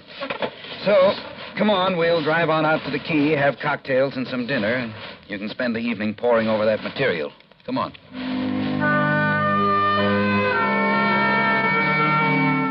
Cocktails and dinner were great. They always are with the Pullmans. Only poor man is a misnomer. That home of theirs on St. Armand's Key is not only big and new, but beautiful. They have their own private dock and speedboat on the bayou directly back of the house. Yeah, and they own a couple of spanking new fancy air-conditioned cars. I decided that if I ever get enough to retire, this will be the kind of a setup for me.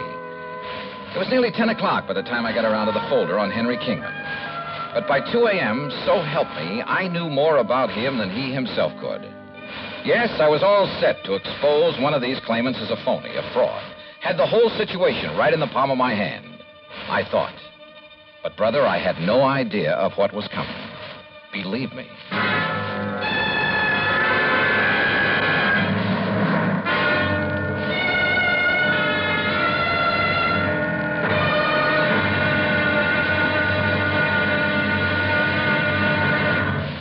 Act two of yours truly, Johnny Dollar, in a moment. And now for another episode in the life of Sergeant Donald Bellwether, my husband.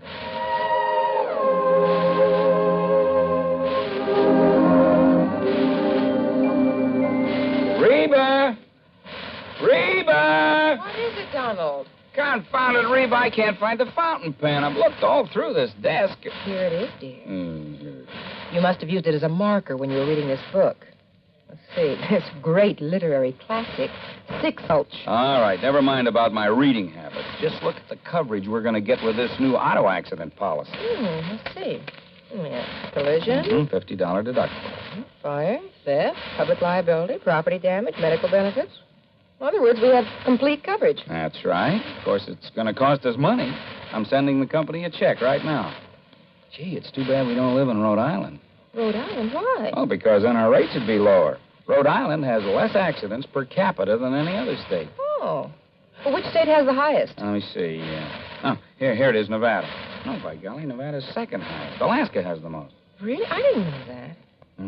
You know, it's just too bad we can't eliminate traffic accidents completely. Not only would it save life and limb, but it'd be a lot less strain on the pocketbook. Yeah, that's for sure.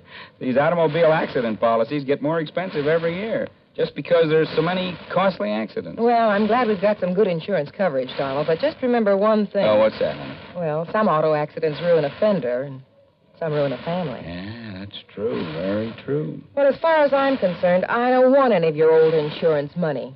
I want you here at home, safe and sound. You'll always drive carefully, won't you? Yes, I will, dear. That's my Donald. That's my doll.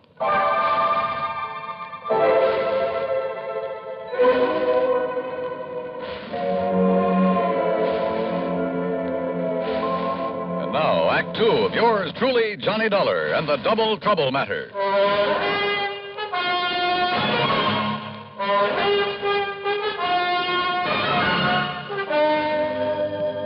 By 9:30 the next morning at a cheap little motel on the north edge of Sarasota, I'd spent nearly an hour carefully questioning Henry Kingman, number one. And I was getting nowhere. Obie O'Brien? Well, sure, Mr. Dollar. He was one of the kids I used to play with back in Elizabeth City. He and Bobby Tank. Yeah? You see the scar on my arm right here? That's where Obie hit me with a stick one time when we were playing caddy. Yeah, I see. If you know where Obie is these days, you ask him and he'll probably remember. Scared him to death. He thought he'd busted my arm. Now, let's see. How about Miss Albertus? Albertus? Yes. Gee, I don't remember any Miss Albertus. Your Sunday school teacher there in Elizabeth City. Listen, I was only 10 years old then, but I remember my Sunday school teacher real good. Her name was Miss Griswold, and she was, Look, are you trying to trick me or something? Yes, I am. Because Henry... Why don't you call me Hank? Everybody else does. The fact remains, Hank, that one of you two claimants to the insurance is a phony. Well, believe me, it's not me. Everything you've told me about your childhood checks perfectly with the information I have. Well, of course, Mr. Dollar. Almost too perfectly. Listen, where did you live and go to school after the hurricane? Well, I'll be honest. I didn't have much schooling. Where did you live? Mr. Dollar, I wandered around more than little Orphan Annie. All over North Carolina, then up north. Did you live anywhere long enough to be, well, really be recognized as Henry Kingman? No, I'm afraid I was just a bum. And all anybody ever knew me by was Hank. You saw the ad about the unclaimed insurance in New York? Yes, sir. I was working on the dock, stevedoring. Saw that ad in the Times. And I decided that if I had that much money coming to me and I could get a hold of it, why, maybe I could amount to something. Get an education, maybe, or, well... Hank, all the insurance company has to go on is your memory, or what you say is your memory of your childhood. What I've told you is true, sir. But if the other claimant comes up with the same kind of a story... But he can't. Because, don't you see, sir, I'm really Henry Kingman. I've told you all about my father and the house and the hurricane and the people I knew, about what's happened to me since... Yeah, I know. It's because I am Henry Kingman. Uh-huh. We'll see.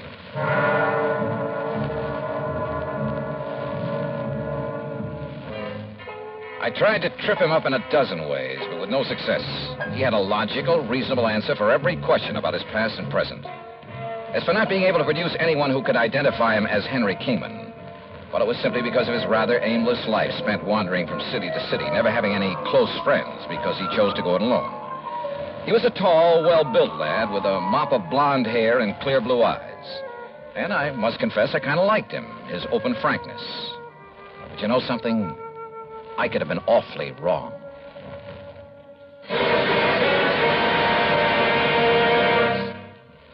Although most men by nature don't feel in a combat mood much of the time, there are some who just can't get enough of a good fight, particularly if there is good, sound reason for it. In July 1900, when American fighting men were protecting the rights and liberty of their fellow countrymen during the Boxer Uprising, the battle was a furiously fought affair. Army Private Robert H. von Schlick, serving with Company C of the 9th United States Infantry Division, was in the thick of the fracas. Although he had been wounded previously while carrying a wounded comrade to a place of safety, he rejoined his command, which partly occupied an exposed position on a dike. Private von Schlick remained there after his company had been withdrawn, and in spite of the hail of bullets around him, single-handedly continued to fire into the enemy ranks. Oblivious to the fact that he was a conspicuous target, he refused to leave the fight until he was literally shot off his position by the enemy. Private Robert von Schlick earned the Medal of Honor for valiant devotion to duty and added heroic background to the code of conduct of American fighting men. And now, Act 3 of yours truly, Johnny Dollar.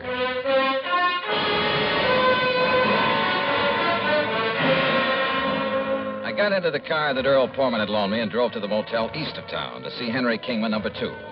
Tall, dark, and well-dressed, he was terse and to the point. And he answered all my questions with the same ease and conviction as the other boy. In only one major respect did his story differ. No, sir, I can't name you a single person who can identify me as who I really am, Henry Kingman. And for a very simple reason. What's that, Hank? It's Henry, Mr. Dollar. And the reason is that right after the hurricane, I was adopted by a family that just moved into nearby Bridgeton. Their name was McGovern, so I took their name. Go up to Bridgeton, ask them. Show them my picture, anything you like. They'll all tell you I'm Henry McGovern. Only my foster parents knew that I was really Henry Kingman. Knew? They both died about 7 years ago. And they told nobody else who you really were? No, not even the preacher. They'd wanted a son for years. Now they had a son. And they didn't want anyone to come along and take me away from them. Then how did you find out that you're Henry Kingman, if you are? I'll ignore that last part of your question, Mr. Dollar. They didn't tell me until my 21st birthday. Bridgeton. Isn't that the little town up near Currituck that was completely destroyed by fire a couple of years ago? Oh, yes, of course. I'd forgotten. There isn't a living soul up there anymore. Oh, but I'm sure a man like you could track down some of the people who live there. Uh-huh. When were you last in Bridgeton? I went up north right after my foster parents died. As I told you, I've been living and working in New York. Now, look here, Mr. Dollar. Well? Hasn't everything I've told you checked perfectly with what you know about my father, my childhood, everything? Hasn't everything I've told you proved to be true? Isn't it proof that I'm Henry Kingman? There's only one trouble. What's that? You're not the only one who has that kind of proof.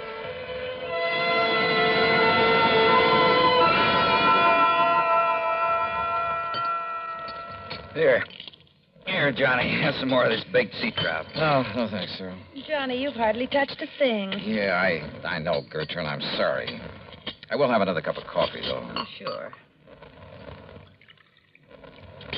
So you haven't got very far in your investigation? No, I'm afraid not. I told you, Johnny, the stories of those two boys check out perfectly. Unless the information the company's been collecting for the last 20 years is all wrong. But both of them can't be Henry Kingman. So one of them must be lying. But which one? Well, suppose, just for example, that the blonde is Henry. Yeah? Then how would the other have got hold of all that information? Unless... Well?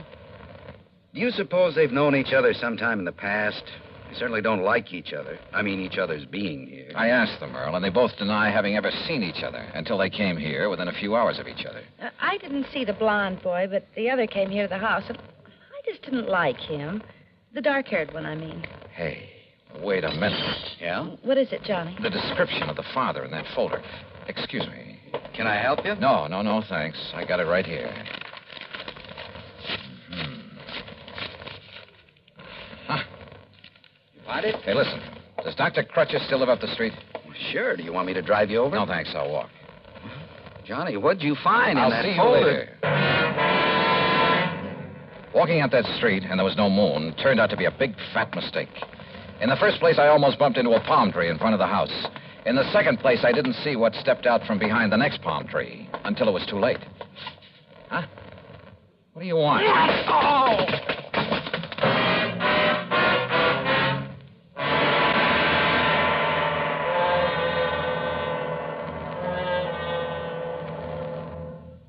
Times have changed, and so has the man. Through the ages, man has advanced both physically and mentally. Prehistoric man's concept of war and living was like that of an animal. His implements were crude, his knowledge simple. It was survival of the fittest. From his club and stones to bows and arrows and spears, from muskets and sabers to atomic rifles and missiles, man has progressed in the art of attack and defense. With each new phase, man's knowledge has developed. Today, the warrior, if he can be called such, is not a stone thrower, a bowman, or a swordsman. He's a technician who needs knowledge of all that science has developed. He's a sonar man, a radar man, a rifle man, or a torpedo man, a missile man, or a pilot.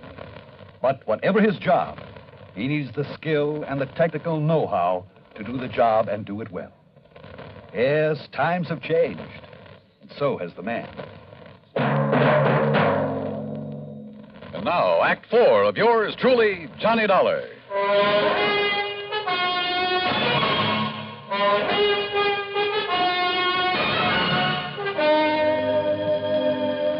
Decided maybe I'd better drive him over anyway, Doc. And that's when I found him lying out there by the palm tree. Well, it's lucky you did, Earl, but I think these smelling salts will bring him around. Whoever attacked him must have seen you coming and... Holy, what's this? It's okay, Johnny. Yeah, then what's Doc Crutcher? Who socked me? You don't know, Johnny? I sure don't. Oh, but, brother, I have a suspicion. A couple of them. Here, Earl, I brought him a cup of good hot tea. Tea? Sure. Get him a slug of brandy. Oh, well, sure. Only make it scotch. Good man, Doc. You feel okay now? Yeah. Earl, listen. Yeah? Get on the phone. Call the motels where those boys are staying. Tell them to get over here immediately. Better still, I'll drive over and get him. Meantime, Doc. Yeah? Here's your scotch, Johnny. Thanks. And if you want some more... Just a minute, woman. Where's mine? Oh, of course, Doc. I'm sorry. Neglect me, huh? Hey, listen, Doc. I want to ask you a couple of questions. What about? Heredity. Heredity? Yes. Okay, shoot.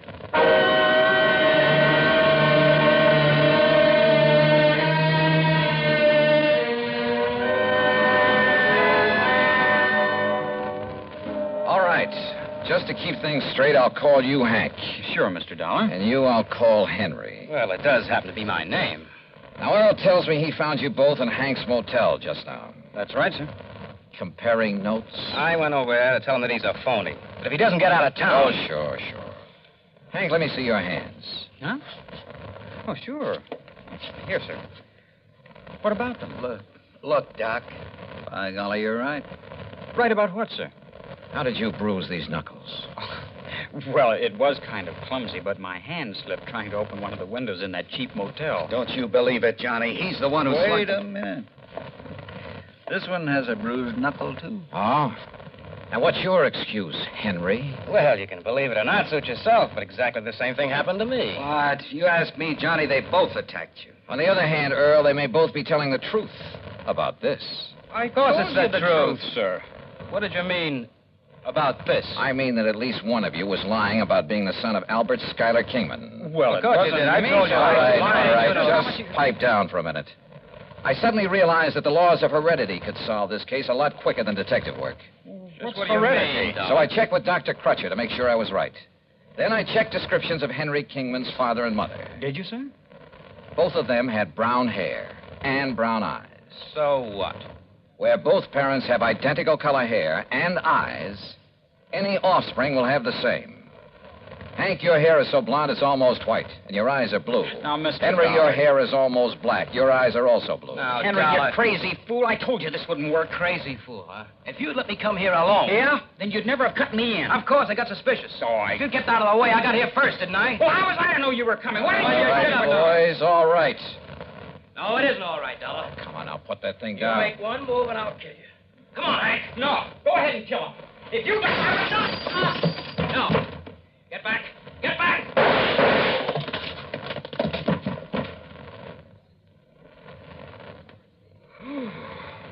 Johnny, you outdrew that Henry like... Wow. Yeah. Take a look at what happened to Hank. Huh? Is everything all right, boys? Holy... Gertrude, what did you hit him with? Earl, I never did like that old bass anyhow.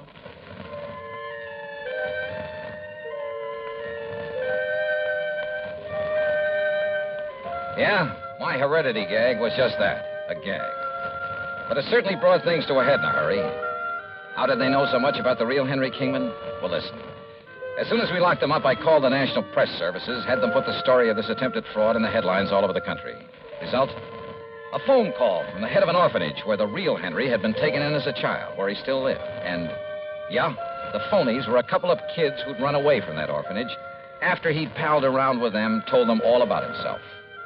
As for why they both appeared to make the claim, sure. Each of them saw the company's ad and tried to get in ahead of the other. Well, they're in all right.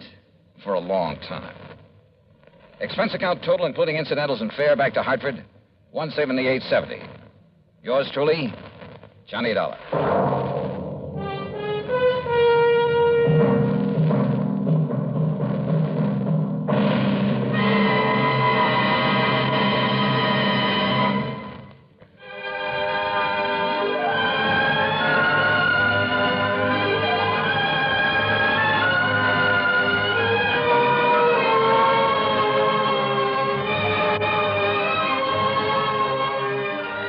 Yours truly, Johnny Dollar, starring Bob Bailey, originates in Hollywood and is written, produced, and directed by Jack Johnstone.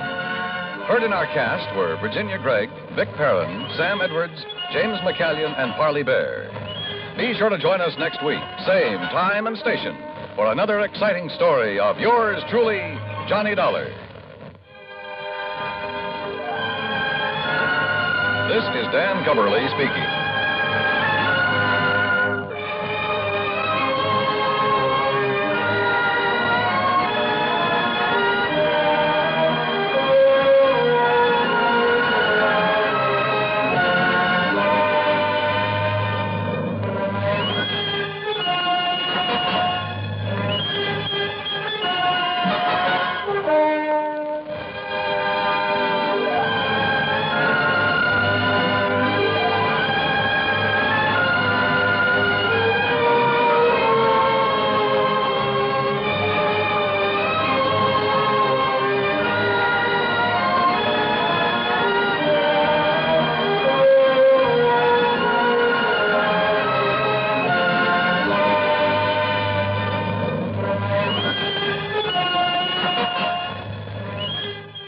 truly, Johnny Dollar, has been a presentation of the United States Armed Forces Radio and Television Service.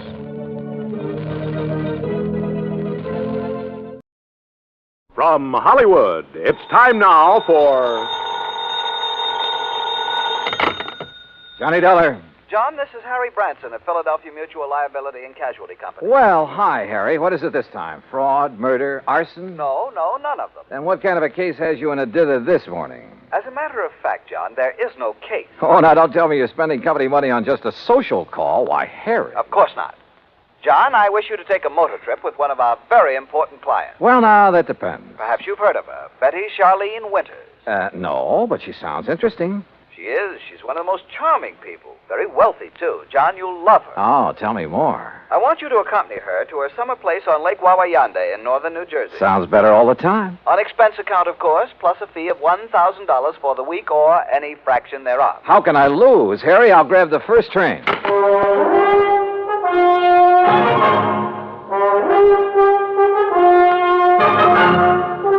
Bob Bailey in the exciting adventures of the man with the action-packed expense account. America's fabulous freelance insurance investigator. Yours truly, Johnny Dollar.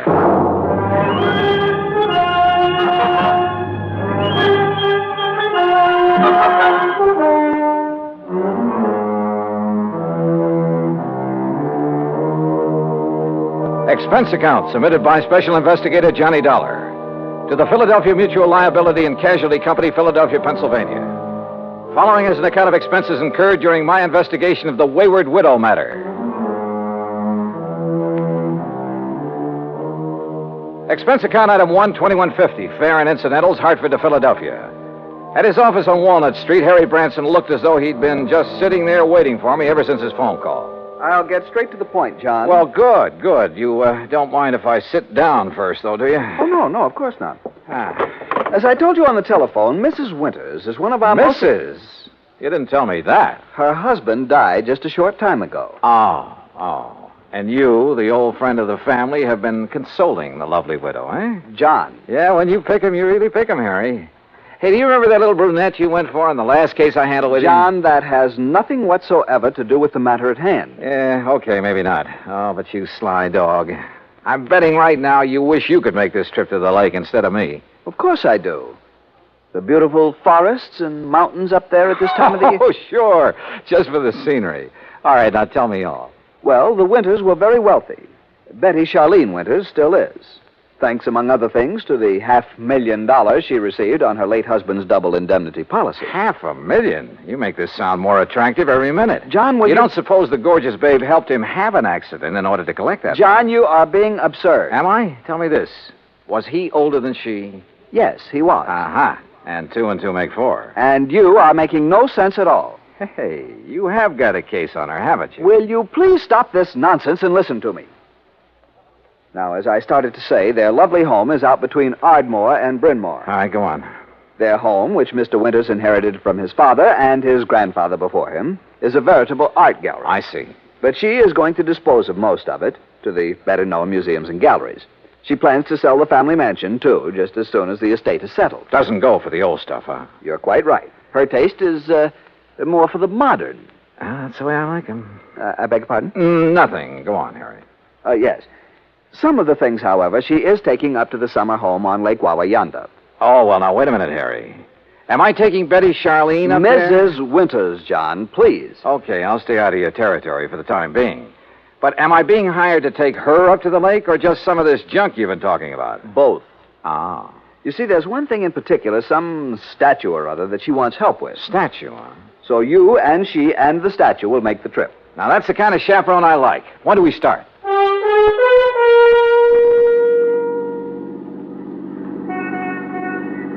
I must confess it's quite a relief to get out of that office for a while. Oh, don't try to kid me, Harry. The only reason you wouldn't let me find my own way out to this winter babe's home. Babe? Honestly, John, you sometimes carry this levity much too far. By the way, how long ago did her husband die? About 4 months ago. Oh, brother, you don't even wait for the ashes to get cold, do you? John, I tell you that... What did he die of? Well, it was an accident. Yeah? In the car during a little trip that they were making south of here. He'd taken over the wheel from the chauffeur. They struck the abutment of a bridge over a tidal creek leading out to Delaware Bay. Oh? He was thrown out, and his body was carried into the bay. It was never recovered. And so our tasty little dish was left with $250,000 life insurance, a huge estate... John, I simply will not listen to any more of this sort of nonsense. Besides, this is the driveway up to the house. Lovely place, isn't it? It was lovely. There must have been over an acre of perfectly tended lawns and gardens. And in the middle, atop a slight rise, was the main house, built of solid white stone of some sort. Old, too, but in beautiful condition. This was wealth, all right, and plenty of it. Harry's year-old car looked almost tawdry in this setting. We stopped, went up the broad front steps and across a wide porch and rang the doorbell. Yes? Oh, Mr. Branson. That's right. Mrs. Winters is waiting for you in the sunroom. Thank you. Come, John. The butler led us through a large reception room, a huge living room, both of them hung with beautiful prints and paintings, through the walnut-paneled library with its high ceiling and hundreds of leather-bound books. Finally, after passing through a long corridor lined with statues and magnificent vases, we entered the spacious sunroom. There, standing in front of a chair at the window, was a chauffeur. And in the chair sat Betty Charlene Winters. Mrs. Winters, may I present Special Investigator John Dollar.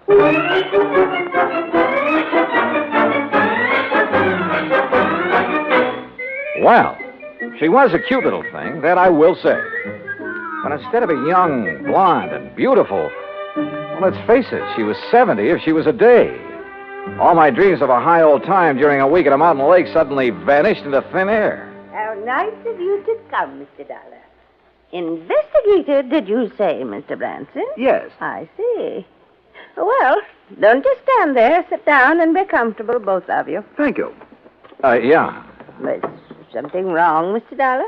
No, not at all. Oh, Haskins here's my chauffeur and general handyman. Hi, Haskins. Mr. Dollar? I've just asked him to get the statue ready for our little trip. You may go now, Haskins. Oh, thank you, madame. No, wait, please. I wonder if I might see this thing we're taking up to the lake, Mrs. Winters. Well, of course, it's right there in the corner behind you, Mr. Dollar. The cherub. Cherub, huh? Oh, This? Isn't it beautiful? Well, it was a cherub, all right, about 4 feet high, with a couple of doves fluttering around its feet. At least that's what I gathered from the garish paint on it. Believe me, it looked like something a third grader had slapped together as a joke on his modeling class. Now, I'm no artist, but so help me, I could have done better myself with a handful of mud and with my eyes closed. An old family piece, Mr. Dollar. Antique. I started to say what I was thinking, but then Haskins lifted the atrocity off its pedestal and left with it. Haskins has made a special box for it. He'll place it in the car so we can leave with it tomorrow. You are ready to leave on such short notice, aren't you, Mr. Dollar? Well, now look, Mrs. Winters, Yes, his luggage is right outside in my car, Mrs. Winters. Then, Eric, you may fetch it and put it in one of the guest rooms. Very good, madam. By the way, I hope you know how to drive a Piercero, Mr. Dollar. Pierce? Or did you think perhaps Haskins would drive us up to the lake? Well, I don't know. No. Haskins is leaving today on his vacation. And I wonder if he will come back. Why do you say that, Mrs. Winters? Oh, I've been having some trouble with him. Oh? I thought you were always eminently satisfied with Haskins. Until recently. Until the death of my husband. He's been... Well, if he doesn't come back, I shall have to replace him. But now, Mr. Branson... Yes? You're a bit of a rascal. You didn't tell me you were bringing a detective to go along with me. Investigator, Mrs. Winters. Insurance investigator. Since the company wouldn't permit me to issue any special insurance on that thing... But I'd thought you were going to bring me just some strong bodyguard. I have known John for many years, Mrs. Winters, and I assure you... Oh, now, don't apologize. I think this is fine. I just hadn't expected so much. Such a nice, good-looking young... But now come, Mr. Dollar, and I'll show you the rest of the house. We spent the next hour or so on a tour of the place, and Mrs. Winters pointed out the various works of art destined for specific museums and galleries all over the country after she moved out, after the estate was settled. Then Eric caught up with us and announced that Haskins had created the statue and placed it in the car. You know, I was curious about that car, so we went out to the garage and inspected it. It was a Pierce Arrow, all right.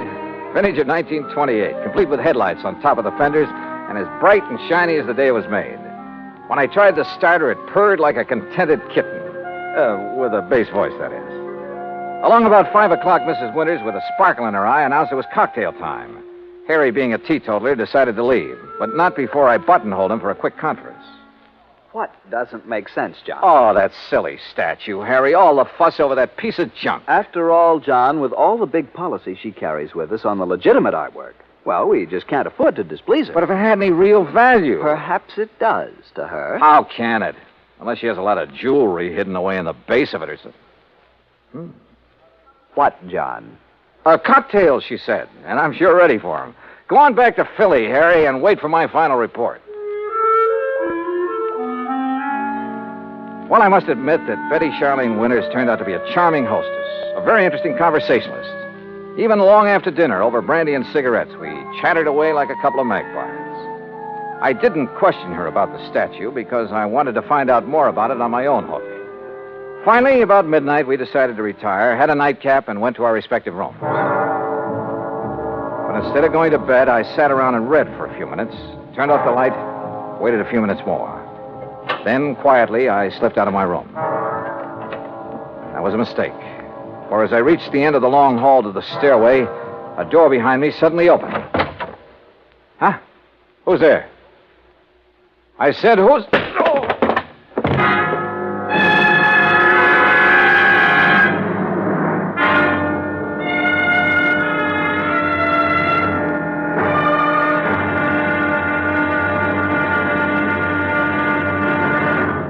Act Two of yours truly, Johnny Dollar, in a moment.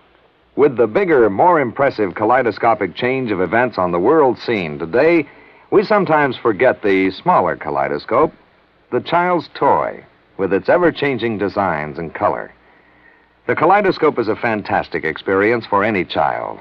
That is, any child who can see.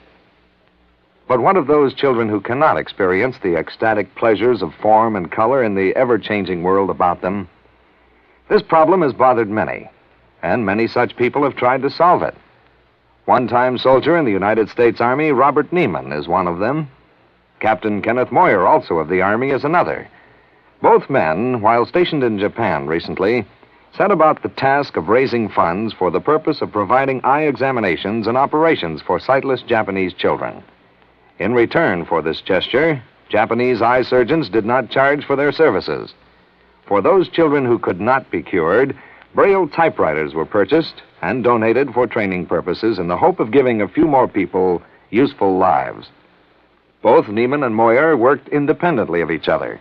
Neither knew of the other's interest in such a gratifying project. Both have continued the work with enthusiasm. The results of their efforts, when a blind child sees again, or perhaps for the first time, that is their reward. For a child, as for an adult, new sight leads to understanding. And understanding is a building block of freedom, the right of all men, everywhere. And now, Act Two of yours truly, Johnny Dollar, and the Wayward Widow Matter.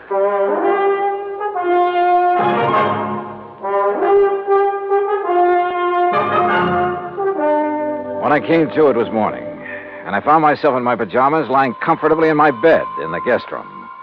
But there was nothing comfortable about the lump on the back of my head. Whoever had slugged me out there in the hall had meant business. I got up painfully, went down the hall, and made a quick check of the room from which the attacker had surprised me.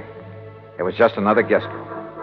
I showered, dressed, and went downstairs, where I found Mrs. Winters at the breakfast table. She was very much distressed over what had happened and suggested we go out and look in the trunk of the car immediately.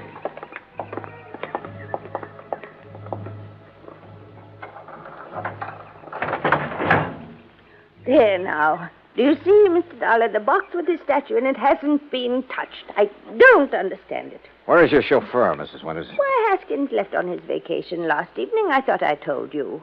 But surely you don't think Haskins... Well, you said you were having trouble with him.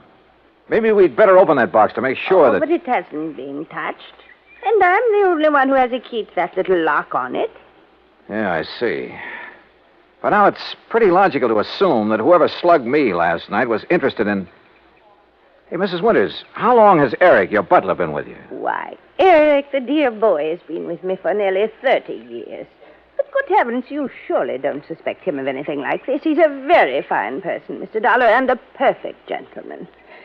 Oh, certainly more of a gentleman than my late husband ever was, in spite of his money. Oh? I must confess that although his death was a terrible shock, life has been a great deal easier for me since he passed away.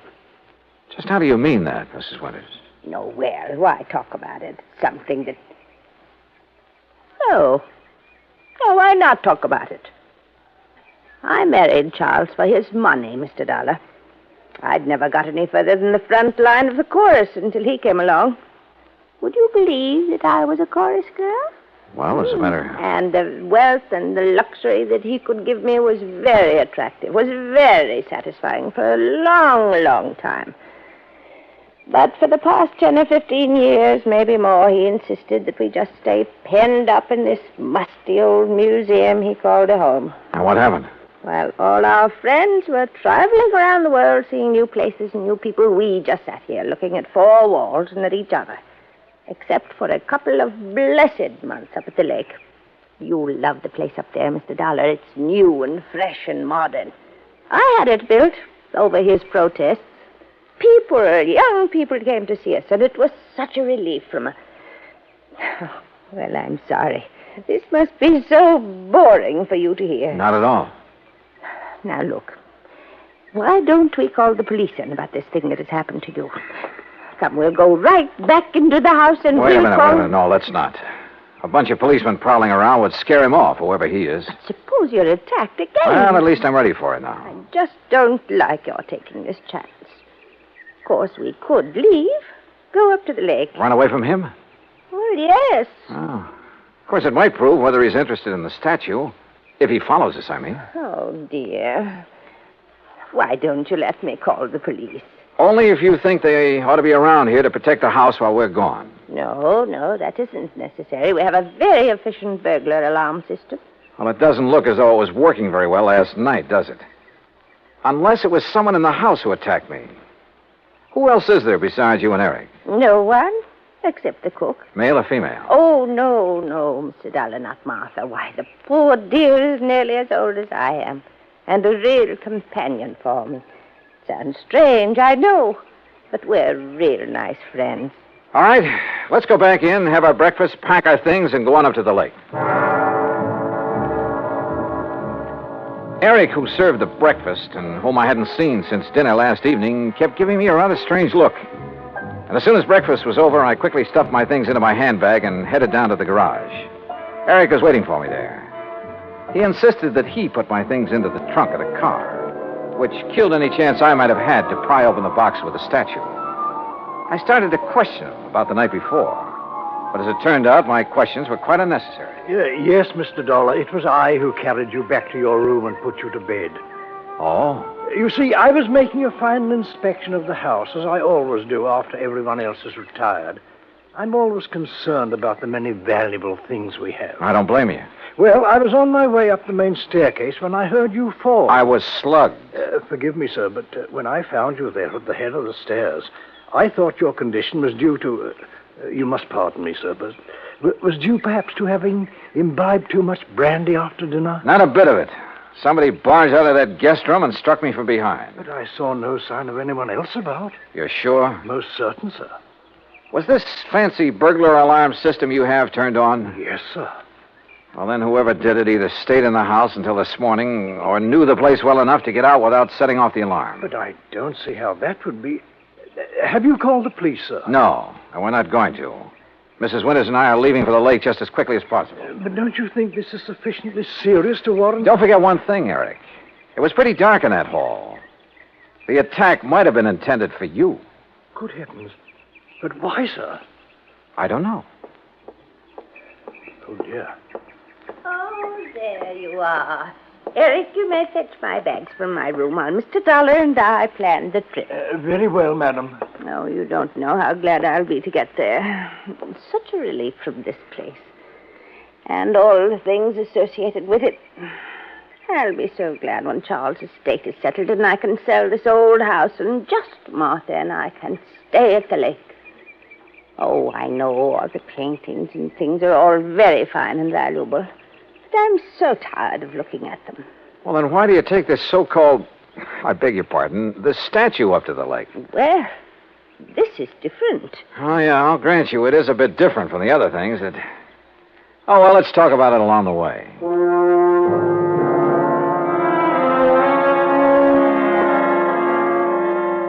But we didn't.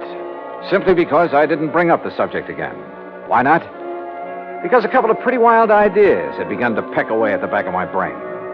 Ideas just crazy enough to have some basis in fact. The 1928 Pierce Arrow ran like a dream in spite of its advanced age. And Mrs. Winters, in spite of her advanced age, kept the conversation going at a merry clip. There was a sparkling, almost buoyancy about her. And the hunch that had hit me began to grow. We crossed the Delaware River at New Hope on Route 202, and in Lambertville, we stopped at the sign of the Flying Red Horse to gas up the car. That's item 2470. While the attendant was busy with that and checking the tires and battery and so forth, I made some excuse or other and stepped around to the telephone booth at the back. Harry Branson here. Harry, I want you to drive out to the Winters home at Bryn Mawr again. Oh, what for? Just do it, right away. Then call me up at the lake. Well, whatever you say, John, but I wish you'd tell me... Gotta go now. Goodbye. The rest of the trip through the pretty North Jersey countryside was uneventful. And finally, north and east of the little town of Andover, we came to Lake Wawayanda. We drove along a private road to the far end of it, and there, perched on a little cliff above a deep basin, was a real smart, modern brick and glass home. That's right. Straight up the little hill and park in front of the garage. Little hill? I just hope we can make it. Right here. I hope the brakes will hold, or this thing could roll right on back into the lake. Oh, and the lake is so deep right there, nearly 100 feet. An old mine or something before the water came up. Oh, this is a pretty dangerous driveway. Here now, let me help you. Thank you. One of the first things I'm going to do is have this driveway built up and leveled off and a big stone wall built around it. Yeah, you'd better. Careful now, this is pretty steep. Oh, listen. Yeah? Telephone is ringing inside the house. Oh, well, let me have the key and I'll go in and answer it for you. I'll answer it. You can unpack the car while I do. I suspected the call was from me, but didn't want to say as much. So I opened the car trunk and proceeded to take out the luggage and the big, clumsy box for the statue. The box was heavy, very heavy. And I wondered how Haskins, the chauffeur, had been able to pick up and carry the statue so easily back in Bryn Mawr. I finally got the box perched on the edge of the car trunk when Mrs. Winters called to me. It's for you, Mr. Dollar. It's Mr. Branson. Oh, okay, I'll take it. Leaving the box there on his precarious perch, I went on up to the house. Right here in the front hall, Mr. Dollar. Oh, all right, thanks. I'll go on out to the car and get my coat and purse. Yeah. Johnny Dollar. John, this is awful. Terrible. As I just told Mrs. Winters, this is... Well, I couldn't believe it. How did you know? How did I know what? Eric, the butler. Yeah? Dead. He's dead. And John, Dead from what? How did he die? He apparently fell down the main staircase. The poor cook, Martha, is the only other person in the house. She's beside herself. Yeah, I'll bet she is. But whatever made you suspect something was wrong out here? Call the police, Harry. Make sure they look for a possible blow on the head that might have been delivered before he fell. What? Mr. Dollar, it's going to fall. So long, Harry.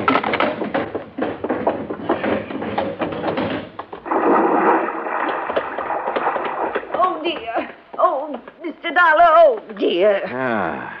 Fell off the back of the car, huh? Yes, the big box. I must have bumped it when I reached into the trunk for my weekend case. Bounced right down into the lake, huh? Yes, my beautiful little statue is at the bottom of the lake. Oh, well, don't worry, Mrs. Winters. We'll get it back. I'll have a diver come up here. No. It's all right. We'll leave it there. Huh? No, you were right. It'd only be another memory of the musty old house in Bryn Mawr. It really has no place here where everything is so fresh and new and clean. We'll get it back. But it really had no actual value. You were right, Mr. Dollar. It's better to just... Yes, We'll leave it there. Sorry, Mrs. Winters, but that's where you're wrong. Why, Mr. Dollar... We'll get it back, all right. And whatever's in it. Oh, dear. I suppose I might have known. Expense account item 3, $290 even for the diver who came over from New York and retrieved the box from the deep hole in the lake. 2 boxes, as a matter of fact.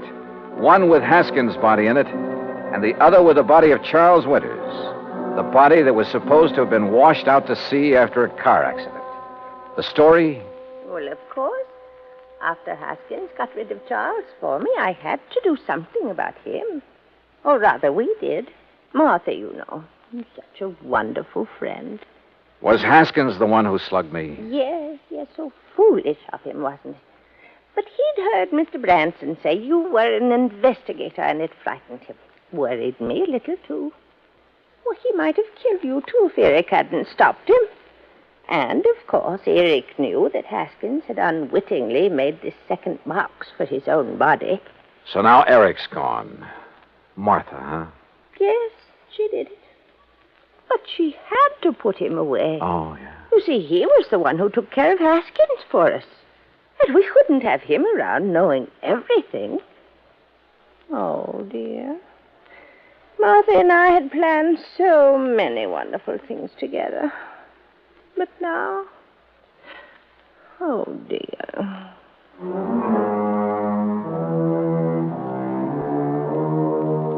Expense account total, including incidentals and transportation back to Hartford, $365.50. Remarks? Well, I'd rather not say how I feel about a case like this, Harry. A whole crime wave by a couple of apparently sweet old ladies. The legal procedures, and there'll be plenty of them, are up to you and the company, as well as recovery of the insurance paid on poor old Charles Winters. Hey, next time, give me a case that doesn't turn my stomach, will you? Yours truly, Johnny Dollar.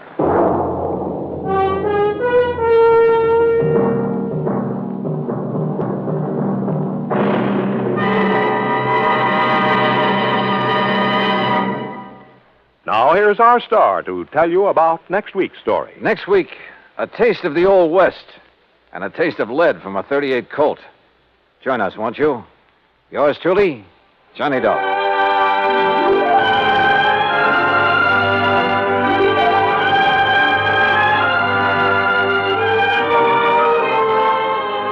Yours truly, Johnny Dollar, starring Bob Bailey, originates in Hollywood. It is produced and directed by Jack Johnstone, who also wrote tonight's story. Heard in our cast were Virginia Gregg, Harry Bartell, Eric Snowden, and Frank Gerstle. Be sure to join us next week, same time and station, for another exciting story of Yours truly, Johnny Dollar.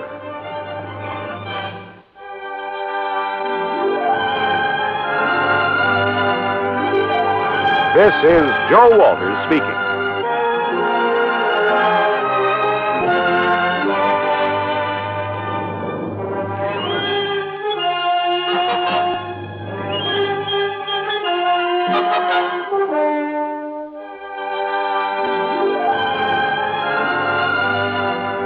This is the United States Armed Forces Radio and Television Service.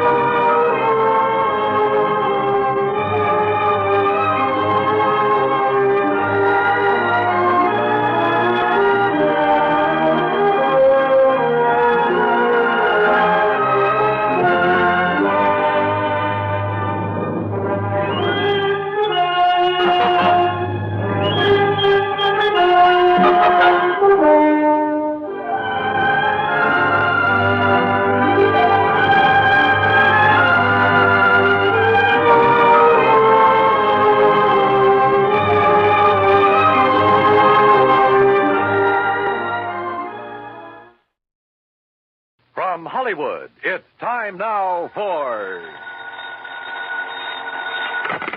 Johnny Dollar. Perry Jameson, the Paramount Insurance Adjuster, Johnny. Hi, Perry. It's been a long time. I'd begun to think you're neglecting me. Oh, how you talk.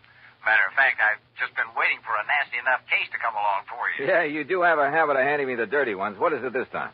4 State, out in Denver. Oh, yeah, I've heard of them. Well, they're a small outfit. By contract, all their claims are routed through us. Damage appraisals, payment dispersals, and so on. So what's happened? Well, we've had to pay a lot of claims for them recently. Too many. What's more, they've all been big ones and on fairly young policies. Well, Perry, you know as well as I do that things will average out in the long run. Unless something's wrong. 60,000 on one policy, 35,000 on another, 70,000, and a cool 150,000 on one just last week. Shoot. And the beneficiary in each case has been the same man. Then no wonder you... Just leave the door open, Perry. I'll be right over.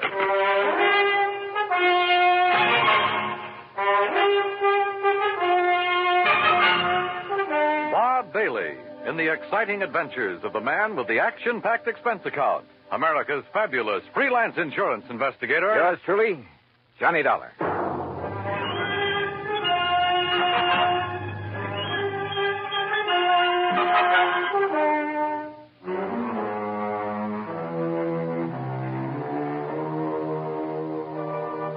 Expense account submitted by Special Investigator Johnny Dollar. The Paramount Insurance Adjuster's Home Office, Hartford, Connecticut. Following is an account of expenses incurred during my investigation of the Denver dispersal matter.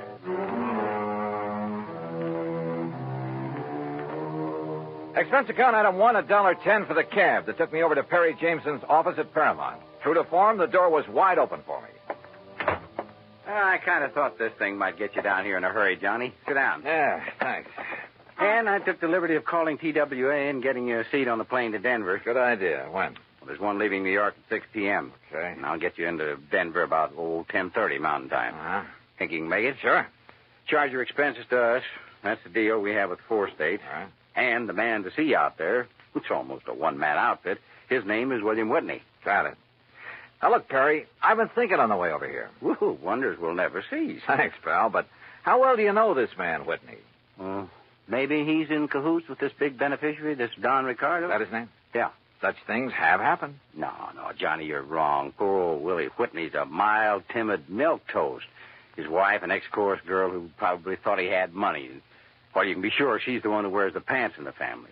Well, Willie would cringe at the thought of hurting a fly.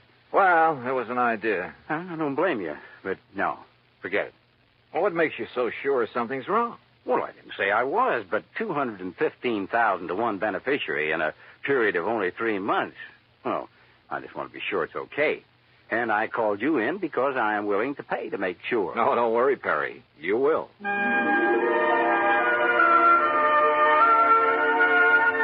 Expense account item 2, $141 even, plane fare and incidentals, Hartford to New York to Denver. Originally Indian country, the mile-high city is now a maze of oil refineries, steel companies, grain mills, chemical and manufacturing plants. A huge downtown shopping area and beautiful tree-studded residential sections. No wonder it's one of the big insurance centers. Item 3, $2 even for a cab into town where I park myself at the world-famous Brown Palace Hotel.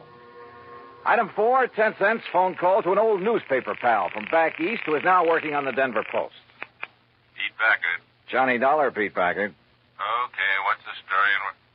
Johnny Dollar. Well, hey, how are you, Keith? Great. You gonna be here long? We gotta get together. Where you staying? The Brown Palace. Now, look, you want us to dig up a couple of dates? We'll go out on the town. Remember the last time we tied one on together? Ooh, are you kidding? I had such a headache the next morning, it hasn't left me yet. Well, hey, look, listen. Keith, I get away from the desk at 2 a.m. No, you look. Huh? I'm out here on a job, insurance investigation. Did you ever hear of a man named Don Ricardo? You know Don Ricardo? No. What do you know about him? Well, they say, now mind you, I don't know for sure, Keith, but don't forget I did a hitch on the Chicago Sun-Times a few years back. What's that got to do with Don Ricardo? It was back in the days of the Capone mob. Oh. And Don Ricardo, well, mind you, nobody was ever able to pin anything on him. Yeah, I see what you mean. Where does he live, Pete? 20 to 30 miles east, the other side of Golden, a little place called Millville. Uh-huh. Now, mind you, Keith, I don't want to really say anything against him. I mean, if I don't seem to be really telling you anything about it... Pete, I think you've told me plenty. Well, now listen, Keith. Thanks, and I'll be talking to you. It was late, and I was tired, but I went downstairs to the cocktail bar, and with the help of a big fat tip for a nightcap, got some more lowdown on Don Ricardo. The bartender talked plenty. Yeah, it seems Ricardo was living the life of Riley in the little town of Millville. Lovely home, expensive cars, threw a lot of big, gaudy parties. And always for people from out of town, mostly Chicago or Miami Beach. Yeah, the bartender talked plenty. Until he spotted a lean, well-dressed, rather too well-dressed man sitting alone at one of the tables watching him. A man who'd somehow forgotten to take off the light gray hat that shaded his features and slightly narrowed eyes. The bartender clammed up. I paid for my drink, that's item 5, and was conscious of being watched closely as I casually sorted out and took the elevator up to my room. First thing in the morning, I looked up the address of 4th State. Instead of the striking new mile-high center as I'd expected, it was a dingy old office building on South Broadway. William Whitney looked a little old and dingy himself. Johnny Dollar, the special investigator? That's right, Mr. Whitney. Oh, well, sit down, won't you? All right, thanks. Just here on a visit? I'm here because the insurance adjusters are concerned about some recent claims they've had to pay on policies issued by you. We've been very unfortunate lately, Mr. Dollar. Yeah. $215,000, unfortunate. On only 4 policies. Yes, and all paid to the same beneficiary by some odd coincidence. You sure it was coincidence? Who were the policyholders? Why, some old miners living over near Golden. Old miners insuring for those amounts? Yes, sir. They were all able to pay the premium. Give me their names. Yes, sir. Unless I'm cockeyed, there's something wrong with this whole thing, and I intend to find out what it is. The policies were issued in good faith, and the premiums paid. But I agree with you, sir, and I'm terribly concerned. I'm glad you're here, sir. It will not only save the company a lot of money, but it will take a great load off my mind. Here's the list. Yeah. Do you know the beneficiary, this Don Ricardo? Only through seeing him when I've given him the checks. Barno, Mulligan, R. Smith, and J. Smith. Did any of these insured have families? Well, I don't know. You see, the beneficiary in each case... Yeah, I know. Better let me see those policies. Whitney left me alone while I plowed through his files. Satisfied, at least, that the policies themselves were okay, I finally left him, hailed a taxi, and told the driver to head for the town of Golden. As we pulled away from the curb, a small black foreign car in the next block swung around and appeared to follow us. And I wondered. But then it cut off at an intersection, and I decided I was imagining things. Until we pulled up at one of the addresses Whitney had given me in Golden, a ramshackle, unpainted old frame house on the edge of town. I told the driver to wait for me and walk up to the front door.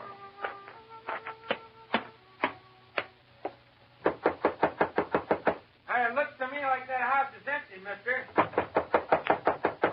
You sure you give me the right address? Yeah, this is the address, all right. But I guess that...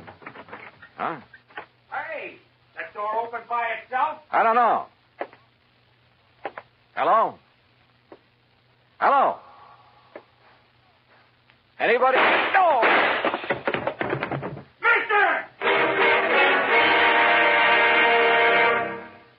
Act 2 of yours truly, Johnny Dollar, in a moment. Our flag now numbers 50 stars.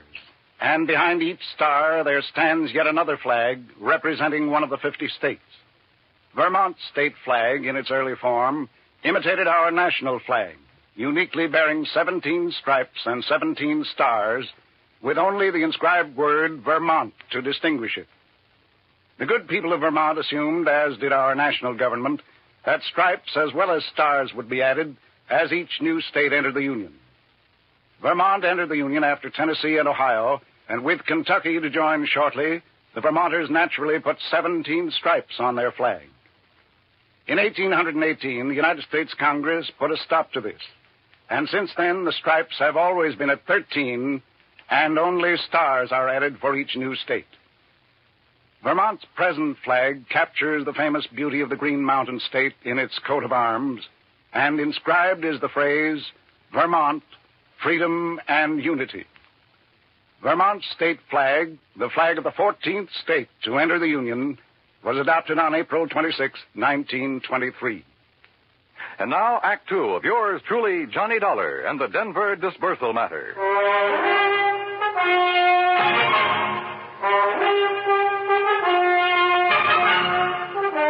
The old house at the edge of Golden, Colorado looked empty, but I knocked anyway. You sure you give me the right address, mister? Yeah, driver, this is the address, all right. But I guess that... Huh? Hey, that door open by itself? I don't know. Hello? Hello? Anybody? Oh! Mister! Mister. Go back. Get away from this open door. But you're hurt. Your neck, you're bleeding to death. Stay down. Barely nicked me. I'm all right. Holy cow. I thought you was a goner. Here, let me help you. You'll need help if you don't stay out of his line of fire. Well, who was it? You see anybody? Hey, listen. Yeah, that's a car pulling away from the back. Get a look at it. Well? I can't tell. That dusty side road back there. Looks like a little one, though. Foreign car? Too far away now. I can't tell. But it's black. All right, come on. We're getting back into your cab. Yeah, I'll get you to a doctor. No, I'm okay. You know where Millville is? Sure, a few miles east. It's an old mining... Come on. You know where Don Ricardo lives? For sure. You want to go there? Does he own a small black foreign car? Yeah, real expensive job. I've seen him in town. But, mister, Come on, because I'll lay odds he's the one who fired those shots. You mind if I drop you off a few blocks away from his place?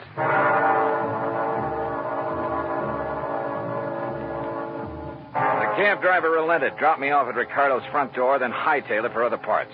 It was a nice home, very modern, seemingly out of place in what had once been a prosperous mining center, but was now a little more than a ghost town. Yes? Mr. Ricardo? That's right. Who are you? I think you know, but I'll tell you anyhow. I'm Johnny Dollar, insurance investigator. Oh, come in, Mr. Dollar. We can sit in the den. Would you like a drink? No, thanks. What happened to your neck there? It's been bleeding. We'll get to that later. I've been rather expecting someone like you to call in view of my good fortune in insurance money lately. Sit down. You sure you wouldn't like a drink? Tell me one thing. Yes. Who paid the premiums on those 4 policies that netted you a couple of $100,000?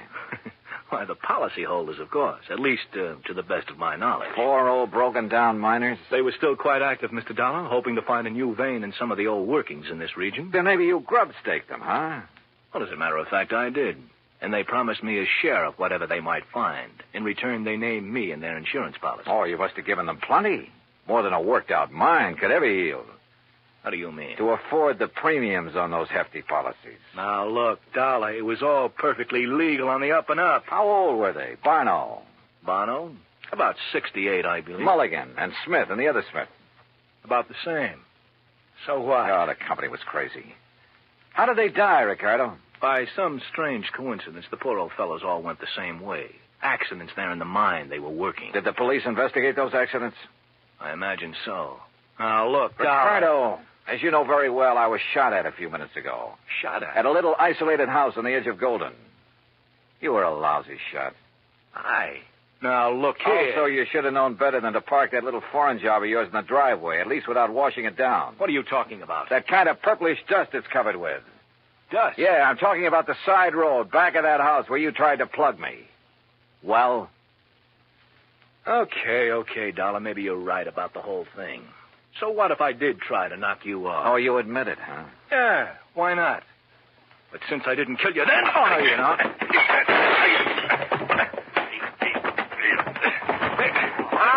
All right. Put him up. Face the wall, Ricardo. Hands off of me. Come on, get your hands Officer, off. I've never seen a prettier uniform in my life. What is this? We've been waiting a long time to nail you, Ricardo. Get him out of here, boys. All right, take it easy. Pete! So help me, Keith, I knew if anybody would bring Ricardo out in the open, you would. You mean to say that... Yeah, I figured better bring these state police out here. Oh, Pete, you're a doll. Now let you and me go out and tear the town apart, huh? Later. After I finish this job.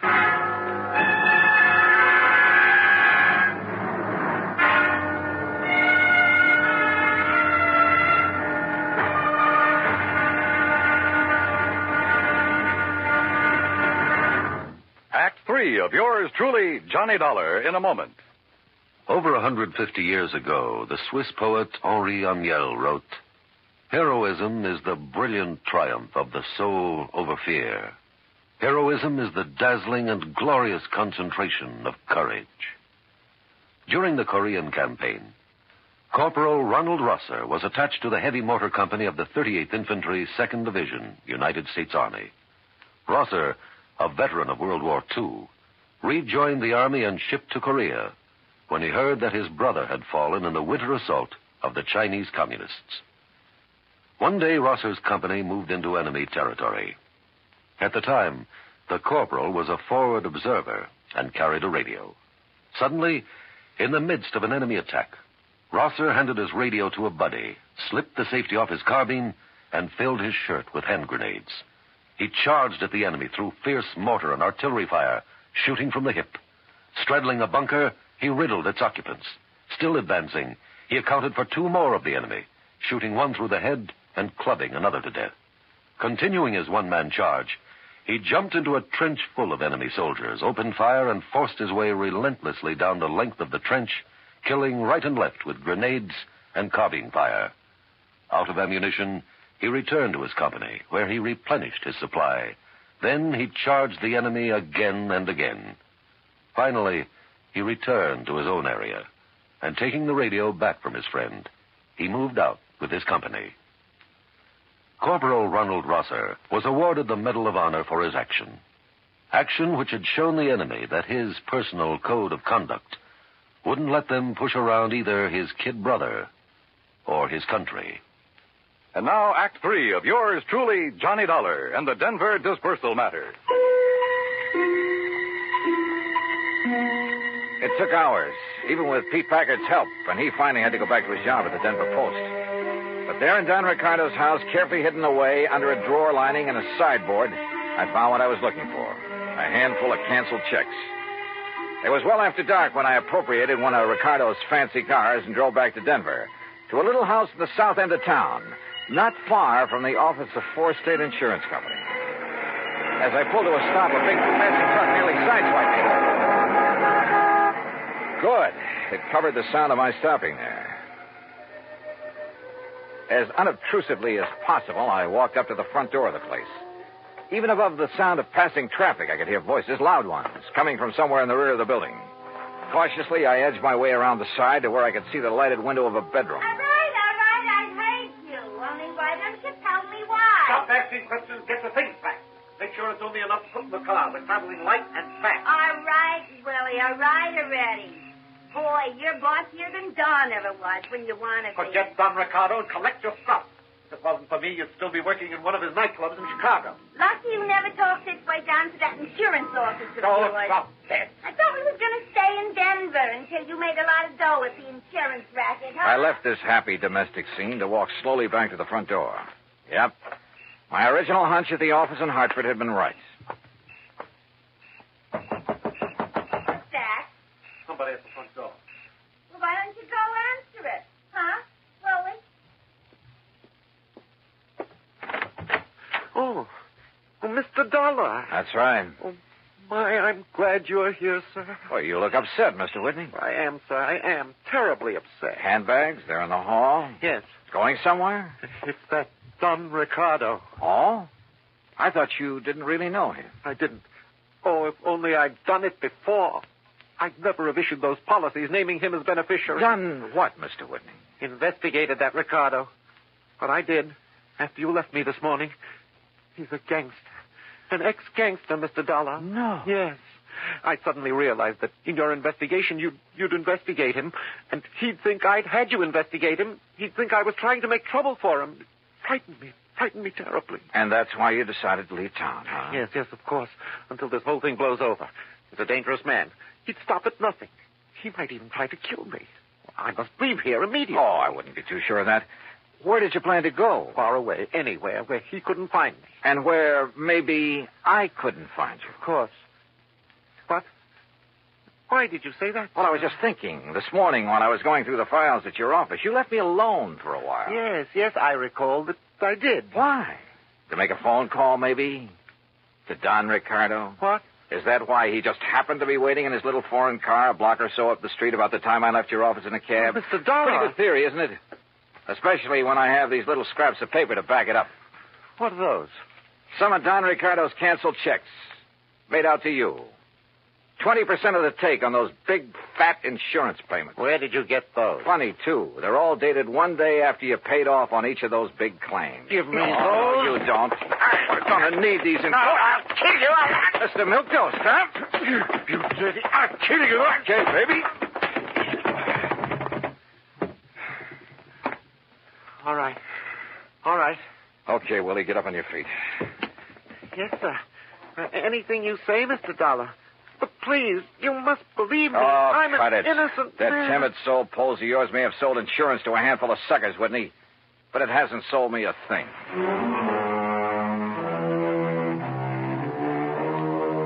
Oh, I suppose you find them in every trade. That still doesn't justify their even being alive, though. Fortunately, in the insurance business, they never get away with it for long. Even a team like Whitney and Ricardo. I wonder if they're sharing the same cell. Expense account, item 6, $10 to the doctor who sewed up my neck. Item 7, $84 for a night on the town with Pete Packard. Strangely enough, I still have a bit of a headache from it. Expense account total, including a little gift to that taxi driver, incidentals and transportation back to Hartford, $391.80. Yours truly, Johnny Dollar.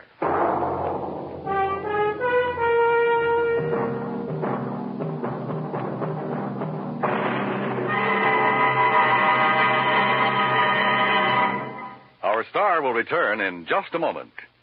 Our flag now numbers 50 stars, and behind each star there stands yet another flag representing one of the 50 states. Idaho's state flag depicts the prime industrial pursuit of its citizens, mining. Balanced against this image is a female figure combining the virtues of the goddess of liberty, for she carries the spear and cap of liberty, and the goddess of justice, represented by the scales in her hand. A bright shining star in the heavens is an indication that Idaho has joined the nation. Overall is the motto, Esto Perpetua, may she endure forever. Idaho's state flag, the flag of the 43rd state to enter the Union, was adopted on March 12, 1907. Now, here is our star to tell you about next week's story. Next week, a killer's list. That's right, a list of victims. And guess who's on it? Join us, won't you? Yours truly, Johnny Dollar.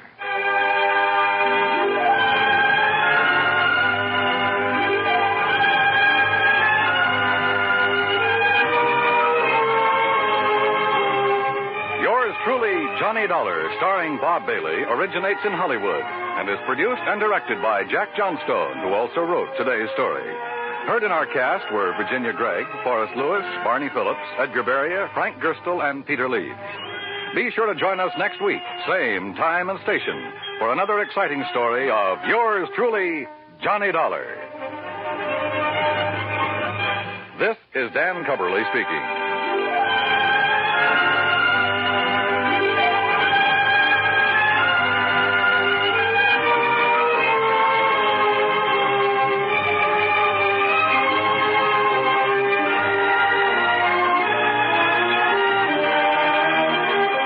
This is the United States Armed Forces Radio and Television Service.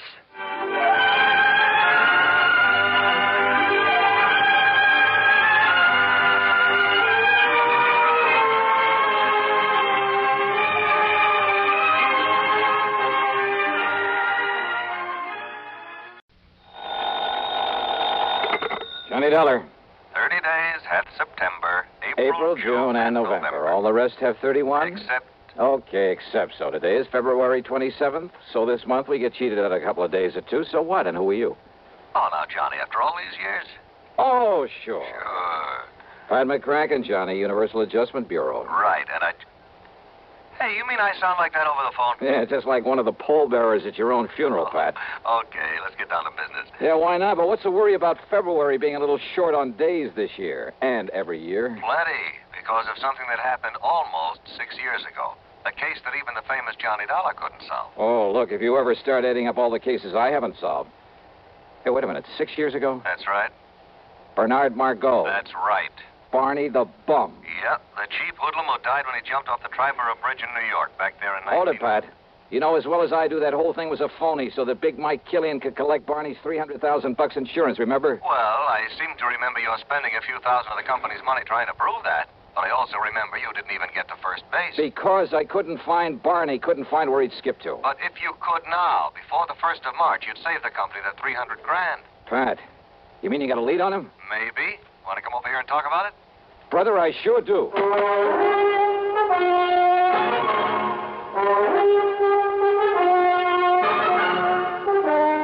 CBS Radio brings you Bob Bailey in the exciting adventures of the man with the action-packed expense account, America's fabulous freelance insurance investigator. Yours truly, Johnny Dollar. Munch, munch, munch a bunch of Fritos, corn chips. It's not polite to smack your lips, but you can't help it with Fritos, corn chips. Munch, munch, munch a bunch of Fritos, corn chips. Next time you want something to munch on, try Fritos. They're so crisp, so tasty, so good. You'll see right away why we say Fritos are the corn chips made to munch. Fill a big bowl with Fritos next time you settle down to watch your favorite TV program. Boy, there's contentment in every munch. Munch, munch, munch a bunch of Fritos, corn chips. Fritos are golden chips of corn, as nutritious as they are delicious. So full of good, crisp flavor, such good-for-you nourishment. They're the ideal snack for grown-ups and children alike. Get a bag of Fritos corn chips today and munch a bunch. Fritos, Fritos corn chips. Munch, munch, munch a bunch of Fritos, corn chips. And now, Act One of yours truly, Johnny Dollar.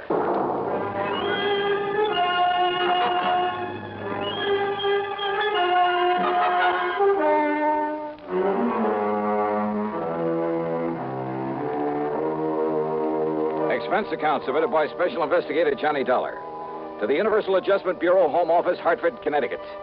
Following is an account of expenses incurred during my investigation of the look before the leap matter.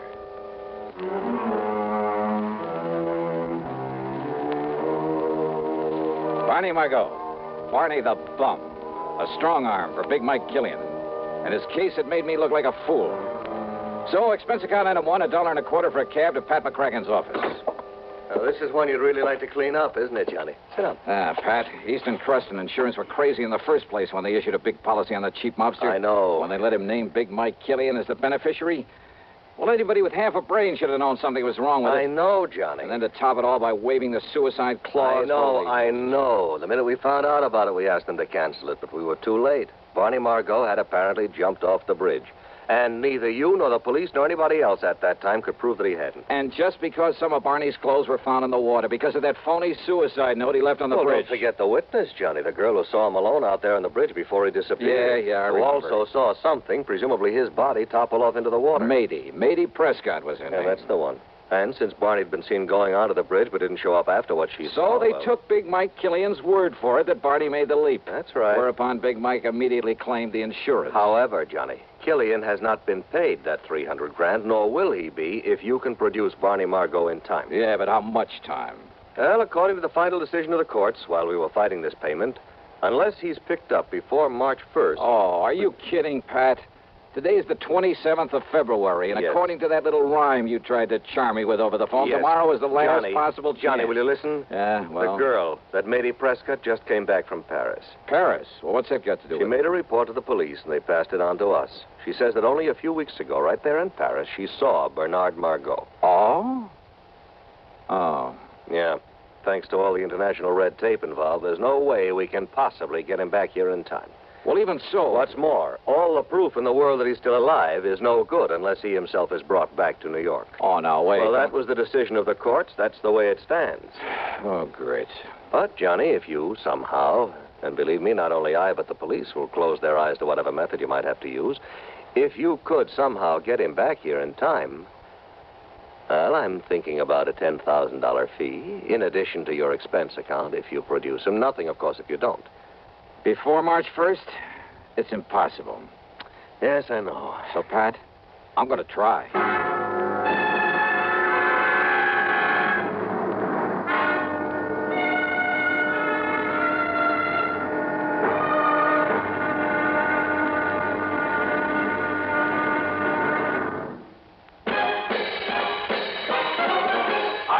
smoking more now, but enjoying it less. Have a real cigarette, have a Camel. The best tobacco makes the very best smoke. Have a real cigarette, have a Camel. Are you looking for flavor and mildness? Have a real cigarette, have a Camel. The best tobacco makes the very best smoke. Have a real cigarette, a real cigarette, a real cigarette, have a Camel.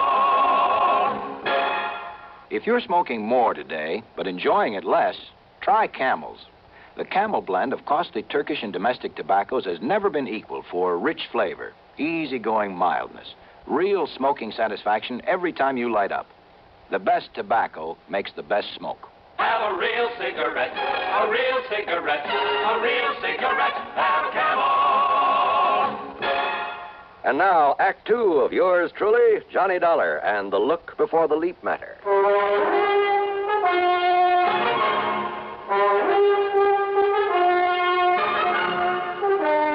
Item 2, 1050, taxi, a train to New York and a cab to the 10th floor apartment of Miss Mady Prescott. I know, Mr. Dollar. My testimony that I'd seen him on the bridge and that I'd seen him drop off into the Well, water. that testimony, Miss Prescott, may cost the insurance company $300,000 unless I can produce Barney Margot before March 1st. Before March 1st? Yeah, and you say that you saw him in Paris. At an antique shop, run by a Monsieur Dubuisson. Dubuisson? What? Nothing. Go on. Well, I was startled, to say the least. But I'm certain it was he. Absolutely sure of it. Well, you were also pretty certain you'd seen him go off that bridge. I know, but I must have been wrong at that time. So you could also be wrong now. I know. But it's the only thing I have to go on. And you know, since you mentioned that name Dubuisson... Well, thanks very much, Miss Prescott.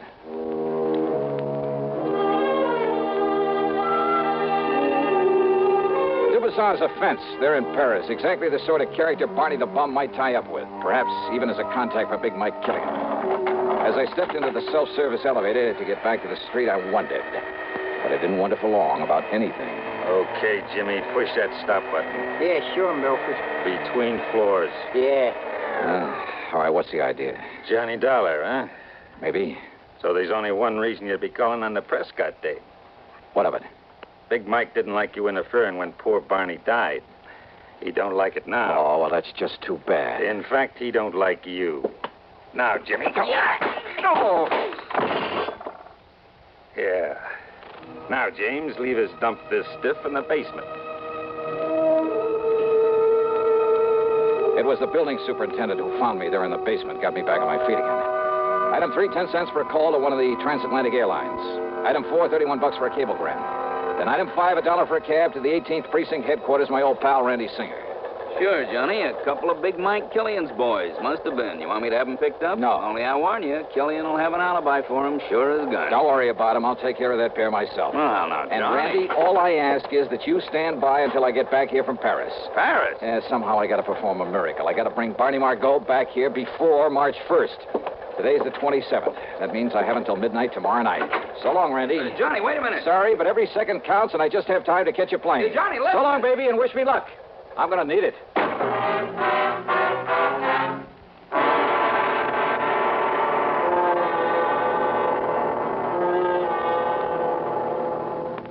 Act 3 of yours truly, Johnny Dollar, in just a moment. Meet star Stuart Irwin.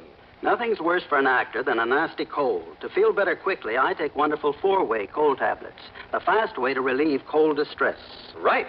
Tests of all the leading cold tablets proved 4-way fastest acting. 4-way starts in minutes to relieve muscular pains, headache, reduce fever, calm upset stomach, also overcomes irregularity. Take my advice. For your next cold, take 4-way cold tablets, the fast way to relieve those cold miseries. 4-way, only 29 cents. And now here's a word about another fine product of Grove Laboratories. Does dandruff dull your hair, leave scalp itchy? Get Fitch Dandruff Remover Shampoo and get rid of unsightly dandruff in 3 minutes. 3 minutes with Fitch regularly is guaranteed to keep embarrassing dandruff away forever. Apply Fitch before wetting hair. Rub in 1 minute. Add water. Lather 1 minute. Rinse 1 minute. Every trace of dandruff goes down the drain. 3 minutes with Fitch. Unsightly dandruff's gone. Fitch can also leave your hair up to 35% brighter. Fitch Dandruff Remover Shampoo. And now, Act 3 of yours truly, Johnny Dollar.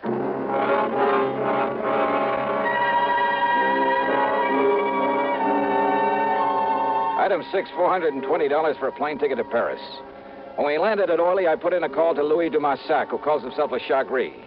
If anyone in all of Paris knows the underworld, believe me, it's the Gray Cat. But I got no answer. Item 7, then, $2 American for a cab to the so-called antique shop of Francois Dubuisson. It was there that Matey Prescott swore she'd seen Barney Margot. I knew better than to expect any real help from him, but he was my only chance, and time was running out. Ah, bonjour, monsieur. Qu'est-ce que vous devez... Ah, Monsieur Johnny Dollar, the meddling American. That's right, Dubuisson. And to what does the fair city of Paris owe the honor of your presence, eh? Bernard Margot. Margot? That's right. I want to know where he is, where I can find him. Now, by what could you possibly think I might know this Bernard Margot? Oh, look, don't start beating about the bush. And do you think that I would tell you anything of him if I did? Now, look, Dubuisson. I have not forget the trouble you have made for me when you last come here. No. Maurice! Maurice. Monsieur? Oh, no, you don't. Just stay where you are, Maurice. Pardon? Monsieur Dollar. I suppose this gorilla's your bodyguard? Not at all. Well, if he tries to get rough, or you try any tricks, Dubuisson. You are a smart man, Monsieur Dollar, but also a fool. Yeah? Maurice, you have my permission to leave now to arrange the funeral of your friend. Ah, bien. You see, your alarm was for nothing. Okay. But now, about this Barney Margot. I told you I knew nothing of him. And even if I did, do you forget, monsieur, that you have no authority here in France? Now, you listen. In other words, why do you waste your time when you know that all you will learn from me is nothing? Threats, even the promise of a bribe got me nowhere. So I left him, and again I put in a call to Louis Dumassac, my underworld contact. This time the line was busy, at least it meant he was home. So item 8, $3.20 American for a cab to the dingy little apartment at the far end of the Rue de Pas de la Mule. It's one of the most disreputable-looking buildings in the whole city. Dirty, squalid, falling apart at the seams. And, of course, Le Chat Gris had to live at the top of 4 long flights. When I finally got up there, feeling slightly winded, I noticed that his door at the end of the gaslit hallway was half open. And I could see him inside, lying on the floor, the telephone dangling beside him. Hey, Louis. Dumassac. Ah. Huh? Bien. Maurice. Pour vous, monsieur. Oh.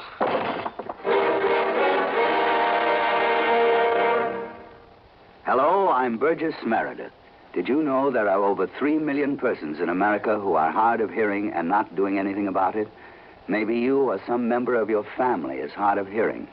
Well, fortunately, I've never had this problem. Some of my friends and family have.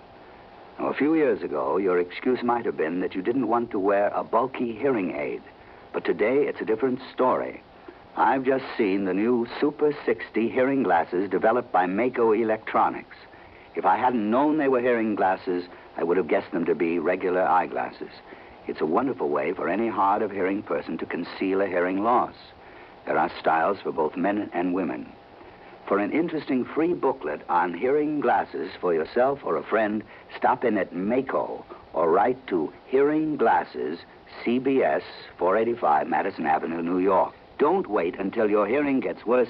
It may be too late. Send for your booklet today. Write CBS, 485 Madison Avenue, New York. And now, Act 4 of yours truly, Johnny Dollar.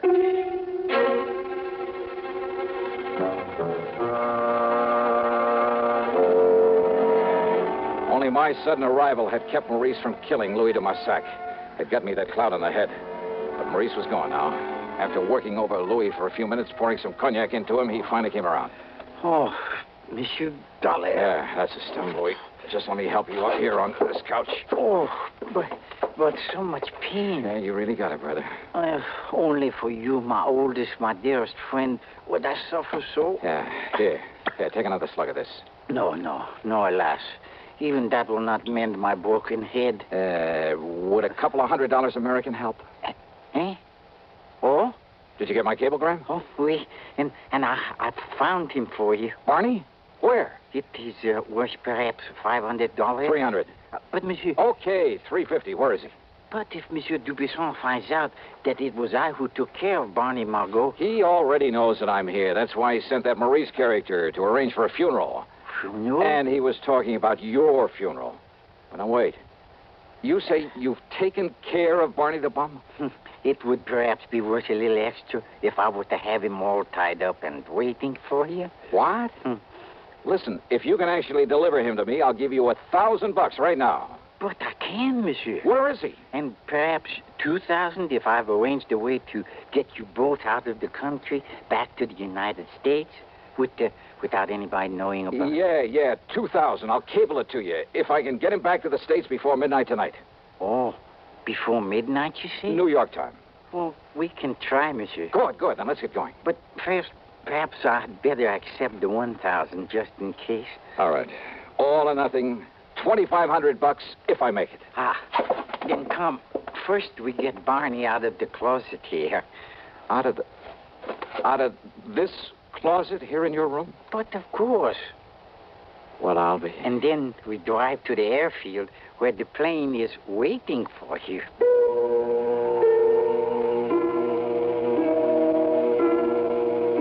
Believe me, we'd never have gotten away with a thing like this back in the States, or anywhere else I can think of, or without the help of the Chagris.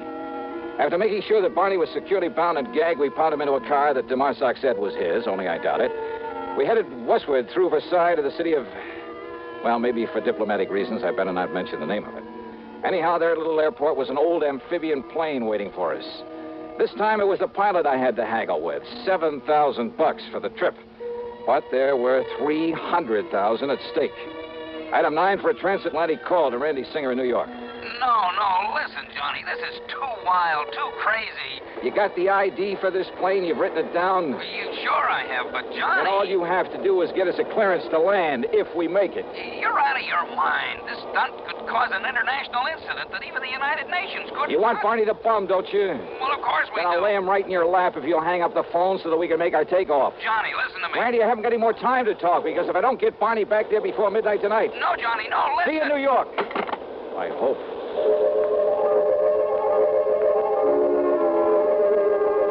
Oh, that plane trip was something I'll never forget.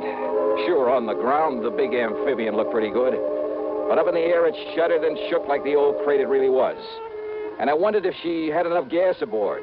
What sort of double talk the pilot used to keep us from being ordered down, I'll never know. Any second, I expected a bunch of fighter planes to start buzzing us. But somehow we made it. And Randy, bless his heart, and I don't know how he did it, Randy got us a clearance to land. Matter of fact, he even had an escort waiting for us to haul Barney off to the clink and take me back to the office at headquarters. Yeah, by some miracle, it all worked out.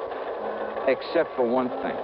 But so help me, Johnny, if you ever again try to pull a thing like... You fallen asleep again, huh? Just like you did all the way in from the airport. Well, I can't say that I blame you. Mission accomplished, all that sort of stuff. Mission accomplished, Huh? Did you happen to notice what time it was when we sat down at the airport? Sure, right after midnight, 12:07. Just exactly 7 minutes too late. Too late? Ruling in the courts, don't you get Johnny. it, Randy? In order to save the company paying off that 300,000 clams, I had to get him back here before midnight. Last night, February 28th, before the 1st of March. Oh, no, so wait. the fortune I've run up in expenses has to come out of my own pocket. Johnny. And I thought I was going to make myself a cool $10,000 fee. Listen.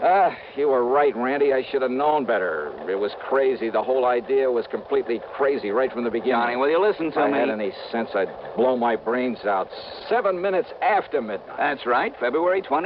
So you've forgotten just one little thing. Yeah. This just happens to be 1960. So what? I had to get that punk back here before the 1st of... Yeah, leap year. Randy.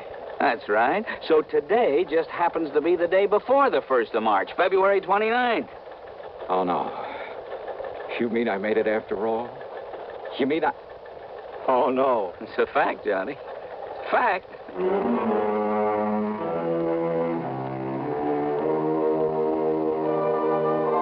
You know something? I should have blown my brains out for forgetting that extra day this month, this year. But instead, I'll just take that $10,000 in fees. As for the expense account, hold your hat. $9,571. Yours truly, Johnny Dollar.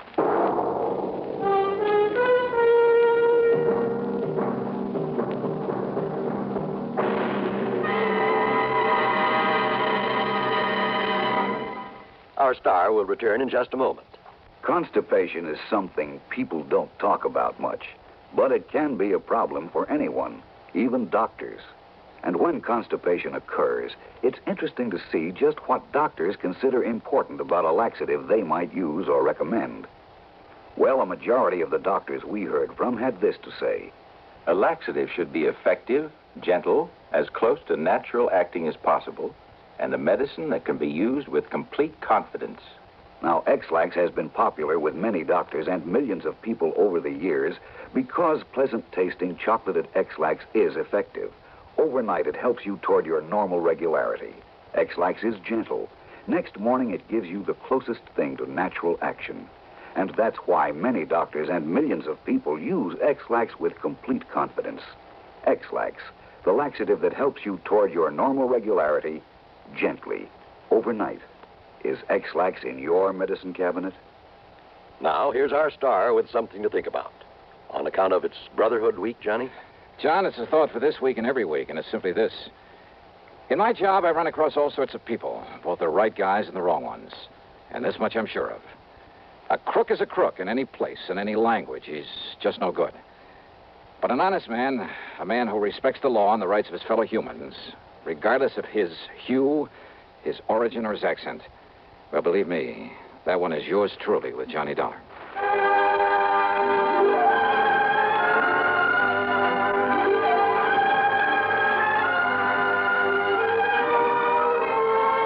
Yours truly, Johnny Dollar, starring Bob Bailey, originates in Hollywood and is written, produced, and directed by Jack Johnstone.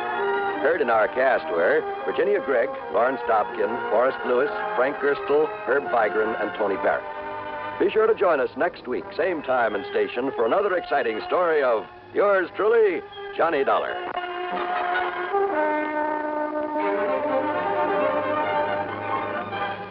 This is John Wall speaking. Listen next to Suspense on the CBS Radio Network. Hiya, folks. Jimmy Durante, in person. And I'd like to tell you about some of the things that's close to my heart. Well, Jimmy, I'm sure one thing that's close to everybody's heart is the Heart Fund. And that's especially true today, Heart Sunday. Hey, that voice sounds very familiar. Well, it should, Jimmy. It's me, Gary Moore. That's who that is, Junior. Yeah, I thought I'd help you tell the folks how important Heart Sunday is. Everybody wants to get into the act. Well, I certainly hope you're right, Schnoz. We want everybody to get into the act to help fight our nation's #1 health enemy, heart disease. And the best way to do that is by supporting the Heart Fund, our #1 defense. You planned to say something like that, didn't you, Jimmy? I did indeed. So, friends, when your Heart Fund volunteer calls on you today, Heart Sunday, remember your dollars will help our scientists develop new and better ways to safeguard healthy hearts and save those that are already afflicted. Come on, folks. Dig deep for your contributions to the Heart Fund. Believe me, it'll do your heart good, too. Radio 59, WROW, with the news service unmatched in the Tri-Cities. From Hollywood, it's time now for Johnny Dollar. George Reed speaking. Oh, good morning, George. Is it? Well, sure. The birds are singing, the bees are buzzing. And there are whales in the Gulf of Mexico. So there are. What? You know anything about whales, Johnny? Can't say that I do. Well, neither do I. Neither does our agent down in Gulfport, Mississippi. Can you go down there? Well, yeah, sure, but what's this all about? I told you. A whale. Oh, come on. You people didn't insure it. Now, George. Oh, Johnny, of course we didn't. But we did write a floater policy covering 80 pounds of ambergris. Amber who? Gris comes from a whale. Very valuable, used in the making of perfume. Oh, yeah. We issued the policy a week ago. Yesterday, the stuff disappeared. How much did you cover it for? $20,000. And our agent down there is W.C. Owen. Got it? Owen, huh? Yes. You really shouldn't have any trouble locating the stuff. No? Why not? Because, and I quote Mr. Owen, ambergris smells worse than a hound dog which has caught a skunk.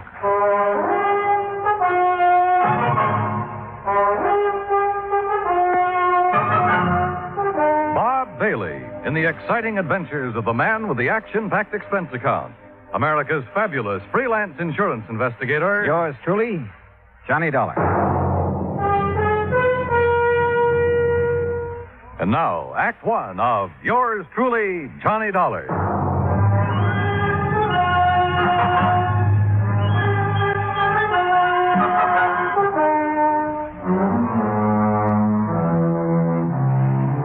Expense account submitted by Special Investigator Johnny Dollar to Floyd's of England, American Branch Office, 443 North 15th Street, Hartford, Connecticut. The following is an account of expenses incurred during my investigation of the Michael Meany Mirage matter. Expense account item 1, $168. Transportation from Hartford to the Markham Hotel in Gulfport, Mississippi. I called W.C. Owen, the agent who had sold the policy covering the ambergris. Half an hour later, I opened the door of my room to a middle-aged man wearing a brown seersucker suit. Mr. Dollar, is that right? Sure is. Come on in, Mr. Owen. Come on in. Thanks. Well, Dollar, I'm not going to fool around about this.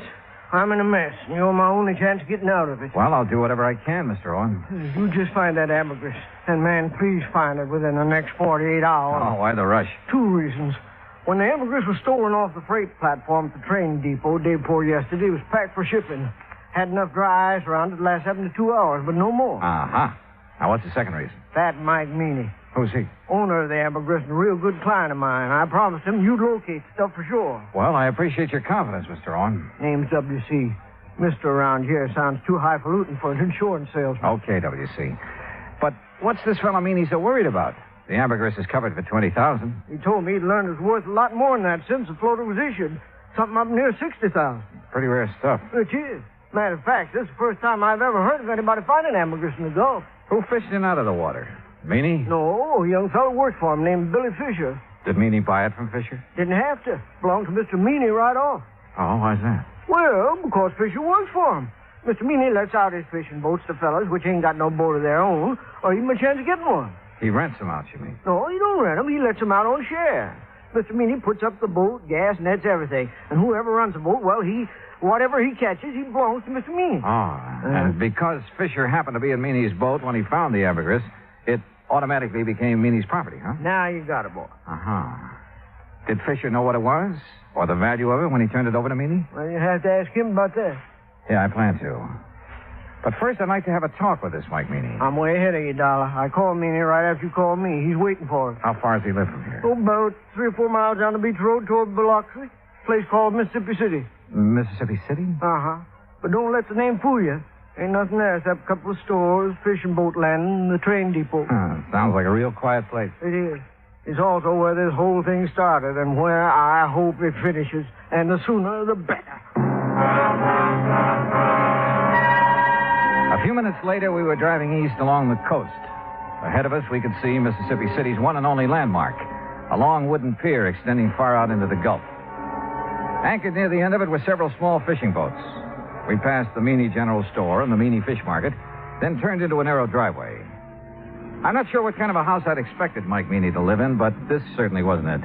It was too small and it needed a coat of paint. We got out and Owen led the way to the side porch.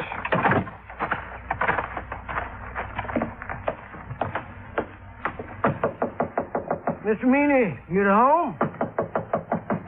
Doesn't look like he is. No, he's here. Listen. What in the name of... Sure heavy, ain't he? Yes, sir. Ain't another man his size in the whole United States. Good night, I believe it. W.C., boy, you sure took your sweet time getting here. Yeah. Well, made it just fast we could, Mr. Meany. This is the fellow I was telling you about, Mr. Johnny Dollar. Both of you come inside.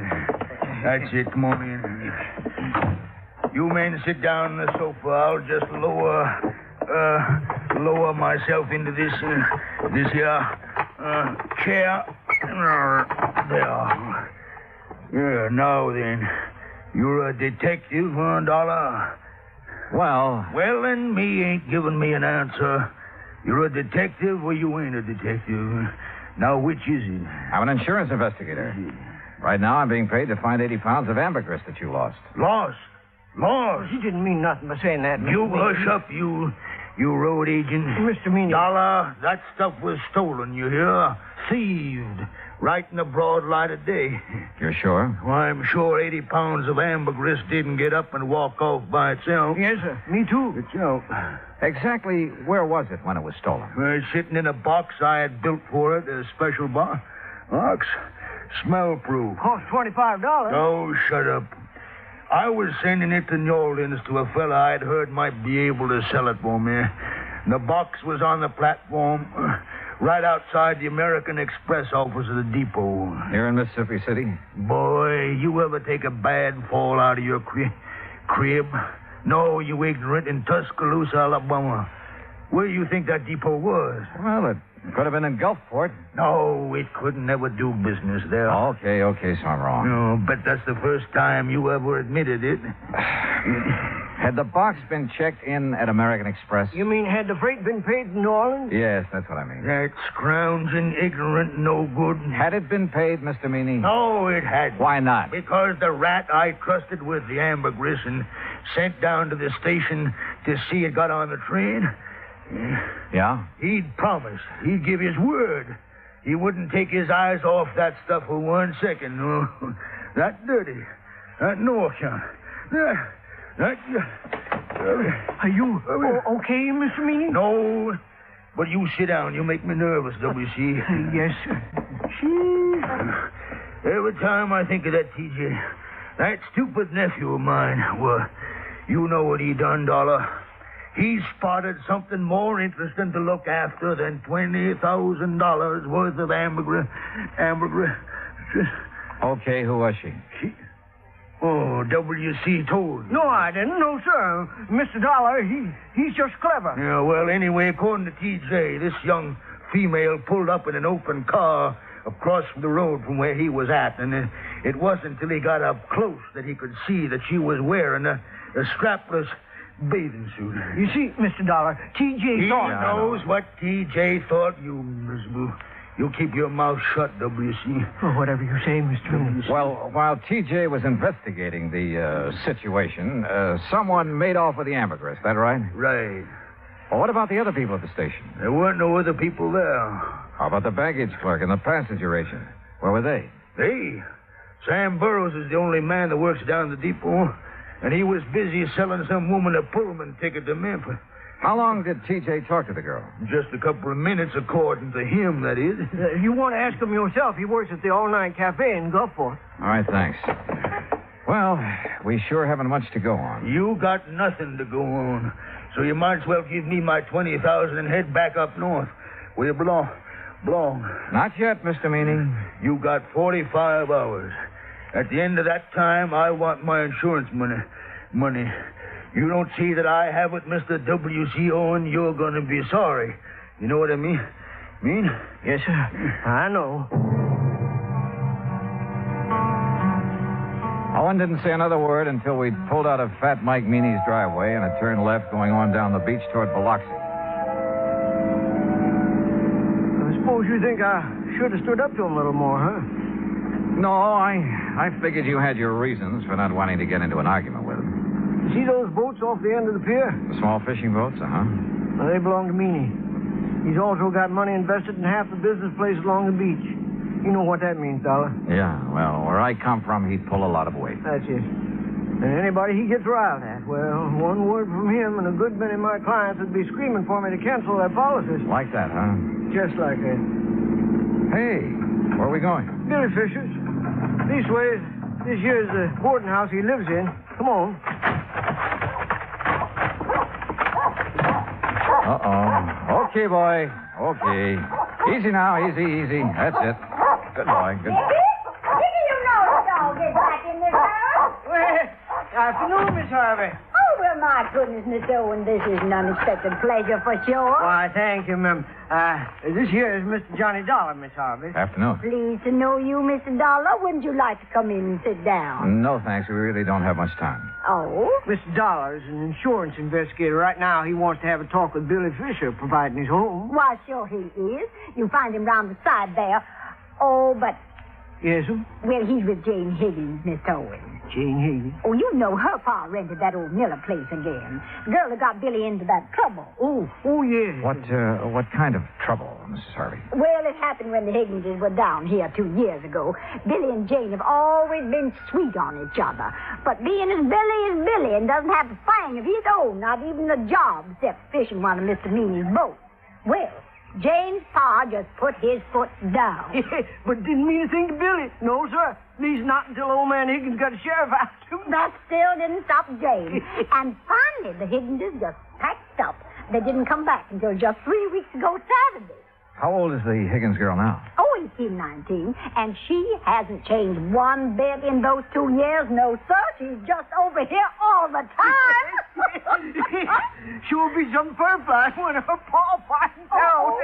There they are now. Billy? Jane! Hi. Come over here a minute, Billy. Someone wants to see you. Sure. Billy? Now this here's Mr. Dollar. Hi. Howdy. Miss Higgins, Mr. Dollar, and Mr. Owen. Hello, Mr. Higgins. Billy, I wonder if I could speak to you alone for a moment, huh? Yes, sir. What do you want to talk to me about? Mr. Meany and the ambergris you found. Oh, that. Where did you find it, Billy? Out near Cat Island, floating in the East Channel. Uh-huh. Did you know what it was as soon as you saw it? No, sir, not exactly, but I read a story once about a fellow that found some ambergris, and he sure made a lot of money off it. So you weren't going to take any chances, and you hauled it aboard, is that right? Yes, sir. Something like that.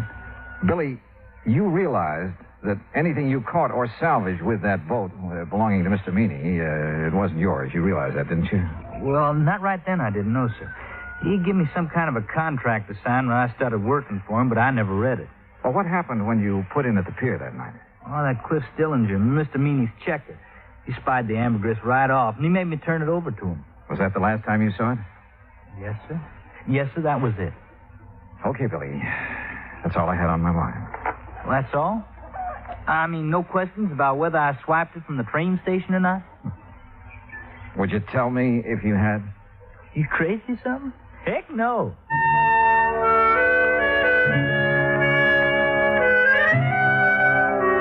After saying goodbye to Jane Higgins and taking a rain check on a dinner invitation for Mrs. Harvey, Owen and I drove back to town. I was tired and I was discouraged, and I needed a good night's sleep, so I had him drop me off at the hotel. At the desk, I found a message to call long-distance operator 19. A few minutes later, the call was completed.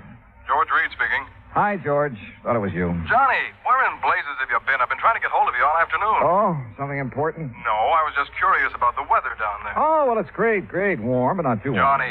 Okay, George, what's happened? One of the boys upstairs got wind of that ambergris claim. So? So he just happens to have a friend who's an ichthyologist. Well, bully for him. Johnny, this ichthyologist says that ambergris comes only from the sperm whale. And there has never been a sperm whale alive that would be caught dead swimming in the Gulf of Mexico. What? You follow me, Johnny? I think so. If there's never been a sperm whale in the Gulf, then that stuff you people insured couldn't have been... But, George, if it wasn't ambergris, what was it? I don't know, but unless you find it, we're stuck for $20,000. Holy smokes.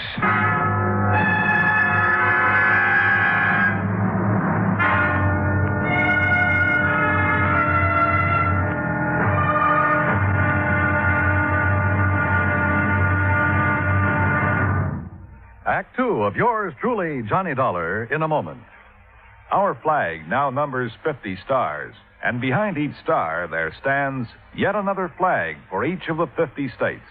New Mexico's flag is an ancient Zia sun symbol, a red circle on a field of yellow, radiating from 4 points, which we might indicate as north, east, south, and west, are 4 parallel lines. 4 was a sacred number of Zia, the number most often used by the giver of all good gifts. The earth had 4 main directions, each with its own gifts. The year had 4 seasons, each with a different offering for mankind. The day had 4 phases: sunrise, noontime, evening, and night. Life had its 4 divisions: childhood, youth, manhood, and old age. Everything in life and nature was bound together in a circle, the circle of life and love, without beginning and without end. And in this great brotherhood of all things, man had 4 obligations. He must develop a strong body, a clear mind, and a pure spirit. 4th, and most sacred, he must spirit to the welfare of his people. From this simple symbol, the Zia sun, we read the legend of a wonderful philosophy. The flag's colors of flaming red and golden orange represent the banners of Ferdinand and Isabella, which were carried by Columbus across the Atlantic. New Mexico's state flag, the flag of the 47th state to enter the Union, was adopted on March 19, 1925. Now, Act Two of yours truly, Johnny Dollar, and the Michael Meany Mirage Matter.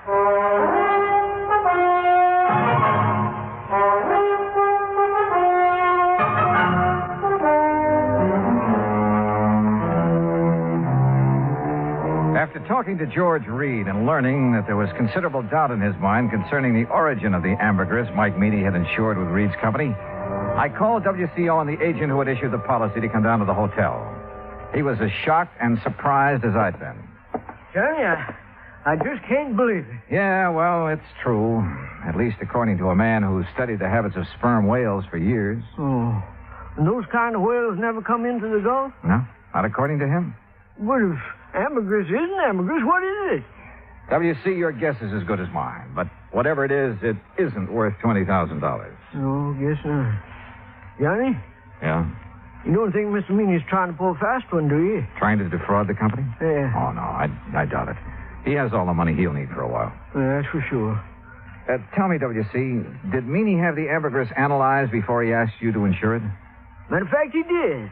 Even showed me a letter which said that the stuff was ambergris. You remember who made the analysis for him? A chemist over in Biloxi. Don't recall his name offhand, but he signed that letter he gave Mr. Meany. Okay. First thing in the morning, we'll take another trip out to Meany's place. Good. In the meantime, don't mention any of this to anyone, will you? No, I won't. Johnny? Yeah? I should have checked on that chemist, shouldn't I? And I shouldn't have been so anxious to take Mr. Meany's word. Well, we all make mistakes. Not big ones. Not big ones like this. Johnny, we just got to find that stuff. Because if we don't, we'll never know if it was ambergris or not. Will we?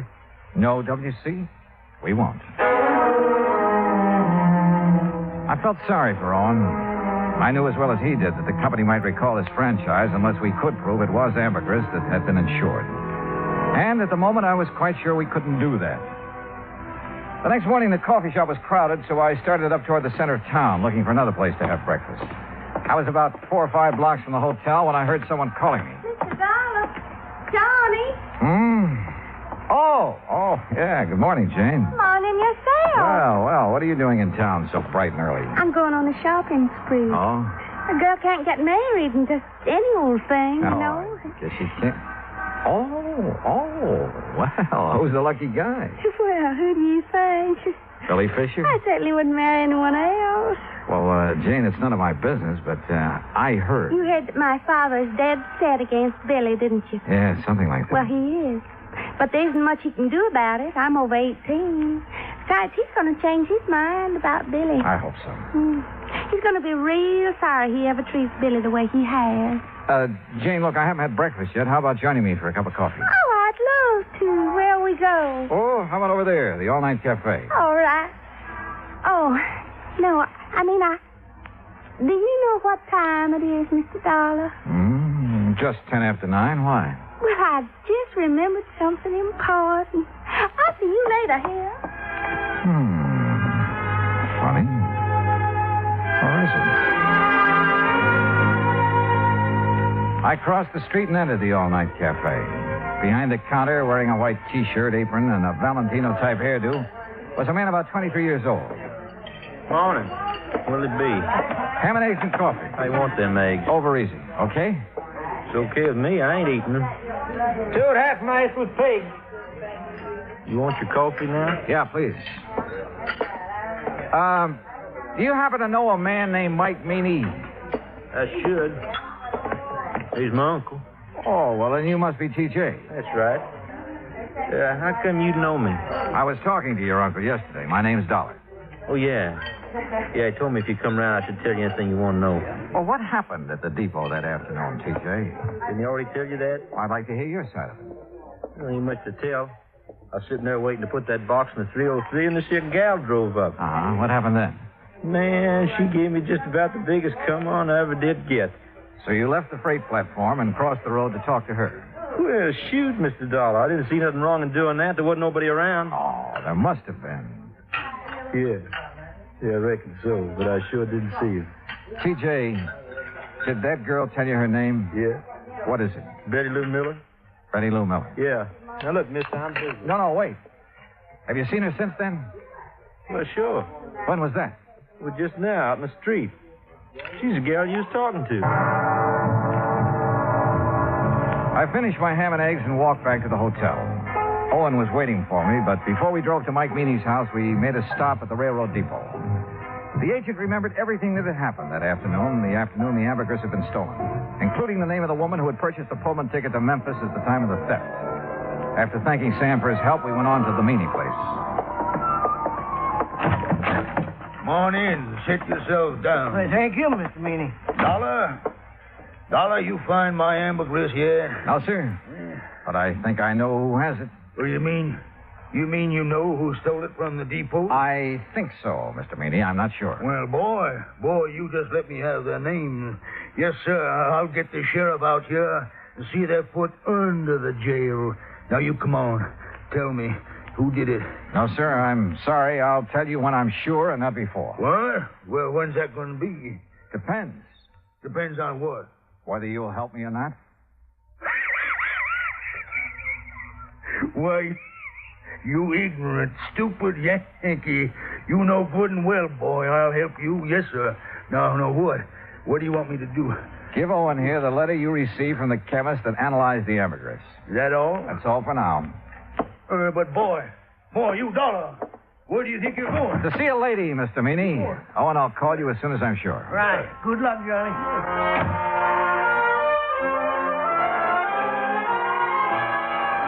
In Owen's car, I drove down the beach to Mrs. Harvey's boarding house. Billy Fisher was out with the boat, so I had plenty of time to tell her what I knew. It's all my fault, Mr. Dollar. I planned the whole thing and put Billy up to it. And bought the Pullman ticket? Yes, I still have it. Been meaning to turn it in for the money, but just haven't had a chance to get down to the depot. Tell me, Mrs. Harvey, how did you know that T.J. would leave the ambergris when he did? Oh, everybody around here knows T.J.'s weakness for girls. Wonder to me he hasn't been locked up long ago. Well, it was a beautiful job. You timed it just like a professional. I thank you for the compliment. Where was Billy? In the woods on the other side of the railroad track. He waited till Jane got T.J. all mixed up, then he scooted across, got the ambergris, and ran back into the tree. And Jane picked him up after leaving the depot? Yes, sir. You care for a cup of coffee, Mr. Dollar? No, thanks, Mrs. Harvey. You look so downhearted. Well, I guess that's part of my job, too. What did Billy do with the ambergris? I sent it on to Atlanta. A man there's going to sell it for him. Oh, I see. My, you sure look like you lost your best friend. Yeah, well, I ran into Jane this morning. She was going shopping for her trousseau. Yes, I know. Mrs. Harvey, if it turns out that isn't ambergris... Oh, they'll still get married no matter what, Mr. Dollar. If not now, then someday. Dollar! You Yankee schemer! What? Where you at? What on earth? Miss Harvey! Well, that sounds like Mr. Owen. And my friend, Mr. Meany. Dollar! Just what you trying to pull? I tried to keep him from coming over here, Mr. Dollar, but I just couldn't handle him at all. All right, It's a long way from being all right. Just what do you want here, Mr. Fat Mike Meany? What do I want? Why, woman, I want to arrest you and that dirty, backbiting Billy Fisher and his girl for stealing my ambergris. That's what I want. Hush. I want to see you in jail. Jail, don't be ridiculous. Ridiculous? Why, woman... That's what I said. Now, if you don't get off my property... Yeah, but you, woman, you stole it. How do you know I stole anything? I know because this here worm of an insurance agent wouldn't have a customer left on the beach unless he told me. Well, he told you wrong. Billy took that ambergris. No. But it belonged to him all the time. Well, woman, that's a lie. Ain't that right, Mr. Dollar? Yeah, it sure is. At least it is if it was ambergris. It's ambergris right enough. Owen? Well, I called that chemist, but He quit his job a couple of days ago. Couldn't find no record he made of it. Don't need no record. It's ambergris, and it's mine. It's Billy. Mine. You think it's yours? You're seeing a mirage. Tell him, Mr. Dollar. Dollar, if this is some kind of a low-down yank, he trick. It's no trick, Mr. Meany. Mrs. Harvey showed me the contract you have with Billy. Well, what's that got to do with him stealing the ambergris? Just this. Yes. The contract states that all fish and fish products and byproducts caught or seined while using your boat belong to you. That's right. Exactly right, so? So, the ambergris doesn't. What? No, sir. Ambergris comes from a whale. And the whale is not a fish.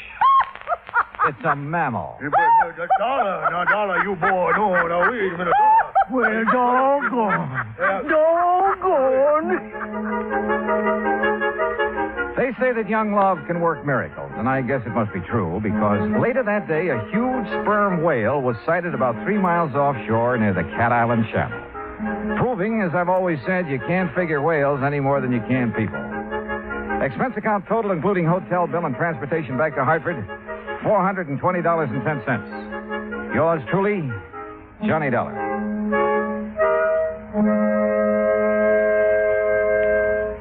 Now, here is our star to tell you about next week's story. Next week, the wayward truck matter. And I'll leave you to figure that one out for yourself. But join us, won't you? Yours truly, Johnny Dollar.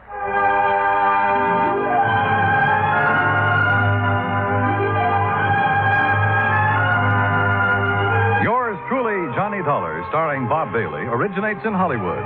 Written by Charles B. Smith, it is produced and directed by Jack Johnstone.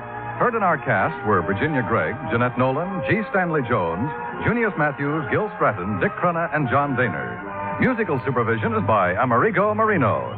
Be sure to join us next week, same time and station, for another exciting story of yours truly, Johnny Dollar. This is Dan Cumberly speaking.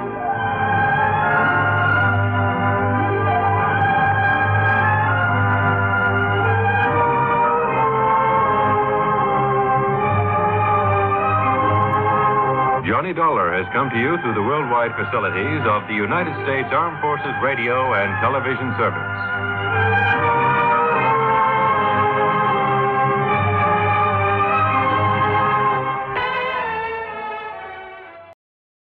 From Hollywood, it's time now for Johnny Dollar. Fred Norwood, Northeastern Indemnity Association. Oh, hello, Fred. I haven't heard from you since that case down in Managua, Nicaragua. Got another nice long trip lined up for me? I'm afraid not this time. But if you can leave right away, I wish you'd run down to Baltimore for us. Baltimore? That depends. Depends on what? How free I can be with my expense account in the seafood department. Chicoteague oysters, soft-shell crabs, terrapin soup. Johnny, if you can get us off the hook on this one, I'll okay your expense account blind. Big one, huh? Over 100,000. Murder? Arson? $111,421 missing from a safe. Wow, and you're liable for it if it isn't recovered, huh? For the full amount. But who'd keep that much cash in a safe? Outside of a bank, that is. The Trillingham Tobacco Company. But why? Better get the details from August Trillingham, if you'll take this on. On a freewheeling expense account? Freddie, I'm your boy.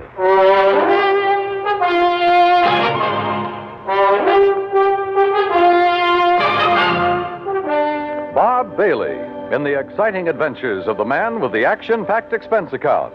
America's fabulous freelance insurance investigator. Yours truly, Johnny Dollar.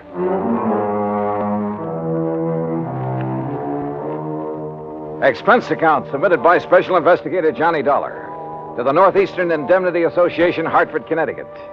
Following is an account of expenses incurred during my investigation of the wayward money matter. Expense account item 1, 2630, plane fare and incidentals, Hartford to New York to Baltimore, and a cab to the Sheraton Belvedere. After all, I could afford the best. Item 2, a 10-cent phone call to Mr. August Trillingham. He'd be glad to see me. Somewhere that name rang a bell.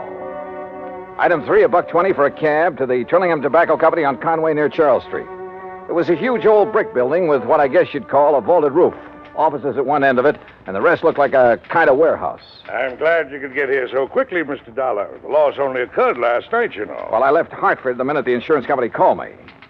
So, somebody blew your safe and walked off with a lot of... Opened the safe, Mr. Dollar, and took over $104,000. Do you always keep that much cash on hand? Yes, because of the nature of our business. What do you mean? Well, the tobacco was grown by the farmers hereabouts, barn cured for a month or 2 or 3, and then brought here. Uh-huh. We graded according to quality and color and tie it into hands. Hands? Bunches of 20 or 30 leaves, depending on size. Oh, I see. And then we pack it in hogsheads and ship it to the auction warehouses. We're kind of a middleman between the small farmer and the auction. I said small farmer, Mr. Dollar. Well? People for whom tobacco is only an incidental crop. There are a lot of them. And since we buy from them outright, they want cash. Not checks or payment due the first of the month. Oh, no, cash. Oh, I see. And you're always gambling on what you'll be able to get at the auctions. That's right. Ah. How's business, Mr. Trillingham? Not as good as I'd like, of course, but I'm sure it'll pick up later in the year. Why do you ask? Oh, just wondered. In a matter like this, I want to know all I can. Yes, but you said that as though you meant to imply that perhaps... I meant to imply nothing. Look, you said that safe wasn't cracked. I said it was opened. And I'm sure I know by whom. You what? Well, then why send for me? Well, after all, the liability is now your company's. Well, who did it? For years, we've had a bookkeeper. Little pipsqueak of a man named Elmer Cockerly. Well, if he must have did been here 15 or 20 years, even before I bought this business. You haven't always owned it? Oh, no. I made my money during the late 20s, Florida real estate. Oh, yes. Seems to me I've heard something about your success down there. I retired, traveled around till the mid-40s, and then decided to get back into the swing of things, and I bought this business. Yes, okay. Now, about this Elmer Cockerly. Oh, a mild, timid, ineffectual sort of little man. And I suppose after 20 or 30 years of this dull, routine job, after seeing and handling so much money all the time... Yeah, I see what you mean. Well, anyhow, at tax time, I decided to have the accounting firm of Hanley, James, Chadwick, Kermer, and Wormsbecker go over our books, just as a matter of course. And? It was then that Elmer Cockerly suddenly discovered that some of the records were missing. I see. Things balanced out at the end of the year, mind you, but those 3 or 4 months were missing. And it was during that period that Elmer had painted his home, bought a new car. Didn't you investigate immediately? Of course. Seems to me it was then that you should have sent for me. Well, since our business is strictly cash, both in and outgoing, there was nothing we could pin on him. What's more, he was as concerned as I was, apparently. And after all, since things finally balanced out, but I wonder. Yeah, I should think you would. And now, since he's the only other person who could open the safe... What does he say about this robbery? He didn't come in this morning. I called his wife. She hasn't seen him since he left for work yesterday morning. You know where he lives? Yes. Do you have a description of his car, license, and so on? Yes, I have. Okay, Mr. Trillingham. I'll notify the police from here. Then I'm going out to his house to see what I can learn there. May I use your phone? Of course. Yeah, it wouldn't be the first time a timid soul had finally felt his oats, had run off with company money. And usually that type was hard to find. The methodical mind always planned things well, including a getaway. Item 4, 80 cents, taxi to a car rental agency. Item 5, $50 deposit, and I drove to Elmer Cockerly's home, a few blocks off Wilkins Avenue, west of town. I wondered why the old fellow had done it. Sometimes the why can be the best clue as to where to hunt for a man. And you know something? A good part of the why became very clear when the door of Elmer's house was opened.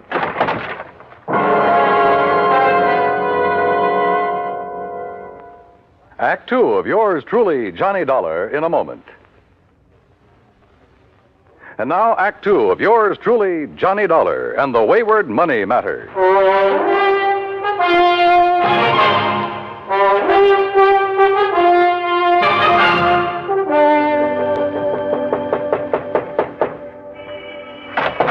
Yes, what do you want? Mrs. Cockerly? I'm Mrs. Cockerly. Who are you?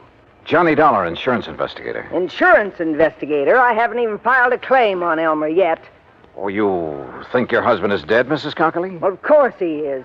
You think for a minute he'd walk out on me? That's why you think he's dead? Ain't that enough? You've talked with Mr. Trillingham this morning. Of course I have. He wanted to know where Elmer was. I wanted to know where Elmer was. Neither of us knowed, so that was that. So when they find his body, I'll collect his insurance, and that'll be that. And I won't have that helpless little worm around underfoot no more. No more having to baby and nurse him and tie his tie and feed him. Mrs. Cockley. No, sir. The only reason that little shrimp would dare not to come home is if somebody done him in. And when you find him, you can come around and pay me his insurance, and that's that. Now, if that's all you've Just a come to minute. talk... Just a minute. Did Mr. Trillingham tell you that over $100,000 was taken from the safe at the office? No. Elmer didn't do it. I know he didn't. Do you? Working his fingers to the bone year after year, handling all that money, and him and me just scraping along. Why, if it wasn't for beneficial finance helping us along now and then, I don't know what we'd have done. Yeah, well, I look. told him more than once if he wasn't such a spineless little mouse, he'd help himself to some of that money. They'd never miss it, being a cash business like it is, and Lord knows he deserved some of it. Well, what'd he say to that? Scared him, made him angry, so I'd keep rubbing it in. Great marriage you two had. Sometimes he'd scream and yell like a baby. He dared to scream at you? I'd let him. I got so sick of him, it did me good to see him blow his top. Believe me, I told him more than once, if I was in his place, I wouldn't hesitate. Well, go ahead, he says, go ahead. And he give me, go ahead, he says. He gave you what, Mrs. Cockley? The combination to the safe? Yes. Yes, he did. So what of it? So maybe I went down there and robbed it last night. Well, how did you know it was last night? I didn't tell you that. All right. All right, maybe I did. But I'd like to see you put it on me. Maybe I will. You think I can't use that kind of money? You think I don't deserve it after struggling all these years, caring for him for nothing because he didn't have the gumption to get what he should have? You know something, Mrs. Cockley? I doubt if you ever gave him a chance to show any gumption. Huh? Do you know Elmer? Did you ever see him? No. Then look. Look at his picture here on the hall table. All right. A baby, that's all he is. All or right. was. You've made with a lot of big, noisy talk. Now, just Probably most of it's a lie. I don't believe you'd live 10 minutes with a man if you really felt that way about him. Look, mister. But there must be some reason for it. Some reason for trying to make me suspect you. I told you. Maybe you did do it. Did you? But I'd like to see you prove it. Well, I don't think you did. I'd like to see you prove that. I think all you're trying to do is cover up for him, protect him. And I'll say this, you're taking a mighty offbeat way to do it. Now listen. Where is he? You really think little Elmer could have... No. No, he really didn't have the gumption. All right, who else? He couldn't have, Mr. Dollar. Outside of his books and figures at that office, he could hardly take care of himself.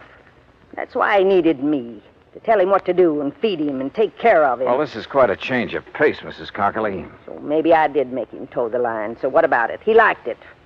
Some people are that way, just like me. I gotta have somebody I can lord it over him. Anything wrong with that? Well... I don't believe a thing you said. Oh, you don't? Now, where is he? Where is Elmer? I don't know. And if he didn't rob that safe, who did? He couldn't. How should I know? Why don't you ask that August Trillingham, his fancy boss that's kept him and me starving all these years? Did you think of him? Everybody's a suspect at a time like this. Dear August. Including his you. Friend, the boss. Used to go catfishing together up the creek. Great privilege for poor little Elmer to go fishing with the boss who made all the money. That's where I thought he was last night when he didn't come home to supper. When he wasn't home all night, poor dear. All right, Mrs. Cockley, just quit acting. Acting? Somebody stole that Now, money, and listen. apparently only 3 people knew the combination of that safe. Trillingham, your husband, and you. I tell you, go ask that Trillingham. But only one of the 3 has run out, disappeared. No. No, I'll never believe that Elmer did it. He could. Sure he could. Anybody could. Now, where is he? I don't know. I think you do. No. And you're trying to protect him.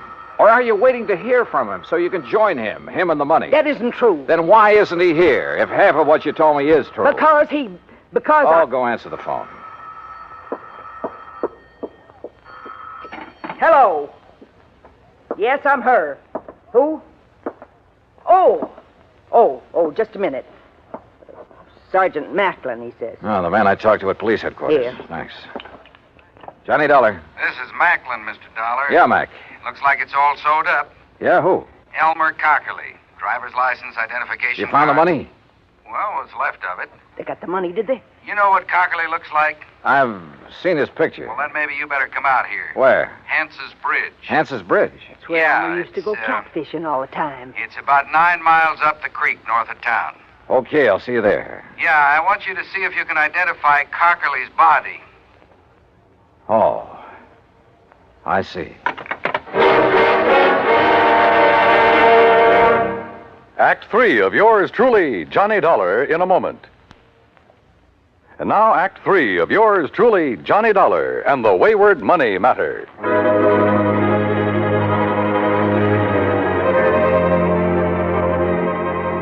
Without telling Mrs. Cockerly what I'd learned over the phone, I took off in my rental car for the creek north of town for Hance's Bridge.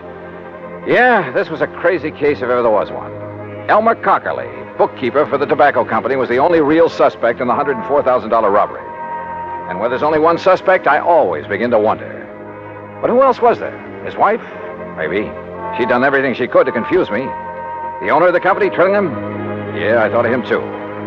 Until I got the word from the police that they'd found Elmer Cockerly, or what was left of him. They'd found the money too, or what was left of it. What's left of it is right, Dollar. I'm afraid most of that 100,000 went floating down the creek when Cockerly and his car rolled over into it. Well, we'll see how much of the dough is still inside when we get the car up on the bank. How do you figure it happened, Sergeant? Well, the old boy was making his getaway is all. Going too fast when he hit the turn onto the bridge and plop-o into the creek. Wouldn't there be skid marks, Mac? Well, he wouldn't have to be going very fast. Now, look. Car's up on the bank now. Come on. Yeah. How do you know it's Elmer Cockerly inside of it? License number. And one of the boys dove in, brought up his wallet. Well, here she is, Sergeant. High and wet. Okay, Les. We'll have a look. Only a few small bills in there. Rest of the dough must be out in Chesapeake Bay by now. All right, boys. Take a look, Dollar. Is that Cockerly in there? Yeah? Yeah, that's Elmer. Do you think he drowned? Yeah, or banged around so hard when the car plunged in that... Look. See the bruises on his face and chest? Yeah. Not pretty. And Mac. Well, that's that. Just one more who tried and didn't get away with it. I wonder when they'll learn that it just... Huh? What's that? A little scrap of paper out of his pocket. Huh? Torn. Only part of it, see? Night. Pants. Cat. And Mac, look here. Yeah, what? This bruise, this mark on the back of his head. Yeah, he really got banged around. Show me one thing in this car that could leave a mark like this. Well, most anything. Door handle, top of the steering post. No, sir. All the other bruises are on his face, his chest. And there's only one thing I know that leaves a mark like this. Better get the coroner out here before you touch anything. See you later. But look, where are you going? I'll see you later. Now, what under the... Yes, I heard it from the police department, Mr. Dollar, and well, in spite of what I told you earlier, it's hard to believe. Yeah, it is. He'd been such a loyal soul all those years. But I suppose all that cash, and it was a bit more than we usually kept in the safe, I suppose it was just too much of a temptation for him. Or for any other man. Huh? Even you, for instance. What? Are you joking? So it's not funny. So, business has been pretty bad lately. I didn't say that, Mr. Dollar. I merely said that... I know what you said, Trillingham. And I remember now what I'd heard about your big success in Florida real estate back in the 20s. Well, I don't see what... You were one of those guys who sold a lot of swamp and jungle, some of it underwater, to suckers from up north. I was young, an opportunist in those You were days. a crook. You're a crook now. And a killer. Mr. Dollar... What a natural to hang it on. Poor, timid little Elmer Cockerly. Sure, why not? He'd be the natural suspect in anybody's book. Do you realize what you're Let's accusing me go of? fishing. Catfishing. Tonight at Hance's Bridge. Only you shouldn't have put it into a note to him. What note? The one I found on his body. So you met him there. You slugged him, put him behind the wheel of his car, then ran it down the embankment into the creek. You thought the rolling over would account for any bruises he'd get. Listen, But not that mark on the back of his head, the one made by the butt of a .38 special. I've seen too many of them, Trillingham. I see. You still have it. That's right. And I'll use it. You didn't get away with murdering Elmer. You'd never get away killing me. I can go a long ways on $100,000. And before I let you stop me... Mr. Dollar, the police told me poor Elmer has... Close that door. You did it. Quiet. I don't know how, but you killed him. Quiet and close that... Oh, I'll do it myself. Oh, Buster! Yeah, he did it, Mrs. Cockley. And believe me, he'll pay for it.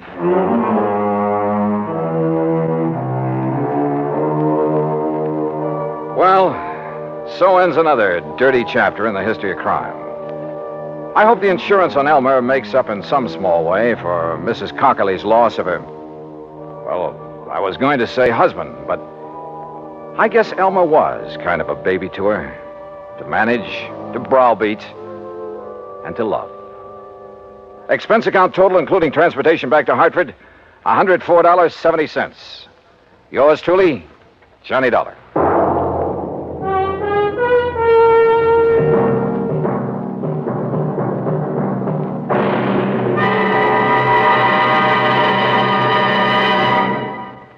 Our star will return in just a moment. Now, here is our star to tell you about next week's story. Next week, a fishing trip to Lake Mojave Resort. Fishing, that is, for a thief. Join us, won't you? Yours truly, Johnny Dollar.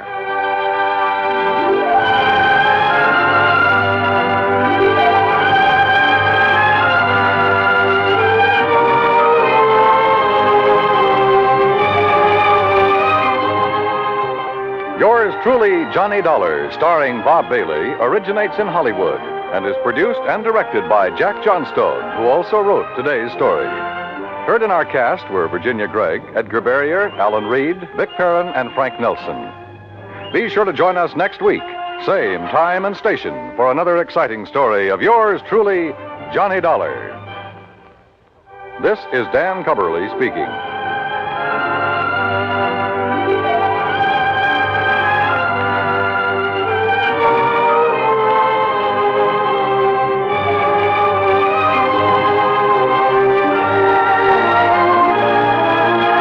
This is the United States Armed Forces Radio and Television Service.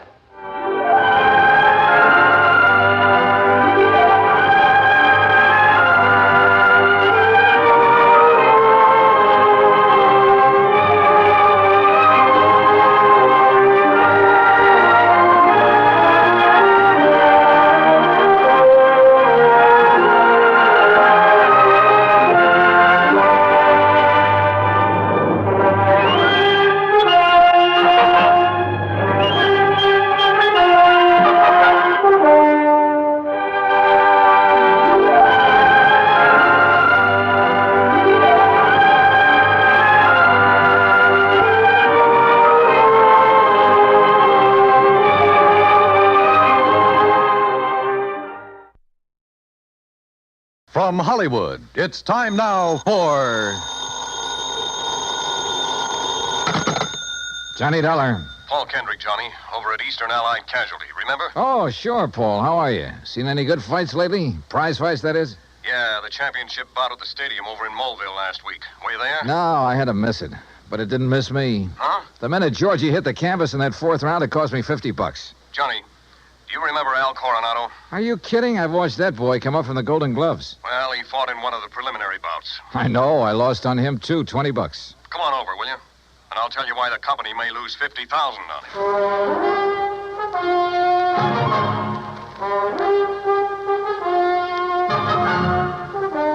it. Bob Bailey in the exciting adventures of the man with the action-packed expense account. America's fabulous freelance insurance investigator. Yours truly, Johnny Dollar.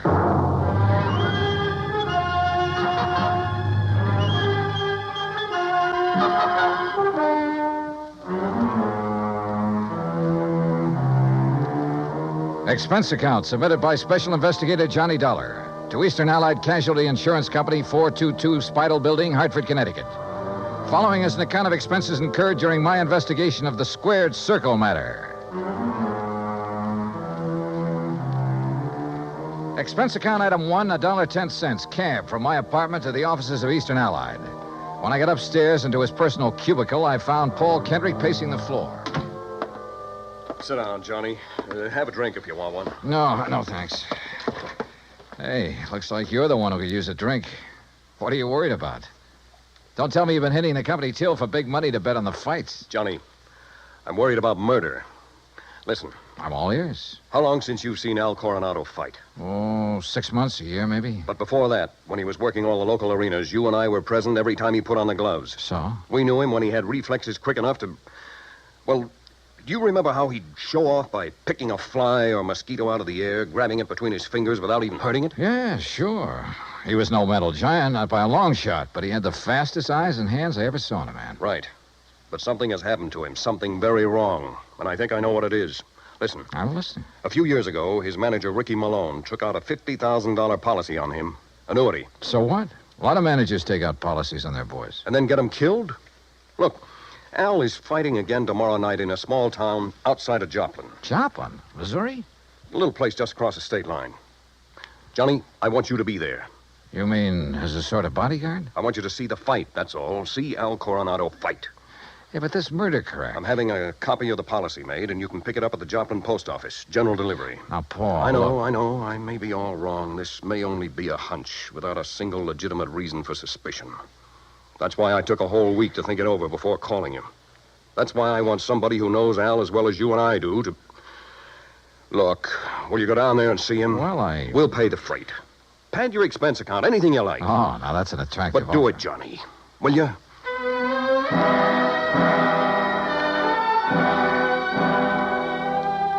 Item 2, another $1.10 back to my apartment to pack. Item 3, $124 even. Plane fare and incidentals to Joplin. By your leave, Paul, the incidentals included a new sports shirt loud enough to startle the whole state of Arizona, an extra pack of razor blades, and a new toothbrush. Also, item 4, $3, flowers for the stewardess, who managed to find me an extra bottle of champagne. I arrived at Joplin shortly before noon, and after checking into a hotel, found that by some miracle, a copy of Al's policy was waiting for me at the post office. A quick glance at it brings up item 5, $4.25 phone call. Well, what do you mean, holding out on you? I thought you said Ricky Malone took out the policy. He did, and pays all the premiums. But the beneficiary named is Frankie Fortina. Now, who's he? I don't know yet. Well, his address is in New York City. You better look him up, will you? I've been trying to. But the last time Fortina was at the address on the policy, it was a racetrack bookie joint. Oh, so that's why you're worried. Well, that's one reason. Well, if you learn anything about him, let me know, will you? I'm staying at the Beverly Arms. Okay, Johnny. Johnny. Yeah? Call me again, will you? After the fight tonight. Sure.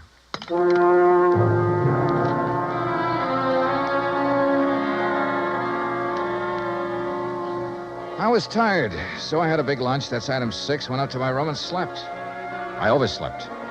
It was nearly 9 o'clock when I woke up, so I grabbed a cab. That's item 7, and went out to the arena in the nearby town of Mount Elba. For $5, item 8, I managed to get a seat at ringside in time to catch the end of the last preliminary. The winner in 1 minute, 10 The program seconds told me of the third Al was round, scheduled for the main event against some local boy named Rafe Cummings. I never heard of him, and I doubt if anybody outside of Tucson ever had. I understood why when he stepped into the ring. This kid looked like the rankest kind of amateur. Strong, sure, and in good condition, but clumsy. He almost tripped over his own size 15 feet. And it was no act of fooling an opponent either. Al, when he came in, looked as good as ever. He gave me a quick glance of recognition, though I'm sure he knew nothing about me except possibly my name. At the opening bell, he came out fast. All the old speed and timing were there. Faint weave and flick out that light, but punishing left. Same old pattern, same old... Wait a minute. Those quick left jabs were only landing about 1 and 4. As though he touched Cummings only when the clumsy ox happened to walk into him. But because of his speed, Al took nothing but a few light ones on the body. He kept his face well out of reach.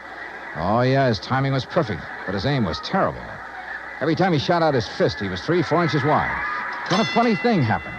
At the end of the round, when Al went back to his corner, and remember, Rafe had only tapped him a few times on the body. When he went back to his corner and started to sit down, he almost missed the stool. Would have if one of the seconds hadn't aimed it under him. Funny.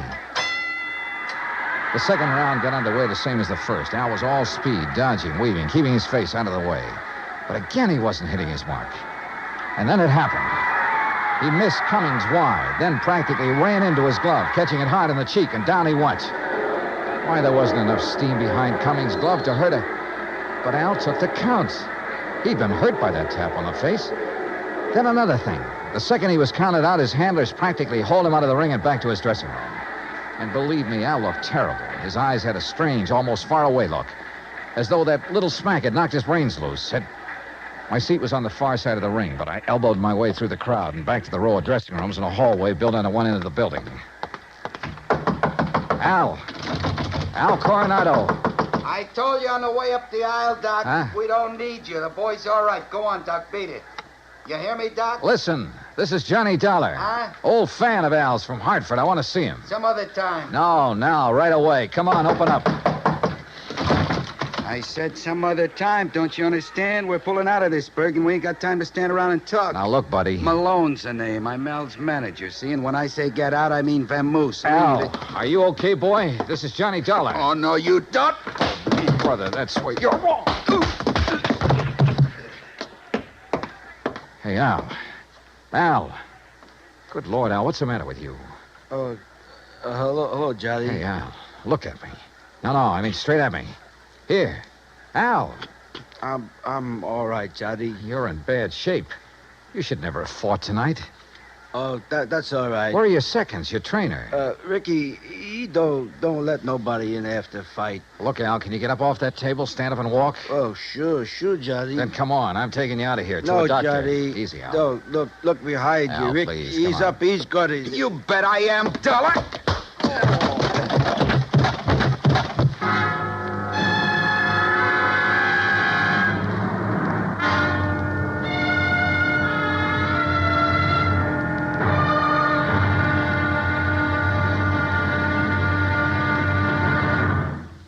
Act Two of yours truly, Johnny Dollar, in just a moment.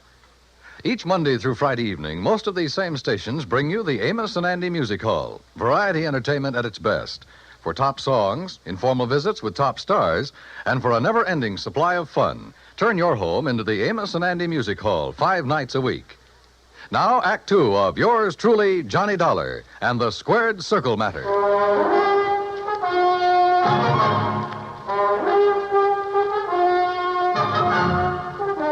When I came to, the dressing room was dark and quiet. After carefully falling off the table where they'd left me, I groped my way to the light switch, stumbling incidentally over the remains of the chair Ricky Malone had used on me. It was well after midnight, so I left by the dressing room window. The second I reached my hotel room, I put through a long-distance call, hoping Paul Kendrick would be in bed. He was. Yeah. Hello? Johnny Dollar. And, Paul, you're right. It'll be murder unless I can stop it. Hey, you awake? Oh, you mean Al Coronado. What's happened, Johnny? Plenty. And listen, that boy is more than punch-drunk. He's had a brain injury of some kind. I'll bet on it. That's what I was afraid of. The tap on the face that knocked him out tonight wasn't enough to hurt a kitten. But a good solid blow would probably kill him. That's why he kept protecting his face. But Ricky Malone is making him keep on? Who else? I just met the gentleman, by the way. Well, what'd he say? Did you question him? Before I could, he cracked me over the head with a chair. Where is he now? Oh, I don't know. What are you going to do? See if the police can track them down. Malone said something about leaving town right away. We'll keep after him. Did you read that policy carefully? You kidding? I haven't had time. It's an annuity. That much I saw. Beginning in 3 or 4 years, it'll pay Al a nice little income for the rest of his life, if he survives. But the beneficiary named. Yes, Frankie Fortina, who gets the full face value of the policy if Al dies. Johnny. Yeah? I got a rundown on Fortina. You said he was a bookie at one time. That was the least of his crimes. He has a record as long as your arm. As I see it, he owns Al Coronado. Then you're probably thinking what I am. But Al hasn't been doing so well lately. He's taken a big drop in class. Isn't making the purses he used to. You know that? Yes. The ANBA keeps a complete record. So with this injury to his brain, the only way Fortina can clean up on him is by seeing him dead. That's right. Well, what about medical examinations before these fights? Ricky Malone could bribe his own mother, especially in some of the towns where Al has been fighting lately. That's possible, of course. Also, what you and I believe is wrong with Al is one of the hardest things in the world to detect. Yeah, I must admit he looked great when he entered the ring. Okay, Paul, one thing's in our favor. Neither Al nor Ricky Malone knows who I am, outside of being a fight fan. Just so Fortina doesn't learn different. Where is Fortina, by the way? I don't know. So, Johnny, whatever you do, be careful.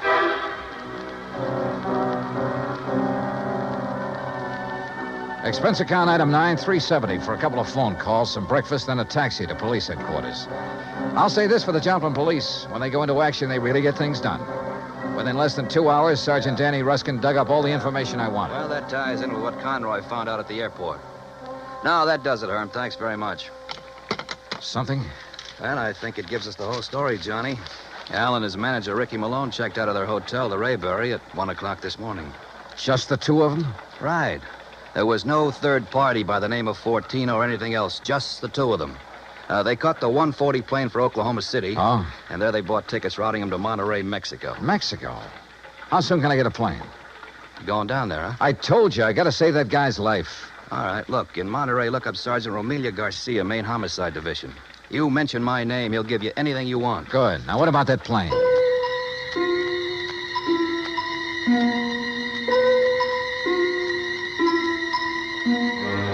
The deal on plane connections turned out to be bad. The best time I could make was by way of El Paso. That's item 10, $127, including incidentals. I finally pulled into Monterey shortly after 8 p.m. I parked my bag at the airport, taxied into town, item 11, and went straight to main headquarters of the Policia. Sergeant Romelio Garcia was off duty. He'd gone to the fights. Item 12, $4 American for a fast taxi ride to the Plaza del Fisticuffs, or whatever they call it. There, for item 13, $5, I had the sergeant paged over the PA system. After 2 or 3 minutes, a short, stocky, important-looking figure in police uniform strode up to the door. Senor Johnny Dollar? Yeah, that's right, Sergeant. How are you? You Americanos. Now, what is so important I must leave the excellent fights to talk with you, huh? The possible murder of an American fighter right here in your own ring. So what is that to be excited about? Something that happens all the time. It's because the Mexican fight is more better than the Americano fight. So if that is all that is bothering Incidentally, you... Sergeant Danny Ruskin of the Joplin Police. Sergeant Danny. Why do you not say so at the beginning? Well, you didn't give me much of a chance. How is it, my good friend, Sergeant Danny? Pues it's too long IFC here. Yeah, well, look. Excellent man, Sergeant Danny. When I have trouble with one of our Mexican nationals who escape across the border and go all the way to Missouri, Joplin, it's Sergeant Danny who... But you have a problem, huh? Yeah. A fighter named Al Coronado. Coronado. Oh, but of course, tomorrow night he is fighting here, and he will lose. Why do you say that? Come, look. Here on the, what you call a billboard, a picture of the man he is to fight. So, El Toro Negro. That sounds more like the name of a bull than a... Holy... See, big man, is he not? Is this picture real? 240 pounds, senor. But Al Coronado only weighs in at 181. See? El Toro, big man. And Senor Dollar, he is a killer. Our best. 3 men he's knocked out of the ring. But nobody hurts him, so no wonder you're worried. Sergeant, unless you and I can stop it, that won't be a fight tomorrow night. It'll be a premeditated, cold-blooded killing. Oh? How so?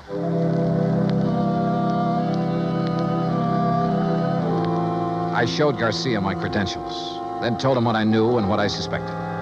But until we have proof of this, senor, to start what you call an international situation, you are not now in your own country, you know. Still, he agreed to cooperate. First thing, of course, was to locate Al and his manager. In this city of nearly 200,000, that could be pretty rough. But he said he'd try.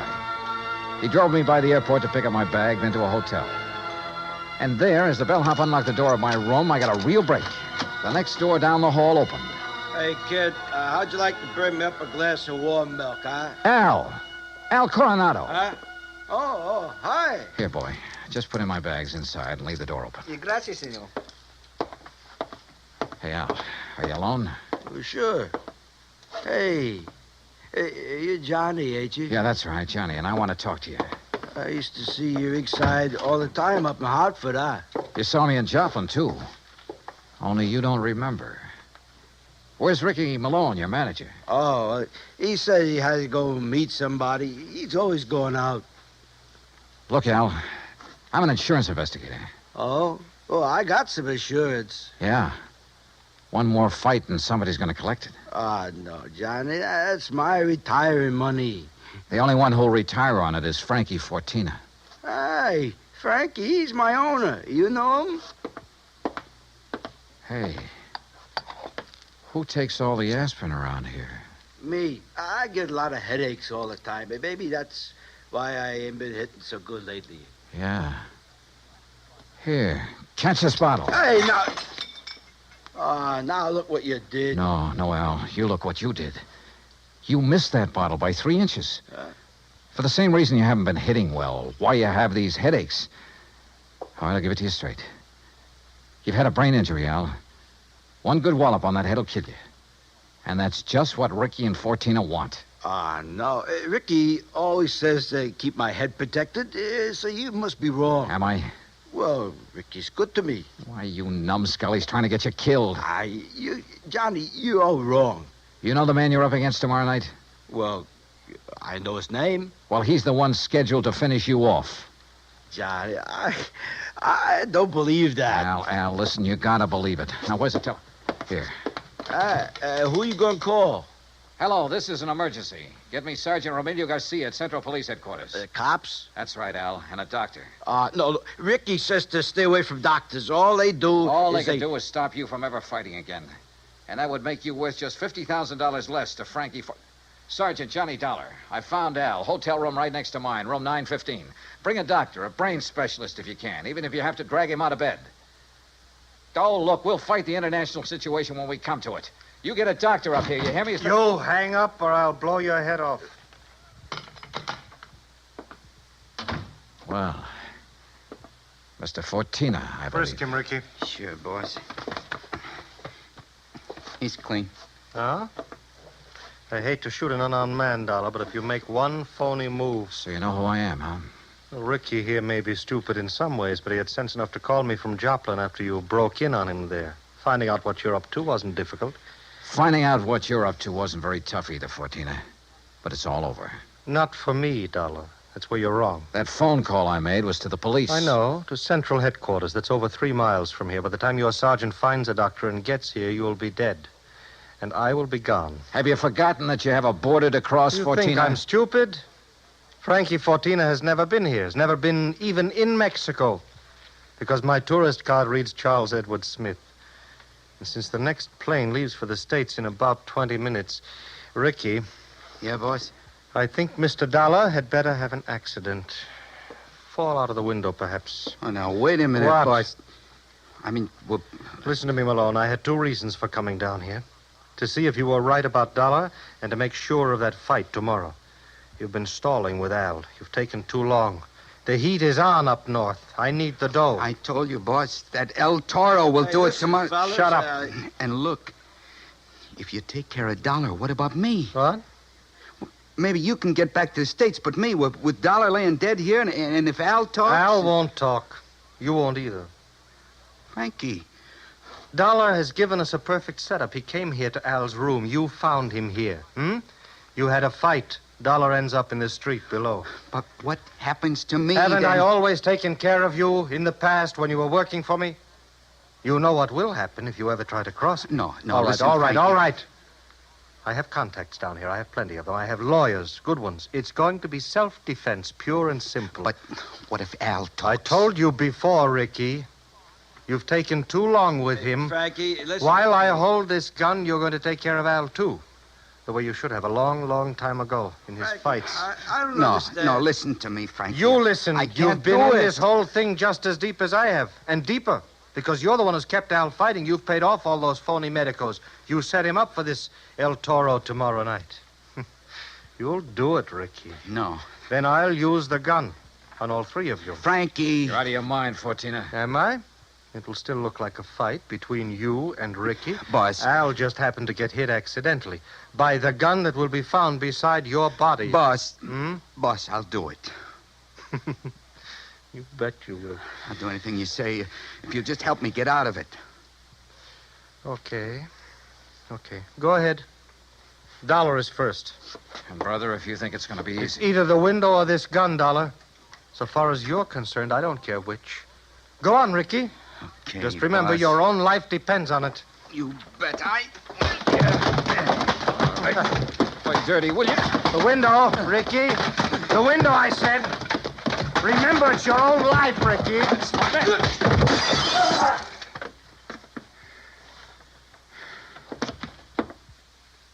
All right, Fortina. So you have got a gun? Hal. Yeah, Johnny, I hit him. Well, don't be. Si, Senor Dollar, with one very fine, clean left hook. While Fortino was watching you and the unfortunate Ricky.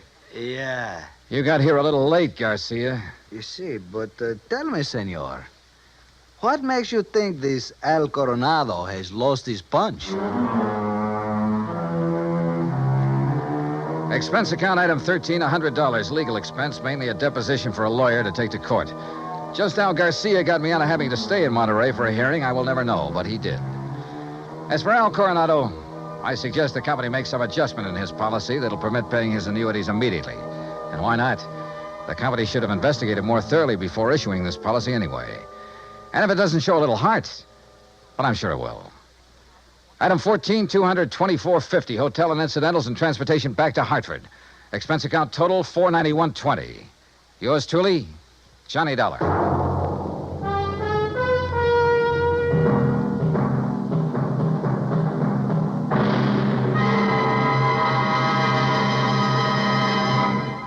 Now, here is our star to tell you about next week's story. Next week, a fast trip to the West Coast to an impossible case involving an impossible man. Join us, won't you? Yours truly, Johnny Dollar. Yours truly, Johnny Dollar, starring Bob Bailey, originates in Hollywood. It is produced and directed by Jack Johnstone, who also wrote tonight's story. Heard in our cast were Harry Bartell, Herb Ellis, Victor Perrin, Jack Crucian, Les Tremaine, and Lawrence Dobkin. Musical supervision is by Amerigo Marino. Be sure to join us next week, same time and station, for another exciting story of yours truly, Johnny Dollar. Stay tuned for 5 minutes of CBS News, to be followed over most of these same stations by the FBI in Peace and War. Dan Cubberly speaking.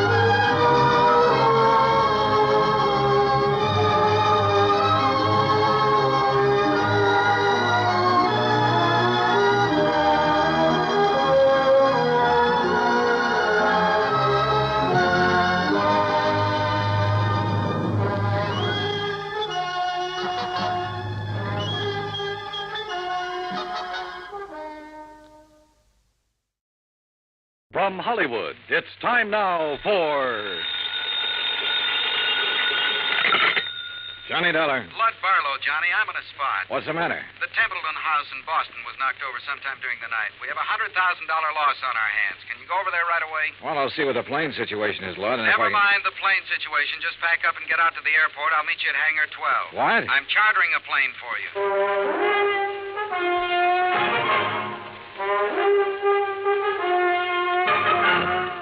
Bob Bailey in the exciting adventures of the man with the action-packed expense account. America's fabulous freelance insurance investigator. Yours truly, Johnny Dollar.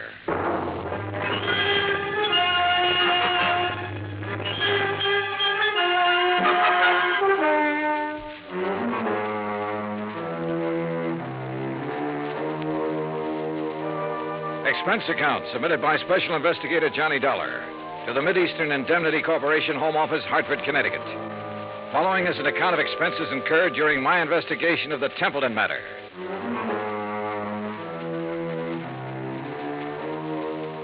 Expense account item 1, $5 even, cab fare from my apartment to Hangar 12 at the airport. A twin-engine Bonanza had been rolled out and a fueling truck was pulled up alongside. A man in a sheepskin seemed to be supervising things. The man who seemed to be supervising him was Lud Barlow. When he saw me, he waved his briefcase. Hey, Johnny. Hi. Why, you all set? Well, I'm here. That's what you mean, Lud. That all your luggage? Yeah, this is it. This is Tommy Clark, Johnny, your pilot. How are you? Hi, Tom. I'll stow this gear for you. Oh, thanks. The faster we move on this, the better off we are. You know that. I know. This is the blanket policy. This is the itemized list. This is the itemized list broken down. You'll have to check the itemized against the sales. Your authorization procedure. And a description of stock records, including shipments received by Templeton House up to and including the first day of last week. Okay? Swell. Now maybe you'll tell me what this is all about. And when you get there...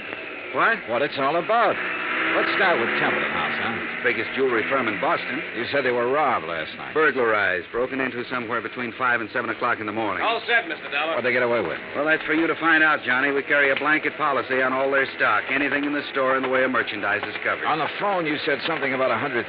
It may be $200,000, Johnny. I take it you talked to somebody in Boston. Yeah. Did you talk to the police? Yes, for a minute. I told them I was sending a man. They're expecting you. Give you a hand, Mr. Dollar. Oh, thanks, Tom. Okay? Yeah. Thanks. Who's in charge, Lud? Lieutenant Roebuck. Roebuck? Yeah. Get your seatbelt, Mr. Dollar. Oh, sure. He'll want to see those contents records. You be sure and tell him they're up to date. Who's the man with the company? What? The man at the company. Templeton. Stand clear, Mr. Barlow. Remember, Johnny, a client can face a thing like this a lot better if the man from the insurance company standing by. I'll try to remember that. Good luck and keep me informed.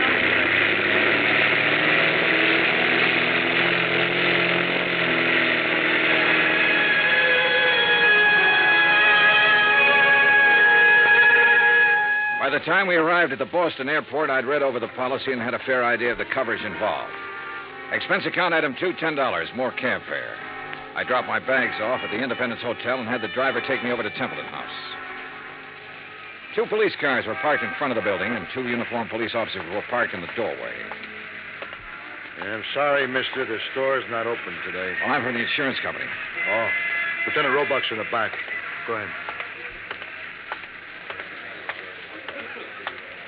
At the back of the store, a white-coated intern and an ambulance attendant were working over a blanket-wrapped figure laid out on the stretcher. One of them was operating a plasma tube. The other was checking the pulse. A group of men, some in uniform, were watching closely. The tall, thin one seemed to be in charge of things. Roebuck? Yeah. Johnny Dollar, Mid-Eastern Indemnity. Oh, that didn't take you long. This, Sergeant Younger, Sergeant Toohey. This is Mr. Dollar from the insurance company. Hi, man. What's this? Oh, this man was a special patrolman working the area. He must have walked right into the middle of it and got himself shot. They've been giving him transfusions ever since they found him. Uh-huh. Said anything yet? He hasn't been conscious. Doc, how about it? We can't do any more here, Lieutenant. We'll have to risk a trip to the hospital and try to operate. Okay, boys, load up. Doc, this is Mr. Dollar, insurance company. How are you, Doctor? Okay. Doc, we're going to want to talk to him the minute he comes around. I'm not going to promise you anything, Lieutenant. Well, see ya. All right. Now, Mr. Dollar, you didn't waste much time. I brought a contents list that might help you, Lieutenant. Good. The best help we're going to get is from that patrolman. Come on, I'll show you around.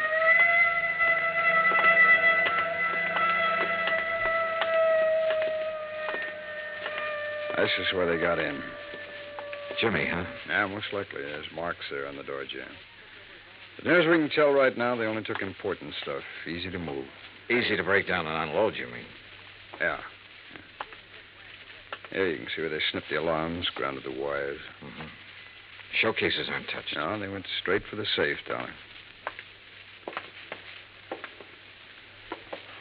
Well, we really got something on our hands, huh? You don't just break into a store and open one of these things very easy. Someone did.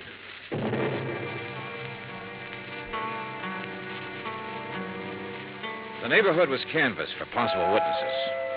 I spent the rest of the morning with Dorian Templeton, the owner of the company.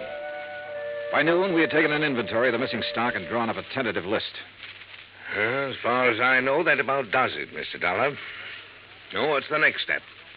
I'll check this against the merchandise received reports, Mr. Templeton. It'll take a while. As soon as I have that finished, you can check it over again and file a formal claim. And then? The company will reimburse you in cash.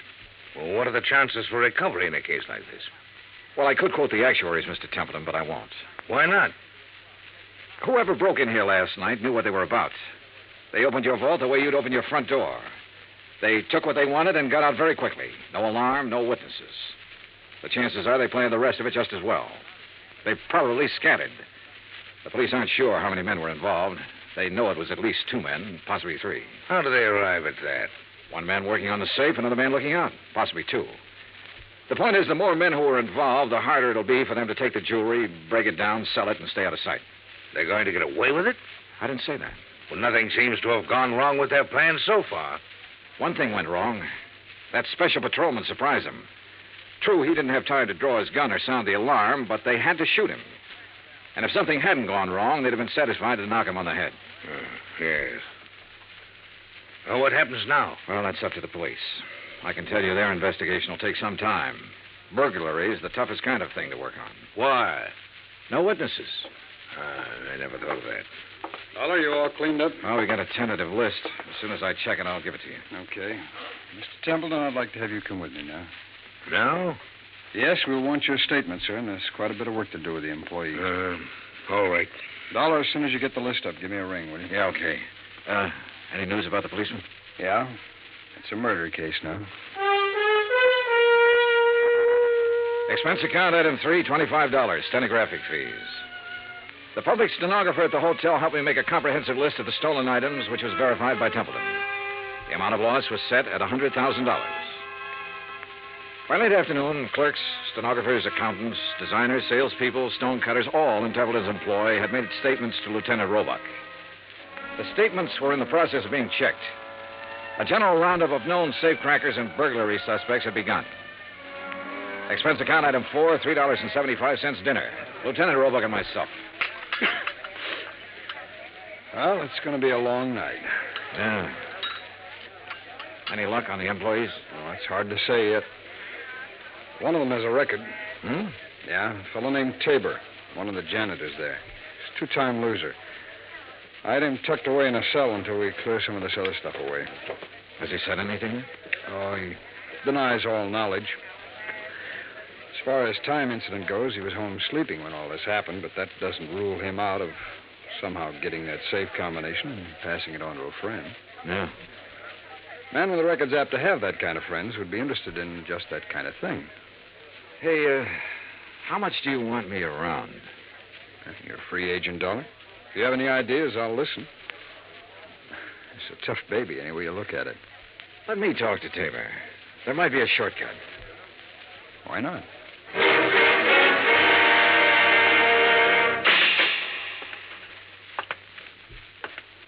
Well? John Tabor?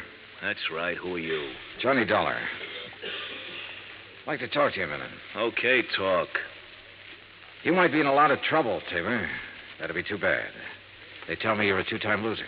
If you don't believe what they tell you, you just go look it up for yourself. It's right down there in the books.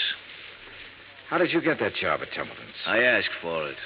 They know about your record? No. You keep it from them? I didn't broadcast it, would you? No. Okay, what other dumb questions have you got? Do you have any ideas about this? I've got a lot of ideas. Do you know anything about it? No. Need anything? What? Cigarettes, anything? I'm all set. Okay. My company faces a big loss in this case. We'd like to avoid that loss. There's a standard offer I'm authorized to make in some instances. I'm going to make it to you. If you have any knowledge of this crime and can furnish any information that will lead to the arrest of the persons involved and recovery of the merchandise, my company will guarantee you the best possible legal assistance in the event that information should incriminate you. That's pretty generous. Well, I have to say it to you. You can use your own judgment. Hey, guard. It's a pretty good offer when you think about it, Tabor. You have a record. The police can't pass you up without a lot of scrutiny. You know that. That record makes me a real hot one. I swiped a couple of cars, and now they think I might have opened that vault. No, they don't think that. But they have to find out if you might have contact with somebody who did open it. I don't know anything about it. In that case, you'll be released. Oh, sure. Sure, I'll be released when every cop in town had a go at me twice. I'll be released when the guys who did the job walk into the station and say we didn't mean it, we want to give it back. They've always got to have somebody to throw to the newspapers. Maybe. You know it and I know it. Nothing better than to throw some old ex-con in a can and hold him for questioning.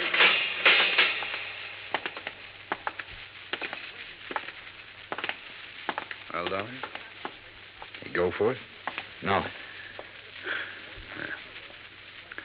Any more ideas? Turn him loose, Lieutenant. See whom he talks to and whom he meets.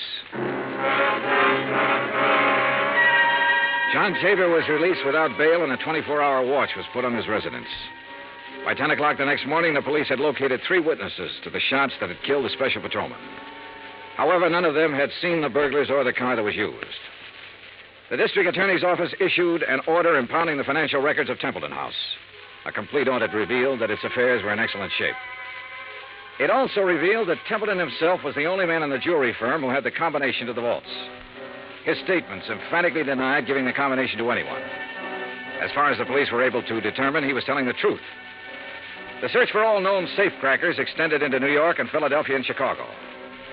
On the morning of the 3rd day, a claims adjuster arrived from Hartford with a check for $100,000, full payment on the claim. 2 hours later, we had the first break on the case. Hey! Caller, hey! What?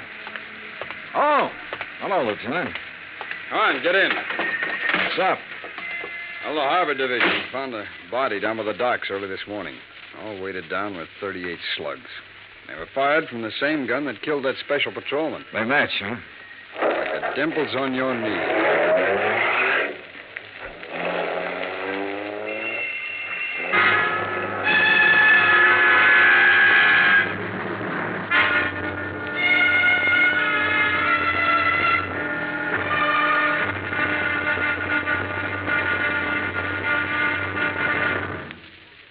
Act Two of yours truly, Johnny Dollar, in just a moment. It is a rare event when a young man decides to leave civilization behind and hide himself away in the steaming jungle, just so he can help his fellow humans in a remote corner of the world. The late Dr. Tom Dooley did just that when he left the United States to help the sick and starving jungle people in the little kingdom of Laos in Southeast Asia. Dr. Dooley's story is well known to nearly everyone. And all over the world, people talk of his little jungle hospital on stilts. That's where he treated the dread diseases of the jungle and trained native medical technicians so that they might help their own people. Dr. Dooley wrote and lectured to many people so that the work of his medical assistance program, Medico, might go on. It was not easy for someone so young and so talented to give up the bright lights of the city and plant himself down in an unknown jungle just for the purpose of helping unfortunate people he didn't even know. But through Medico, Dr. Tom Dooley wanted to help people. He wanted to help people to help themselves. Today, the work of Medico is going forward in a number of countries besides Laos. Young men are being sent to the United States to be schooled in medicine with the idea of returning to their own countries to help their own people. Hundreds of thousands of dollars worth of medical supplies have been donated by American businessmen and pharmaceutical companies. Today, Dr. Tom Dooley's work is being continued for him. It is helping to create better understanding. It is an injection of the spirit of freedom, the right of all men everywhere. Now, Act Two of yours truly, Johnny Dollar, and the Templeton Matter.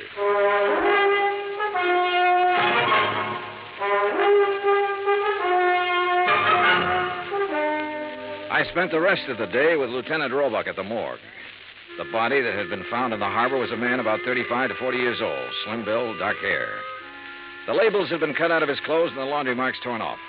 His fingerprints didn't check with anything in the local files. Roebuck put them on the wire to Washington and requested an urgent identification. Johnny Dollar. Blood Barlow, Johnny. What's this in the paper? Well, the special patrolman and the unidentified man were killed by the same gun. As soon as we get an identification, we can go to work. Well, how about that ex-con that turned up working at Templeton's? Tabor? Well, they're still watching him. He might have been the case man. So far, it's just an idea. I'd like a recovery on this one, Johnny. So would I. What do you think is possible? Well, 2 days ago, I would have said no. Today, things look better. For one thing, none of the merchandise has shown up on the market. For another thing, there has to be some kind of connection with this unidentified man. I just read your report on Templeton himself. He's out of the question as a suspect? So far, yeah. He's the only one who had the combination to the safe. There's no apparent motive for him to rob himself. But he's the only one Don't who start yelling at me, lad. I know what you're thinking. Find a motive. Well, give us time, boy. Give us time on everything. Lad? Oh, I guess I hate to pay off big claims. You may get it back. Keep your pants on. Expense account item 5, $50 deposit for rented car. That afternoon, I drove from Boston to Creeksdale, the home of the Grantland Safe Company, where I met a man who looked as formidable as the product he manufactured. I am Grantland, sir. I found him standing inside a shiny new vault, ready for shipment. Beautiful thing, eh? On its way to South America tonight. Well, I never thought of a safe exactly that way, Mr. Grant. Ah, beauty, strength. Think for a moment, sir, the treasures it will someday hold. But I bore you, sir, with my enthusiasm. Now then, you say you are here on a matter of vaults? One vault, Mr. Grantland. No. The one your company sold and installed at the Templeton House in Boston 17 years ago. Yes. Have you read about the burglary? No, sir, I have not. Templeton House? Yes. The vault was opened. Blasted? Opened. Someone had a combination. I'm bewildered, sir. Indeed I am. You'll want a thorough accounting from my organization, of course. Well, that's up to the police, Mr. Grantland. Right now, for my own information, I wonder if you could tell me who might have the combination to that vault. Well, in answer to your question, I would first have to inspect our records. Well, I brought the serial numbers. Oh, well, let me see. That's as good as... the K series. Mr. Keating set the final combination. Mr. Keating? Yes, my chief engineer for years. And who else? Myself, sir. I'd have a record of the combination in my own file. And who are those available to? Myself, sir. I keep them in my own vault. I see. Anyone else? No one here. The people in proper authority at Templeton's. I'd like to meet Mr. Keating if I could. Impossible, Mr. Dollar. Why? Mr. Keating has been dead these 6 years.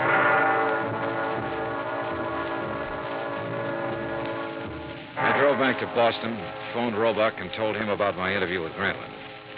He said he'd already started looking into Grantland's background and expected to have a report within 36 hours. I was a little surprised when Dorian Templeton called half an hour later and asked me to have lunch with him. Would you like a drink? No, not now, thanks, no. I didn't know whether to call you or the police, Mr. Dollar. I finally decided on you. Uh-huh. What's the matter? Well, it's one of those strange things. I'm not a particularly observant man, and I don't know why I observed this. Go on. However, last night, Mrs. Templeton and I went to a dinner dance at the country club. We thought with all this business, a little relaxation should do me some good. Yeah, sure. There was a young girl at the table next to ours, a very pretty girl whom I've never seen before. I happened to notice her handbag, jeweled affair, quite expensive. One of our items. Yeah? It didn't occur to me until we were leaving that it had been sample stock, not for sale. What do you mean? It was stolen, Mr. Dollar. Why not the police, Mr. Templeton? I was going to call them first thing this morning and report it.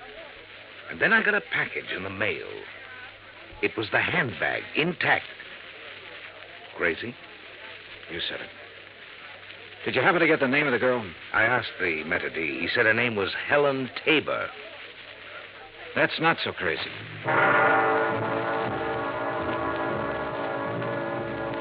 Expense account item 6, 10 cents, one phone call to Lieutenant Roebuck to see if John Tabor was still being watched. Roebuck said that 2 men were on duty watching his house at all times. I saw them when I drove up an hour later. They were parked across the street.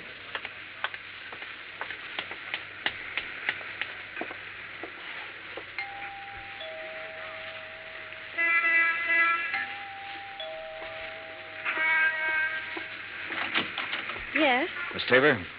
Yes, who are you? Johnny Dollar, is your father in? He's sleeping right now.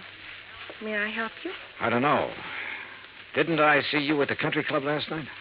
Why, yes, were you there? Couldn't keep my eyes off of you. Or your handbag. Oh. I'll talk to him, honey. Dad, is anything wrong? Nothing I can't handle. Go ahead, fix up a pot of coffee. All right, Dad. Nice girl, Tabor. Yeah. Templeton was at the country club last night. He saw her. You can talk to me or you can talk to the police. I don't have to talk to anybody. The way it looks is that you cased the job.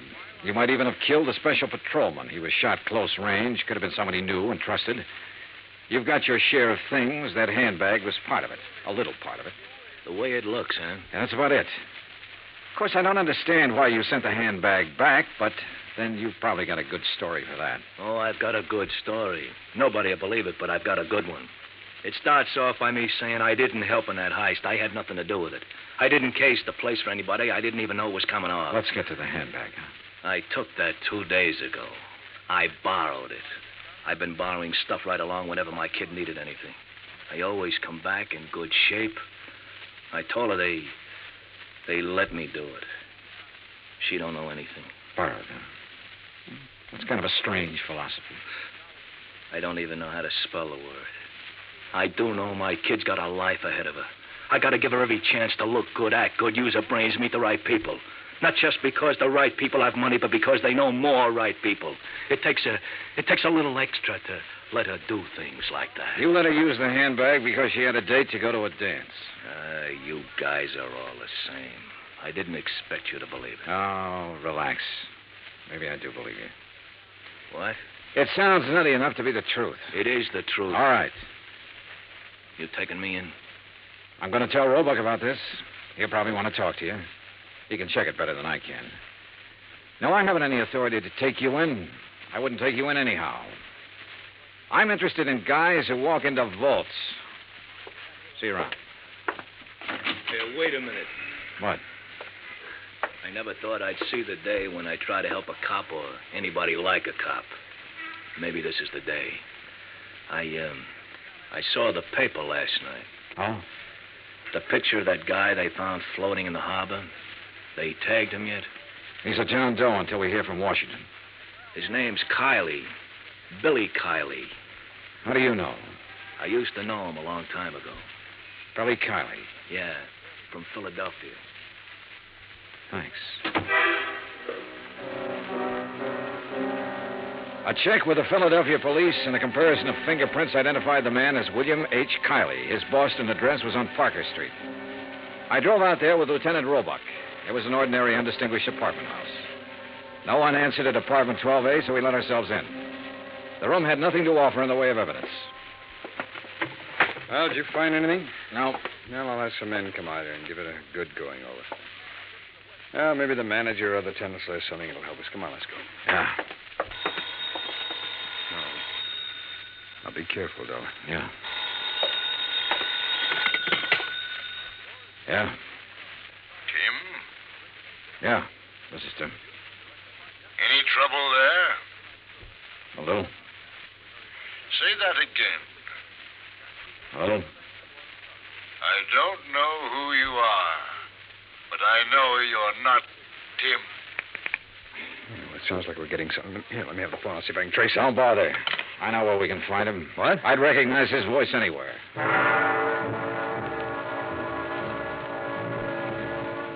It was dark by the time we got to the Grantland Safe Company factory in Creeksdale. There was a single work light spreading a sickly yellow glow over the main floor loading platform. We were expected. It went off somewhere in the darkness of the building. You okay? Yeah, I'm okay. All right, let's try for that stair railing. Right.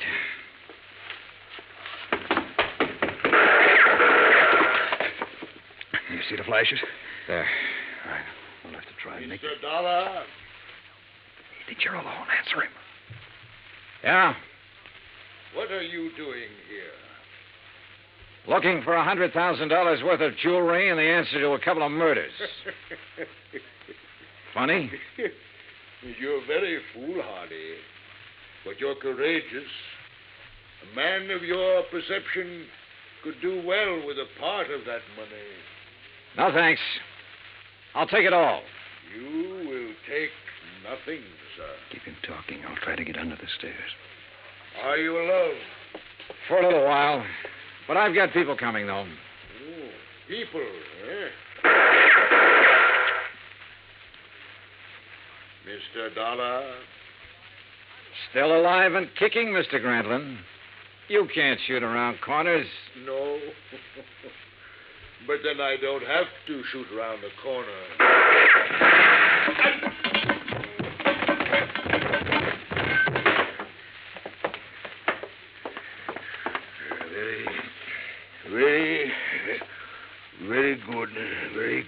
shooting, sir. Granland, I want a statement. No statement. No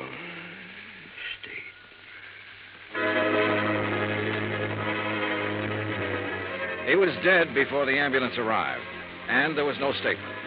There was never a statement. As nearly as it could be pieced together, Grantlin himself opened the vaults at Templeton House. William Kiley and possibly a man named Tim helped him. Kiley, of course, was killed for his efforts. Tim never appeared, was never identified. My hotel bill ran up to $168. That's item 7. Item 8, $35, car rental. I got $50 deposit back. Item 9, $32.50, airfare and incidentals back to Hartford. Expense account total, $413.28. Remarks? Put that against $100,000 the insurance company didn't have to pay off. Johnny Dollar. This is Barlow. I just talked to Roebuck in Boston. There's not one scrap of that jewelry anywhere in that whole safe factory. Not one piece. I know. What? Just about now, there's a safe at the port of New York being shipped to South America. It's a Grantland safe. And if you hurry over there, you can... Yours truly, Johnny Dollar.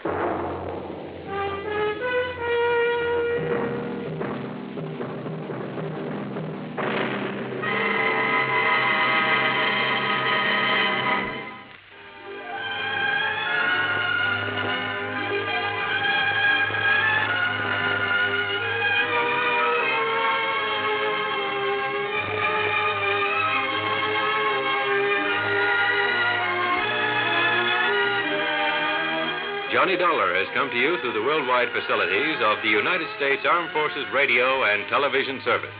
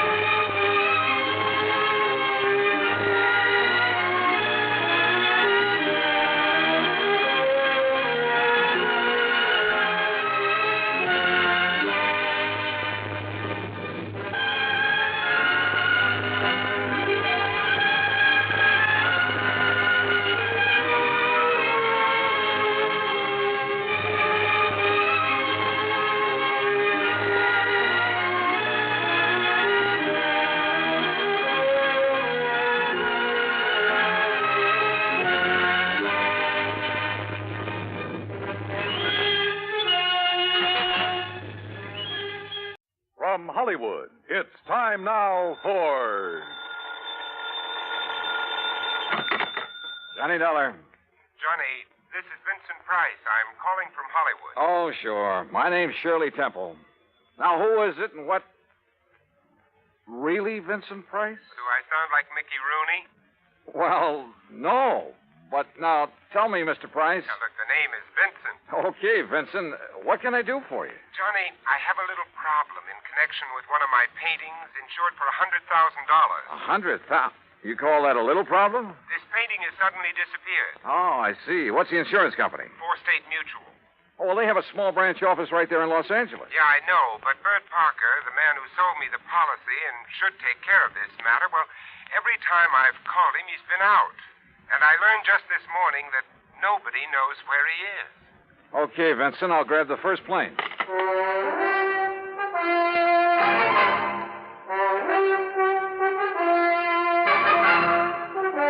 Bob Bailey in the exciting adventures of the man with the action-packed expense account.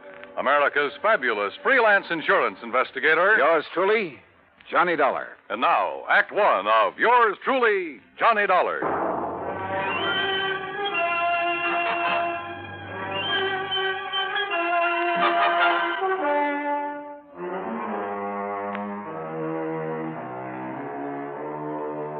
Expense account submitted by Special Investigator Johnny Dollar to the State Mutual Insurance Company, Home Office, Hartford, Connecticut. Following is an account of expenses incurred during my investigation of the Price of Fame matter.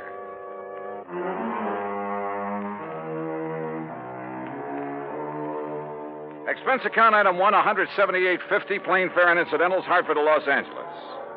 By the time the big silver constellation made its landing at the international airport, it finally dawned on me that I hadn't arranged with Vincent Price about where and how and what time I'd meet him. But as I picked up my luggage, I discovered a hungry-looking crowd of autograph hounds milling about the tall, gracious man I was looking for. Oh, sure. I'm glad to.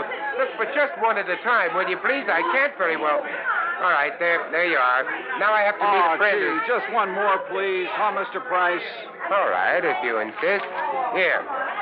Best wishes from T. Willie Rocking Horse. Huh? How are you, Johnny? Oh, great, but I didn't expect... Johnny who? You mean to say you folks don't recognize Johnny Dollar? Oh, no, wait a minute. Attaboy, Johnny. Give 'em all. I'll wait for you in my car. It's right over here at the curb. Yeah, but look, will you? Hey. Right here, Mr. No, you don't. I'm nobody. Please. By the time I got away from that mob, I felt as though I'd been run through a ringer. But we finally took off in Vincent's car and drove to his beautiful home up in one of the canyons west of Beverly Hills. Nestled among the trees with spacious lawns and well-kept gardens, it's furnished in the most excellent taste. I'm no expert, but to say that I was impressed by the extraordinary works of art in that home would be the understatement of the week. Engravings, prints, fine sculptures, but most of all, paintings. And even to my unpracticed eye, all of them were, well, magnificent. Here's a little thing I picked up in London, Johnny. It's called The Old Man in Red by Goya. Wow.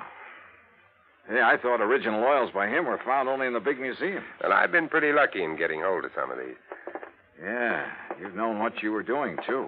You like this one? It's called Fright. It was painted by Kenneth McManus. Beautiful. Beautiful. Like all the rest of them. Thanks. How about this one here at the end? Night Wind by, I'm sorry, Vincent, I can't make out that name. You don't have this one lighted like the rest. No, that's to maintain its somber mood, Johnny. Oh. And that's what made it possible for the substitution of this copy to go undetected. That's a copy? Yeah, and that's my problem. The $100,000 Night Wind by Jean-Baptiste has been stolen. This was left in its place. Oh, I see. It's not a bad copy, probably worth a couple of $100, but it's hardly a genuine Baptiste. Well, when did you discover this substitution, Vincent? When I returned from a lecture tour early last week. Oh, that's right. You've been traveling all over the country lecturing on art, Let's call it talking about art, huh? Tell me, have you notified the police about this? I suppose I should have. Well, I felt that was Bert Parker's job. And you haven't been able to reach him over at Fourth State Mutual? As I told you on the phone, he hasn't been in his office for some time. Vincent, have you any theories about who might have done this? Yes, I'm afraid I have. Why do you say it that way? Very few people knew I'd gotten hold of this Baptiste, only some close friends and a couple of art experts. So? And the place was not broken into during the time I was away. Of that I'm sure. Well, go on. Well, the family and servants kept very close track of anyone who entered the house while I was gone. You have a list? Yes, I do have a list. Here. Good. Alfred R. Hawkinson. That's an electrician who came to do some wiring.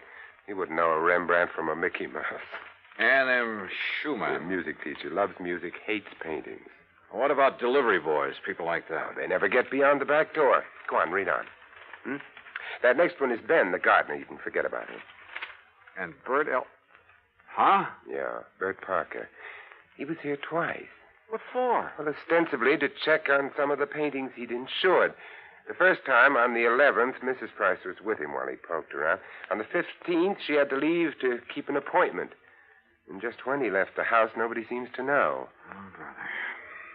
Are you thinking the same thing I am? Now, look, Johnny, I haven't known Bert very long, and, well, he seemed like such a harmless little old fuddy-duddy. As for his knowledge of art... Yeah, I wondered about that. Well, he was perfectly satisfied to take my evaluation on the 2 or 3 things he'd insured. So... Well, Johnny, I may be all wrong. Vincent, a thing like this may only happen once in 1,000 years. In any event, the company will certainly make good your loss. Well, with a work of art, it isn't really the money that counts. And, Johnny, listen. Look, I may have jumped to a completely unjustified conclusion about Bert Parker. Oh, yeah? Sure. Well, let's go down to his office and see. We'll return to Johnny Dollar and the Price of Fame matter. That's Vincent Price in just a moment. And now, Act 2 of yours truly, Johnny Dollar, and the Price of Fame matter. Priceless original oil painting, stolen from the home of Vincent Price, famous radio and picture star. One of the few people who'd had the opportunity was the man who'd sold him the insurance on it, Bert Parker. Together, we went to Parker's office at 4 State Mutual in downtown Los Angeles. It was on the 16th that Mr. Parker phoned in to say he wasn't feeling very good and wouldn't be in for a day or two. Hey, it was on the 15th that he was at your house, Vincent. Yes, that's over 2 weeks ago. And you haven't heard from him since, Miss Pritt? No, Mr. Dollar. We've tried calling his apartment, but since there hasn't been anything really pressing here at the office... What's the address of his apartment, please? Well, it's out in Westwood, 1308 Pandora Avenue. Look, Vincent, I'm going out there. I'll call you if I find You're going to need transportation, aren't you, Johnny? By the highest price chauffeur in the country? Sure, why not? Oh, before you go, Mr. Price, I wonder if... if I could have your autograph. Well, why didn't you get Johnny Dollars, Miss Britt? He loves to give them. Oh, yes. Oh, no. No, you don't, Vincent. Let's go. It took a little persuading, but the landlord at Bert's apartment finally let us into his 4-room suite. It was empty, except for a few old clothes, and it was obvious that he'd packed and left in a hurry.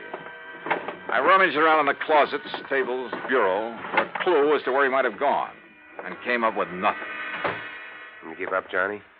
Yeah, Vincent, I'm afraid so. I poked around that desk some more after you'd finished with it and found this wedged in behind a drawer. Oh? Travel folder.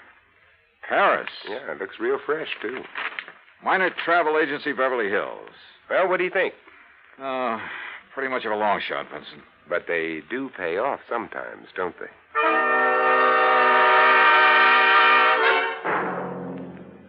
Planned the trip for myself, yes, sir. First class all the way. What was the departure date, Mr. Miner? 16th, first class, straight to Paris. Oh, brother. Paris is a pretty big place. Did you make any arrangements for him for after he got there? Only for when he arrived. Reservations at the Louvois. What? The hotel, Louvois.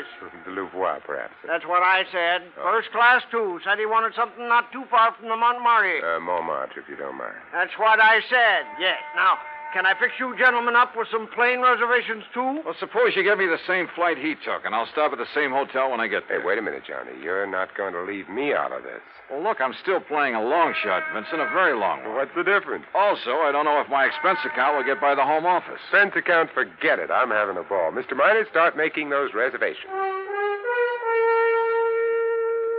Expense account item 2, $984 for the plane to Paris. Well, it turned out to be the most interesting flight I've ever made because of the company of Vincent Price.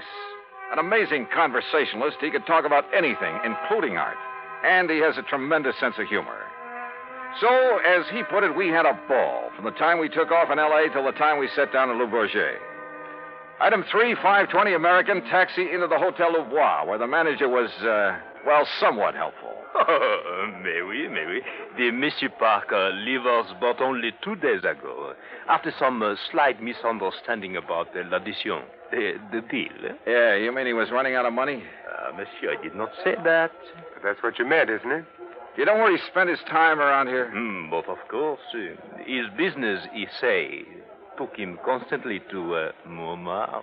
Where in Montmartre? Who is to know? Oh, that's like saying somewhere in Brooklyn. Brooklyn?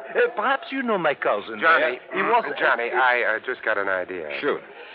Works of art, even very good ones, are sometimes sold in rather unorthodox ways. They go through some rather strange hands. They're not always sold over the counter, so to speak, by reputable dealers. You know what I mean? Yeah, but how to contact the kind of people who might... You got any ideas? Why don't you just go on up to our suite and sit tight for a while, I'll see what I can dig up. You are keeping something from me, Vincent. Mm-hmm. But, Johnny, there are some things even funk keeps from Wagnalls. I'll see you later.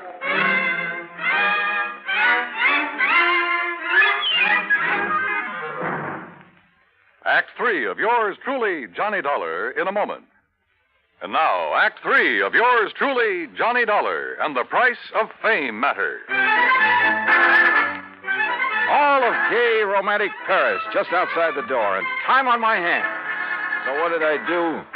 Took Vincent Price's advice, went back to my room at the Hotel Louvois, and waited. 2, 3, 4 hours.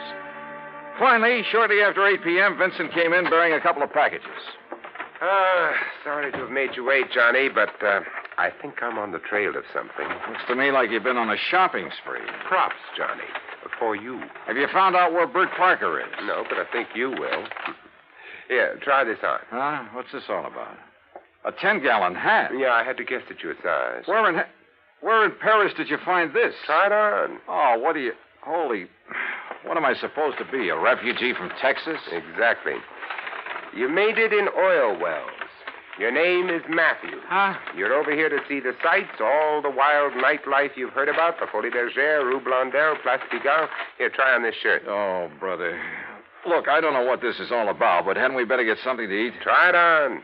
If you don't take me to one of the world-famous restaurants in this town... Maybe tomorrow. Huh? Yeah, that's good. That shirt's going to be all right. What do you mean tomorrow? Here, now, stick this genuine simulated imitation diamond-type stick pin in the front. Wait a minute, I'll do it for you. Yeah, what the Sam... There you are, and with this big hunk of glass on your finger. There, now, look at you. Oh, you look. I'm hungry. Well, maybe you'll even get food where you're going. Now, where do you think I'm going in this rig? To a little joint on the Rue Blondel called the Bal Macabre. Now, what am I supposed to do there, if I go there? Sit around.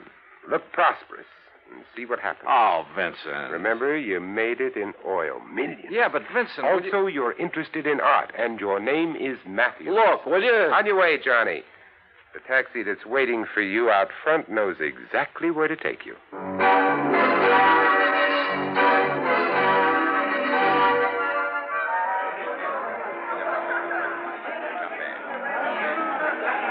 Bal Macabre was really a joy.